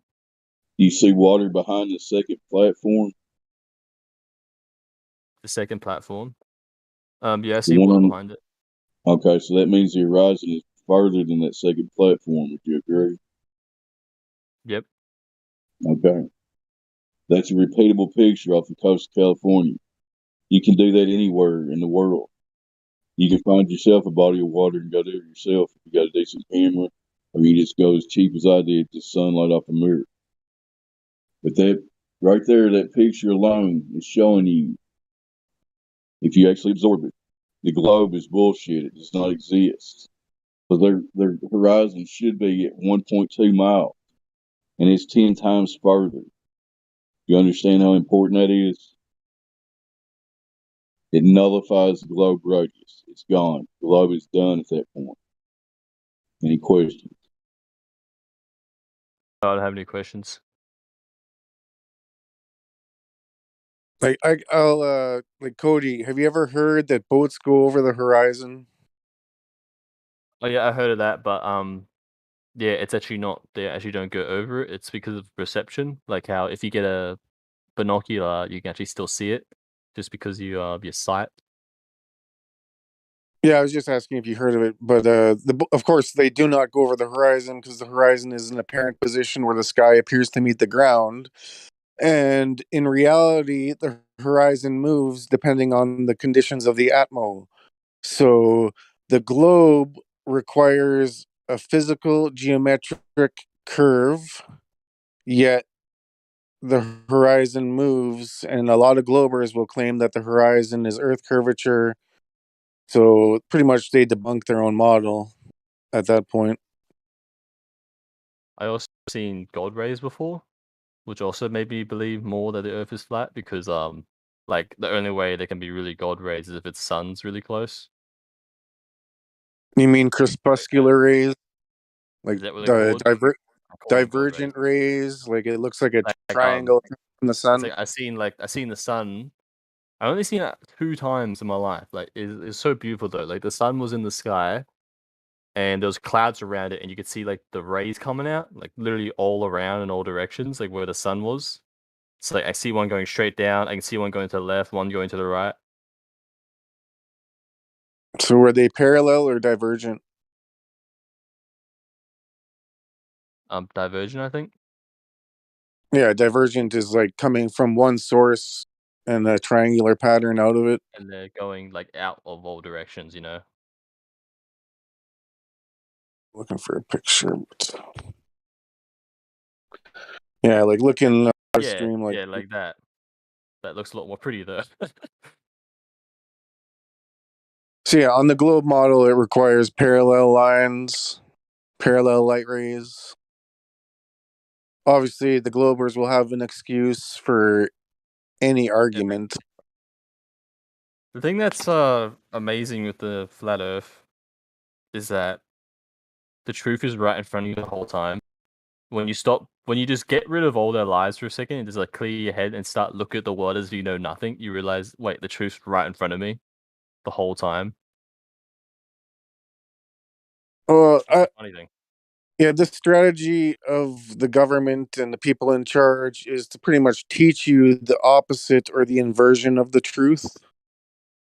So, like, when a glober says, "Where's your edge?" Well, flat Earth doesn't have an edge, but the globe has an edge. So, like, they just invert everything. Everything's opposite, so that it's sort of like the flat Earth is right there in front of you. It's just you were taught everything opposite from 6 years old.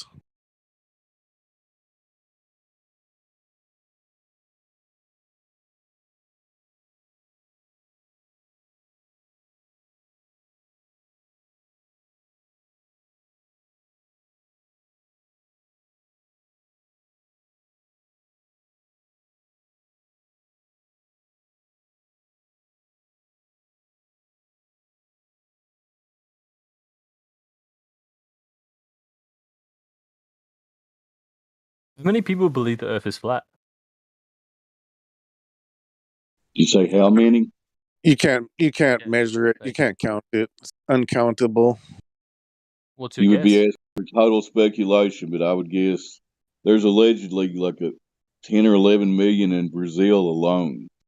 So if you extrapolate that to speculation, if the Earth population is really 7 billion, we maybe have got to like between 10 to 20%, I would say right now.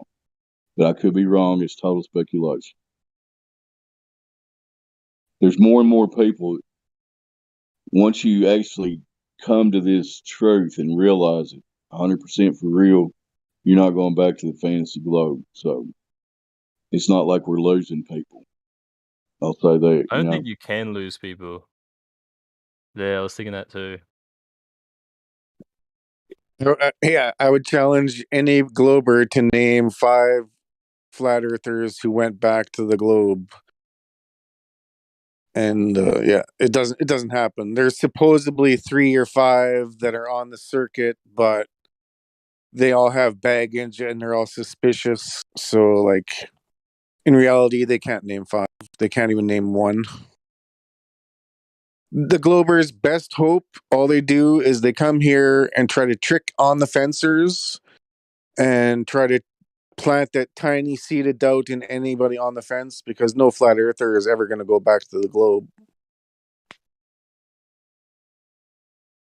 You just can't go back to the way the world used to be. Like when you look outside, you're like, wow, I just can't go back to believing the Earth is a globe anymore.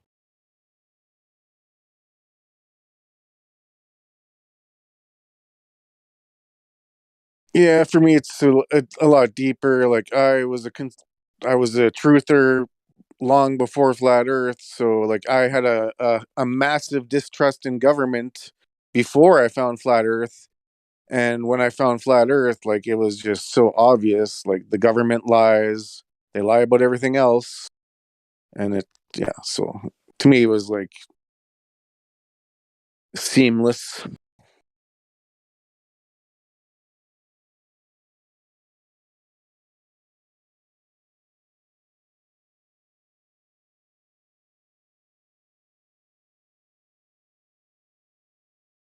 Yeah. Also, like I tell people, like when you're a kid or a child growing up, like you try to play with your toys and you find out the pretty much the natural physics of the world and what you can and can't do. And you know water doesn't stick to the ball. That's why at 6 years old you ask the teacher and then she tells you a lie. Or like that like you pretty much know that you're being lied to, but you just have to respect the authority figure, or else you don't get the passing grade. I had the worst teachers in my school, man. Jeez. You learn nothing. I learned nothing in high school at all.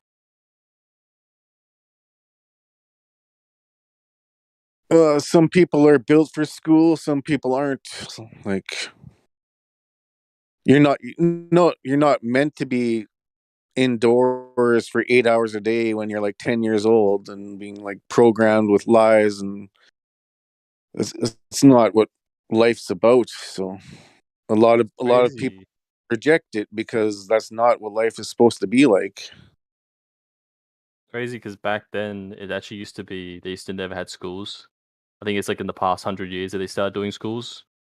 But back then, Yeah, just they have their parents teach them everything. The parents would like just teach them literally everything, which is way better than letting the government teach you everything. Yeah, your parents taught you everything. You worked on the farm, you raised cattle, you were self-sustaining, and then they eventually inverted it to where like now the school and government's teaching you, and now it's illegal for your child to be working on your farm or on your house up to a certain age, and so everything they do is geared for the Prussian education system and the human slave system and the taxes and the propaganda. I wish it could be free. You know what I mean? This is what having like that. My dream would be to explore the world, not having to worry about tax free, like be able to be self-sustained, so I could know how to hunt, know how to my own little farm, have my own little house in a beautiful area, and just with some other people, like maybe a little village, and just be able to relax, peace.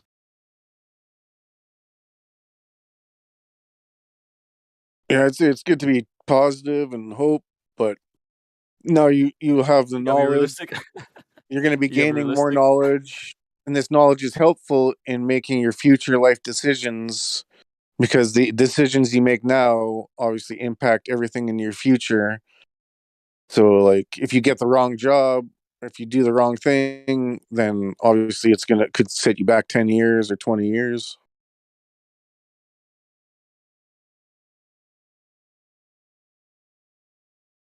So that's why they say knowledge is power, because whether it be the government holding the knowledge and oppressing us and enslaving us, or you having this knowledge in this system and trying to, even though the system you're not going to break it, change it, but you have to find the right path in this system.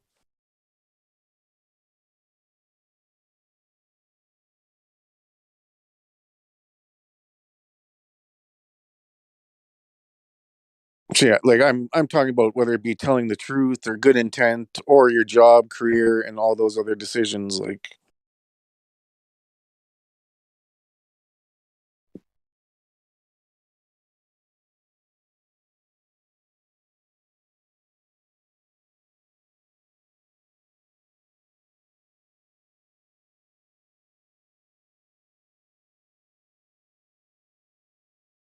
Hello, Mandy, hold my beer. Feel free to join in. They're just talking. We don't have anybody new here right well.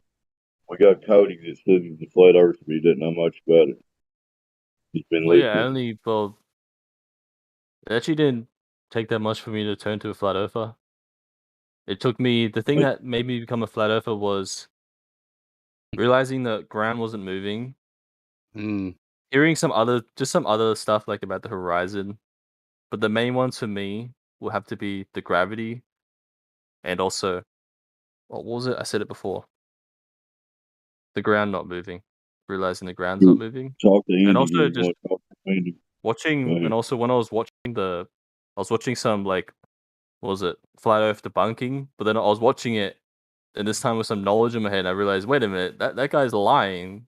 Like flat earthers don't believe in that. Wait a minute, that's a lie. And then realizing that, wow, like this guy's full on lying about flat earthers, and that made me. It was a really slow process, but it worked out for good, I guess.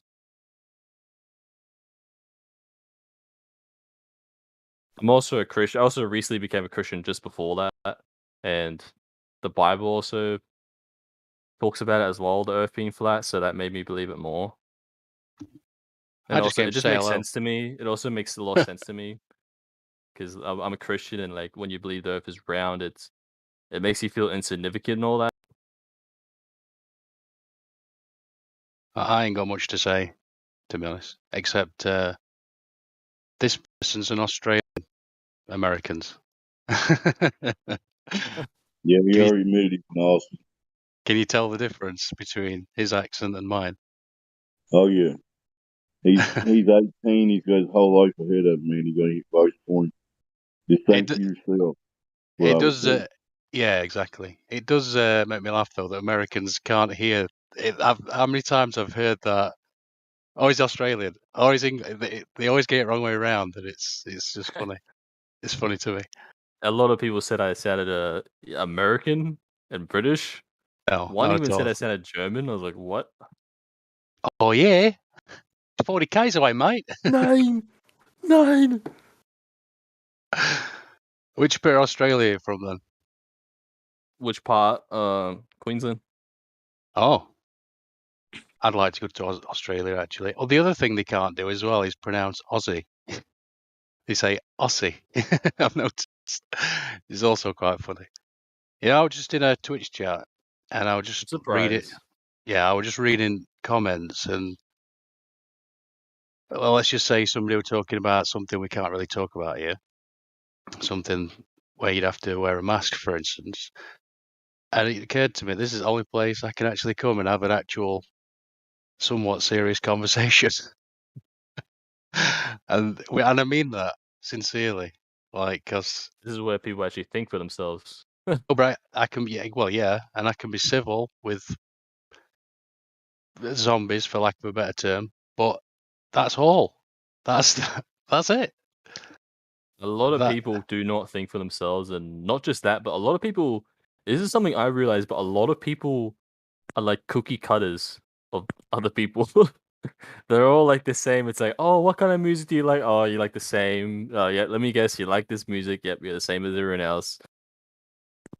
It's like everyone's just like the same, but no one has their own identity anymore. Everyone's just the same. No one's. I mean, yes, there are people. I'm not saying like everyone is the same, but I'm saying the majority of people are generally the same, like what they believe in, even like the way they are, who they are, even the mental disorders they generally have the same. It's Well, sad. your mic sounds good, dude. Pardon? I said your mic sounds excellent. Very good. Oh, thank you. Some guy just told me like, "Hey, I'm gonna fix your mic. Go on your settings, change this, change that." I was like doing that for the whole 5 minutes, and I'm glad it sounds good. Sounds very good. Hey, what do you think to my my meme, my Bob Ross meme? I think it says. I can't see the picture. Be Yes, it's we small. It says something the like. words cut out. The words cut out, man. I can't read it. Yeah, it was too big. But I'm all about the Bob Ross memes. It says something like, "I don't remember painting these kind of clouds, kids," or something like that. Which is true. I mean, you know, I love Bob Ross. Do you know who he is? I don't know really anything about him. All I know is that he's like a meme. Like I remember he was a meme for some time. His show brilliant. He used to be a painter that, well, actually in Vietnam. I didn't know this about him. And when you watch him, he's so gentle and so lovely, and you think, wow. In that usually the case though. Bill Cooper would say he went to Vietnam. Who knows how many people he killed, but when he came back, he never hurt a fly. He never hurt anyone. Well, not in Bill Cooper's case. He actually shot a police officer in the head when they come and shot him on his front doorstep. But that was self-defense technically. But I'd urge you to watch Bob Ross because it's just chill. It's just mint. Awesome dude. I love relaxing stuff. I listen to relaxing music. I think this might sound a bit crazy, but I think music really shows who you are, what kind of music you listen to. It shows a part of who you are, I guess you could say. If you listen to all sorts of everything, though.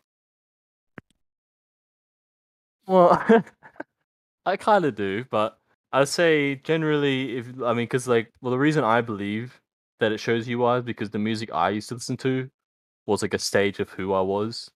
So when I hear music of like the music that I cannot stand now, it just reminds me of who I used to be. The reason I can't stand it is because it reminds me of who I used to be, but it's because I just don't like it in general anymore. I feel like it has a part of who you are, who you want to be. It also brings memories to mind as well. Well, it sounds like you're evolving, so that's a good thing. Evolving? What do you mean? I'm talking about music. Yeah, I'm talking about you evolving as a person, Oh, Oh yeah, that yeah. That's a good thing. I always try to strive for better. Yeah, I'm going to tell you. I just love to learn. I don't know why, but I'm obsessed with the truth. It's gonna sound a bit weird, but I am obsessed with truth. I do not like believing lies. I know people believe in lies to comfort themselves, but I just cannot. I just can't. I also do not like leaving things left undone. If I got something I need to do, I just can't enjoy anything else until I get it done. That's just the way I am. I don't know why, but I like it. I think everybody's gone out on a Saturday night, haven't they? What is it there? What day is it there? I mean, what, A day. Sunday. Yeah. 1 p.m. and my mum and dad went out to the beach. I don't like the beach. Basically, just like I just don't like it, man. So that's a strange thing to say to someone, isn't it? What day is it there? But anyway. Where are you right now? I'm going to tell you to look into orphan trains. I don't know if you ever heard of that, but a couple hundred years ago, there was some weird shit going down. I know my papa was I think he was an orphan. These World's Fair. I think he went on a train as well, actually. World's Fairs. There's some weird shit going off with that dude. They say you're all prisoners, so you're all thieves and vagabonds. That's what the story is, but I don't believe that. I don't think that's true. I remember I heard stories about China. I don't know if it's true, but I heard a story at China where apparently I don't know if it's true, but this is what my fighting teacher told me. He said that like they have like I think it was like orphans or something, and certain classes they would have them do certain things like get really good at certain sports and all that. So like one of them would be a fighter, and they'll have like a whole group of them, and if they weren't good enough, they'll literally be killed, which is really sad.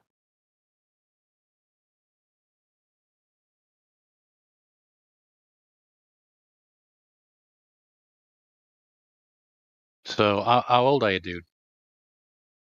I'm 18. What about you? You're 18. Holy shit. I'm really old. I'm like 40 odd. I don't look it though, to be fair. 18 though, that's nuts. Wow. Well, you're way ahead of me then, dude. Just fucking. I mean, you're so far ahead of me. I can't even I begin don't to think I'm tell you. that far ahead. Well, I was drunk for about 20 years. I don't know. Maybe not 20, but I don't at like least, beer. at I least don't 10. like drugs. I just can't stand either of them.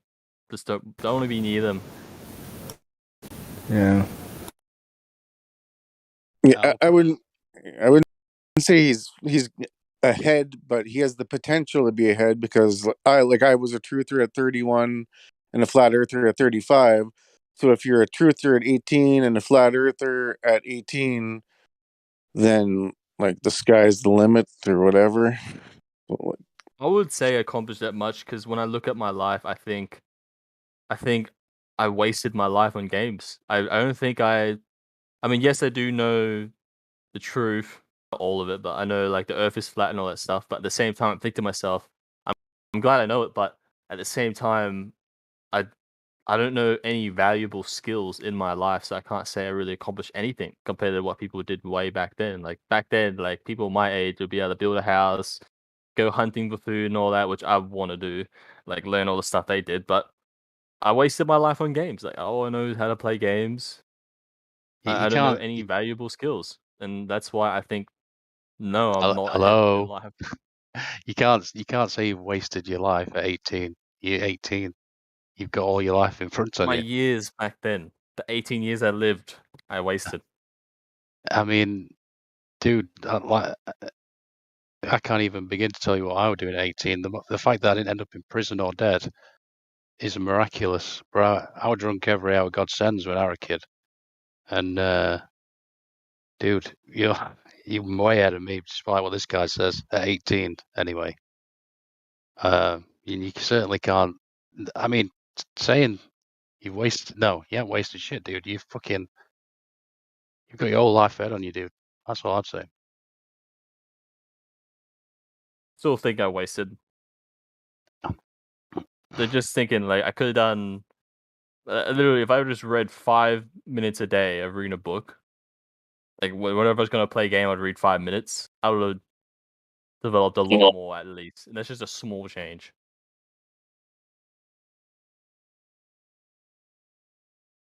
I wouldn't say all games. I'm glad where I ended up though. I can't change the past. There's no point in focusing on it, putting all my efforts on it. Just gotta focus on the present and the future. Well, and I'm glad I am where I am now. I'm glad the past has led me to this moment. So I'm glad. You figured out there's lots of lies around you. There's a lot of snakes, and that's Definitely. half. And isn't it? Oh man, that's half a battle. Sorry to cut in, but man, the amount of fake people is huge, man. Like either, like just. Actually, I don't even know what to say anymore.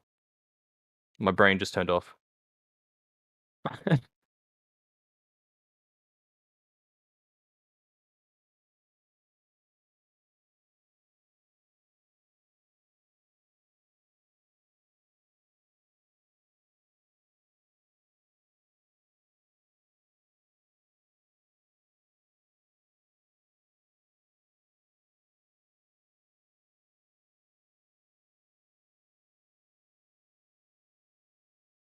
So Andy, how did you start believing the Earth was flat?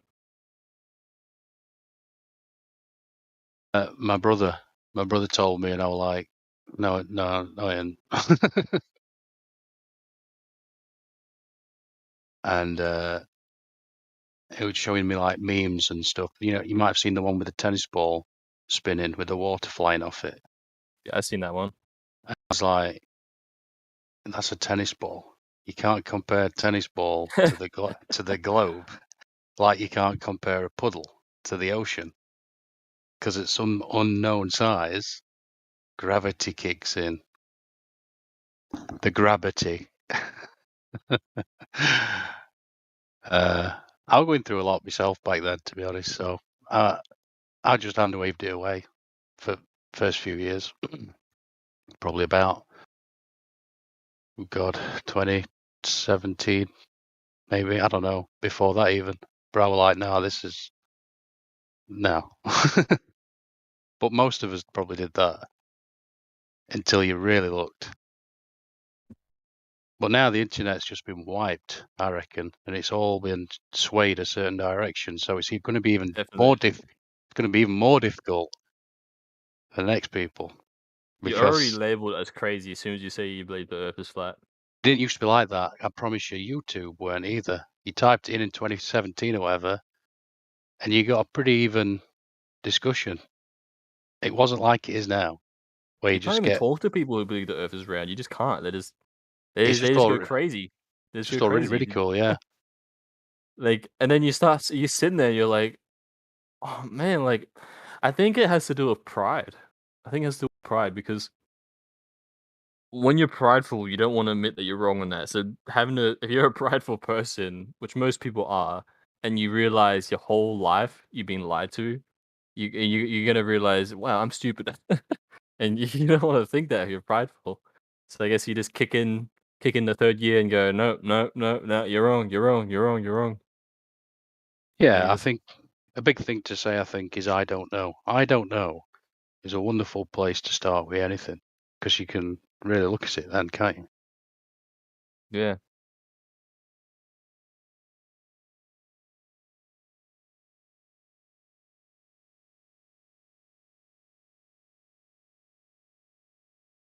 Okay, guys, so we got to break the conversation. Let's see if life is a lesson wants to talk yet. Hello, life is a lesson. Are you there? You can just say hi. You don't have to talk.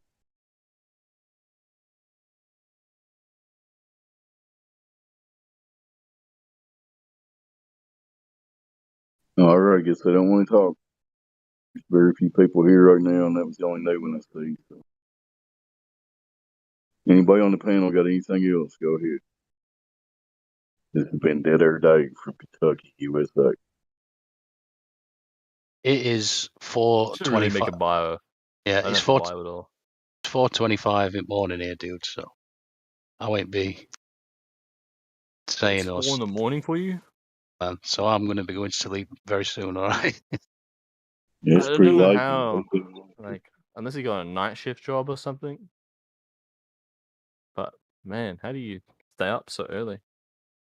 I was born at 3 in the morning, and I just always have. I don't know. I just always liked it at this time for some reason. And I don't like it in the morning, the proper morning.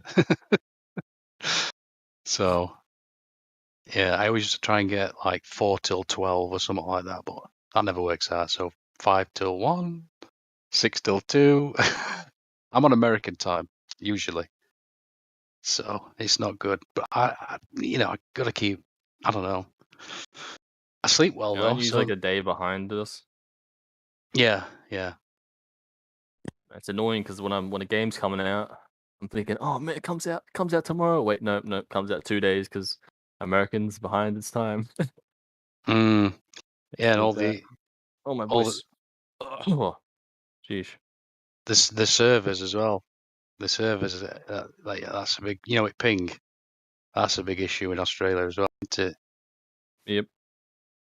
You got like 300 ping on every game. Oh, that must make you want to move, to be honest. No, I got better internet connection now. It's actually a lot better. It's actually not that bad anymore.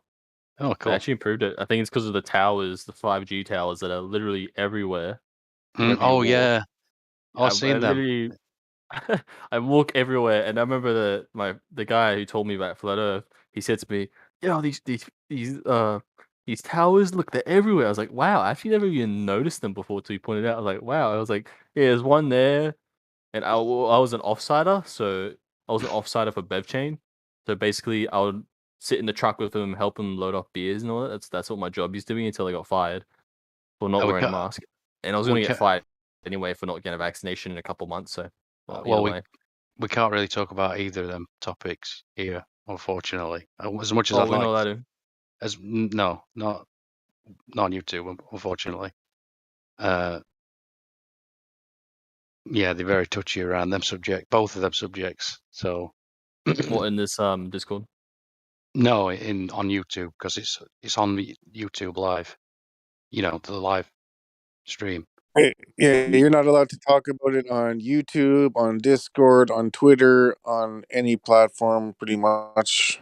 Maybe BitChute you're allowed to, but basically on this live stream we try to stick to the topic because we're going to get censored for anything. We want it to be for flat art. You can sort of you can talk around that, guys. All right, you can talk around it if you know what I mean. You can. Oh, how do you do that? Well, you just gotta, use a code word. Yeah, it's kind of, but it's tricky. Okay. It's probably just best not to talk about it.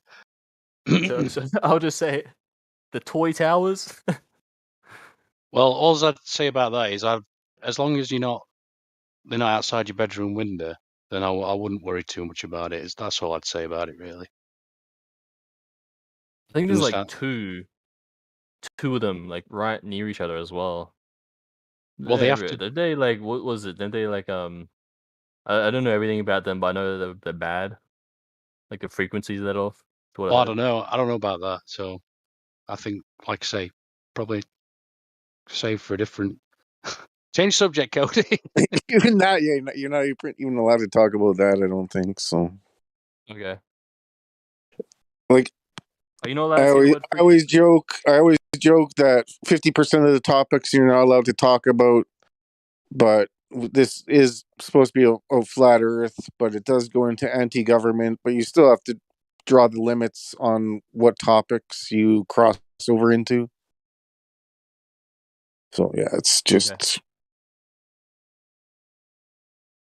And anybody, you can cry about censorship, you can cry whatever, like everybody has to censor themselves or else the server gets shut down or your account. So it sucks that they do that. Like, we're not even like talking about, like, you're allowed to talk about murders, but you can't talk about toy towers.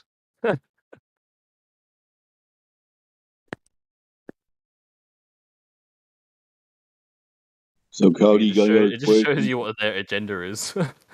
By them do you doing have any questions related to the topic of the globe being bullshit, Cody? No, I don't, because I already know the globe is bullshit. So yeah. Okay, I'm just trying to steer it back off of what you were all Actually, talking about. I have a question. Actually, I have one question. What's the Go ahead. do we have like a true flat Earth map? So I'd love to see it. No. No, we don't have a map that we claim is accurate. No, we do not.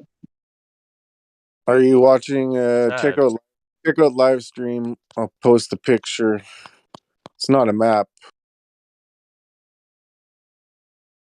It's multiple YouTube videos, millions of views. Type it into Google. Type in "why are all the world's maps wrong?" So when a glober asks you for a map, you just ask him for his map, and then you got him, or it's just a straw man. Like, there are no accurate maps. Maps are representations. Maps are not the territory. All maps are, like I said, all maps are representations. So technically, maps are like opinions. Everybody can have one if they want. That's well I have said. another question as well. I don't know, but is there an ice wall? Unverified. We're not allowed to explore below the 60th parallel latitude, so we don't know. Okay. Yeah, there's the Antarctic Treaty, which doesn't allow any unsupervised public exploration below the 60th degree parallel. What about beyond our countries? There, we let it go out there, or we not? Beyond where? Like outside of other countries. like not in the center, but outside. Outwards instead. No, you can't go there either. They've got like buoys in water that sense vibration. You can't. What is it? Do you know? Do you know what a buoy like them floating things in water that sense vibration? They can No, I literally never heard of it. sense. You've never heard of that? No, never in my life until now. I'm not the best person to ask you about that, but do you know anything about Antarctic Treaty? Signed in 50s. I heard of the Antarctic Treaty. Yeah, I heard that it's been signed that no one's allowed to go there. I'm pretty sure. Yeah, it's pretty freaky. Look in live It's really stream. weird that they did that, even though it's like they say it's just for wildlife. I'm pretty sure they say it is, and it's just like there should be nothing there. If you look in Very suspicious, I'll say. If you look in live stream, there's a picture of a boat. It's called the Antarctic Patrol. It's from the United Kingdom Royal Navy. It's an official website. So, like, there's obviously boats and buoys. It's just like anything. You can't go to Area 51. You can't go to military bases. You can't go to Antarctica because of the treaty. Certain areas are off limits. You can't even go across the border or into a country. So, like, I wouldn't be surprised if there's like if the only parts of Earth we know is like 50%. I wouldn't be surprised if like Earth is huge, humongous, and that they just hid it from us. I wouldn't be surprised at this point. So you're saying about what you're saying before, Andy? Did you say they have like what is it in the water that stops you from going out? Buoy. A buoy. That's a weird name. That's a weird word. So what is this buoy? A buoy. Sorry, I'm not. But like I say, I'm not. I ain't gonna see try to like. explain it? I'm a land person. Yeah, it's just something that floats in water that detects vibration, and they've got a perimeter. So I've heard. As soon as they detect it, you're screwed. The thing is, I don't subscribe to any of this. I don't care about. I've heard of it. I've heard all the arguments backwards and forwards, and I really don't care about any of it, to be honest. But I suppose I should explain that a bit further. I don't really like ideology of any kind. I mean, I want to verify shit for myself. I don't, you know what I mean? I want to go in my own boat and see that for myself. So even though I'm telling you about it, know what you mean in the sense like I don't believe things until I have actual proof. For example, like let's say like I can't even think of anything right now to prove my point. All right, let's say okay, someone says to me unicorns are real. I'm gonna say I'm not gonna believe you until I see it for myself. till I get some proof. But I'm also not going to say I don't fully believe you. I'm not saying it's not possible. So I'm on like the fence. You know what I mean? Yeah, like totally. that's my way of things. See, Yeah, I would say that I would ask for observable, measurable, repeatable. Other than that, I'm gonna remain highly skeptical.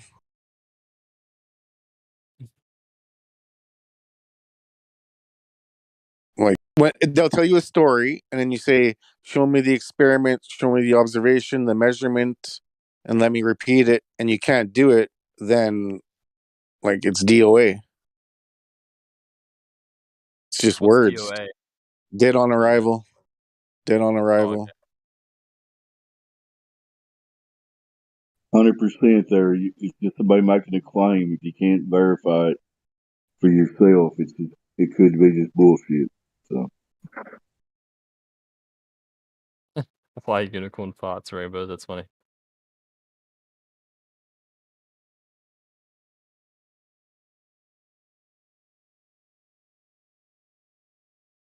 I heard that unicorns are actually worshipped, like in some religions and all that. It's pretty funny, guys.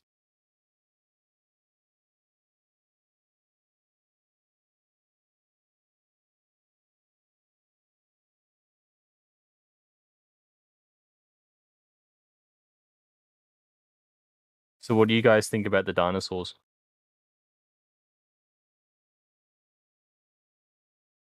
I think the Tyrannosaurus Rex would have a real hard time jerking off with them tiny hands, them tiny arms, flapping at his sides. No, I mean, it's silly. Because... You think dinosaurs are real or not? Oh, not really. I think there's alligators and shit. Do you think they were alive, or do you think they just didn't exist at all? They just look too wrong. Like they just don't look physically possible to me. Tyrannosaurus Rex is a perfect example of that, in my opinion. I do agree, actually. No expert, but it just looks fucked up, doesn't it? It looks like it's like was it? Must have like some kind of like it's like incest or something, man. Like what happened to its arms? It's just all wrong. I don't know, but have you listened to Eric DeBay's 200 Proofs? There's not a spinning ball or whatever. Because I haven't watched that. He goes into dinosaurs pretty heavily for probably. I think here's my view on it. I think dinosaurs were real. I think there definitely wasn't a meteorite that came down and killed them. I think they're probably just like, I mean, like for example, like in Australia, snakes are very common, and yet I barely see snakes. Like you're not going to see most animals in that anyway. I think dinosaurs. I don't know what happened to them. I don't know if they're. I think some of them might still be alive, although they're probably going to be very small. I don't know the whole story of it. I don't know, but go on YouTube and type in Eric DeBay, and then type in what Eric DeBay. I think it's just DUBAY. I think. Right, can you sound it out for me? Listen, I'm the worst speller in the world, but I think it's just how it sounds. Dubay. Eric. I think. Don't take me word for that. I think it's just DUBAY. I'm not sure, to be honest. Could be. It's been that long. It's been many years since I've looked into Eric's. Well, I still watch occasionals. I like his videos. But 200 Proofs, it's like 8.5 hours long or something. It's really long, and it goes into dinosaurs for about an hour probably of that book. The 200 Proof video is only like a couple hours. I just wanted to correct you. Can't find it.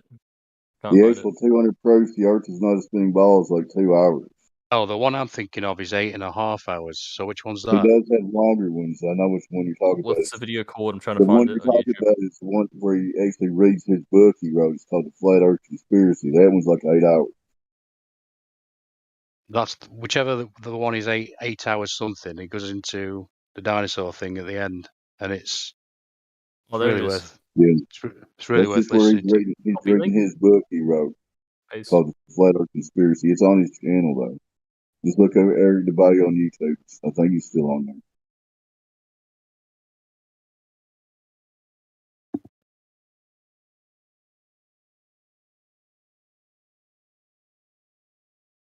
If you're looking at the live stream voice text, the old dude posted the 200 troops, so it's not a spinning ball.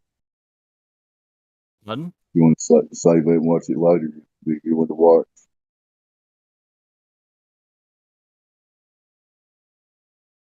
Sorry, can you speak again, Dave? Old dude posted the 200 proof that Eric Dubay did in the live stream voice text. You can save that and watch it later. It's like 2 hours. Yep, I saved it. Okay. I make sure it's on my watch later. So yep, it's on watch later.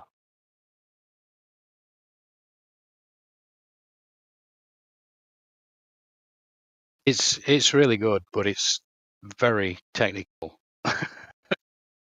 And I'm not ashamed to say it's too technical for me, for most of it, to be honest, because I'd say my weakest subjects are science and maths. My weakest would be English. I suck at English. Thanks to QE, You're at least probably I not have. gonna believe me, but I used to have like autism, but it's gone now. Oh, Sounds crazy. that's good. But yeah, kind of funny story actually. I had all the signs of autism, basically besides one. I used to even think like an autistic person, like the way they think in a conversational, like how they think of things beforehand and all that stuff. What else? Yeah, and then as soon as I think it's like I remember in school we said you gotta take the vaccine, and this time I said no, I'm not gonna take it. I didn't take it, and I stopped taking the vaccines, and I started eating healthy, and just eventually with time, yeah, it just went away. Like somehow, like everything just snapped, and then I started being normal again. For the first time, everything just made sense. I was like, wait a minute, like it just comes naturally, you know. It's kind of weird, very weird.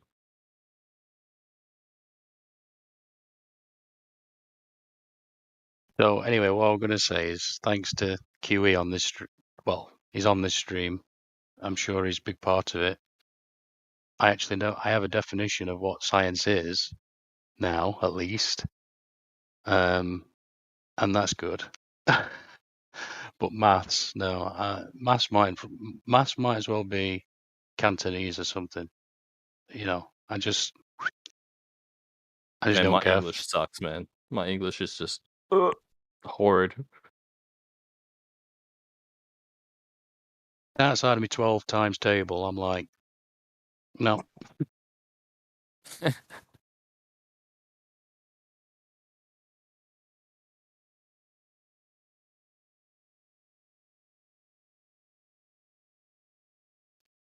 Although I understand that it's a language and people are passionate about it, you know. My mum is one of them. She's really good at maths. So, you know, I it's believe funny people how enjoy maths. That's just crazy to me. How is doing numbers fun?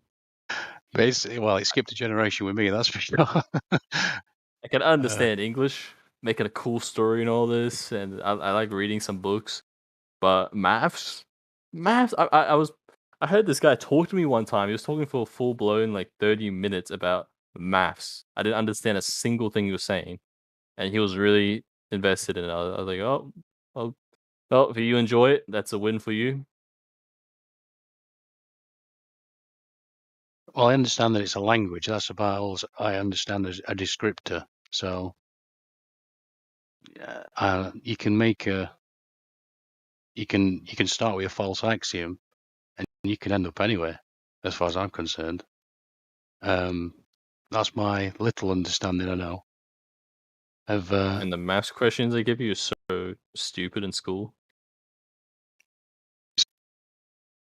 And yeah, it seems that's how that's where the globe exists, basically, on a chalkboard in all them squiggles, because it certainly doesn't exist anywhere else, it seems. I mean, yeah, to believe the globe, you have to literally like twist everything that you see outside your window and think, the sun's moving around. No. That's right, we're moving around the sun. Ah, that makes sense. Yep.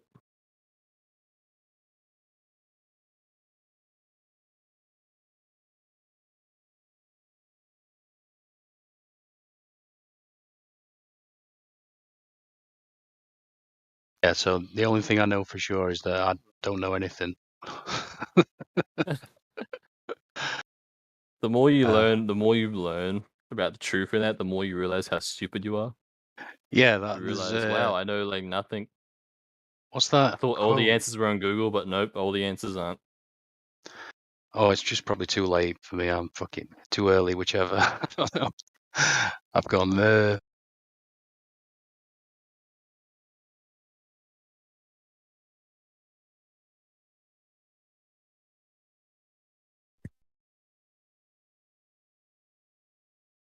Isn't Elon Musk like giving people's hopes up about them going to space, to Mars? Yeah, Musk is an actor for sure. That's how I felt about him. The first time I saw, what were it now? I saw like oh god, my brain's just gone off. It's just Yeah, that happens to me. Brain a fart is thumbnail. what we call it. Yeah, I saw a thumbnail, and it said something like "real life Tony Stark," and with millions of views. And I thought, this is fucking bullshit. This is straight away. That's a big red flag for me.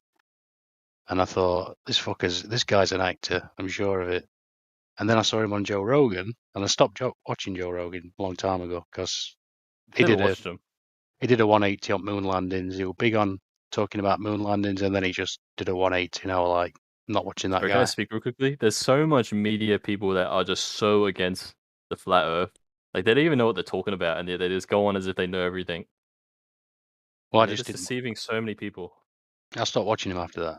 So, but he had Elon. I did flick on just because he had Elon Musk on his show. I was curious, and I thought, right, I'll watch him. And as soon as I watched that, I thought he was an actor. Now I know he's an actor. But if you think you could come into this, so Cody, is this your first day on the server? Yep. That picture you sent reminds me of how like I heard that all the rockets are on the beach for a good reason. It reminds me of that. Well, they say they're in Bermuda Triangle, don't they? All the rockets. Yeah, like all the rockets go in the ocean. That's why they're all on the beach. And then they also go on a curve. They don't go straight up, which they should. Which is funny. Yeah, as soon as they go out of sight, then they just in the ocean. You can't. Funny. If you think you can come into this place and just corner the electric car market like that, then you don't know anything about this place at all. At all. Because if you think you can come into this realm and just corner the electric car market, then you don't know anything about this realm, because everything has been bought and sold a long time ago. What'd you say? Corner the electric car market. Hello?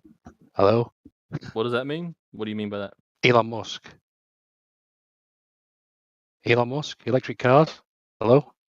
Oh yeah. You realise Tesla? What? What? Tesla? Yeah, what about it? Yeah, if you think you can come into this realm and corner the electric car market, you don't know anything about this realm at all. Do you understand? No, I don't get it.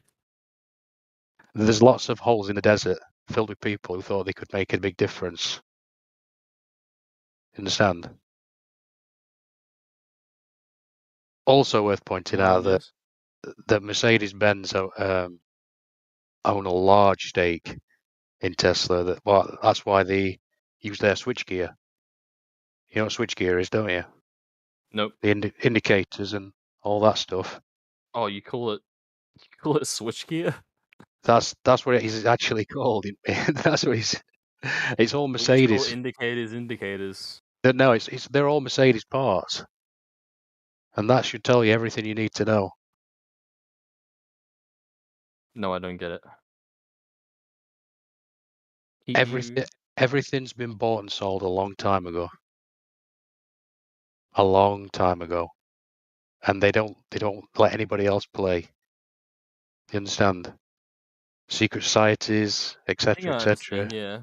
They won the Monopoly board. They won, and instead of turning it board over and starting again, they went, "No, I'm keeping it. I'm going to keep it all to myself because I'm a greedy little grabbler. And that's what greedy little grabblers do. They don't want anybody else to play. And there's plenty of holes in the desert for people who thought they could make a difference. And you can't. Yeah, I definitely don't think I'm a hero. As much as I want to try to be the best person I can be, definitely won't be able to save the world. No, I mean, you can make a difference at a local level, sure. Yep. You can make a difference with yourself. You know, that's important. But on these world scales... Well, I heard that there's going to be a light world order soon. A what? A light? What? Sorry? Or like the new world. You know what I mean? World order, yeah. Oh, yeah. I mean, it's already here, but apparently like another one's going to take over. Another one. What's that then? It's that's what I heard so far. I heard that there's apparently there's two sides. There's like the dark world, which is the one we're in right now. No. And then there's the light world. And they're both ultimately evil. Oh no, who's told you that then? Oh, just watching some random videos. No, I'd argue that there's that inside of you and every man for that, but not. It doesn't have to be like that out in the world. And I would also argue that if you saw things that way, that you would attract that energy as well. So I won't look at the world like that at all if I were you. Do you think we attract things? Absolutely. If you go out into the world and expect it to be bad, evil, as you put it, whatever you said, that's a really bad thing. Don't do that. Because it will come to meet you. No, the evil's in every person. Each and every person. You included. And the Jews called it the Yetzer Hara, the wayward spirit that's put into each and every man. Evil, very sinful. I believe that's our body. No, I'm just saying that it's what Solzhenitsyn said something similar, didn't he? That good and evil runs between the heart of every man, or something like that. That's just a fact, in my opinion, anyway. I agree. You know. So, but don't, thinking the world out there is all evil and bad, because it's not. It just isn't, for a start. The media would want you to believe that, but it isn't like that at all. They just find the craziest motherfucker out there and put a spotlight on him. But it's not like that, is it? I don't think it is, anyway.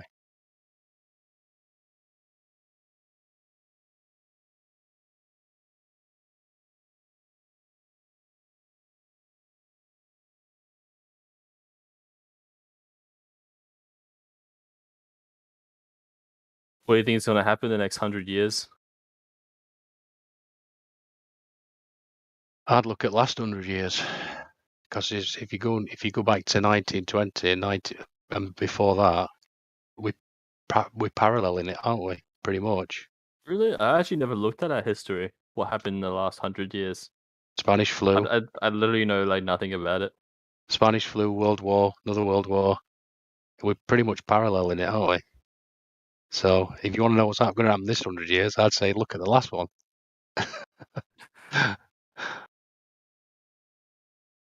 And it wasn't good. The 20th century we were a shitstorm. It were, just a fucking bag of lies. One thing after another. I think things are worse in the last 100 years, to be honest, in a way. I mean, like, mental health wise, and some other stuff too.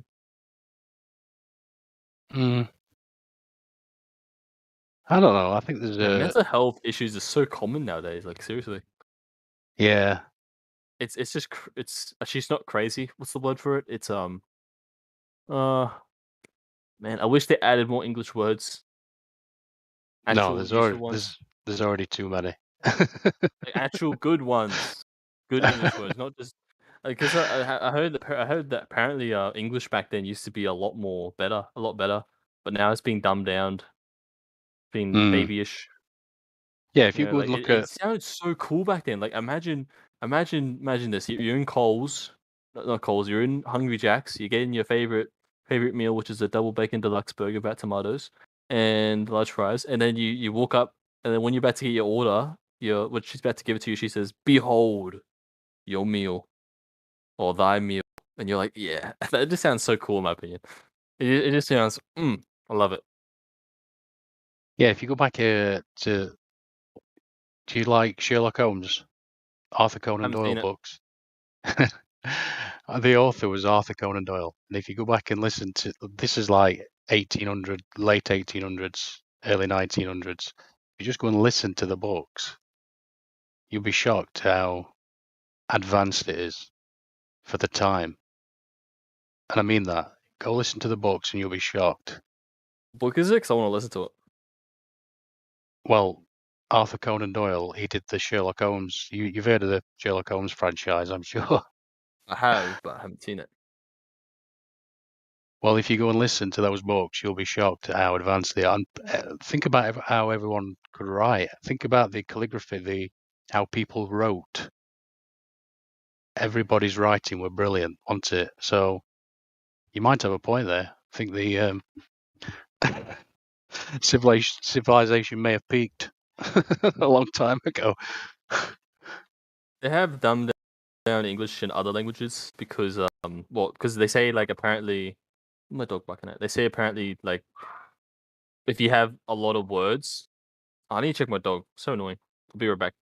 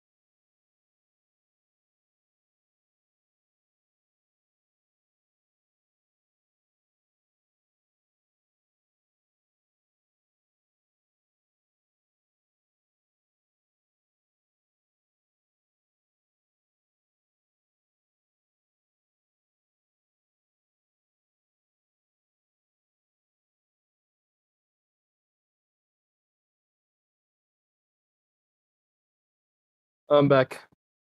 I went to the toilet. My dogs are barking at nothing.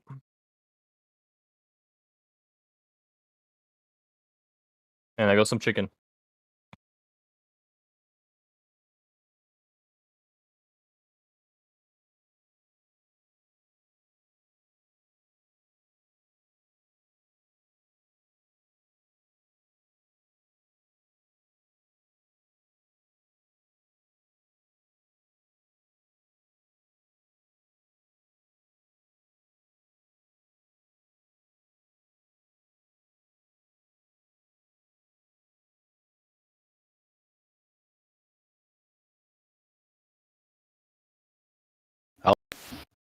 I was getting water. Hello. Sorry.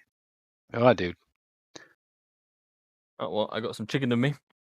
And what I was saying earlier, the more I think it was like the more words in language, the higher IQ. That's what I heard.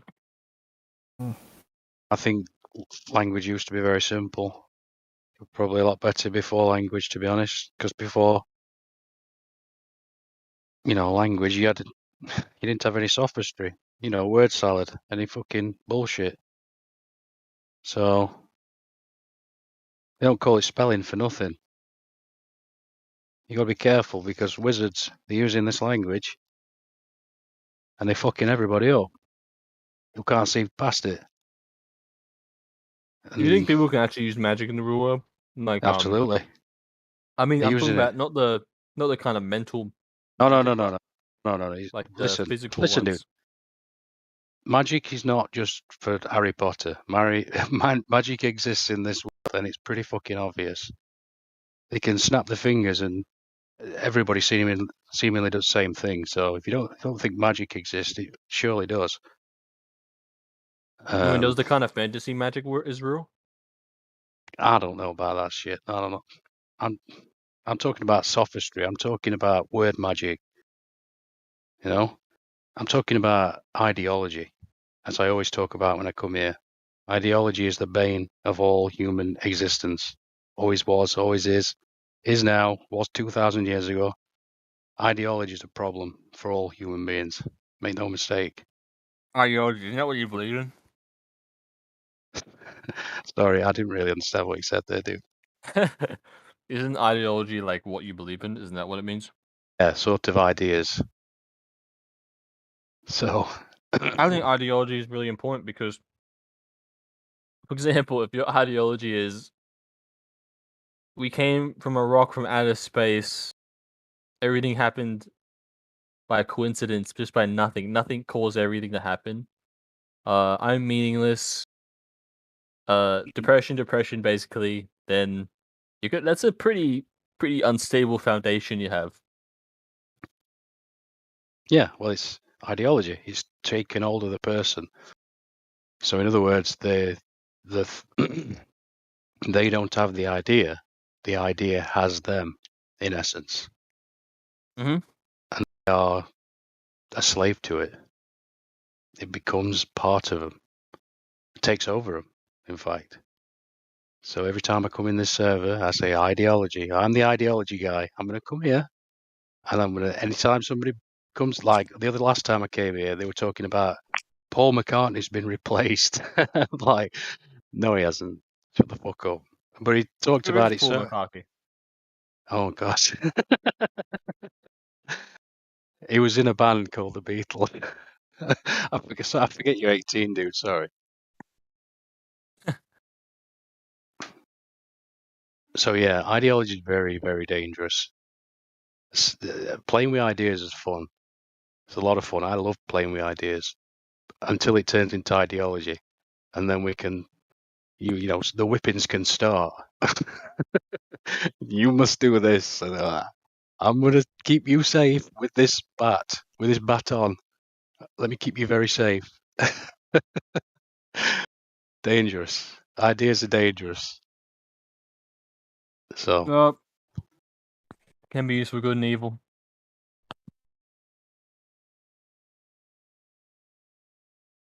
Words can be used for good and evil. You can say, I love you, Or you could say the complete opposite. I hate you. Both have an impact. But at the same time, it's up to the person whether it impacts them or not.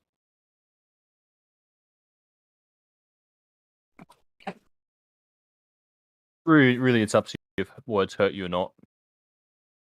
Some people let it get to their head. Or should I say get it to their heart.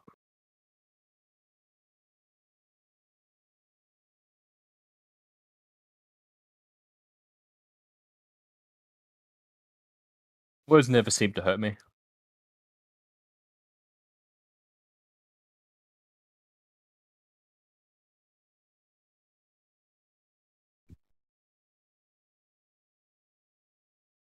Well, for a lot of us, it's very painful letting go of this globe. You know, it might be very simple to you, but for most of us, it was terribly, terribly painful. In fact, I'd go as far to say it was worse than a kick in the balls. Yeah, that never was like that for me. Well, I think it's because I had a very depressing life. My whole life, I'd literally been depressed. You're 18. So, you can't say your whole life in any context when you're 18. I get it, but when I say that, you obviously know what I mean. Like, I'm 18, like, my whole life thus far. But I mean, like, yeah, like, my whole childhood, I've been mostly depressed. I also get clustered headaches. I had that since I was a kid, and I feel like I'm getting one now, actually, thinking about it. But in case you didn't know, is like one of the worst pains a human can experience. And there's nothing you can really do about it. It feels like your eye is being stabbed. I've broken a bone, my leg, which is the strongest bone, the femur, and I sprained my neck, and they do not hurt as bad as a headache, which is kind of funny to think about.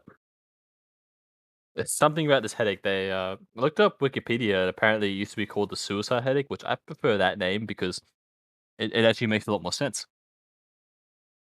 Well, what do you eat? What do you eat on a regular basis? I'm trying to eat more meat. I'm trying to eat more healthy. Do you eat fast food? Do I what? Do you eat fast food? Sometimes, yes. Well, that's first thing I'd address. I'd stop doing that. Yeah, I know. I need to fix that. But recently, I had no money. Do you know what fermented food is? I literally have no food in the house. What fermented food is, Cody? What's that? It's food that's been fermented. What does that mean? Well, everything's been pasteurized, so it's been killed essentially. Or as my brother, I know that's bad. My brother, as my brother so succinctly put it, if you cook it, you fuck it. Believe it or not, I'm actually eating raw chicken right now. That's interesting. The fermentization doesn't that increase the probiotics and the healthy gut bacteria? Yeah, fermentation is really good for. So that's what I'm trying to explain to the lad. Yeah, so a lot of food that we eat has zero probiotics and is not natural. So what Andy is probably going to say or would say is to like, what's that? You need like a natural diet. The more natural, the better. I agree too. Sauerkraut. Do you know what sauerkraut is? Cabbage. Nope. I'm sure you could buy it because you're in Australia and they're quite health conscious in Australia, as I've seen. No comment for the last couple of years, but ignoring that. So you get some cabbage basically, and you want the juices out of that cabbage, and so you usually weigh it down. I've seen people put a brick on top of it, and salt, loads of salt that brings all water out of it, and then it like sits there like pickles. But unlike when you pickle something, you use vinegar. And going into this in a flat, this is so stupid. But there, I was just saying, get some sauerkraut, fermented sauerkraut, and that goes to anyone who can hear my voice right now because it's miraculous fermented stuff. Sauerkraut. What's that? It's just fermented cabbage. What is that? So that's been through a fermentation process that's really good for bacteria, for your microbiome. I've never seen any food in the store called fermented have that word before. But there will be somewhere if you just type it in, and then they'll deliver it to your door. I'm sure that. I mean, you can make it yourself quite easily, but I don't. I just have it delivered because I'm lazy. So I should make it myself because it's very, very simple. At the moment, the healthiest thing I'm eating is just chicken. Yeah, it hasn't been really much anything really. So how come you're eating it raw anyway? I'm not knocking you for that. I'm just saying it's quite risky. I was gonna bring up earlier. Oh, I was gonna bring up earlier, and I was gonna think, man, this guy is not gonna. He's gonna think I'm crazy, man, for eating raw meat. No, there's someone from your country I listen to called Tom Barnett. He's clearly a Freemason, but that aside, he talks a lot of sense, and he eats a lot of raw stuff, and I think drinks his own piss. So I heard of that too. That is apparently also good, but you have to be you have to do certain measures, which I haven't done. But at least now we know, in case I'm about to in the wild, I can at least do it. Probably I actually believe it can work. Anyway, that's a long story. But anyway, yeah, the reason I eat raw meat is because my whole life, literally my whole life, I eaten nothing but fruits, basically. Fruits and veggies and junk food. That's literally the only thing I eat my whole life. Literally, like no meat, just no meat. Basically, almost like a vegetarian kind of. And then when the first time I ate raw meat, I haven't felt this again. But this sensation, like it is unbelievable. The first time I had it, the sensation in my body, it's like my body literally said to me, "Thank you, wow, thank you," and I felt amazing. I never felt happier. Like my body, it just felt amazing. And then every day since, I was like, I'm gonna eat raw meat. Like my body literally told me to eat raw meat. It said like I never had that feeling. It literally tastes better than junk food. It's the best thing I ever ate. That's very It odd. makes sense. Like why would healthy food taste disgusting or that? I mean, it's supposed to be good for you. Like if it tastes bad, then your body obviously doesn't think it's good for you. It's rejecting it. Just like how everyone drinks milk at a young age and they know it's good for them. Everyone loves milk. And then it's not like oh pardon me. I forgot what I was gonna say, but anyway. anyway, I forgot what I was gonna say. Yeah, it just tastes amazing, and I keep eating it, and I never felt bad. And my parents are like, "Oh, actually, they don't allow me. They don't allow me to eat raw meat, but because I like eat behind their backs. I eat behind their backs. But yeah, and they said, oh, you can get parasites and all that. But I heard videos saying that apparently, like we literally made a bacteria. Our body promotes bacteria. It's good for us. So when you're eating raw food, you're actually replenishing yourself. You're helping yourself. Yeah, listen. Type in Tom Barnett into YouTube, and he talks a lot about law. And law is a good thing to learn, especially. I don't know anything about the law. Well, oh god, it's too big a subject to go into here. But basically, when you're born, you're given a straw man, and you're given it's a whole thing. I can't do it now; it's too late. But basically, go listen to Tom Barnett. He explains what the living man is and what your straw man is, and all that good stuff. And what's his name? How do I spell it? Tom Barnett. Just how it sounds, Barnett. And he's an Australian. Barnett. He's Australian. He's got a bald head and a big ginger beard. I see him. He talks all about law and eating raw meat. And, you know,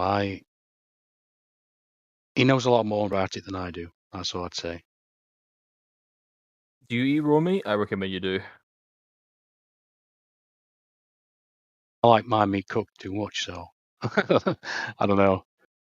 Raw chicken also is a bit scary, I think. But anyway. What say chicken? Oh yeah.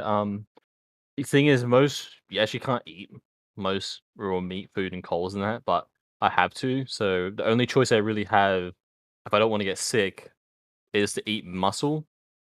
Just like right now, because that's not where the toxins are hold, is what I heard. So you're not going to get sick, even though they like messed up the meat already to begin with. But if you're going to get other stuff like kidneys and stuff like that, which is better for you, then you what was it? Yeah, you kind of have to cook it a bit so you can kill toxins in it, so you don't get sick. But at the same time, you're killing some nutrients, so there's that. But yeah, if you actually eat cooked food, it sets off a process. It's big word, biggest word I know.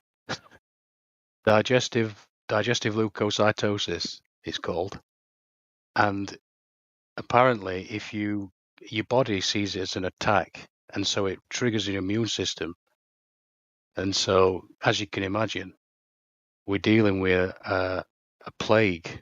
The plague of our time is diabetes. You could argue. And if you think about that, the fact that everybody's cooking the food and they probably shouldn't be, well, they technically, apparently this Dutch scientist came up with this, and I don't know how the fuck they do it, but he said that if you eat 51% raw and 49% cooked, then this process doesn't happen for some reason. No, I don't know. I mean, I hear stats like that. I'm like, how can they put a number on such a thing? But apparently, if you eat basically a lot of raw food, then you can have a little bit of cooked and get away with it. But we don't do it. Well, I'm not saying you, Cody, but I'm saying majority of us, me included, and I know this, and I still do it. I like my food cooked with the salt and pepper. Thing is, when you cook it, you're doing two things. You're killing the bad and the good. Killing Absolutely. both. Absolutely. So you really gotta think about like, okay, the longer I cook this, the more if you cook it too much, you're actually damaging yourself a lot. You damage your body because you're actually losing some nutrients because your body has to work. Like, it has to use some micronutrients to like get the nutrients from the food. But because that food has no nutrients, you're actually losing nutrients. But you are gaining some of the basic stuff though, but you're losing the micro. I also had raw eggs for the first time, and man, like I was thinking to myself, like, I had raw chicken. This raw egg should taste good too. And I had it, I was like, wow, it actually tastes good. And man, I felt amazing. My body felt, I had so much, and it filled me up so much. I had so much energy for the whole day. And this video said to me, he said, same guy that got me into raw food, he said, hey, you should have some raw eggs. Like, you'll get so much energy. And I had it, and I was like, whoa, like, I had to go to, I forgot what it was, but I had to go out really fast. So there's like, think of it as like a meeting, even though it's not. So I was thinking, okay, well, I can't have chicken. There's no chicken. I was like, oh, there's some eggs. I'm gonna try it out. And I had raw eggs. I had a couple, and man, I felt amazing. I felt full. I felt energized. Dude, you're gonna love full the whole day. You're gonna love Tom Barnett. You're gonna love that guy because he starts every morning with raw eggs, and I think a bit of cream or butter or something like that. Little raw egg smoothie. So you're gonna love Tom Barnett, dude. And he's Australian. He's a fellow Aussie. So also another thing is I was gonna say yeah, and my health has improved so much, man. I have, like, ever since I started eating raw meat and eggs, my skin is clear. I used to have pimples on my face. Oh man, I just feel so much better. I've gotten stronger, a bit stronger. What else? Those are the main ones I can tell. I feel a lot better. For me, the main one would have to be the energy, man. Like the feeling I have of just not being tired all the time. Because when you also get to eat less. Because when you're eating fruits and that, like I used to be, you got to eat constantly throughout the day to keep your energy up, and you still feel tired the whole time and feel weak. Yeah. That's another thing to talk about into as well. Intermittent fasting. You're supposed to fast, so you might find if you don't eat, it's really difficult. I know this. I'm struggle with this. Although I look quite good. You're supposed to. I do these mini fasts where it's only for 12 hours, 15 hours. I try and do that, but I'd love to be able to just not eat regularly for 3 days or something. But God, it's just so difficult. Apparently, doing that is kind of bad. Like in a sense, doing it 3 days might be too much because I heard that people back then used to eat like once or twice a day. Like they'll eat like maybe once at the breakfast if they feel hungry, and then like at the very end of the day, they'll eat another one, like one meal. Like late at night, or they might just eat once a day. Like it used to be very little back then because like when I'm eating this chicken, man, like I don't feel hungry for the whole day, like at all. It's not like I need to pressure myself to like, oh, don't eat or anything like that. It just happens very easily. So I can understand why they did it back then because they had very nutritious food compared to now, and they just eat like literally like a little bit, and then boom, they're full for the whole day. The body tells them they have enough energy, like they're enough for them. And also apparently in a study, apparently if you don't eat for apparently like I think like 8 hours, no 14 hours, your brain actually starts to regenerate. There's been like these studies that people had like no brain, like No, literally that's like just a stem, that's and they not true. regen most of their brain. No, that's not true. The simple fact is all disease starts with inflammation. All disease starts with inflammation. That is a fact. And when you fast, there's no bigger killer of inflammation than fasting. That is also a fact. So, there you go.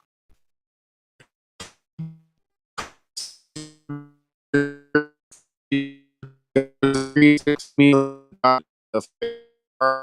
You're sounds very roboting. disoriented. Roboting, dude. Ah, shit. Oh, I heard that. And mic check. I can hear you, Jim. You sound good. Hey, bud, I was listening on YouTube. I just wanted to ask you a question about how you're eating. Do you rinse your meat off in anything, or like salt water?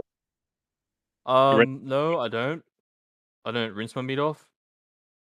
I just eat it, just the way it is. So you just get regular, like grocery store chicken and beef and stuff, and just that's it. I'm still new to eating raw meat. There's a lot better people out there than me, but at the moment, I am just eating chicken. And apparently you should eat liver. Apparently that's very good for you. That's apparently one of the best you could eat. But at the moment, I'm just eating just normal chicken. I drink, I have eggs. I drink that. That's very good. I also drink coconut water. And what else? Yeah, I just eat the chicken straight off. That seems to work for me. Huh. I mean, there's if I'm gonna eat liver and all that, which I do want to try, I'm gonna have to go out to a farm or something like that and get like you have to make sure it's perfect, the food you're eating when it comes to anything but muscle, because right, you can't eat it raw because apparently like the toxins there are held in fat and all that, and when you're eating like, because I mean muscle has very little fat, so when you're eating something like liver, if the cow was sick and is unhealthy, then you're gonna get unhealthy by eating it. It's not gonna be good for you. So you have to cook it instead. That makes sense. Yep. Yeah, I need to make some changes. I'm getting close to 50, and I'm still pretty heavy. I mean, I work my ass off and pretty active, but I just can't seem to drop weight. It's just the sugars and stuff, you know. Fat is good for you, but like I said before I cut out, carbs turn into sugar, and sugar turns into inflammation, and your body either burns sugar or fat.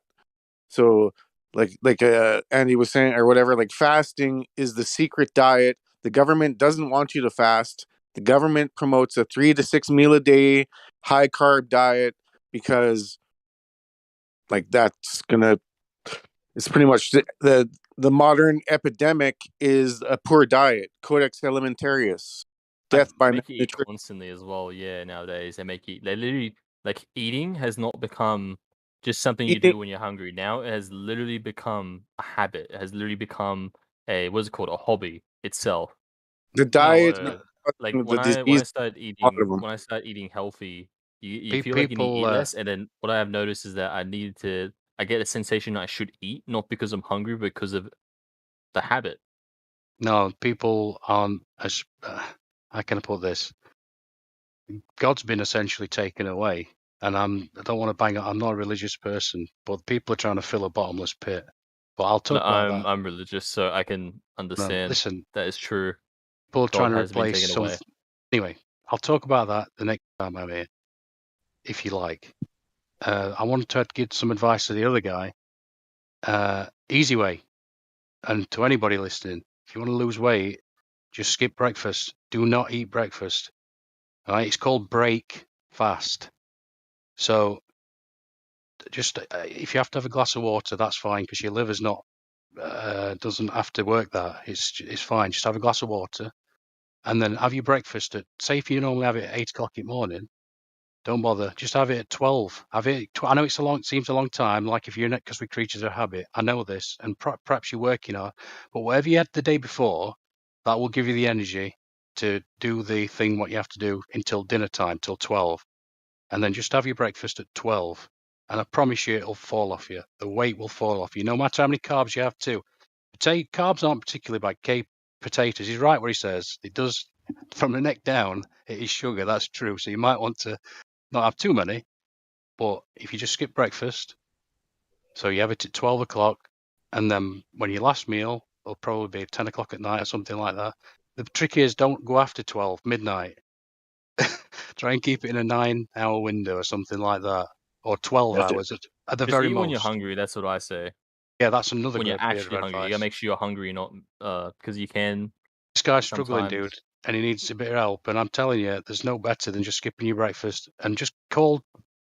If you have it at 12 o'clock in the afternoon, call that your breakfast, and just say, "I'm having my breakfast 12," and then your last meal will probably be something like, I don't know, 9, 10 o'clock at night, and that's fine.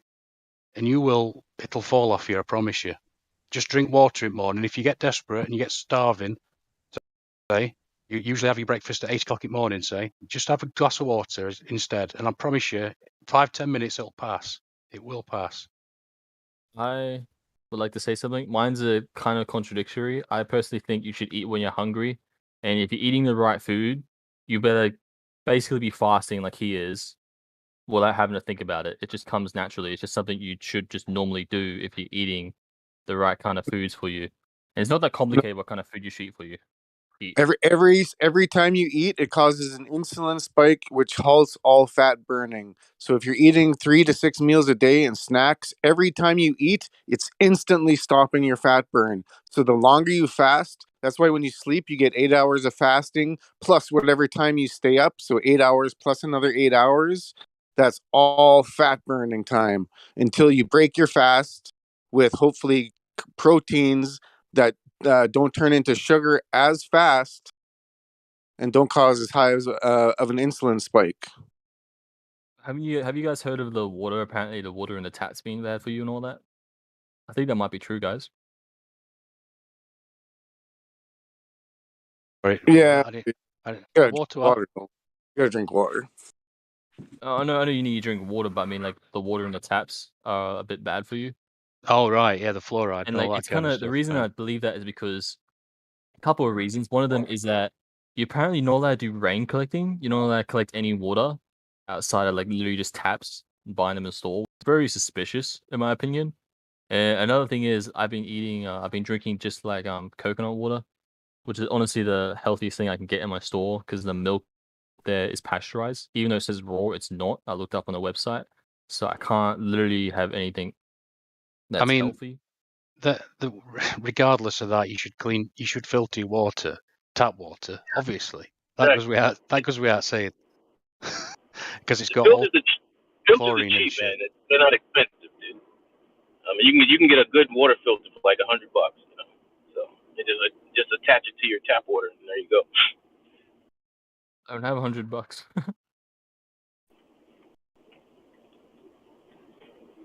No, where do you how are you even on the fucking phone then, bro? If you don't have $100, you're not a bum. Obviously, you work. So obviously, you work. I actually recently got a job. I haven't even heard from them yet. So I literally just a couple of days ago, 3 or 4 days ago, I lost all my money. Like I spent it all on food, man. So like this is literally the last bit of chicken I'm eating right now. I only have 2 more drumsticks left, and then I'm going to be eating like even more crappy food because I can't buy my own food anymore because I have no money. But you're 18, aren't you? You live with your parents or something, don't you? Yeah. There you go. You can ask them for a water filter, can't you? Or No, they definitely don't care. They definitely don't care at all.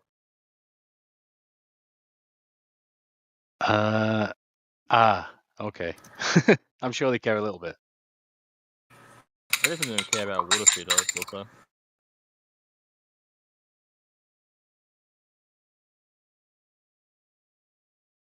We back?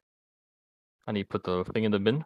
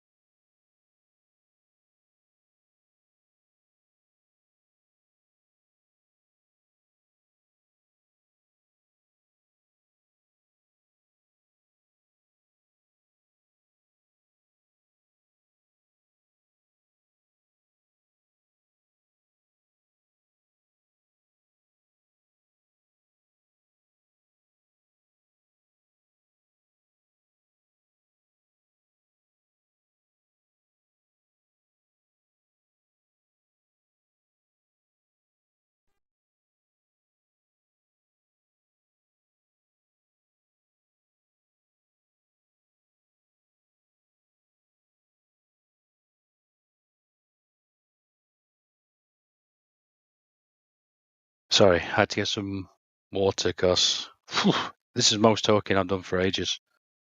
A lot of talking.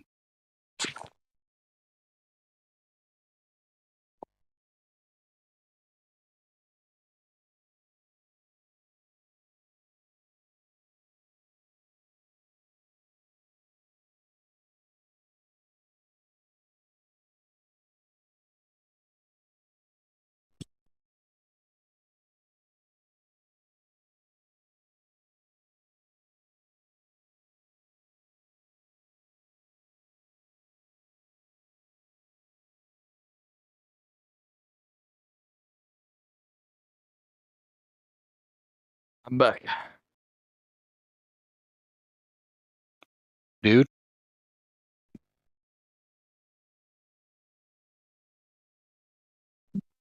I was just saying I had to fetch some water because this is the most talking I've done for ages.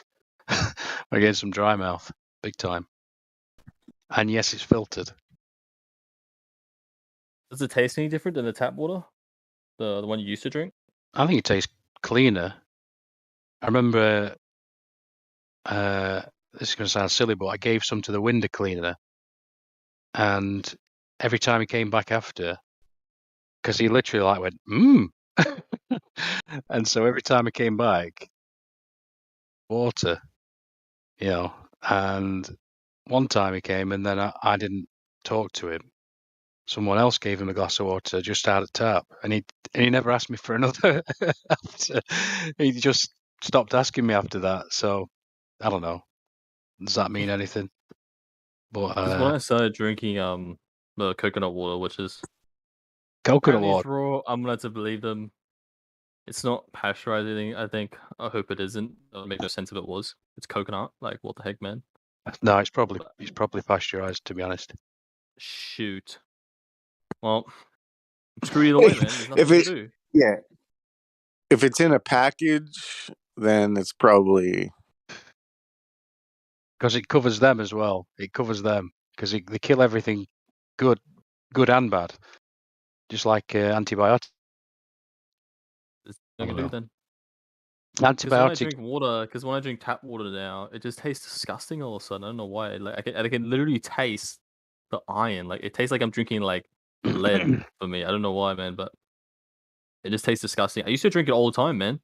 I used to drink it literally every day. I used to drink constantly, but now I just can't drink it. It just tastes disgusting.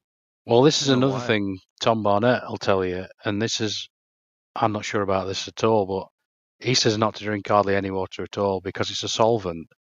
And so he went. I was going to tell you that too. He's the same as this other guy I watch who's also in a Brilliant. He said like the similar thing to him, like you shouldn't be drinking that much water. You should be getting all your stuff from other stuff, tomatoes like and you shit. should Yeah. get like veggies, like fruits, juices, or blood and all this instead. I'm like, man, Well, yeah, look I at it mean, this way. right, I would disagree. Obama's wife, she came out with this fucking thing that on face of it seemed really good. We were like, drink 8 glasses of water a day, which on face of it sounds really, really good. But after listening to Tom Barnett, do these people ever give good advice? That'd be my question, because it's usually the reverse. Whatever they say, it's usually the reverse. So yeah, and I've again, been I don't know. drinking yeah, I've been drinking like just less and less as well, and like I don't feel any struggle. It doesn't seem hard to do, and I think it is true that when you do drink water, you do feel very thirsty for the Yeah, first couple like minutes in that, that's what and Tom and Barnett says. Yeah, after that it's just normal. After that it's just like you don't feel anything, I don't, and I don't think it's know. true. All I'd say, like you said, I'd drink when you're thirsty for sure. I always say that your mind's clever and your body's intelligent. You I understand? personally think our bodies Listen to your perfect. body is what I'd say. I think because I'm a Christian, I believe God has made our bodies, and I think it's perfect. So when our body says, "I'm hungry," I think we should eat. And if you're eating something like junk food, you'll notice that you feel full for a second, but then you just feel hungry straight away afterwards. Like because your body says to you, "I don't need to eat. I need to actually get nutrients. I need actual food in my stomach." But that guy, I believe our body's perfect. Doesn't mean it's indestructible. I believe it can be well, destroyed dude, by you're drugs and all 18. that. You're a kid. No offense. This guy who just came in, he sounded a I bit old. agree. He sounded a bit older. Plus, he's American. Have you seen the portions in America? They're fucking Portions, what's that? ridiculous. Portion size. The amount. Oh, portion size. The Upon amount. what? The food? Yeah, it's Oh, the junk food? How much they get? no, anywhere you eat, anywhere place you go. If you go to a restaurant or whatever in America, the portion. Well, when I went, the portion size is ridiculous. So this guy's not 18. He needs help, and the best help advice I could give him is to skip breakfast because you'll see a big difference. I'm sure of it. I sent the guy who wanted the diet info a couple of links or whatever, but at least one link and some basic tips on fast. Or if he wants more information, he'll message back. Yeah, it's the best diet in the world because it's not a diet. It's just literally skipping breakfast. It's really like the healthiest food you can eat. like Use just cheating. natural food.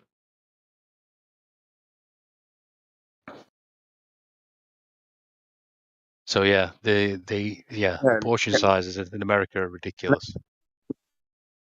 Yeah, 1 meal a day, natural food, 0 sugar, 0 alcohol, and you're gonna drop weight like instantly. But that's a lot weeks, to ask. You'll lose anywhere from 5 to 15 pounds. That's a lot to ask, though, isn't it? You know, we have to be realistic about these things. Oh, it took Listen me years to your body to and just eat. be able to As long as fast. you're eating healthy, you And should finally, be a full couple for years, most of I the was day. able. You should really only be eating like 1 or 2, or really 1.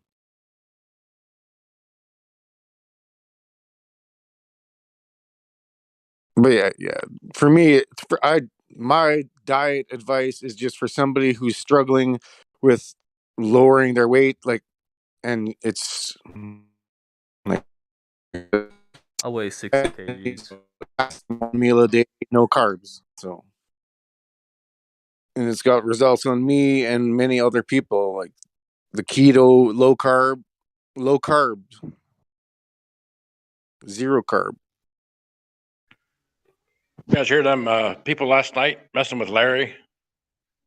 They kept trying to call him fat. I was getting mad last night. I was gonna, but Larry was handling it. Yeah, they're just trying to gaslight. Yeah, that's pretty poor taste. I mean, I guess they were probably kids, but Larry's a smart guy. But he. You want to hear what's even worse? What they were doing is they're getting verified with the friend, and then they were giving the friend like the password or giving him the phone or the account. So he was getting verified on like with different people in in the room. Huh. So yeah, they're just That's trolling and yeah. You know, that's all they got is the oh, you're fat. And then like Larry said, what do you guys like? Where's your proof? Like, where's any curvature? Where's this? Where where's the spin? Yeah. They got nothing, and they never will have anything. You know, Well, it's organized. No. Listen, make no mistake. It is organized. Some of them, yes. I don't want to put a percentage on it because that's ridiculous. But there's snakes that come in the server. There's no doubt about that, right? I'm absolutely sure of it. In fact, I know it, right? And the professional trolls. There's some of them are professional trolls, and I've seen them on YouTube. I never heard of that. Right. They get paid for it. They get paid for fucking with people, and it's the people. If you'd have watched Austin Whitsett's tour, the people that followed that guy that was terrifying. Yeah, he got attacked. Once, yeah. Yeah, there was a girl swinging a freaking baseball bat at him. He's just trying to tell people about COVID and the masks and stuff. And he, like you said, was that you that posted that picture about the demons or something? Was that yesterday or the day before? Somebody posted a picture. I said that. Sorry. Go ahead, bud. I was just saying that. Have you guys heard of the I don't know what it's called, but like apparently I think like 5% of the population, or like I think it's like 5%, or very low percentages actually kind of like mind controlled apparently, in a sense, not fully mind controlled, something like that. I heard. No, I'd say it's way more than that, dude. Yeah, that's what I was just getting ready to say. It's probably way more. Oh, is it more? 95%. 99%. I mean, like they stare at that box all day. trauma based mind control, like with 97, where they 99%. like where they do like where they destroy like their was it basically like where they get a person, they force a person to get multi-personality disorder, and then they control the other personalities, and they have like their own words that they say, so like it like activates certain personality, and they're able to like basically like control a person without them even realizing it. Well, they do realize, but they're not aware of the other personalities they have. And then when they want, they can get that personality to do literally anything it wants, the other person.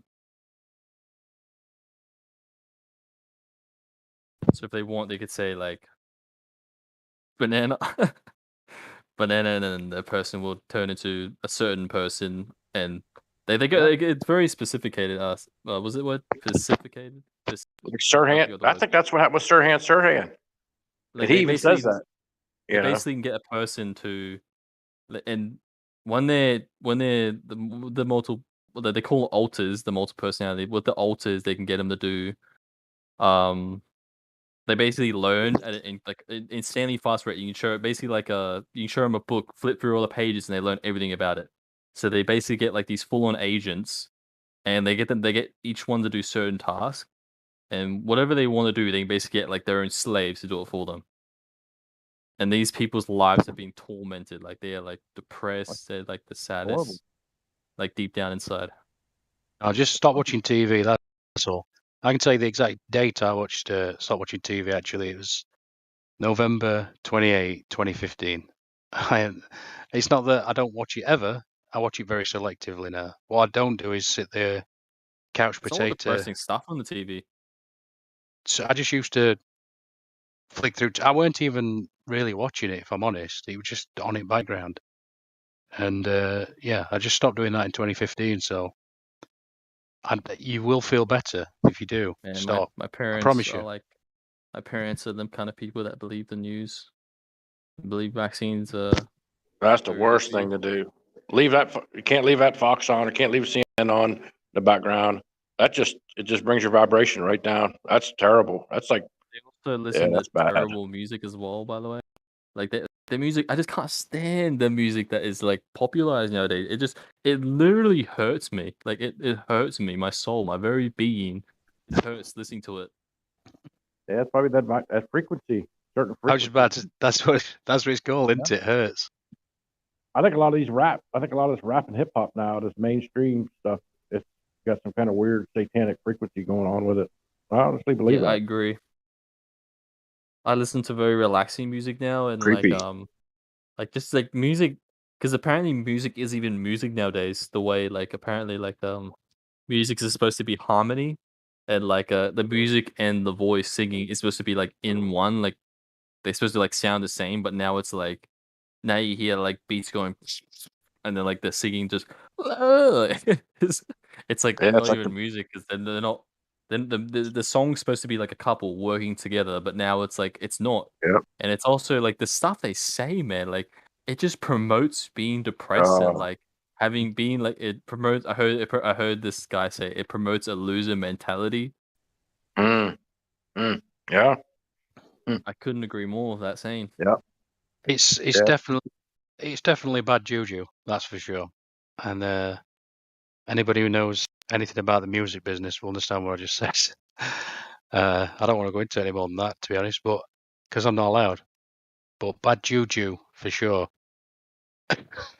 So I was a DJ for 10 years, and so well,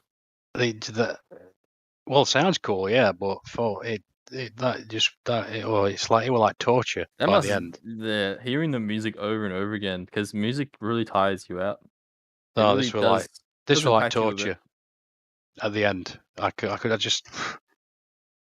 I'm so glad I don't have to do that anymore because it was chart music as well. Chart music, oh my god! The What's only that? break of chart music, it's like they have a countdown, charts, Yeah, I top know what 10. charts are now. Yep. Oh, sorry. I keep forgetting you're 18, Cody, because you sound a lot older than 18 to me. So Really? you do, yeah. Thank you for the compliment. Well, God, you wouldn't have wanted to meet me at 18, I'll tell you that. I had a real chip on my shoulder as well, so I'm kind of very angry at the world. I also started just a random topic I'm about to introduce, but I also started mewing recently and sleeping, getting better sleep posture. that's good. Surprisingly, I found out that when I don't use a pillow, I get way better sleep, and my posture has improved a lot. That's also because of like that pillow, but also because I've been mewing as well, which I think actually might work as well.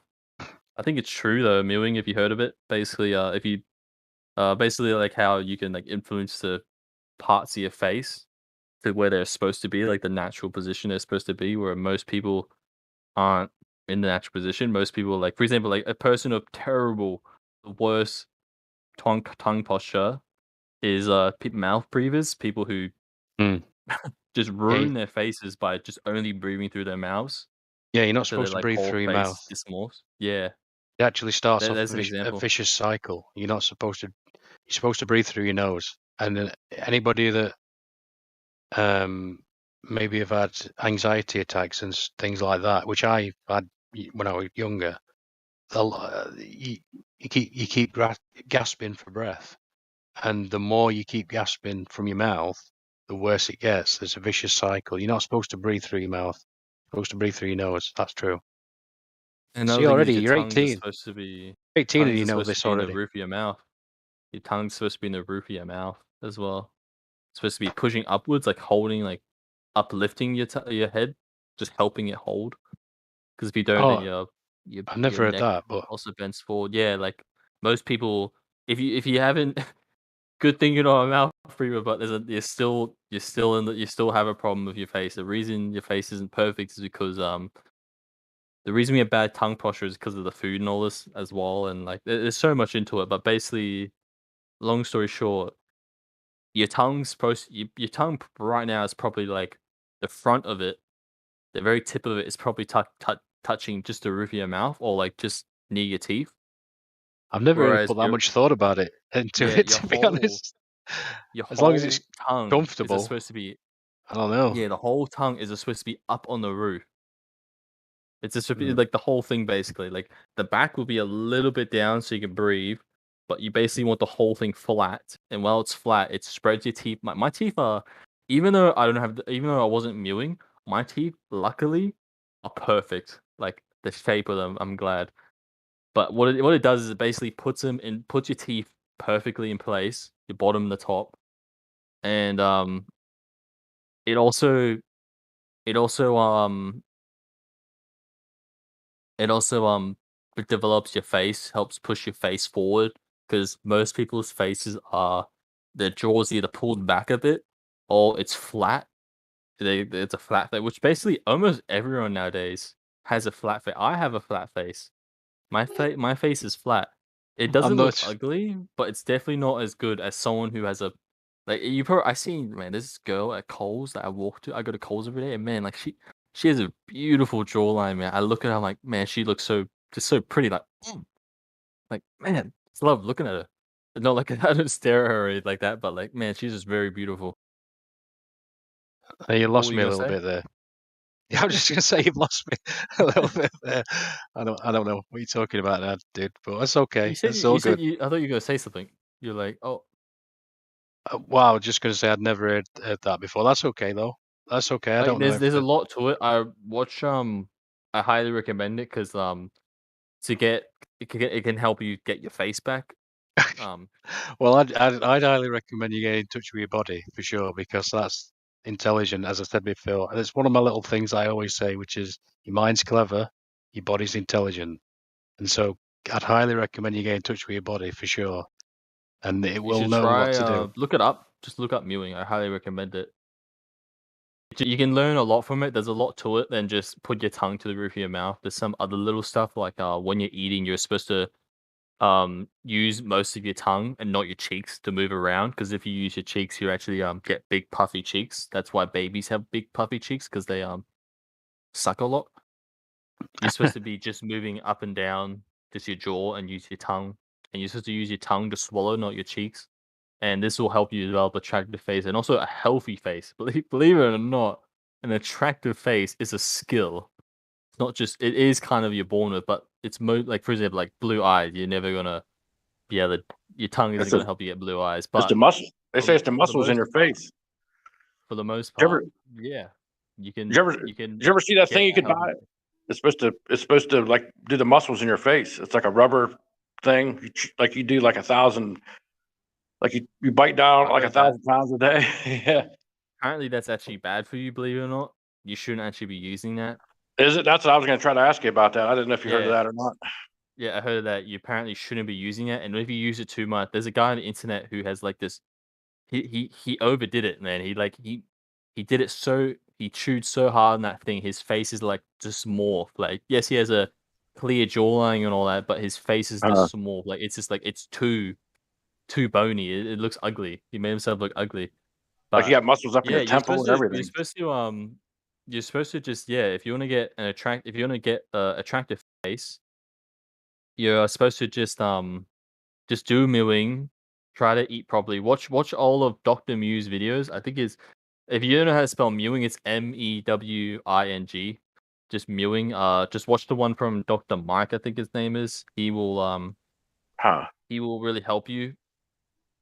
And if you need any questions about mewing, I can just ask you as well. I recently started doing it, and like I noticed that my face, my jaw has been getting a bit more muscly, and also my what else? What was I gonna say? Oh yeah, when you do mewing as well, if you rest your tongue right now, you notice underneath your chin, that little bump there, it'll come out when your tongue's just like underneath. But when you're mewing, your tongue actually like rests up, and like when you put your tongue all the way to the back of your mouth or upwards, that that it shrinks. Yeah, that also shrinks that as well. The longer you're mewing it, basically it goes away because your tongue's resting upwards more, so it doesn't have a little bump in it. I don't even like that term mewing. So sounds weird, but I wish, but it's easy to sounds say gay. though. It's easy Sounds to gay. spell. I don't know. Sounds like something from a cow, like a cow mews or a goat mews. That's what I kept thinking of, like mewing. But or a cat meow. whenever you hear mewing, just think of tongue posture and like face posture. I guess you could say mouth posture. Just think of that. I'm good looking enough, Cody. So I'm very beautiful. In fact, you might be able to be better. You might be able to. No, I look like an Adonis. I'm very lucky. God bless me. In fact, it's a blessing and a curse. I think I am. I don't know if I am beautiful or not. I don't know. I get Well, you're told not I going to be am. with that attitude. But, I mean, like the thing is, if I am apparently beautiful, then like I don't want to be prideful because I used to be very, very prideful, a very prideful and rude person back then, and Yeah, I did don't anybody want see to. with the Pride Month? Did anybody notice there's in the middle of Pride Month is the word demon? Did anybody notice that? It's in the middle of the word Pride Month is demon. I found out recently that there's just so much symbolism in the world, like without even realizing it. Like you might be having you might be doing something bad, and then number 666 pops up out of nowhere. Like it's kind of crazy, man. Like feels like I'm living in a movie or something. Oh, there's a lot of boogeymen though. They do a lot of boogeymen shit. They do have a lot of symbolism themselves, but I mean, sometimes it just pops up. Sometimes it's not common. I mean, one thing I've realised in the last couple of weeks is they listen to this. Hello, snakes. They listen to this and they read the comments and they hone their scams and the bullshit. They put a load of bullshit out into the world because they get a kick out of it because they're sick. And this Paul McCartney replacement is fucking pot and just yet another fucking rabbit hole that leads to nowhere. There's so much sick things nowadays. Like, oh man, and if you're a they love furry, it. you're gonna hate it. But I'm definitely against furries, man. Well, they literally promote zoophilia, and you cannot find a single video on YouTube saying that they promote zoophilia. It's just ridiculous. Like I go on some Discord servers. Know what that is? Sorry, what's that? Oh, you are so glad you don't know what it is. It is someone who dresses up as an animal, and someone who likes humanoid animals. You understand now? You know? Not really. I don't care to understand it either. Okay. Basically, oh man, I do not want you to see the things that I have seen. It is if you ever hear someone say, "Oh shoot! I just realized my neighbor can hear me, and he's a furry." I just realized that right now. I got my window all the way open, and his room's like a couple meters away, and you can hear me say, "I hate furries," even though he's a furry. That's oof. Anyway, basically, it's someone who, dresses. So picture a. Yeah, don't even say it. It wanna say just it's a degenerate. Basically, And yeah. I'm sure like me and Andy are around the same age. I'm over 40. I've never seen anime. I barely know what a furry is. Like to us 40 plus, like we don't even know what it is. To 18 to 12-year-olds, My generation they is know what it being, like- is. They've indulged in it. That's the difference in the generations.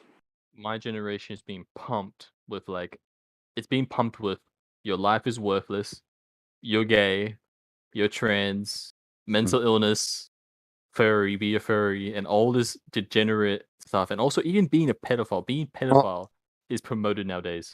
Sum it up It's in in one. anime. Is promoted in anime. Very The subtly. government. No one notices. The government is pushing everything against the Abrahamic God. I agree. Everything in opposite and inversion too. Certainly inversion. They love the inversion. They seem to get the kicks out of it. I don't know, or feed on it. I don't know. Maybe both. But as I say, I'm not a fan of any ideology of any kind. The spirit's within, is it not? Highly recommend I don't need a book take to a tell look me. into Christianity, and believe it or not, I don't in need a book real to tell me there's a Christianity, creator. I know there's a creator. I don't need a book to tell me that. At least you're smart. Spirit's within, of course. We are everyone's three got parts. everyone's got a divine spark. We are the Bible says we are three parts. We are made in the image of God. God is three parts. We are three parts. We're not three people, the Trinity. We are three parts: body, soul, spirit. Our spirit. Now you have felt yourself. You might have felt the body, soul, and spirit. You obviously know what the body is. The body tells you like I'm hungry. the soul is your mind, basically. Like you thinking, oh, should I do this? So your body says to you, your body says to you, I'm hungry. Your mind, your soul says, do I eat? And your spirit is basically the guide to you that says, hey, you should do this. Like, if, for example, like if there's a kid on the road crying, your spirit says, you should not punch that kid. You should help that kid. And a lot, your spirit. A lot of people hate their spirit. A lot of people have basically killed their spirit. They basically said, like, for example, like they might be watching porn, like addicted to porn. Their spirit says, "Stop! Like, just stop, man! Like, stop! You know it's wrong." And then they was like, "No, shut up, shut up, shut up!" And they just killed it. Now they did to the point where the spirit doesn't even say it anymore. Like they just killed that part of them. It sounds very schizophrenic to me, Cody. What? It sounds very schizophrenic to me. How? Well, you just said you've got this, that. And how many voices have you got in your head? Oh, can you not tell the difference? Oh shoot! I guess it is true. Well, believe it or not, I heard that apparently only Christians can tell the difference, but it might Well, actually be true. I was christened.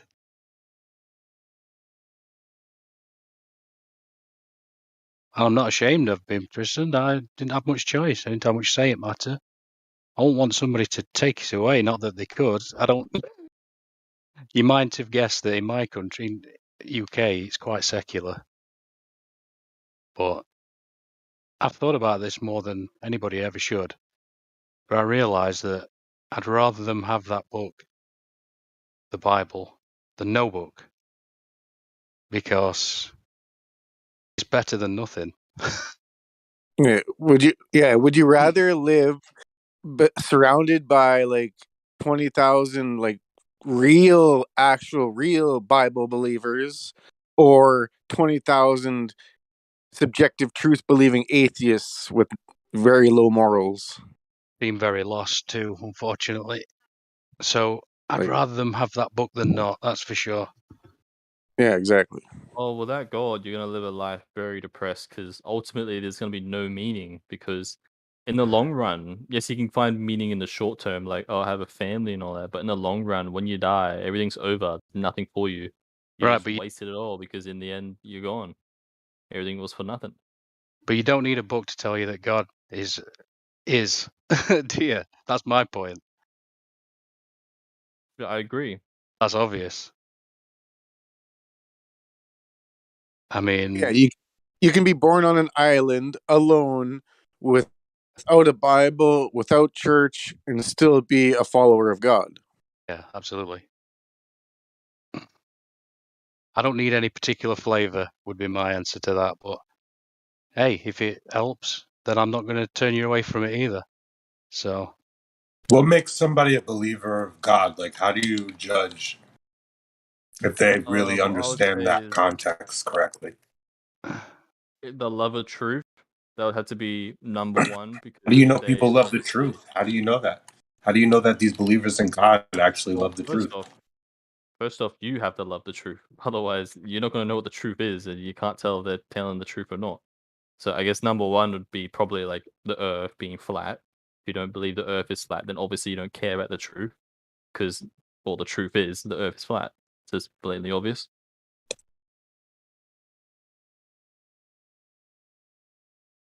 There'll be one reason, I would think. Another one would be probably repenting of your sins. Does every believer in God do this?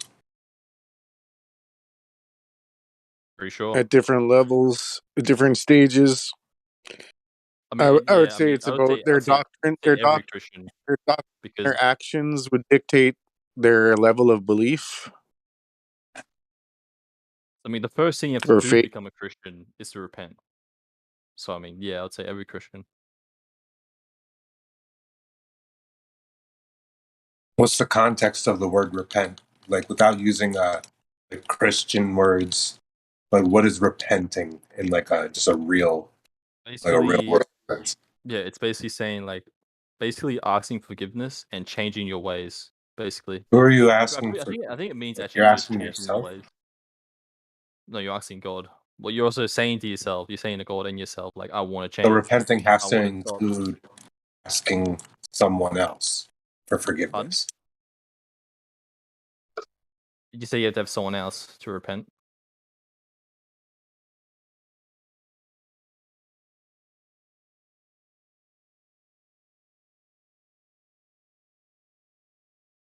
I'm going to smoke this point.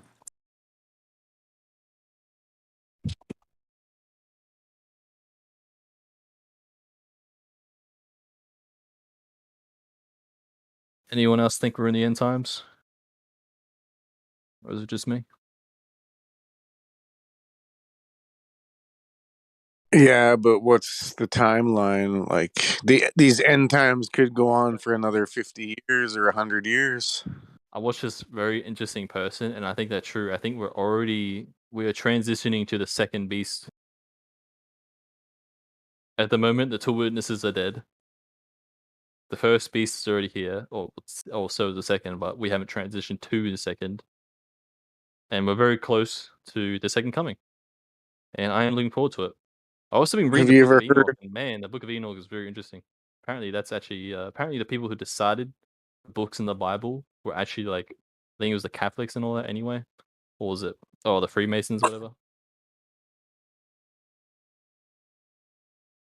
We have the book. We have all that stuff thanks to the Catholics. That's true. But don't get me started on them.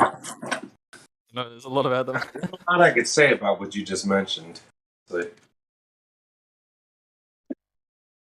mean, it's so interesting reading the Book of Enoch. Like, it goes into detail about I found out that apparently in the Book of Enoch it says I personally had spiritual experiences as a kid. Whether you want to believe them or not, you probably aren't.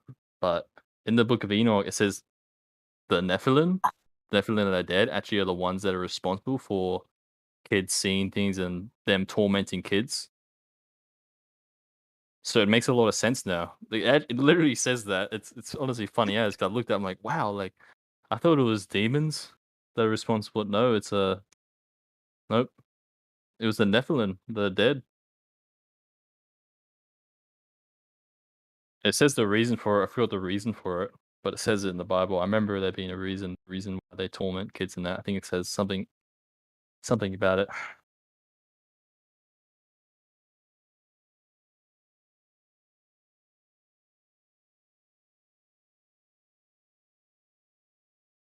It's interesting. It says to the east. I haven't read the whole book yet, but from what I remember, it says to the east is the Garden of Eden, and to the I think it's the west is God's throne. It's not actual like physical. It's physical, but it's not a like gold or anything like that. It's like a mountain range almost, and in the midst of that is a tree of life. And no man's allowed to touch a tree, lest he die. And it says, I think, what was it? Something's to the north.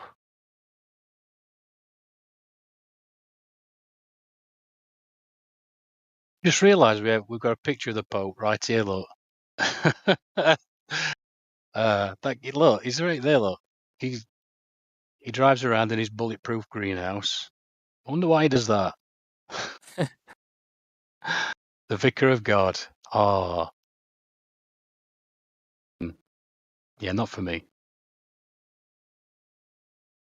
It's so annoying when people say, "Oh, you're a Christian, like you promote slavery and like, oh, like you killed others for not believing in Christianity." It's like, no, that's Catholics, man.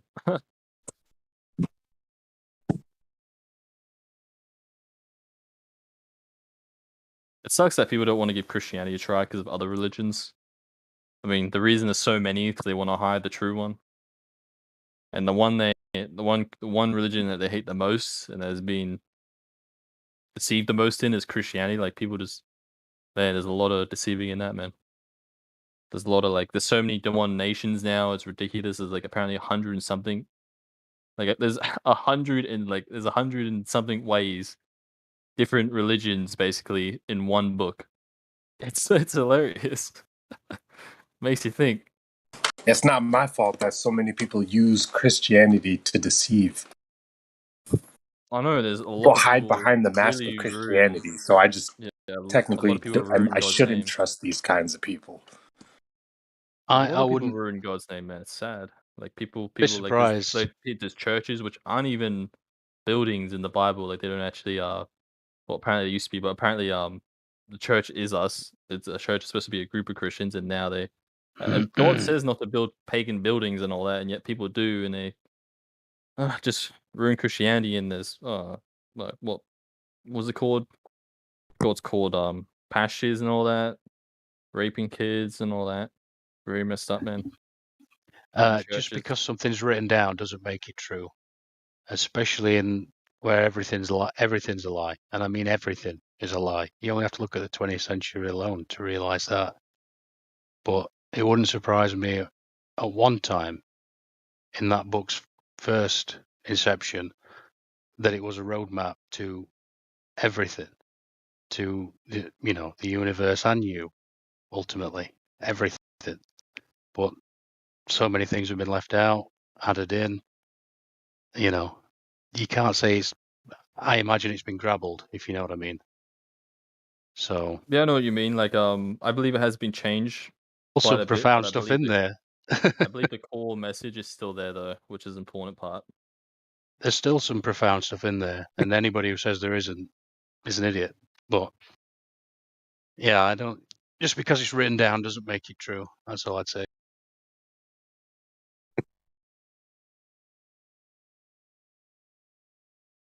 And as I said before, the spirit is within, is not.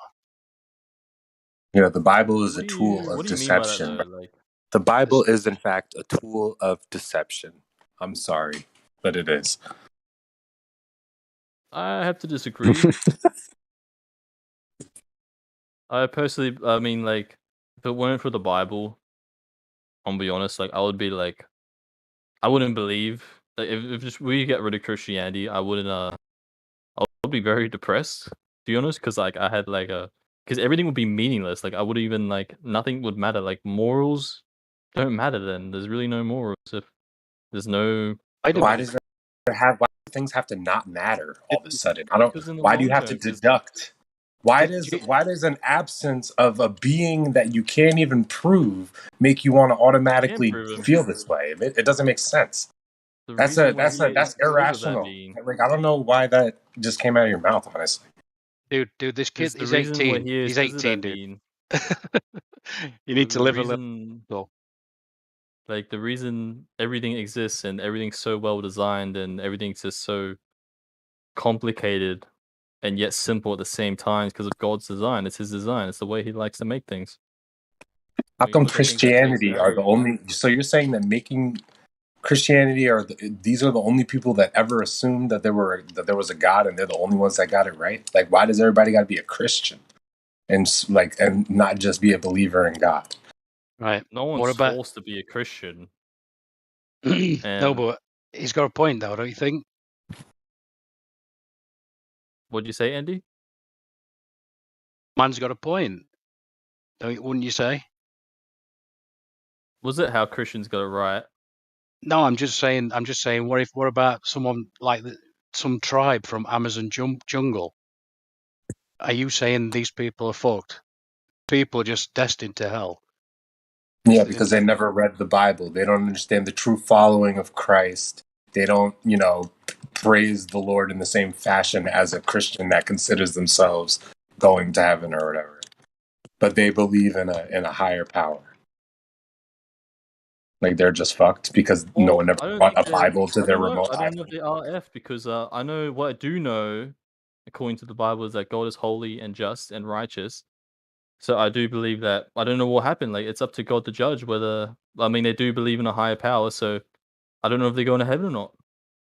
All I know is that God is just. So you're putting it as a So you'll know. 50-50. These people might deserve to burn in hell, is what you're saying.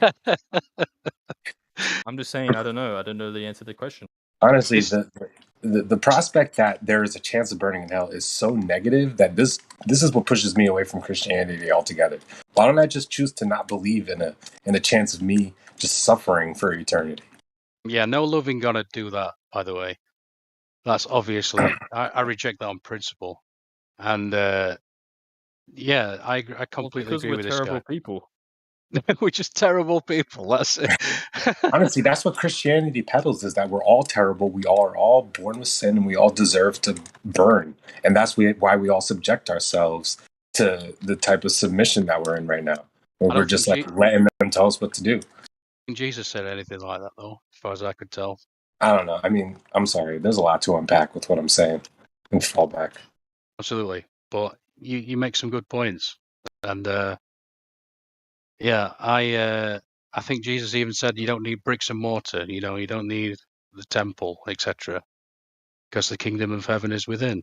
And there's a lot of good there as well. So I won't want to turn anybody off that book. But yeah, you do make some good points. And I've thought about this way more than any man ever should. But I can talk about that another time. Perhaps you should get back to Flat Earth. Oh, they don't want that. They would never. That's like, I don't know. I don't think. I don't know Electric, but I don't know if he wants to go into the flat Earth. Yeah, I mean, I'm not debating against that shit. I don't just believe in it. I actually know for a fact that the stationary plane, it's a fact. So what created the stationary plane? You could say that, at the same time, there's a lot to unpack with that thought. Let me not even try to explain Christianity that. goes into very big depth about it, by the way, about the plane, about the Earth being flat. In the book of Enoch, it goes on about how people will actually believe in the heliocentric model in the future.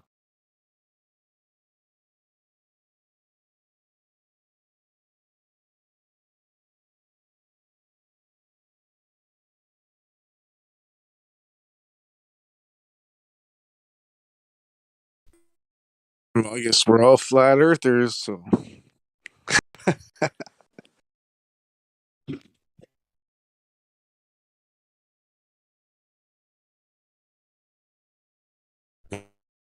Yeah, obviously we can have doctrine wars and what doctrine's right or whatever, but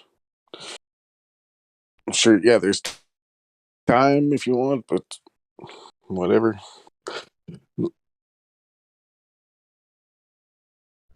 It'd be like, like say I'm in a different server and I'm talking to a hardcore atheist or something, like they're like, "Show me your proof of God. Show me your proof." It's like, buddy, you've been here for years. You know what I'm gonna say. I know your rebuttals. Like a lot of people, like they've already made their decision. So I'm not going to convince you, and you're not going to convince me. So it's going to be about the listener and on the fencer. So much tack on Christianity. Whether it be about flat Earth, whether it be about flat Earth or God, no God. A lot of people made up their mind. They have all the evidence, but like I said, it's mostly about the listener and the third party. It might be 5 years down the road that somebody listens to this. So as long as you're speaking the truth, as long as you're speaking the truth in the moment with good intent, then hopefully you're not pushing a satanic doctrine, and then you might get negative for that in the future. But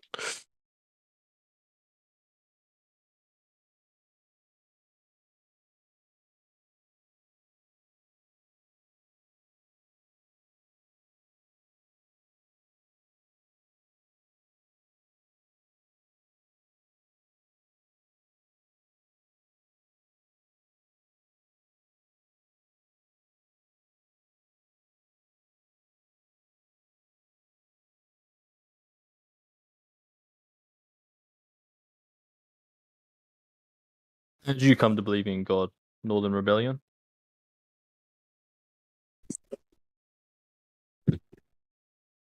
mine was like completely by just doing research. All I did was watch sports and play video games until I got access to YouTube, and then I watched a couple of videos on like 9/11 and the Federal Reserve, and then I was hooked. But so I found out about that, found out about Hollywood, found out about all the rituals and satanic agendas. And I was like, well, if the government and celebrities are doing all these rituals and all this symbolism for this side, and then telling me that God doesn't exist, it's just weird. And then I just found out. So yeah, it was a long process. And then once I found out, like, I've been getting more pious every day, every year.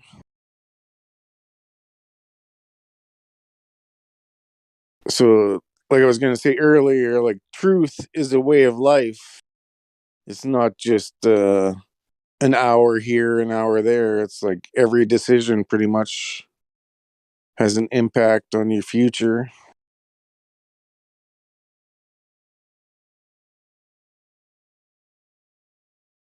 But yeah, I was a truther in 2011.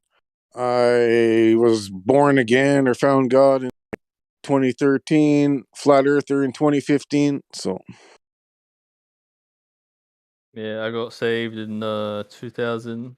Well, I think it was like last year, like just near the end of it last year, and then shortly thereafter, um, uh, found the flat Earth. Started doing my own research. Turned out to be true. Then I realized the Bible says it's true. At the same time, I realized the Trinitarian was false, and just learning so much stuff. And she's basically learning about the Freemasons and yeah, about every other religion. How every other religion, the difference between Christianity and every other religion is that every single one other religion is literally Satan's lie in the Garden of Eden that you can be as gods. Like every other one is all about enlightenment, about being like a god or as God, in other words. Even the false Christian denominations are the same thing. It's crazy. And then, like, in the midst of all this rubbish, there's a bit of gold. That little bit is Christianity. The one that says, the one that doesn't turn you into God. The one that lets you be with God and have a relationship with God and know Him. yeah, see, like I was saying earlier, like, everybody hears the story about God and Christian and the Bible when you're young, when you're 2, when you're 5, when you're in Sunday school. You hear it. You always hear about the Bible, Jesus. Depends on how much on your parents, but usually you reject it because you're taught all this evolution and atheist stuff in the schools.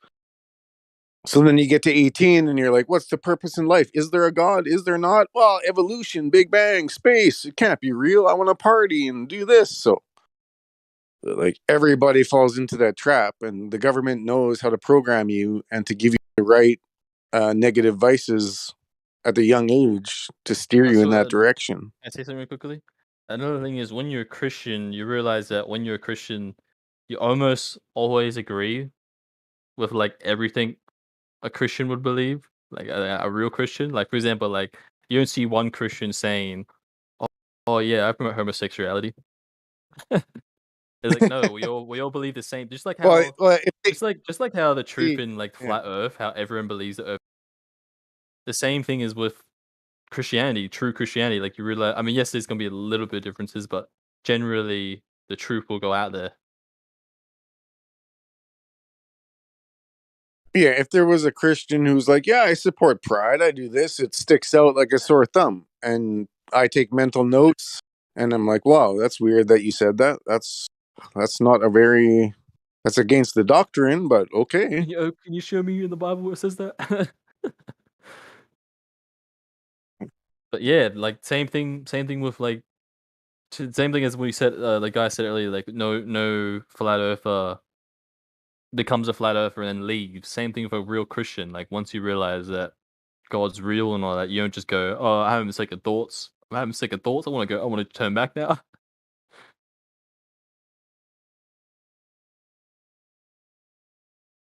Yeah, it's And Christianity's being so infiltrated. Well, once you see the truth, no one even when you say I'm a Christian, no one thinks.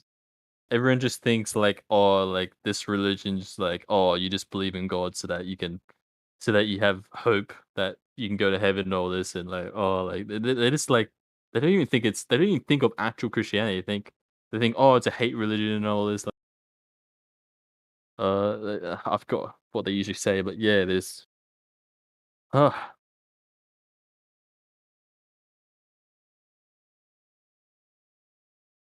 yeah, I can't even say the words, but usually if you're a Christian or if you're religious, they're just gonna label you and say you're anti-government and you're anti this, and I am, but they also like don't even in a give way it's good Christianity a because chance. like yeah, I am against.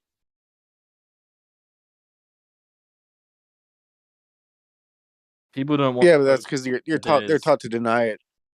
Yeah, people don't want hope. People don't even want to think that, oh, there's a loving God, like the God that made the flat Earth, the God that we're in the center of the universe, the one that made us. They don't want to. They don't want to think, okay, we are terrible people, and God has given us a way out, and He loves us, and He's giving us a choice to either be with Him or be against Him. Because there's no, oh, I'm with God, but I also don't want to listen to Him. No, you're either with God or you're against God. No one wants to think. No one wants to think that. No one wants to think God loves me Yeah. and He's giving me a chance, and He's willing to stick with me for my whole life and give me just making me happy. Give me just like I don't know how to explain it, but like just when you get that love of God, like all your problems just seem to fade away by the looks of it in the long run. And like man, as soon as I became a Christian, like all my mental problems gone like that.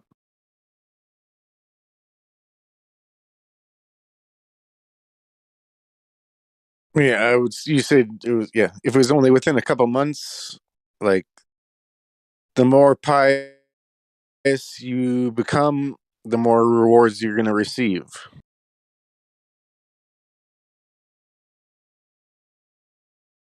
So yeah, it's whether it be in this life and after, and knowledge, and just in instincts and information. So Yeah, have immortal life just for loving God and listening to Him.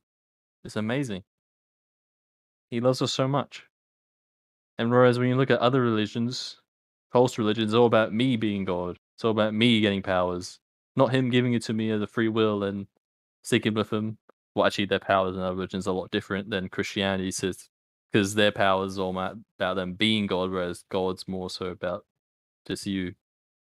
What was it? Whereas Christianity is more so against just being righteous. That's what it really is about. Christianity is just about sticking with God and loving His laws and being a righteous person, trying to be a righteous person for Him. Whereas other religions is all about just trying to be God, trying to get powers and all this, and trying to earn your way to heaven and all this stuff.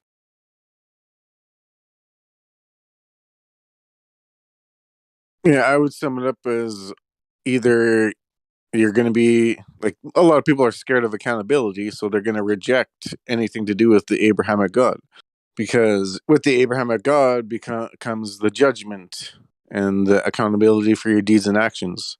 A lot of people choose the material world.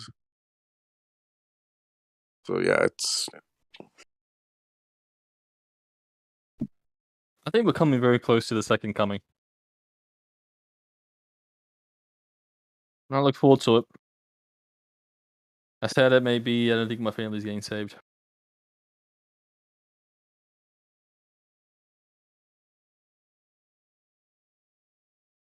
Oh, it says it's a narrow road, a narrow path. Since like, man, to think about it for a second, like, to find the true religion, you have to search through 100 denominations. So basically, 100 religions in the one religion, in the one book, the true book. And then you gotta also learn all the other stuff, like the Earth is flat, and that realize get through all the brainwashing you're being told. There's a lot of brainwashing being told about the Bible itself. Basically, look through other religions and realize that they're all actually the same thing. Worshiping Satan, basically Satanism in a different form. And yeah, you got to go through a lot to find the truth. Definitely is very narrow. And you also got to want to find it. You got to put effort to find it to begin with, which a lot of people don't care. Then bother. They'd rather just keep sinning and not care about their life. They rather accept the I am worthless. Everything's worthless. So I guess I can do whatever I want. There's no rules. Well, yeah, they set up the gatekeeper traps. Like, you'll look into truth, and then you'll find Alex Jones, and then he'll keep you at this level. And then you'll go further than him, and then you'll find a truther who's a new ager, and you'll be like, "Wow, okay, yeah, this is the truth." And like, so then they have another guy after that to catch you there. Yeah, like, but you gotta go above all the gurus, above all the talking heads, and then just see through all the hypocrisy and doublespeak. Who does the government hate? Who are they oppressing? What narratives is the government pushing, and what what narratives is the truth, and like what's right? So yeah, And then you it's realize, definitely. wait a minute, the Bible said the Earth's flat. They're saying the complete opposite. Wait a minute, why are they like so opposed to Christianity? Why is there so many denominations compared to other religions? Like, if you see other religions, you see them being like, oh yeah, like we believe all the same thing. Whereas Christianity, it's like, oh no, I believe in baptism. No, I believe in this. No, I believe in gay people. No. And they're like literally, there's literally 100, more than 100 different religions in Christianity. If that doesn't make you think that maybe one of them's true, and maybe they're trying to hide something, then I don't know what will, man. They're trying to hide. They're hiding. I mean, that's just crazy. Like, and it's also unique as well. Christianity is unique compared to other religions, whereas other religions you become God. Christianity is more so God just saving you, and you're not the main character in the story, basically. In Christianity, whereas other religions they want you to be, you basically like, was it very selfish, really? Oh, I forgot what I was gonna say. I was gonna say something else, but it slipped out of my head.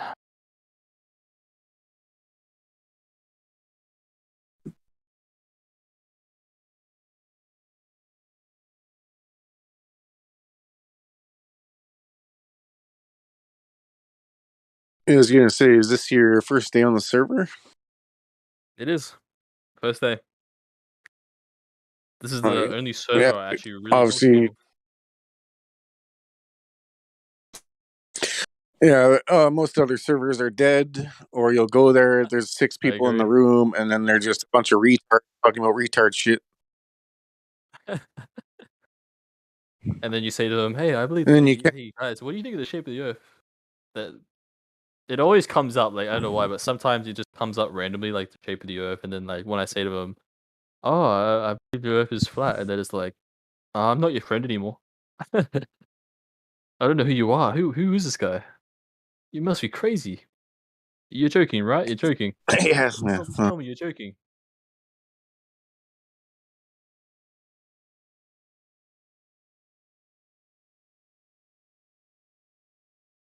Yeah, it's gonna be random. You might get a good debate the odd time. You might get somebody who can actually hold a conversation, or it'll be Man, just one time, yeah. Bad. 2 times, I got someone to actually think about the Earth being flat for a second. I actually said an analogy, and then there's like, "Wow, actually, you might be right." Only 2 times that's happened. And 2 Yeah, the times, way it has to go is them 2 times, that person was, I think, like, they're actually pretty young, and the reason I think it worked when they're young is because they weren't as prideful. I think that's why it worked. 'Cause you find that so, like, dude, like 90, more than 90% of the population is prideful, and when you try and talk to that 90% of the population, they're not gonna listen to a thing that they don't wanna listen to. So if you say to them the Earth's flat, they're not gonna give you a second to speak. Or if you do, they're not gonna listen to anything you say. They're gonna think you're nuts and not gonna give you a chance.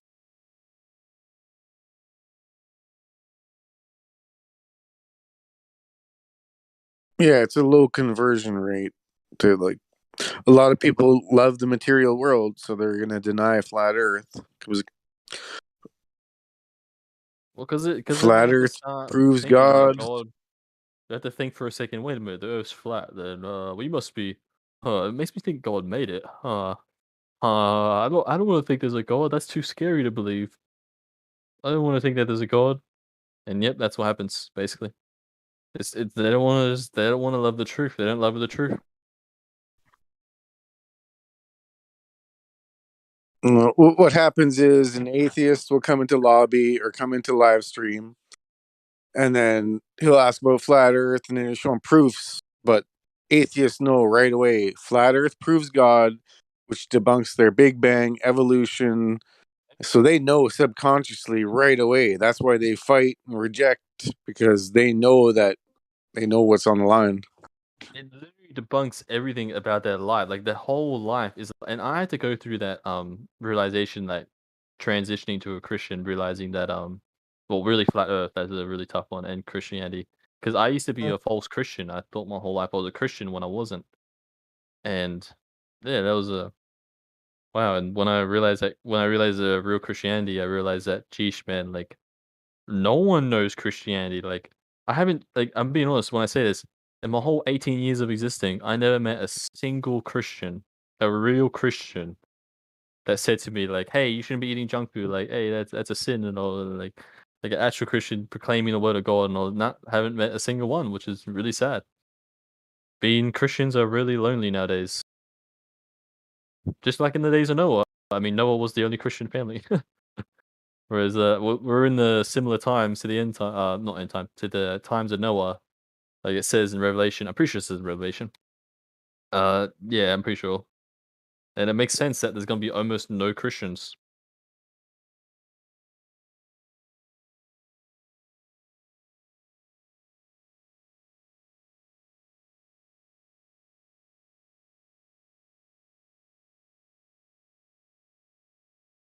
Yeah, like I said, it's a narrow path. So especially with a flat Earth being flat Earth, like you're gonna be like a lone wolf.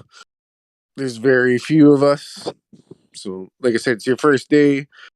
Hopefully you stay. Hopefully, like I said, there's certain keywords you're not allowed to use, and I don't but know what the keywords are.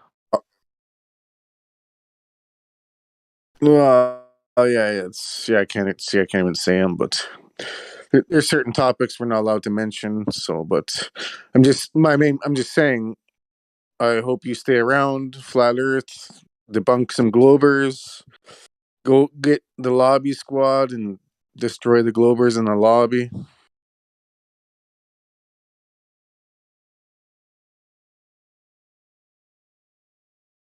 Ultimately, the flat Earth. Yeah, ultimately it leads to Christianity, which is kind of funny. How it's kind of funny how everything leads to Christianity one way or another.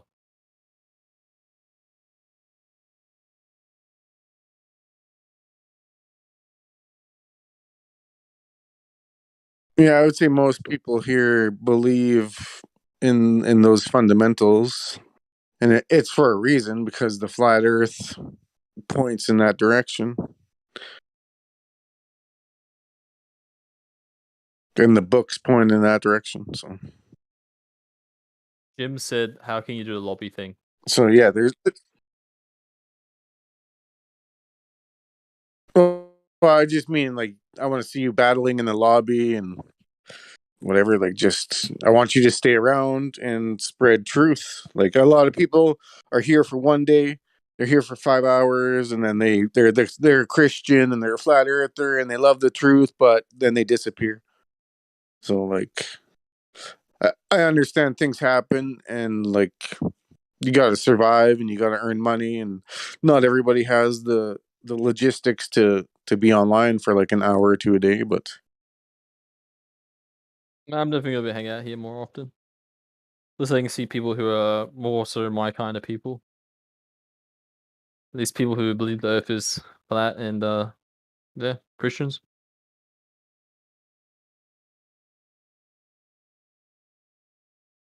yeah, it's one of the rare places where you have most things in common with most of the ranked members. I know. Like Obviously, there's you won't find disagreements people like and this everywhere doctrine else. differences and stuff, but Yeah, but yeah, you don't have to fight everybody on every issue, so like yeah.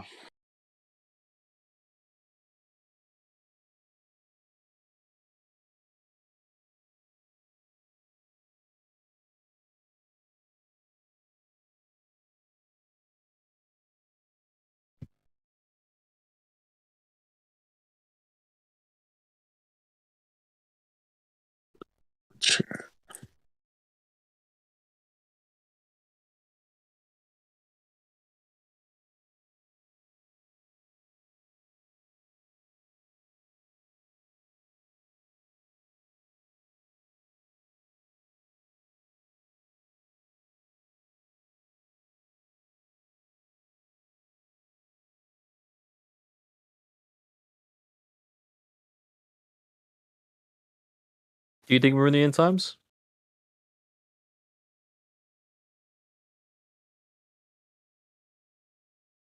What's that? Just wait for a second. Do you think we're in the end times?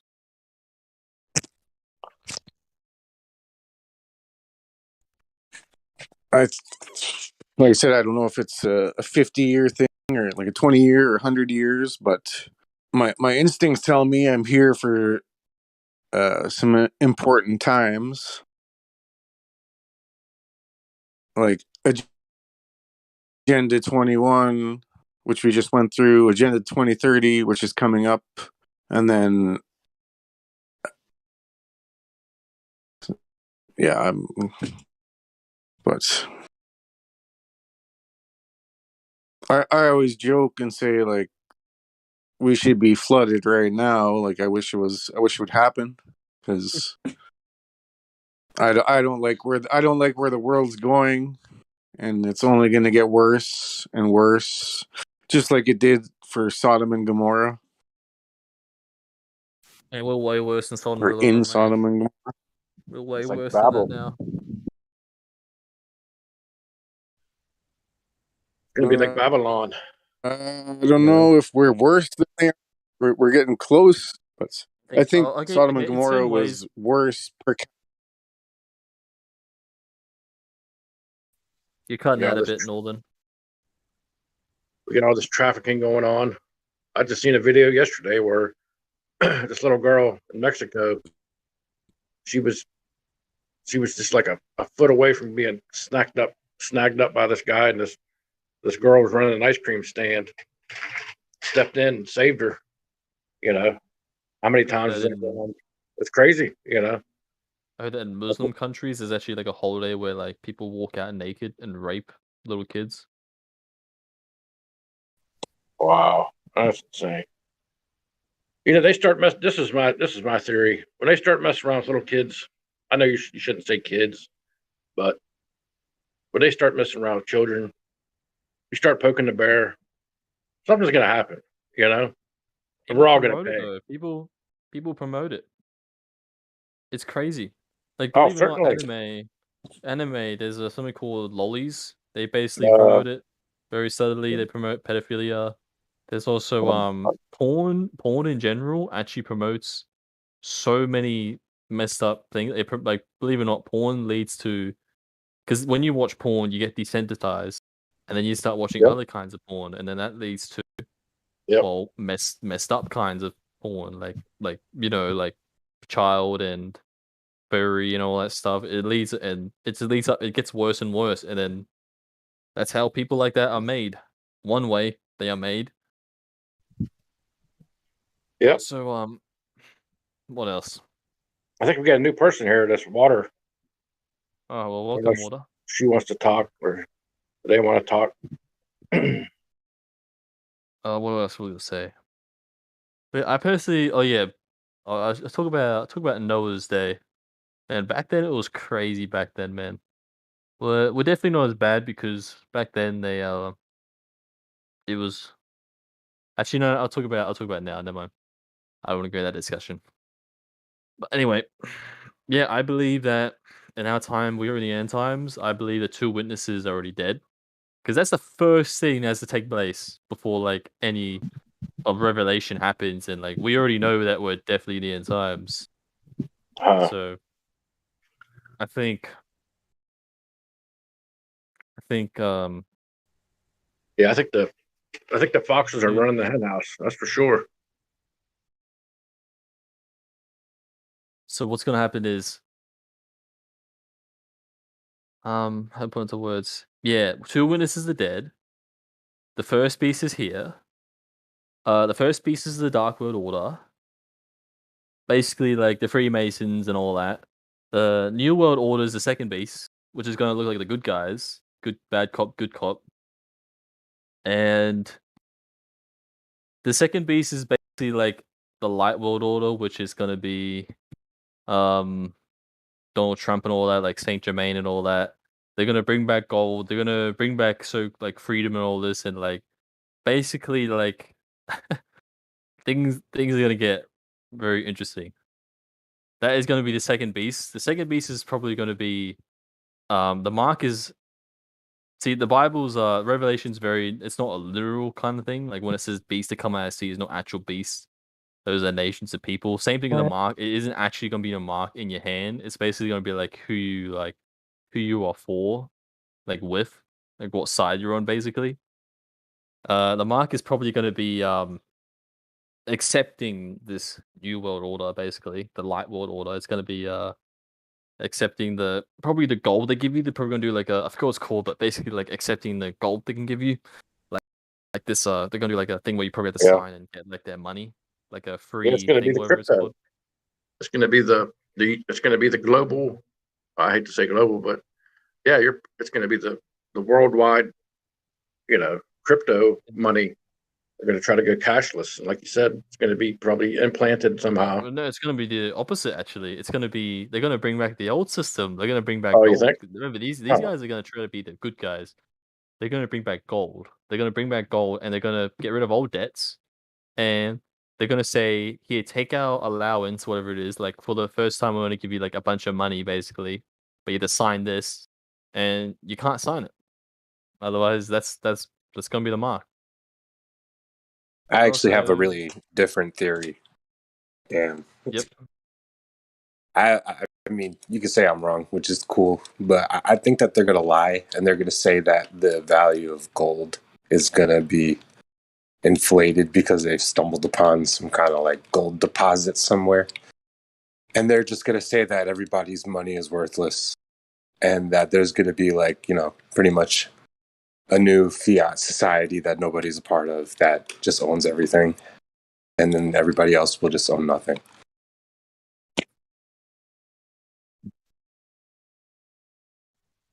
They're getting rid of the middle class. No doubt about that. I think when the second beast comes, it's gonna be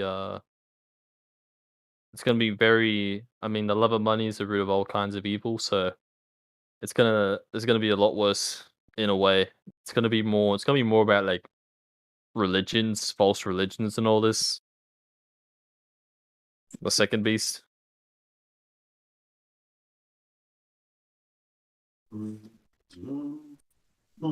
Water says milk's not drugs. Yeah, what is the second? You said there's a second beast. This whole story of Revelations and the second coming of Christ. I also have a really weird perception of this, like what I understand about the story. I don't know if I feel the same way about everything. I mean, as soon as the second beast comes, and shortly thereafter, Jesus is gonna come, and yep, then good times. Good times. That's when I think the second coming of Jesus is been the past 2,000 years. That's what I think. I think when he rose from the dead and his life, and he's been worshipped for the past 2,000 years. I think that's the second coming. Well, no, it can't be, because then there would be no evil. Like, it goes on about basically how like the saints rule the world and how there's no evil. Everything's perfect. The saints do rule the world. We don't rule the the world. supposed lineage of the churches is the apostles don't rule of the Christ. world right now. Everything isn't perfect right now. There's still tons of evil. The fallen angels are still here, and the Nephilim. That's not fixed. It's not finished. the Bible isn't finished. I mean, the book is, but at the same time, like what has happened in it isn't finished.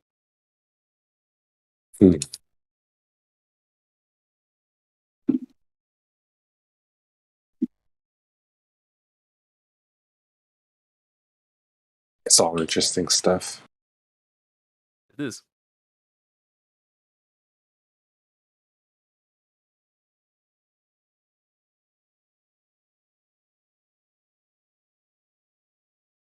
You know, most of the time when I talk to people about flat Earth, they also happen to believe in God. I feel like I'm one of the few flat Earth atheists out there. Turns out to be. I'm not even really atheist at the end of the day, though. I'm more like, I just really am not a Christian, like at all, I guess.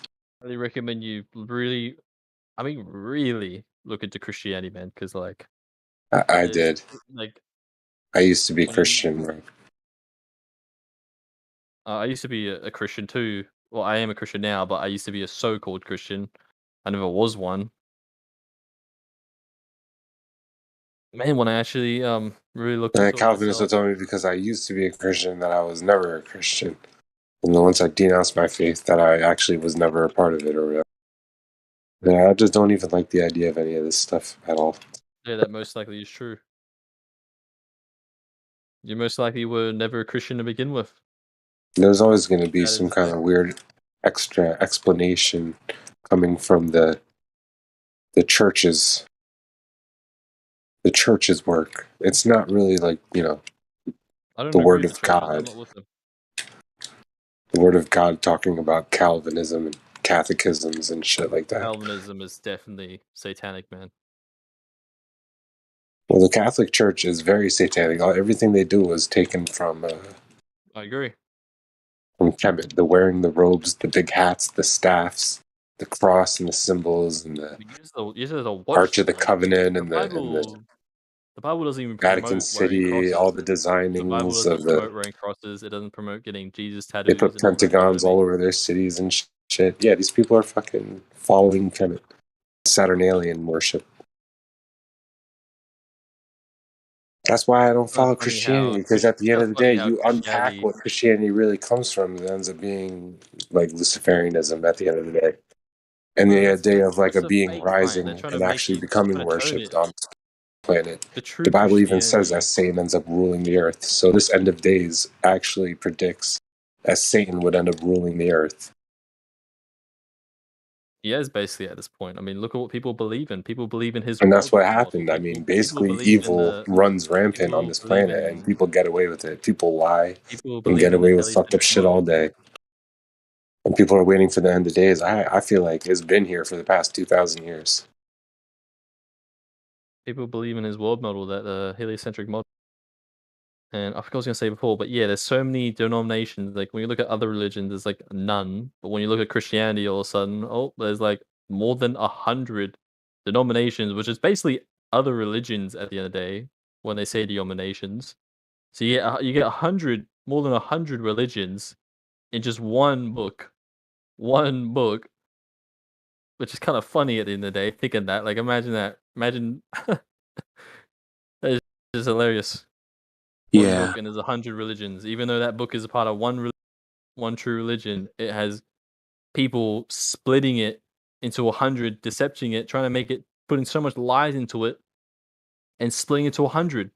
So it makes me think, maybe this Christianity is true, and I have to really look into it to find the truth, because people have distorted it, put their own lies into it, and made more than 100 religions from it.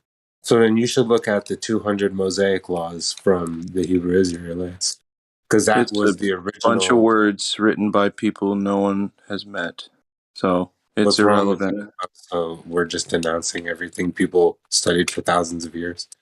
How do you know they said it for thousands of years? It's the Old Testament. So you don't then? You're saying that these people had no record and didn't, like, they weren't aware of the Mosaic laws. You're saying give me a piece of paper and prove to me that it's 100 years old. Ready, go.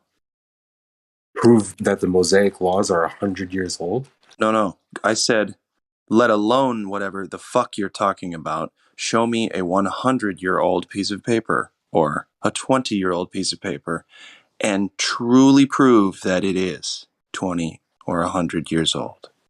You can't do it. So you're saying the Mosaic laws aren't real? It just made up words put onto something so that, I mean, it just tells a story, does it not? It's just words on paper.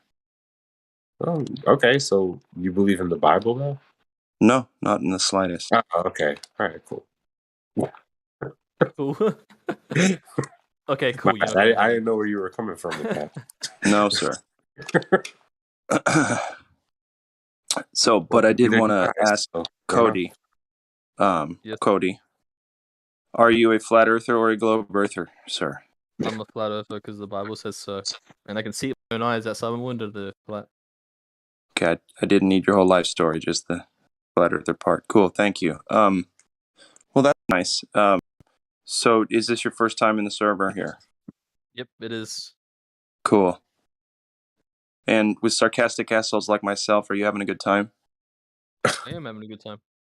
I enjoy it here. Cool. Most fun I had in the server, actually. Awesome. That's good. Well, shit. All right. Yeah, we try to keep it a certain way around here. Just, as cordial as you can be and as knowledgeable and honest. The big one's honesty. So that's why I kind of chimed in about not knowing anything I don't know from everything. I'm still history. No, you don't know anything from history, is what I'm saying. Yeah. No one does, but that's okay. We can maybe prove what happened like a month ago, 6 months ago. But see, here's the thing: the trance everybody's been under for 2.5 years is really proven that, like, we don't even know what happened last year, really, do we? It's the same with evolution. Like, they try and prove that this bone has been alive, like been here for like millions of years, even as proof. It's the same thing with, like, books and that. You don't know exactly when, what year and that, because you weren't there. Like, there's no way you can check. There's no way. I think carbon dating is adorable, though, when they try to say that works. Like, you're shitting me, right? Listen, the only way to know how old something is if you were there when it was made. I'm not kidding. At the end of the day, it does come down to faith. It does. Well, I mean, technically, a lot of things comes down to faith. Like, sure. Like, for example, like believing the Earth is flat, even though I personally 100% believe in it, it still is faith at the end of the day. No, that's why. No, that's different. Faith in the green light to turn red in order to keep people safe. That's faith. But shit, it's even faith, to say the sun's coming up tomorrow. That's still faith. What isn't faith is that the Earth measures flat. We don't have to do anything. We don't have to do anything to rely on hoping something happens, trusting somebody else about something that might have happened. It's right outside your door, never changes, every day, every night. Earth measures flat. No faith involved. That's why I'm here. Agree. Yep, I used a bad example. I shouldn't have used the Earth. Whoops. That's okay. That's all right. I get it. But you get my point there. I do. Yes, sir. I just wanted to say hi anyway. I remember earlier tonight, you come into the server and I was jacking around. I was driving and I was all hyped up on Red Bull and I screamed, "Hi, Cody," something like that. So I just wanted to get a brief sentence or two in with you.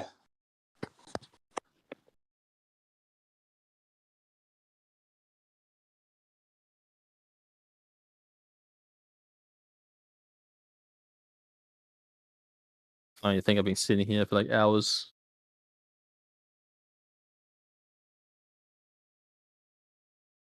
Well, unfortunately, it's a holiday in Western culture, specifically America, but a lot of people celebrating arbitrarily just because. Get together on the 4th, why not? It's Canada Day too, right? I don't know. Isn't it Canada Day? Is that today? Anyway. Well, I don't agree with holidays in that in general. I don't agree with Christmas. I don't agree with birthdays especially, and Christmas. Well, birthday same really, because they just like, man, it's like you don't feel special getting a gift on that day. You expect a gift, and it's like just tradition anyway. It's tradition, really. Yeah, I don't know about the birthday thing. I think I don't know. The problem is, I don't believe time exists. I know that clocks exist, and so clocks are measuring something. Time is a conception, because we don't know the beginning or the end of what we're in, where we're at, and such. So we wouldn't know anything but our experience, which is finite. It comes and goes. So we slap an hour and slap a minute hand on it and base it on the moon and the sun, and boop, we're done. So what I mean, and I don't believe in B-days, is like I don't think we should celebrate. Like I mean, like yes, when a baby's first born, and all that, like yeah, that's a good thing. But what I mean, Fatal, is, and I do believe in age, but what I mean is I don't think we should just celebrate just to give presents to each other, because that you kind of fall, you're like social pressured into giving presents when it's someone else's birthday that you know, and you don't feel special when you get a present on your birthday. Whereas if you get a present on any other day, you feel like that person really put some thought into it and actually likes you. I get where you're coming from. Yeah, I guess it depends on the person and the family. So, and I know some people that take birthdays way too far as well, like seriously too far, like crazy, like they're actually scary about it. There's always those folks, eh? Yeah. See, you have to be more blunt, where you have to say, like, I personally believe that almost every holiday is a cash grab.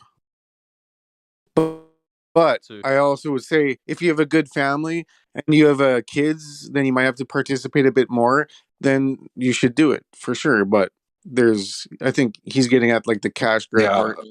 Yeah, I'm glad you said that, because I was going to bring up how I think it's just like excess gunpowder that they're putting in fireworks. The only people that could legally make fireworks, I think, are people that have like gunpowder in bulk. And there's just like shell firework companies, I think, at this point.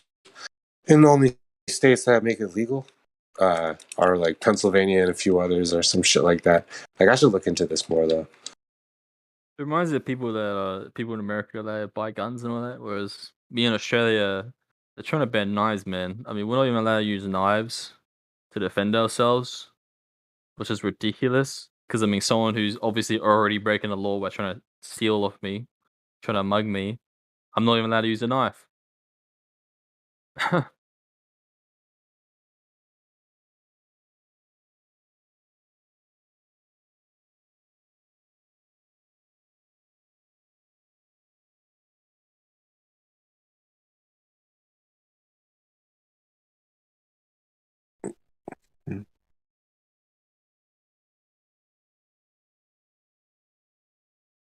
Yeah, one of my survival strategies is I try to avoid crazy people. So, like, if you meet somebody and you get the red flags, then you know you don't hang out, you don't answer the calls, you find excuses, or you don't put yourself in situations and locations because There's a lot of crazy the people. world's going crazy. So, yeah, Crazy every time you're out in a public location, depending on the location, it's a higher risk than others. So,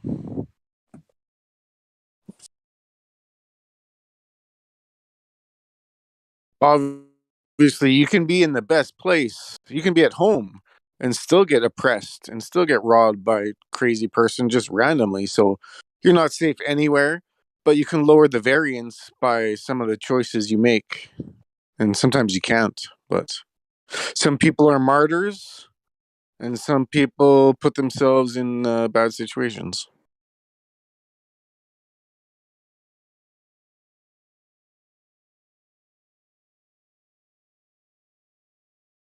But you should be able to defend yourself. But we all know that the government is not going to do what's right. So if you believe you have any rights, then your belief is wrong. Sorry, what'd you say? Can you repeat that? You were a slave.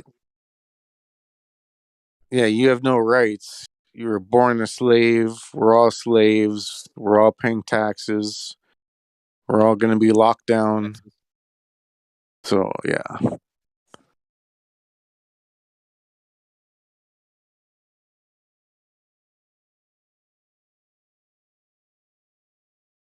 And I hate that people don't even care about taxes. Like, they never used to have taxes back then. And not even the medieval times they had taxes. They used to, like, in Canada, when it was started out in 1800, they gave land. I don't know if they charged taxes, but they were giving land because they wanted new immigrants and new people. So, yeah, they tricked them and said, here's free land. And then eventually they're just like, okay, well, we're charging you taxes or we're going to take the land back. And what are you going to do? Just like if you own the land and they want to build a road or hydro towers through your lot, they're going to buy out your house whether you say yes or no. It used to be when you have land, it's your So land. you could have lived there Do for whatever you want with it. Yeah.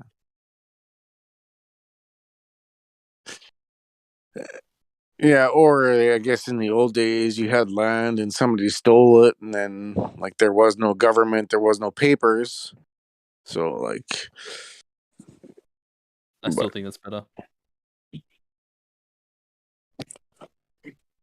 Yeah, I like having a record, but I mean, at least in the at end, least whether you there's have a to pay government taxes. record or not, you know whether there's a government record or not, you know whether you're stealing the land. And if you're a supposed believer in God and you're going and stealing the land and killing people, obviously you're not a believer in God.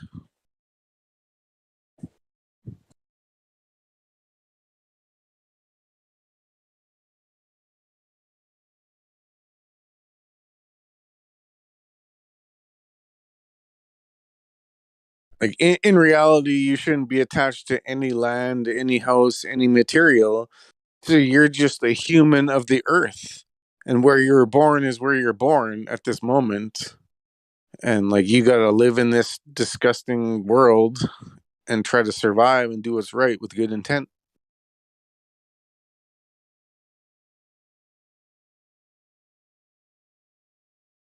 Man, kind of wish the world was a lot better. Well, at least I'm in the end time, so I might be able to see Jesus come back. Have you know what Job 9:24? Have you read Job 9:24? Shoot, I need to get my Bible. What is it? Job 9:24. The world is given to the hands of the wicked. So like this world isn't ours. This world is just a test to see how much you love the physical objects in the material world. And will you make the right decisions and the material decisions? In a nutshell, Like, yeah. I mean, the wrong material. Yeah. But I mean, will you make the right decisions, like the material world, or like what's actually right? I try to make. So you're going to be tested in all the ways. In every single way, you'll be tested. You could, like Job, you could get diseases, and you could get all this, and your house burned down, and this, and lose your leg, and like it could be worse because you could be dead, or you could like. So all these things are just tests. At the same time, it wouldn't affect me that much if I did lose my house at this point. So I think I'm ready for any test. I mean, I already lost my job. Trying to get another one. So Yeah, like but the thing, like we all like security and stability, but we also have that balance of not being attached, which I know it probably sounds like double speak, but like it's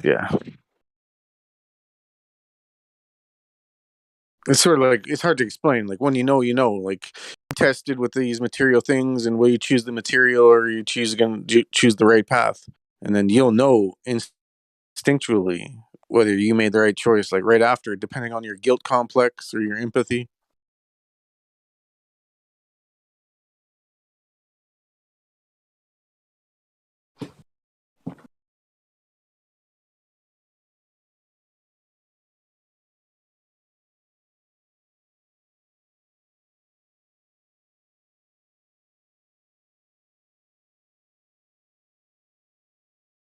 Do you have any hobbies?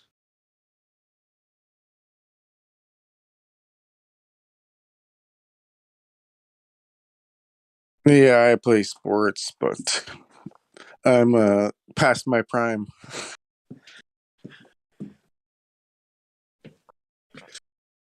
Yeah, I live where it gets to be like minus 45 in winter, so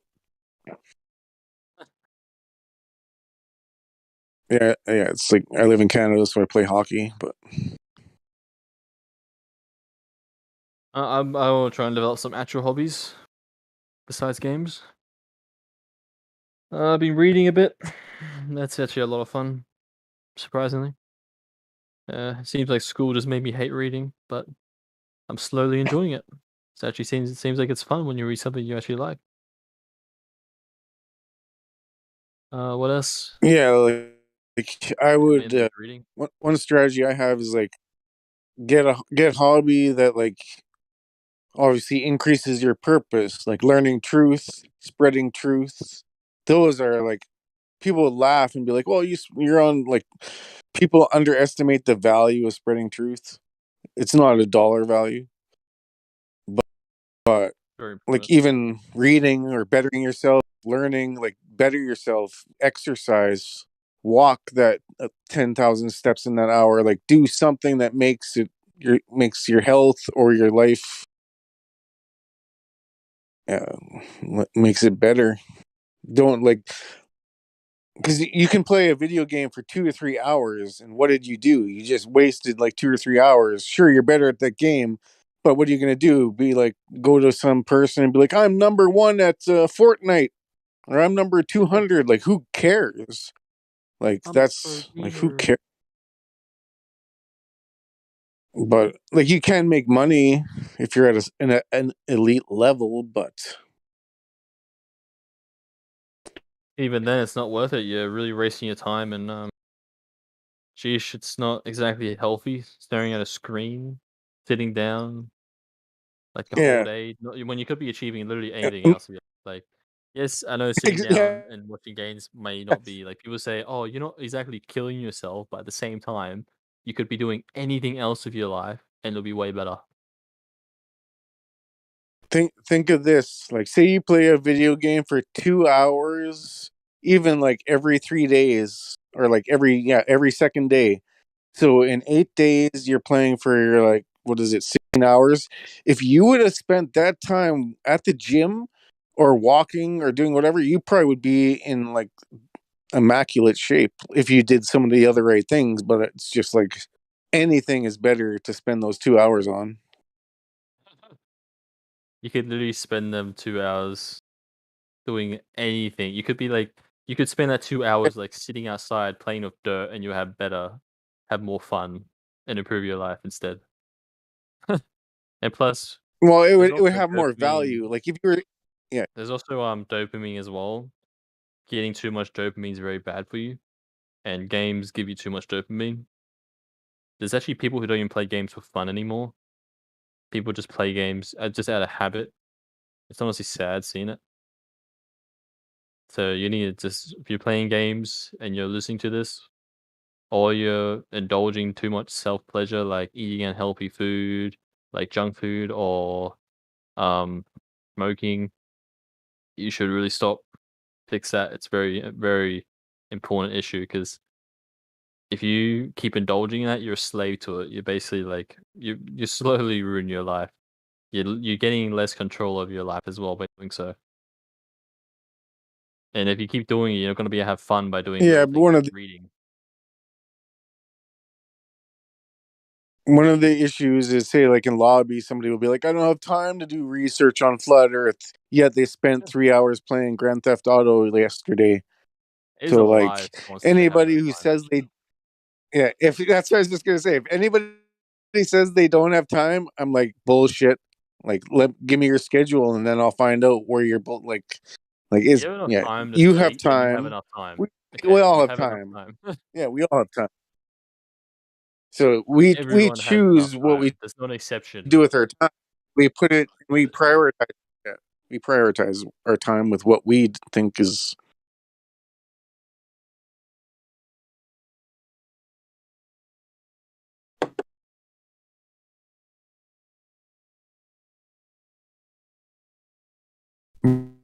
But yeah, also some people, you can do whatever you want with your time. Like you can't. Yeah, it's your own choice. But yeah, like there's a high value to spreading truth, and not a lot of people do it. It's very important to like. They're the reason that the truth exists, I guess. Like people learn about it. Like it's very important to. And considering how small of a group flat earthers are, we need more people who spread the truth.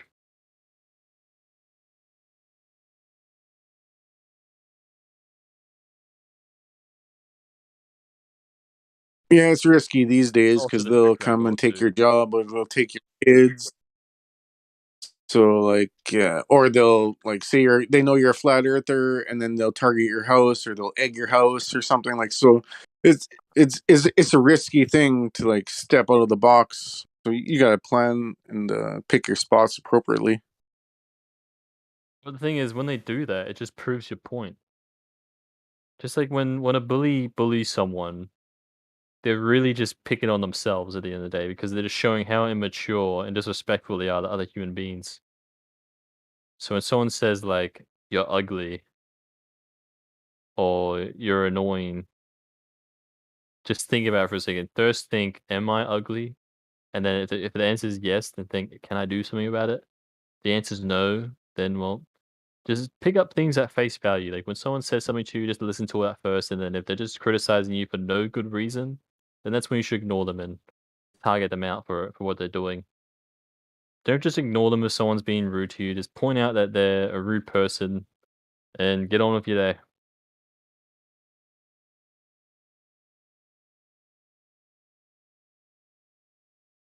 Yeah, I'm probably too old for.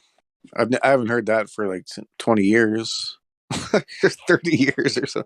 Like, there's no 40-year-old or 50-year-old guy or woman telling me that, oh, you're ugly. Like, what kind of argument is that? Like, or yeah, I've never had that in. Yeah. You're saying about humans respecting others. What you're saying about humans respecting others, doesn't that count for religious people hating on LGBTQ? I mean, I guess you could say it is disrespecting. And there's a lot of reason people hate LGBTQ, which I am included. I don't, yeah, here's the thing. I don't hate the people. I don't like what they stand for. I don't agree with their stance on it because, believe it or not, if you're an atheist, then there's nothing like you're probably gonna think, well, like why would I? It doesn't matter. Like there's no reason for me to hate someone being gay and all this. Like it's all about love and equality, right? But deep down underneath, it's about moral laws and what was it called? What was it? Shoot, what I was gonna say. It's about underlying. It's underlying. It's about God, like our relationship with God, and when you promote marriage with gays and that, you're literally doing a slap in God's face because that was literally the reason of marriage was from Christianity. At least that's what I heard. I don't know if it's true, but yeah, you're doing a slap in God's face if you're promoting all that. Since he really does not like that. Since he made humans, he made male and female to be together, not a male and a male.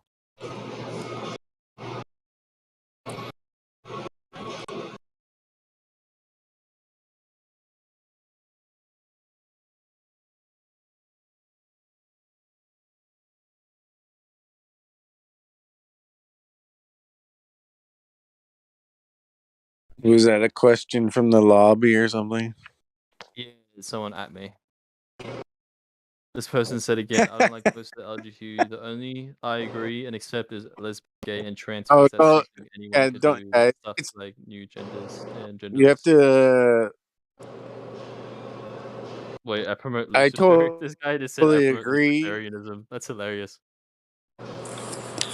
No, I totally agree with whatever you said, but you can't take the bait. Like some of those topics, like I said, are not allowed in the live stream.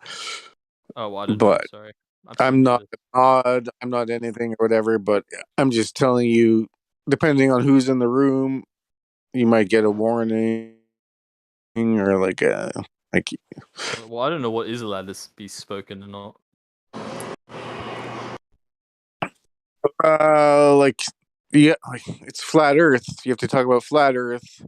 But when there's no globers here, you can drift into anti-government and like biblical, depending on who's in the room. But even with anti-government, you can't go full anti-government. You have to talk about certain psyops, certain events. You're like, so it's a fine line. Like it's I would say I don't even know what to call it. Where like you're tiptoeing. What can I say? What can I not? So it's yeah. But obviously, the main ones, you're not allowed to talk about the last 2-3 years. You're not allowed to talk about the Middle East with the small hats. You're not allowed So to when you say talk about. you're not allowed to talk about the last 2-3 years, and Yeah, you're the not allowed Middle to East. talk about the last 2-3 years. You're not allowed to talk about the people who wear small hats. You're not allowed to talk hats. about. Who is that people? What was the other one? Like small hats in the Middle East. I don't know. But yeah, there's and you're not allowed to talk about LGBT type stuff usually, but yeah, it's a fine line. You didn't say anything bad. It was just like the regular biblical stuff. So I'm just giving you the heads up. Like, Okay. yeah, like because a lot of globers will come in here and they'll try to beat you, and they'll be like, "What? You don't approve of this? You don't believe this?" And they're gonna try to bait you into like mentioning these topics. So you know that I mention them topics.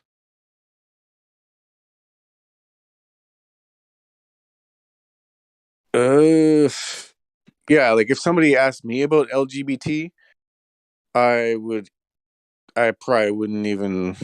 Yeah, I don't know. I would just ignore it. I guess. Like, if you read my bio, like right away. Like, so. I'll read your bio. Not that. You're not saying that they did, but like.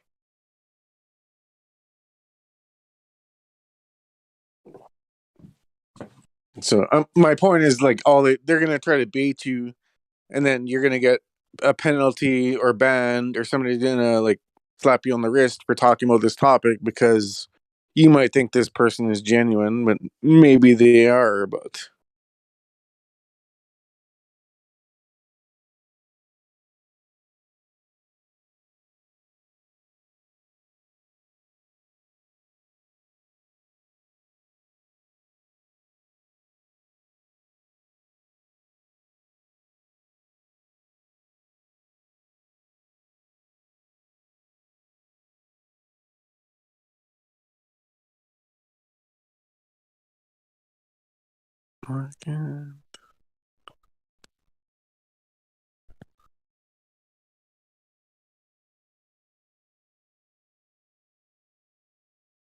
I mean, I got a harmonica actually recently.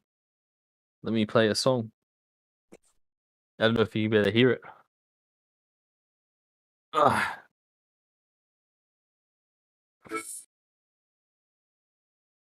I am new to using the harmonica.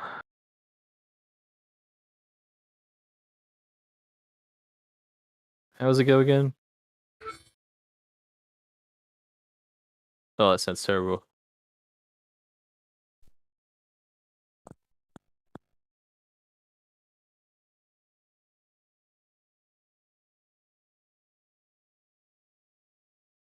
yeah, I don't play harmonica. But have you checked Red Pill Music? if you want to hear my songs, you'll probably like them. I'll tag you in Livestream.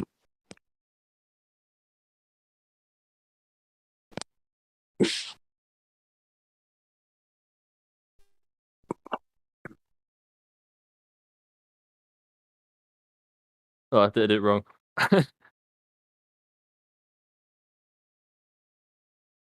And knowing the harmonica is actually a lot of fun.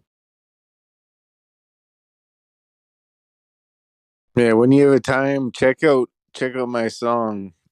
It's called Happy Song. Sounds like a good song. Yeah, it's not allowed on YouTube. It'll get deleted. It's been I've had like 5 strikes. 5 strikes already. Yeah, it's called Happy Song, but it's pretty sad.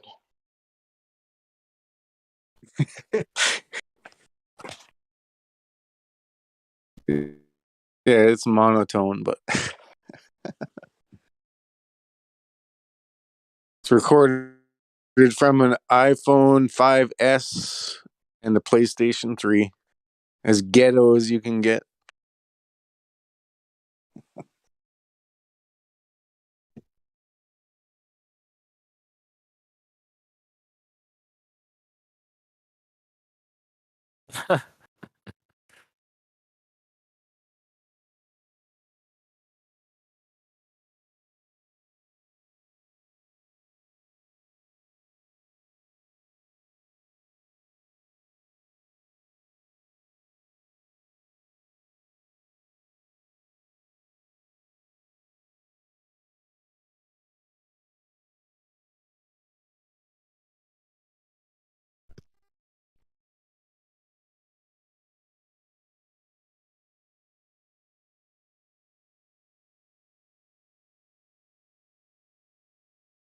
Actually, another funny thing is like everyone in my family who's got the thing for the whatever you call it. I'm trying to do the thing. Was it? Am I allowed to say COVID? Nope. What do I say instead?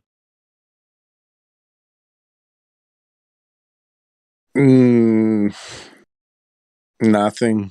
You can't say anything. Like I said, 2-3 years, or I don't know. So the bat virus, which I don't think is real. Yeah, my family who's got the protection against it, they all got sick, besides me, like at the same time. Which is kind of funny. Well, it's not funny, but it's sad. But like, it's just interesting, I should say, really. They all got protection at the same time, and they all got sick at the same time.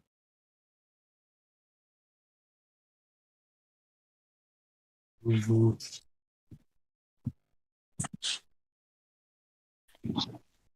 funny because the people that got sick before that whole thing were the ones that got the medicine, because the injections didn't start by when this started. The people were getting injections before that, and those are the people that got sick. And then now the ones getting the new injections, those get sick. It's funny. Like, geez, man, like they're ruining their own bodies by their own choice. So I don't really feel sad for them when they're doing it their own self. Like it's like the government says jump off a cliff, and they said, "Oh, yep, I'll do it. Tell me how high." It reminds me of the saying, like, I say jump, you say how high.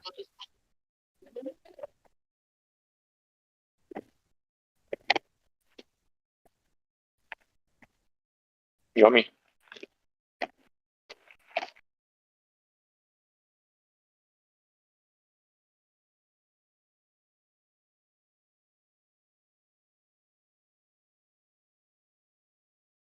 I met like an 80-year-old today, and he told me I got all the jibby jabbies, and he was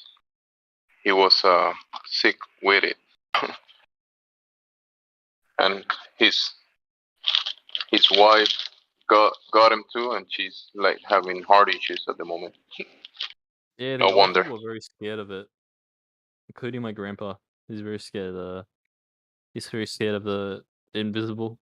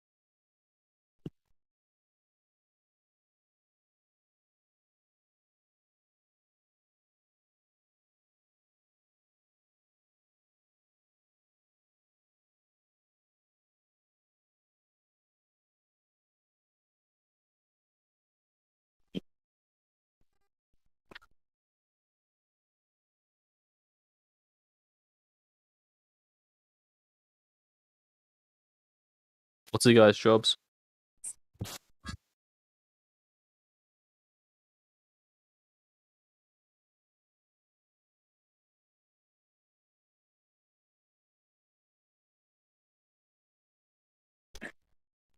You guys what? Yeah, it's. I guess you said, yeah, you're. How long have you been a truther, Cody? Me.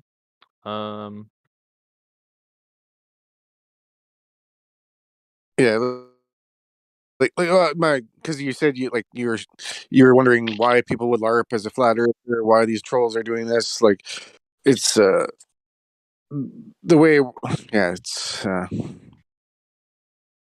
sort of like a lot of. I try not to give personal information out. So like some flatter or some globers have attempted to go after people's jobs and got them fired, and potentially go after their kids to get the kids taken away. So they can do that. There's globers who have tried, and there's globers who've done it, and they've admitted it on video that they called this guy's office and his job to see. And so some people, you can ask them their job and they'll tell you, I worked at in Toronto and I did this, or like, it's just I wasn't asking like specific information. I was just saying like general job. Like I can go on about my job, but I mean like yeah. No, like I said, some people will answer and tell you everything. They'll tell you their whole life story. But yeah, I know there's government agents listening and trolls and whoever else, and they're potentially collecting data. So it's like they'll use the data. Yeah, they'll use the data against you in future. I have nothing to hide. Because like there's articles saying like. And there's they admit that they like hang around these servers, collect information, and use them for their articles, use them for their videos. So yeah, like, but I'm not saying you can ask anybody any question, they can answer it or not. But I'm just remembering you saying about you can't believe that this troll did this yesterday, and he came in and he came on 5 accounts. Why would he like? So yeah, it's How many trolls do you guys usually get?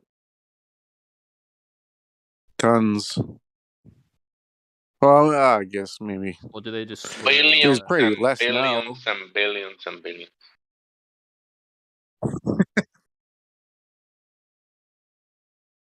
Oh, joke's on them.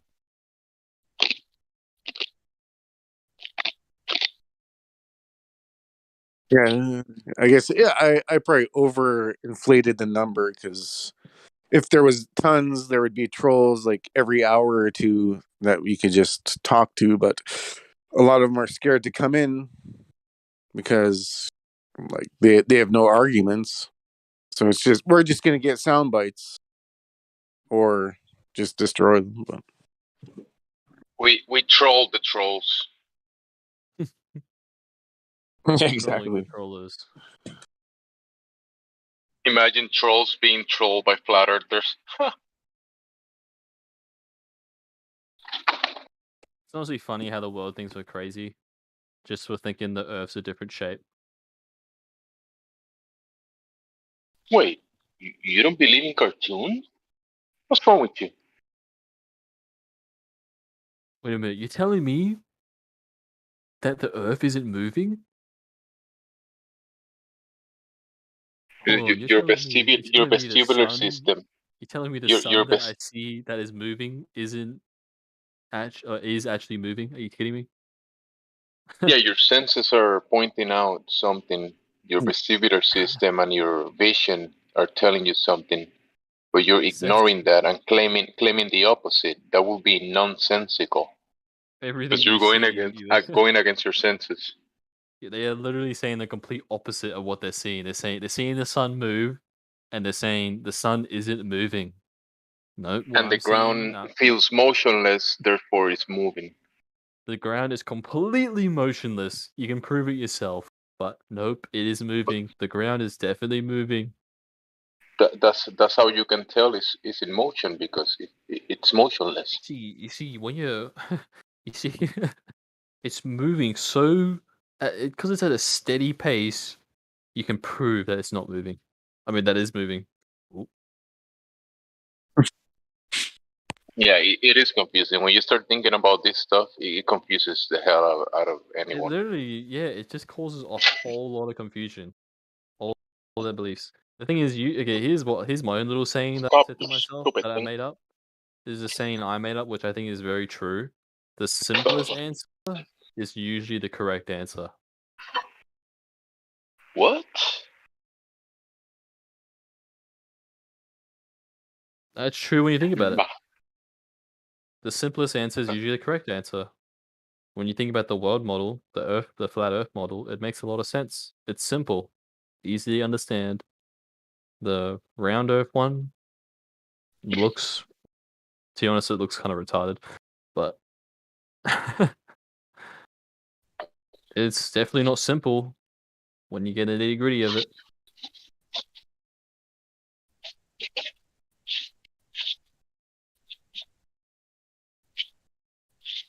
I mean, why would you trust your senses? Well, because they want the government to think for them. They can't think for themselves. You can't trust your senses when you're crossing the street.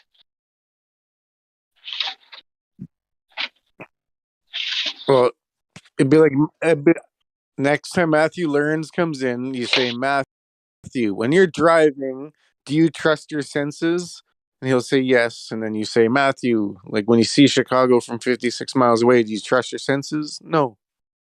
Or you're not spinning, you don't feel anything. Do you trust that? No. So Do you see the sun moving? No, it's not moving. I know what you're talking They about. actually tell you. They're actually telling you that your senses are deceiving you. Like your senses are conspiring against you. Their senses are lying to you, bro. your body's lying to you, man. Everything's How do you know? How can we prove anything is real? That's literally what they're saying. You can't trust yourself. You gotta trust us. Just don't trust yourself. When your body says something, don't believe it. Do not believe it for a second. Believe us. Or you can just ask him, can you prove that you're talking to me on Discord right now? And the atheist and the glober will say, no, I can't prove I'm talking to you on Discord right now. And you know you're talking to a crazy person.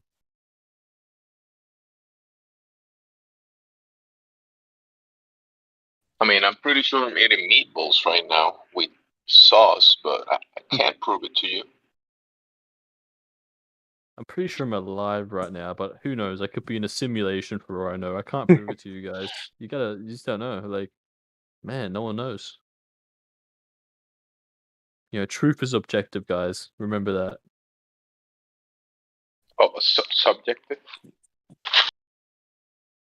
Oh, is that the word? Whoops. That's basically what every atheist believes in. Truth is subjective. There's no absolute truth.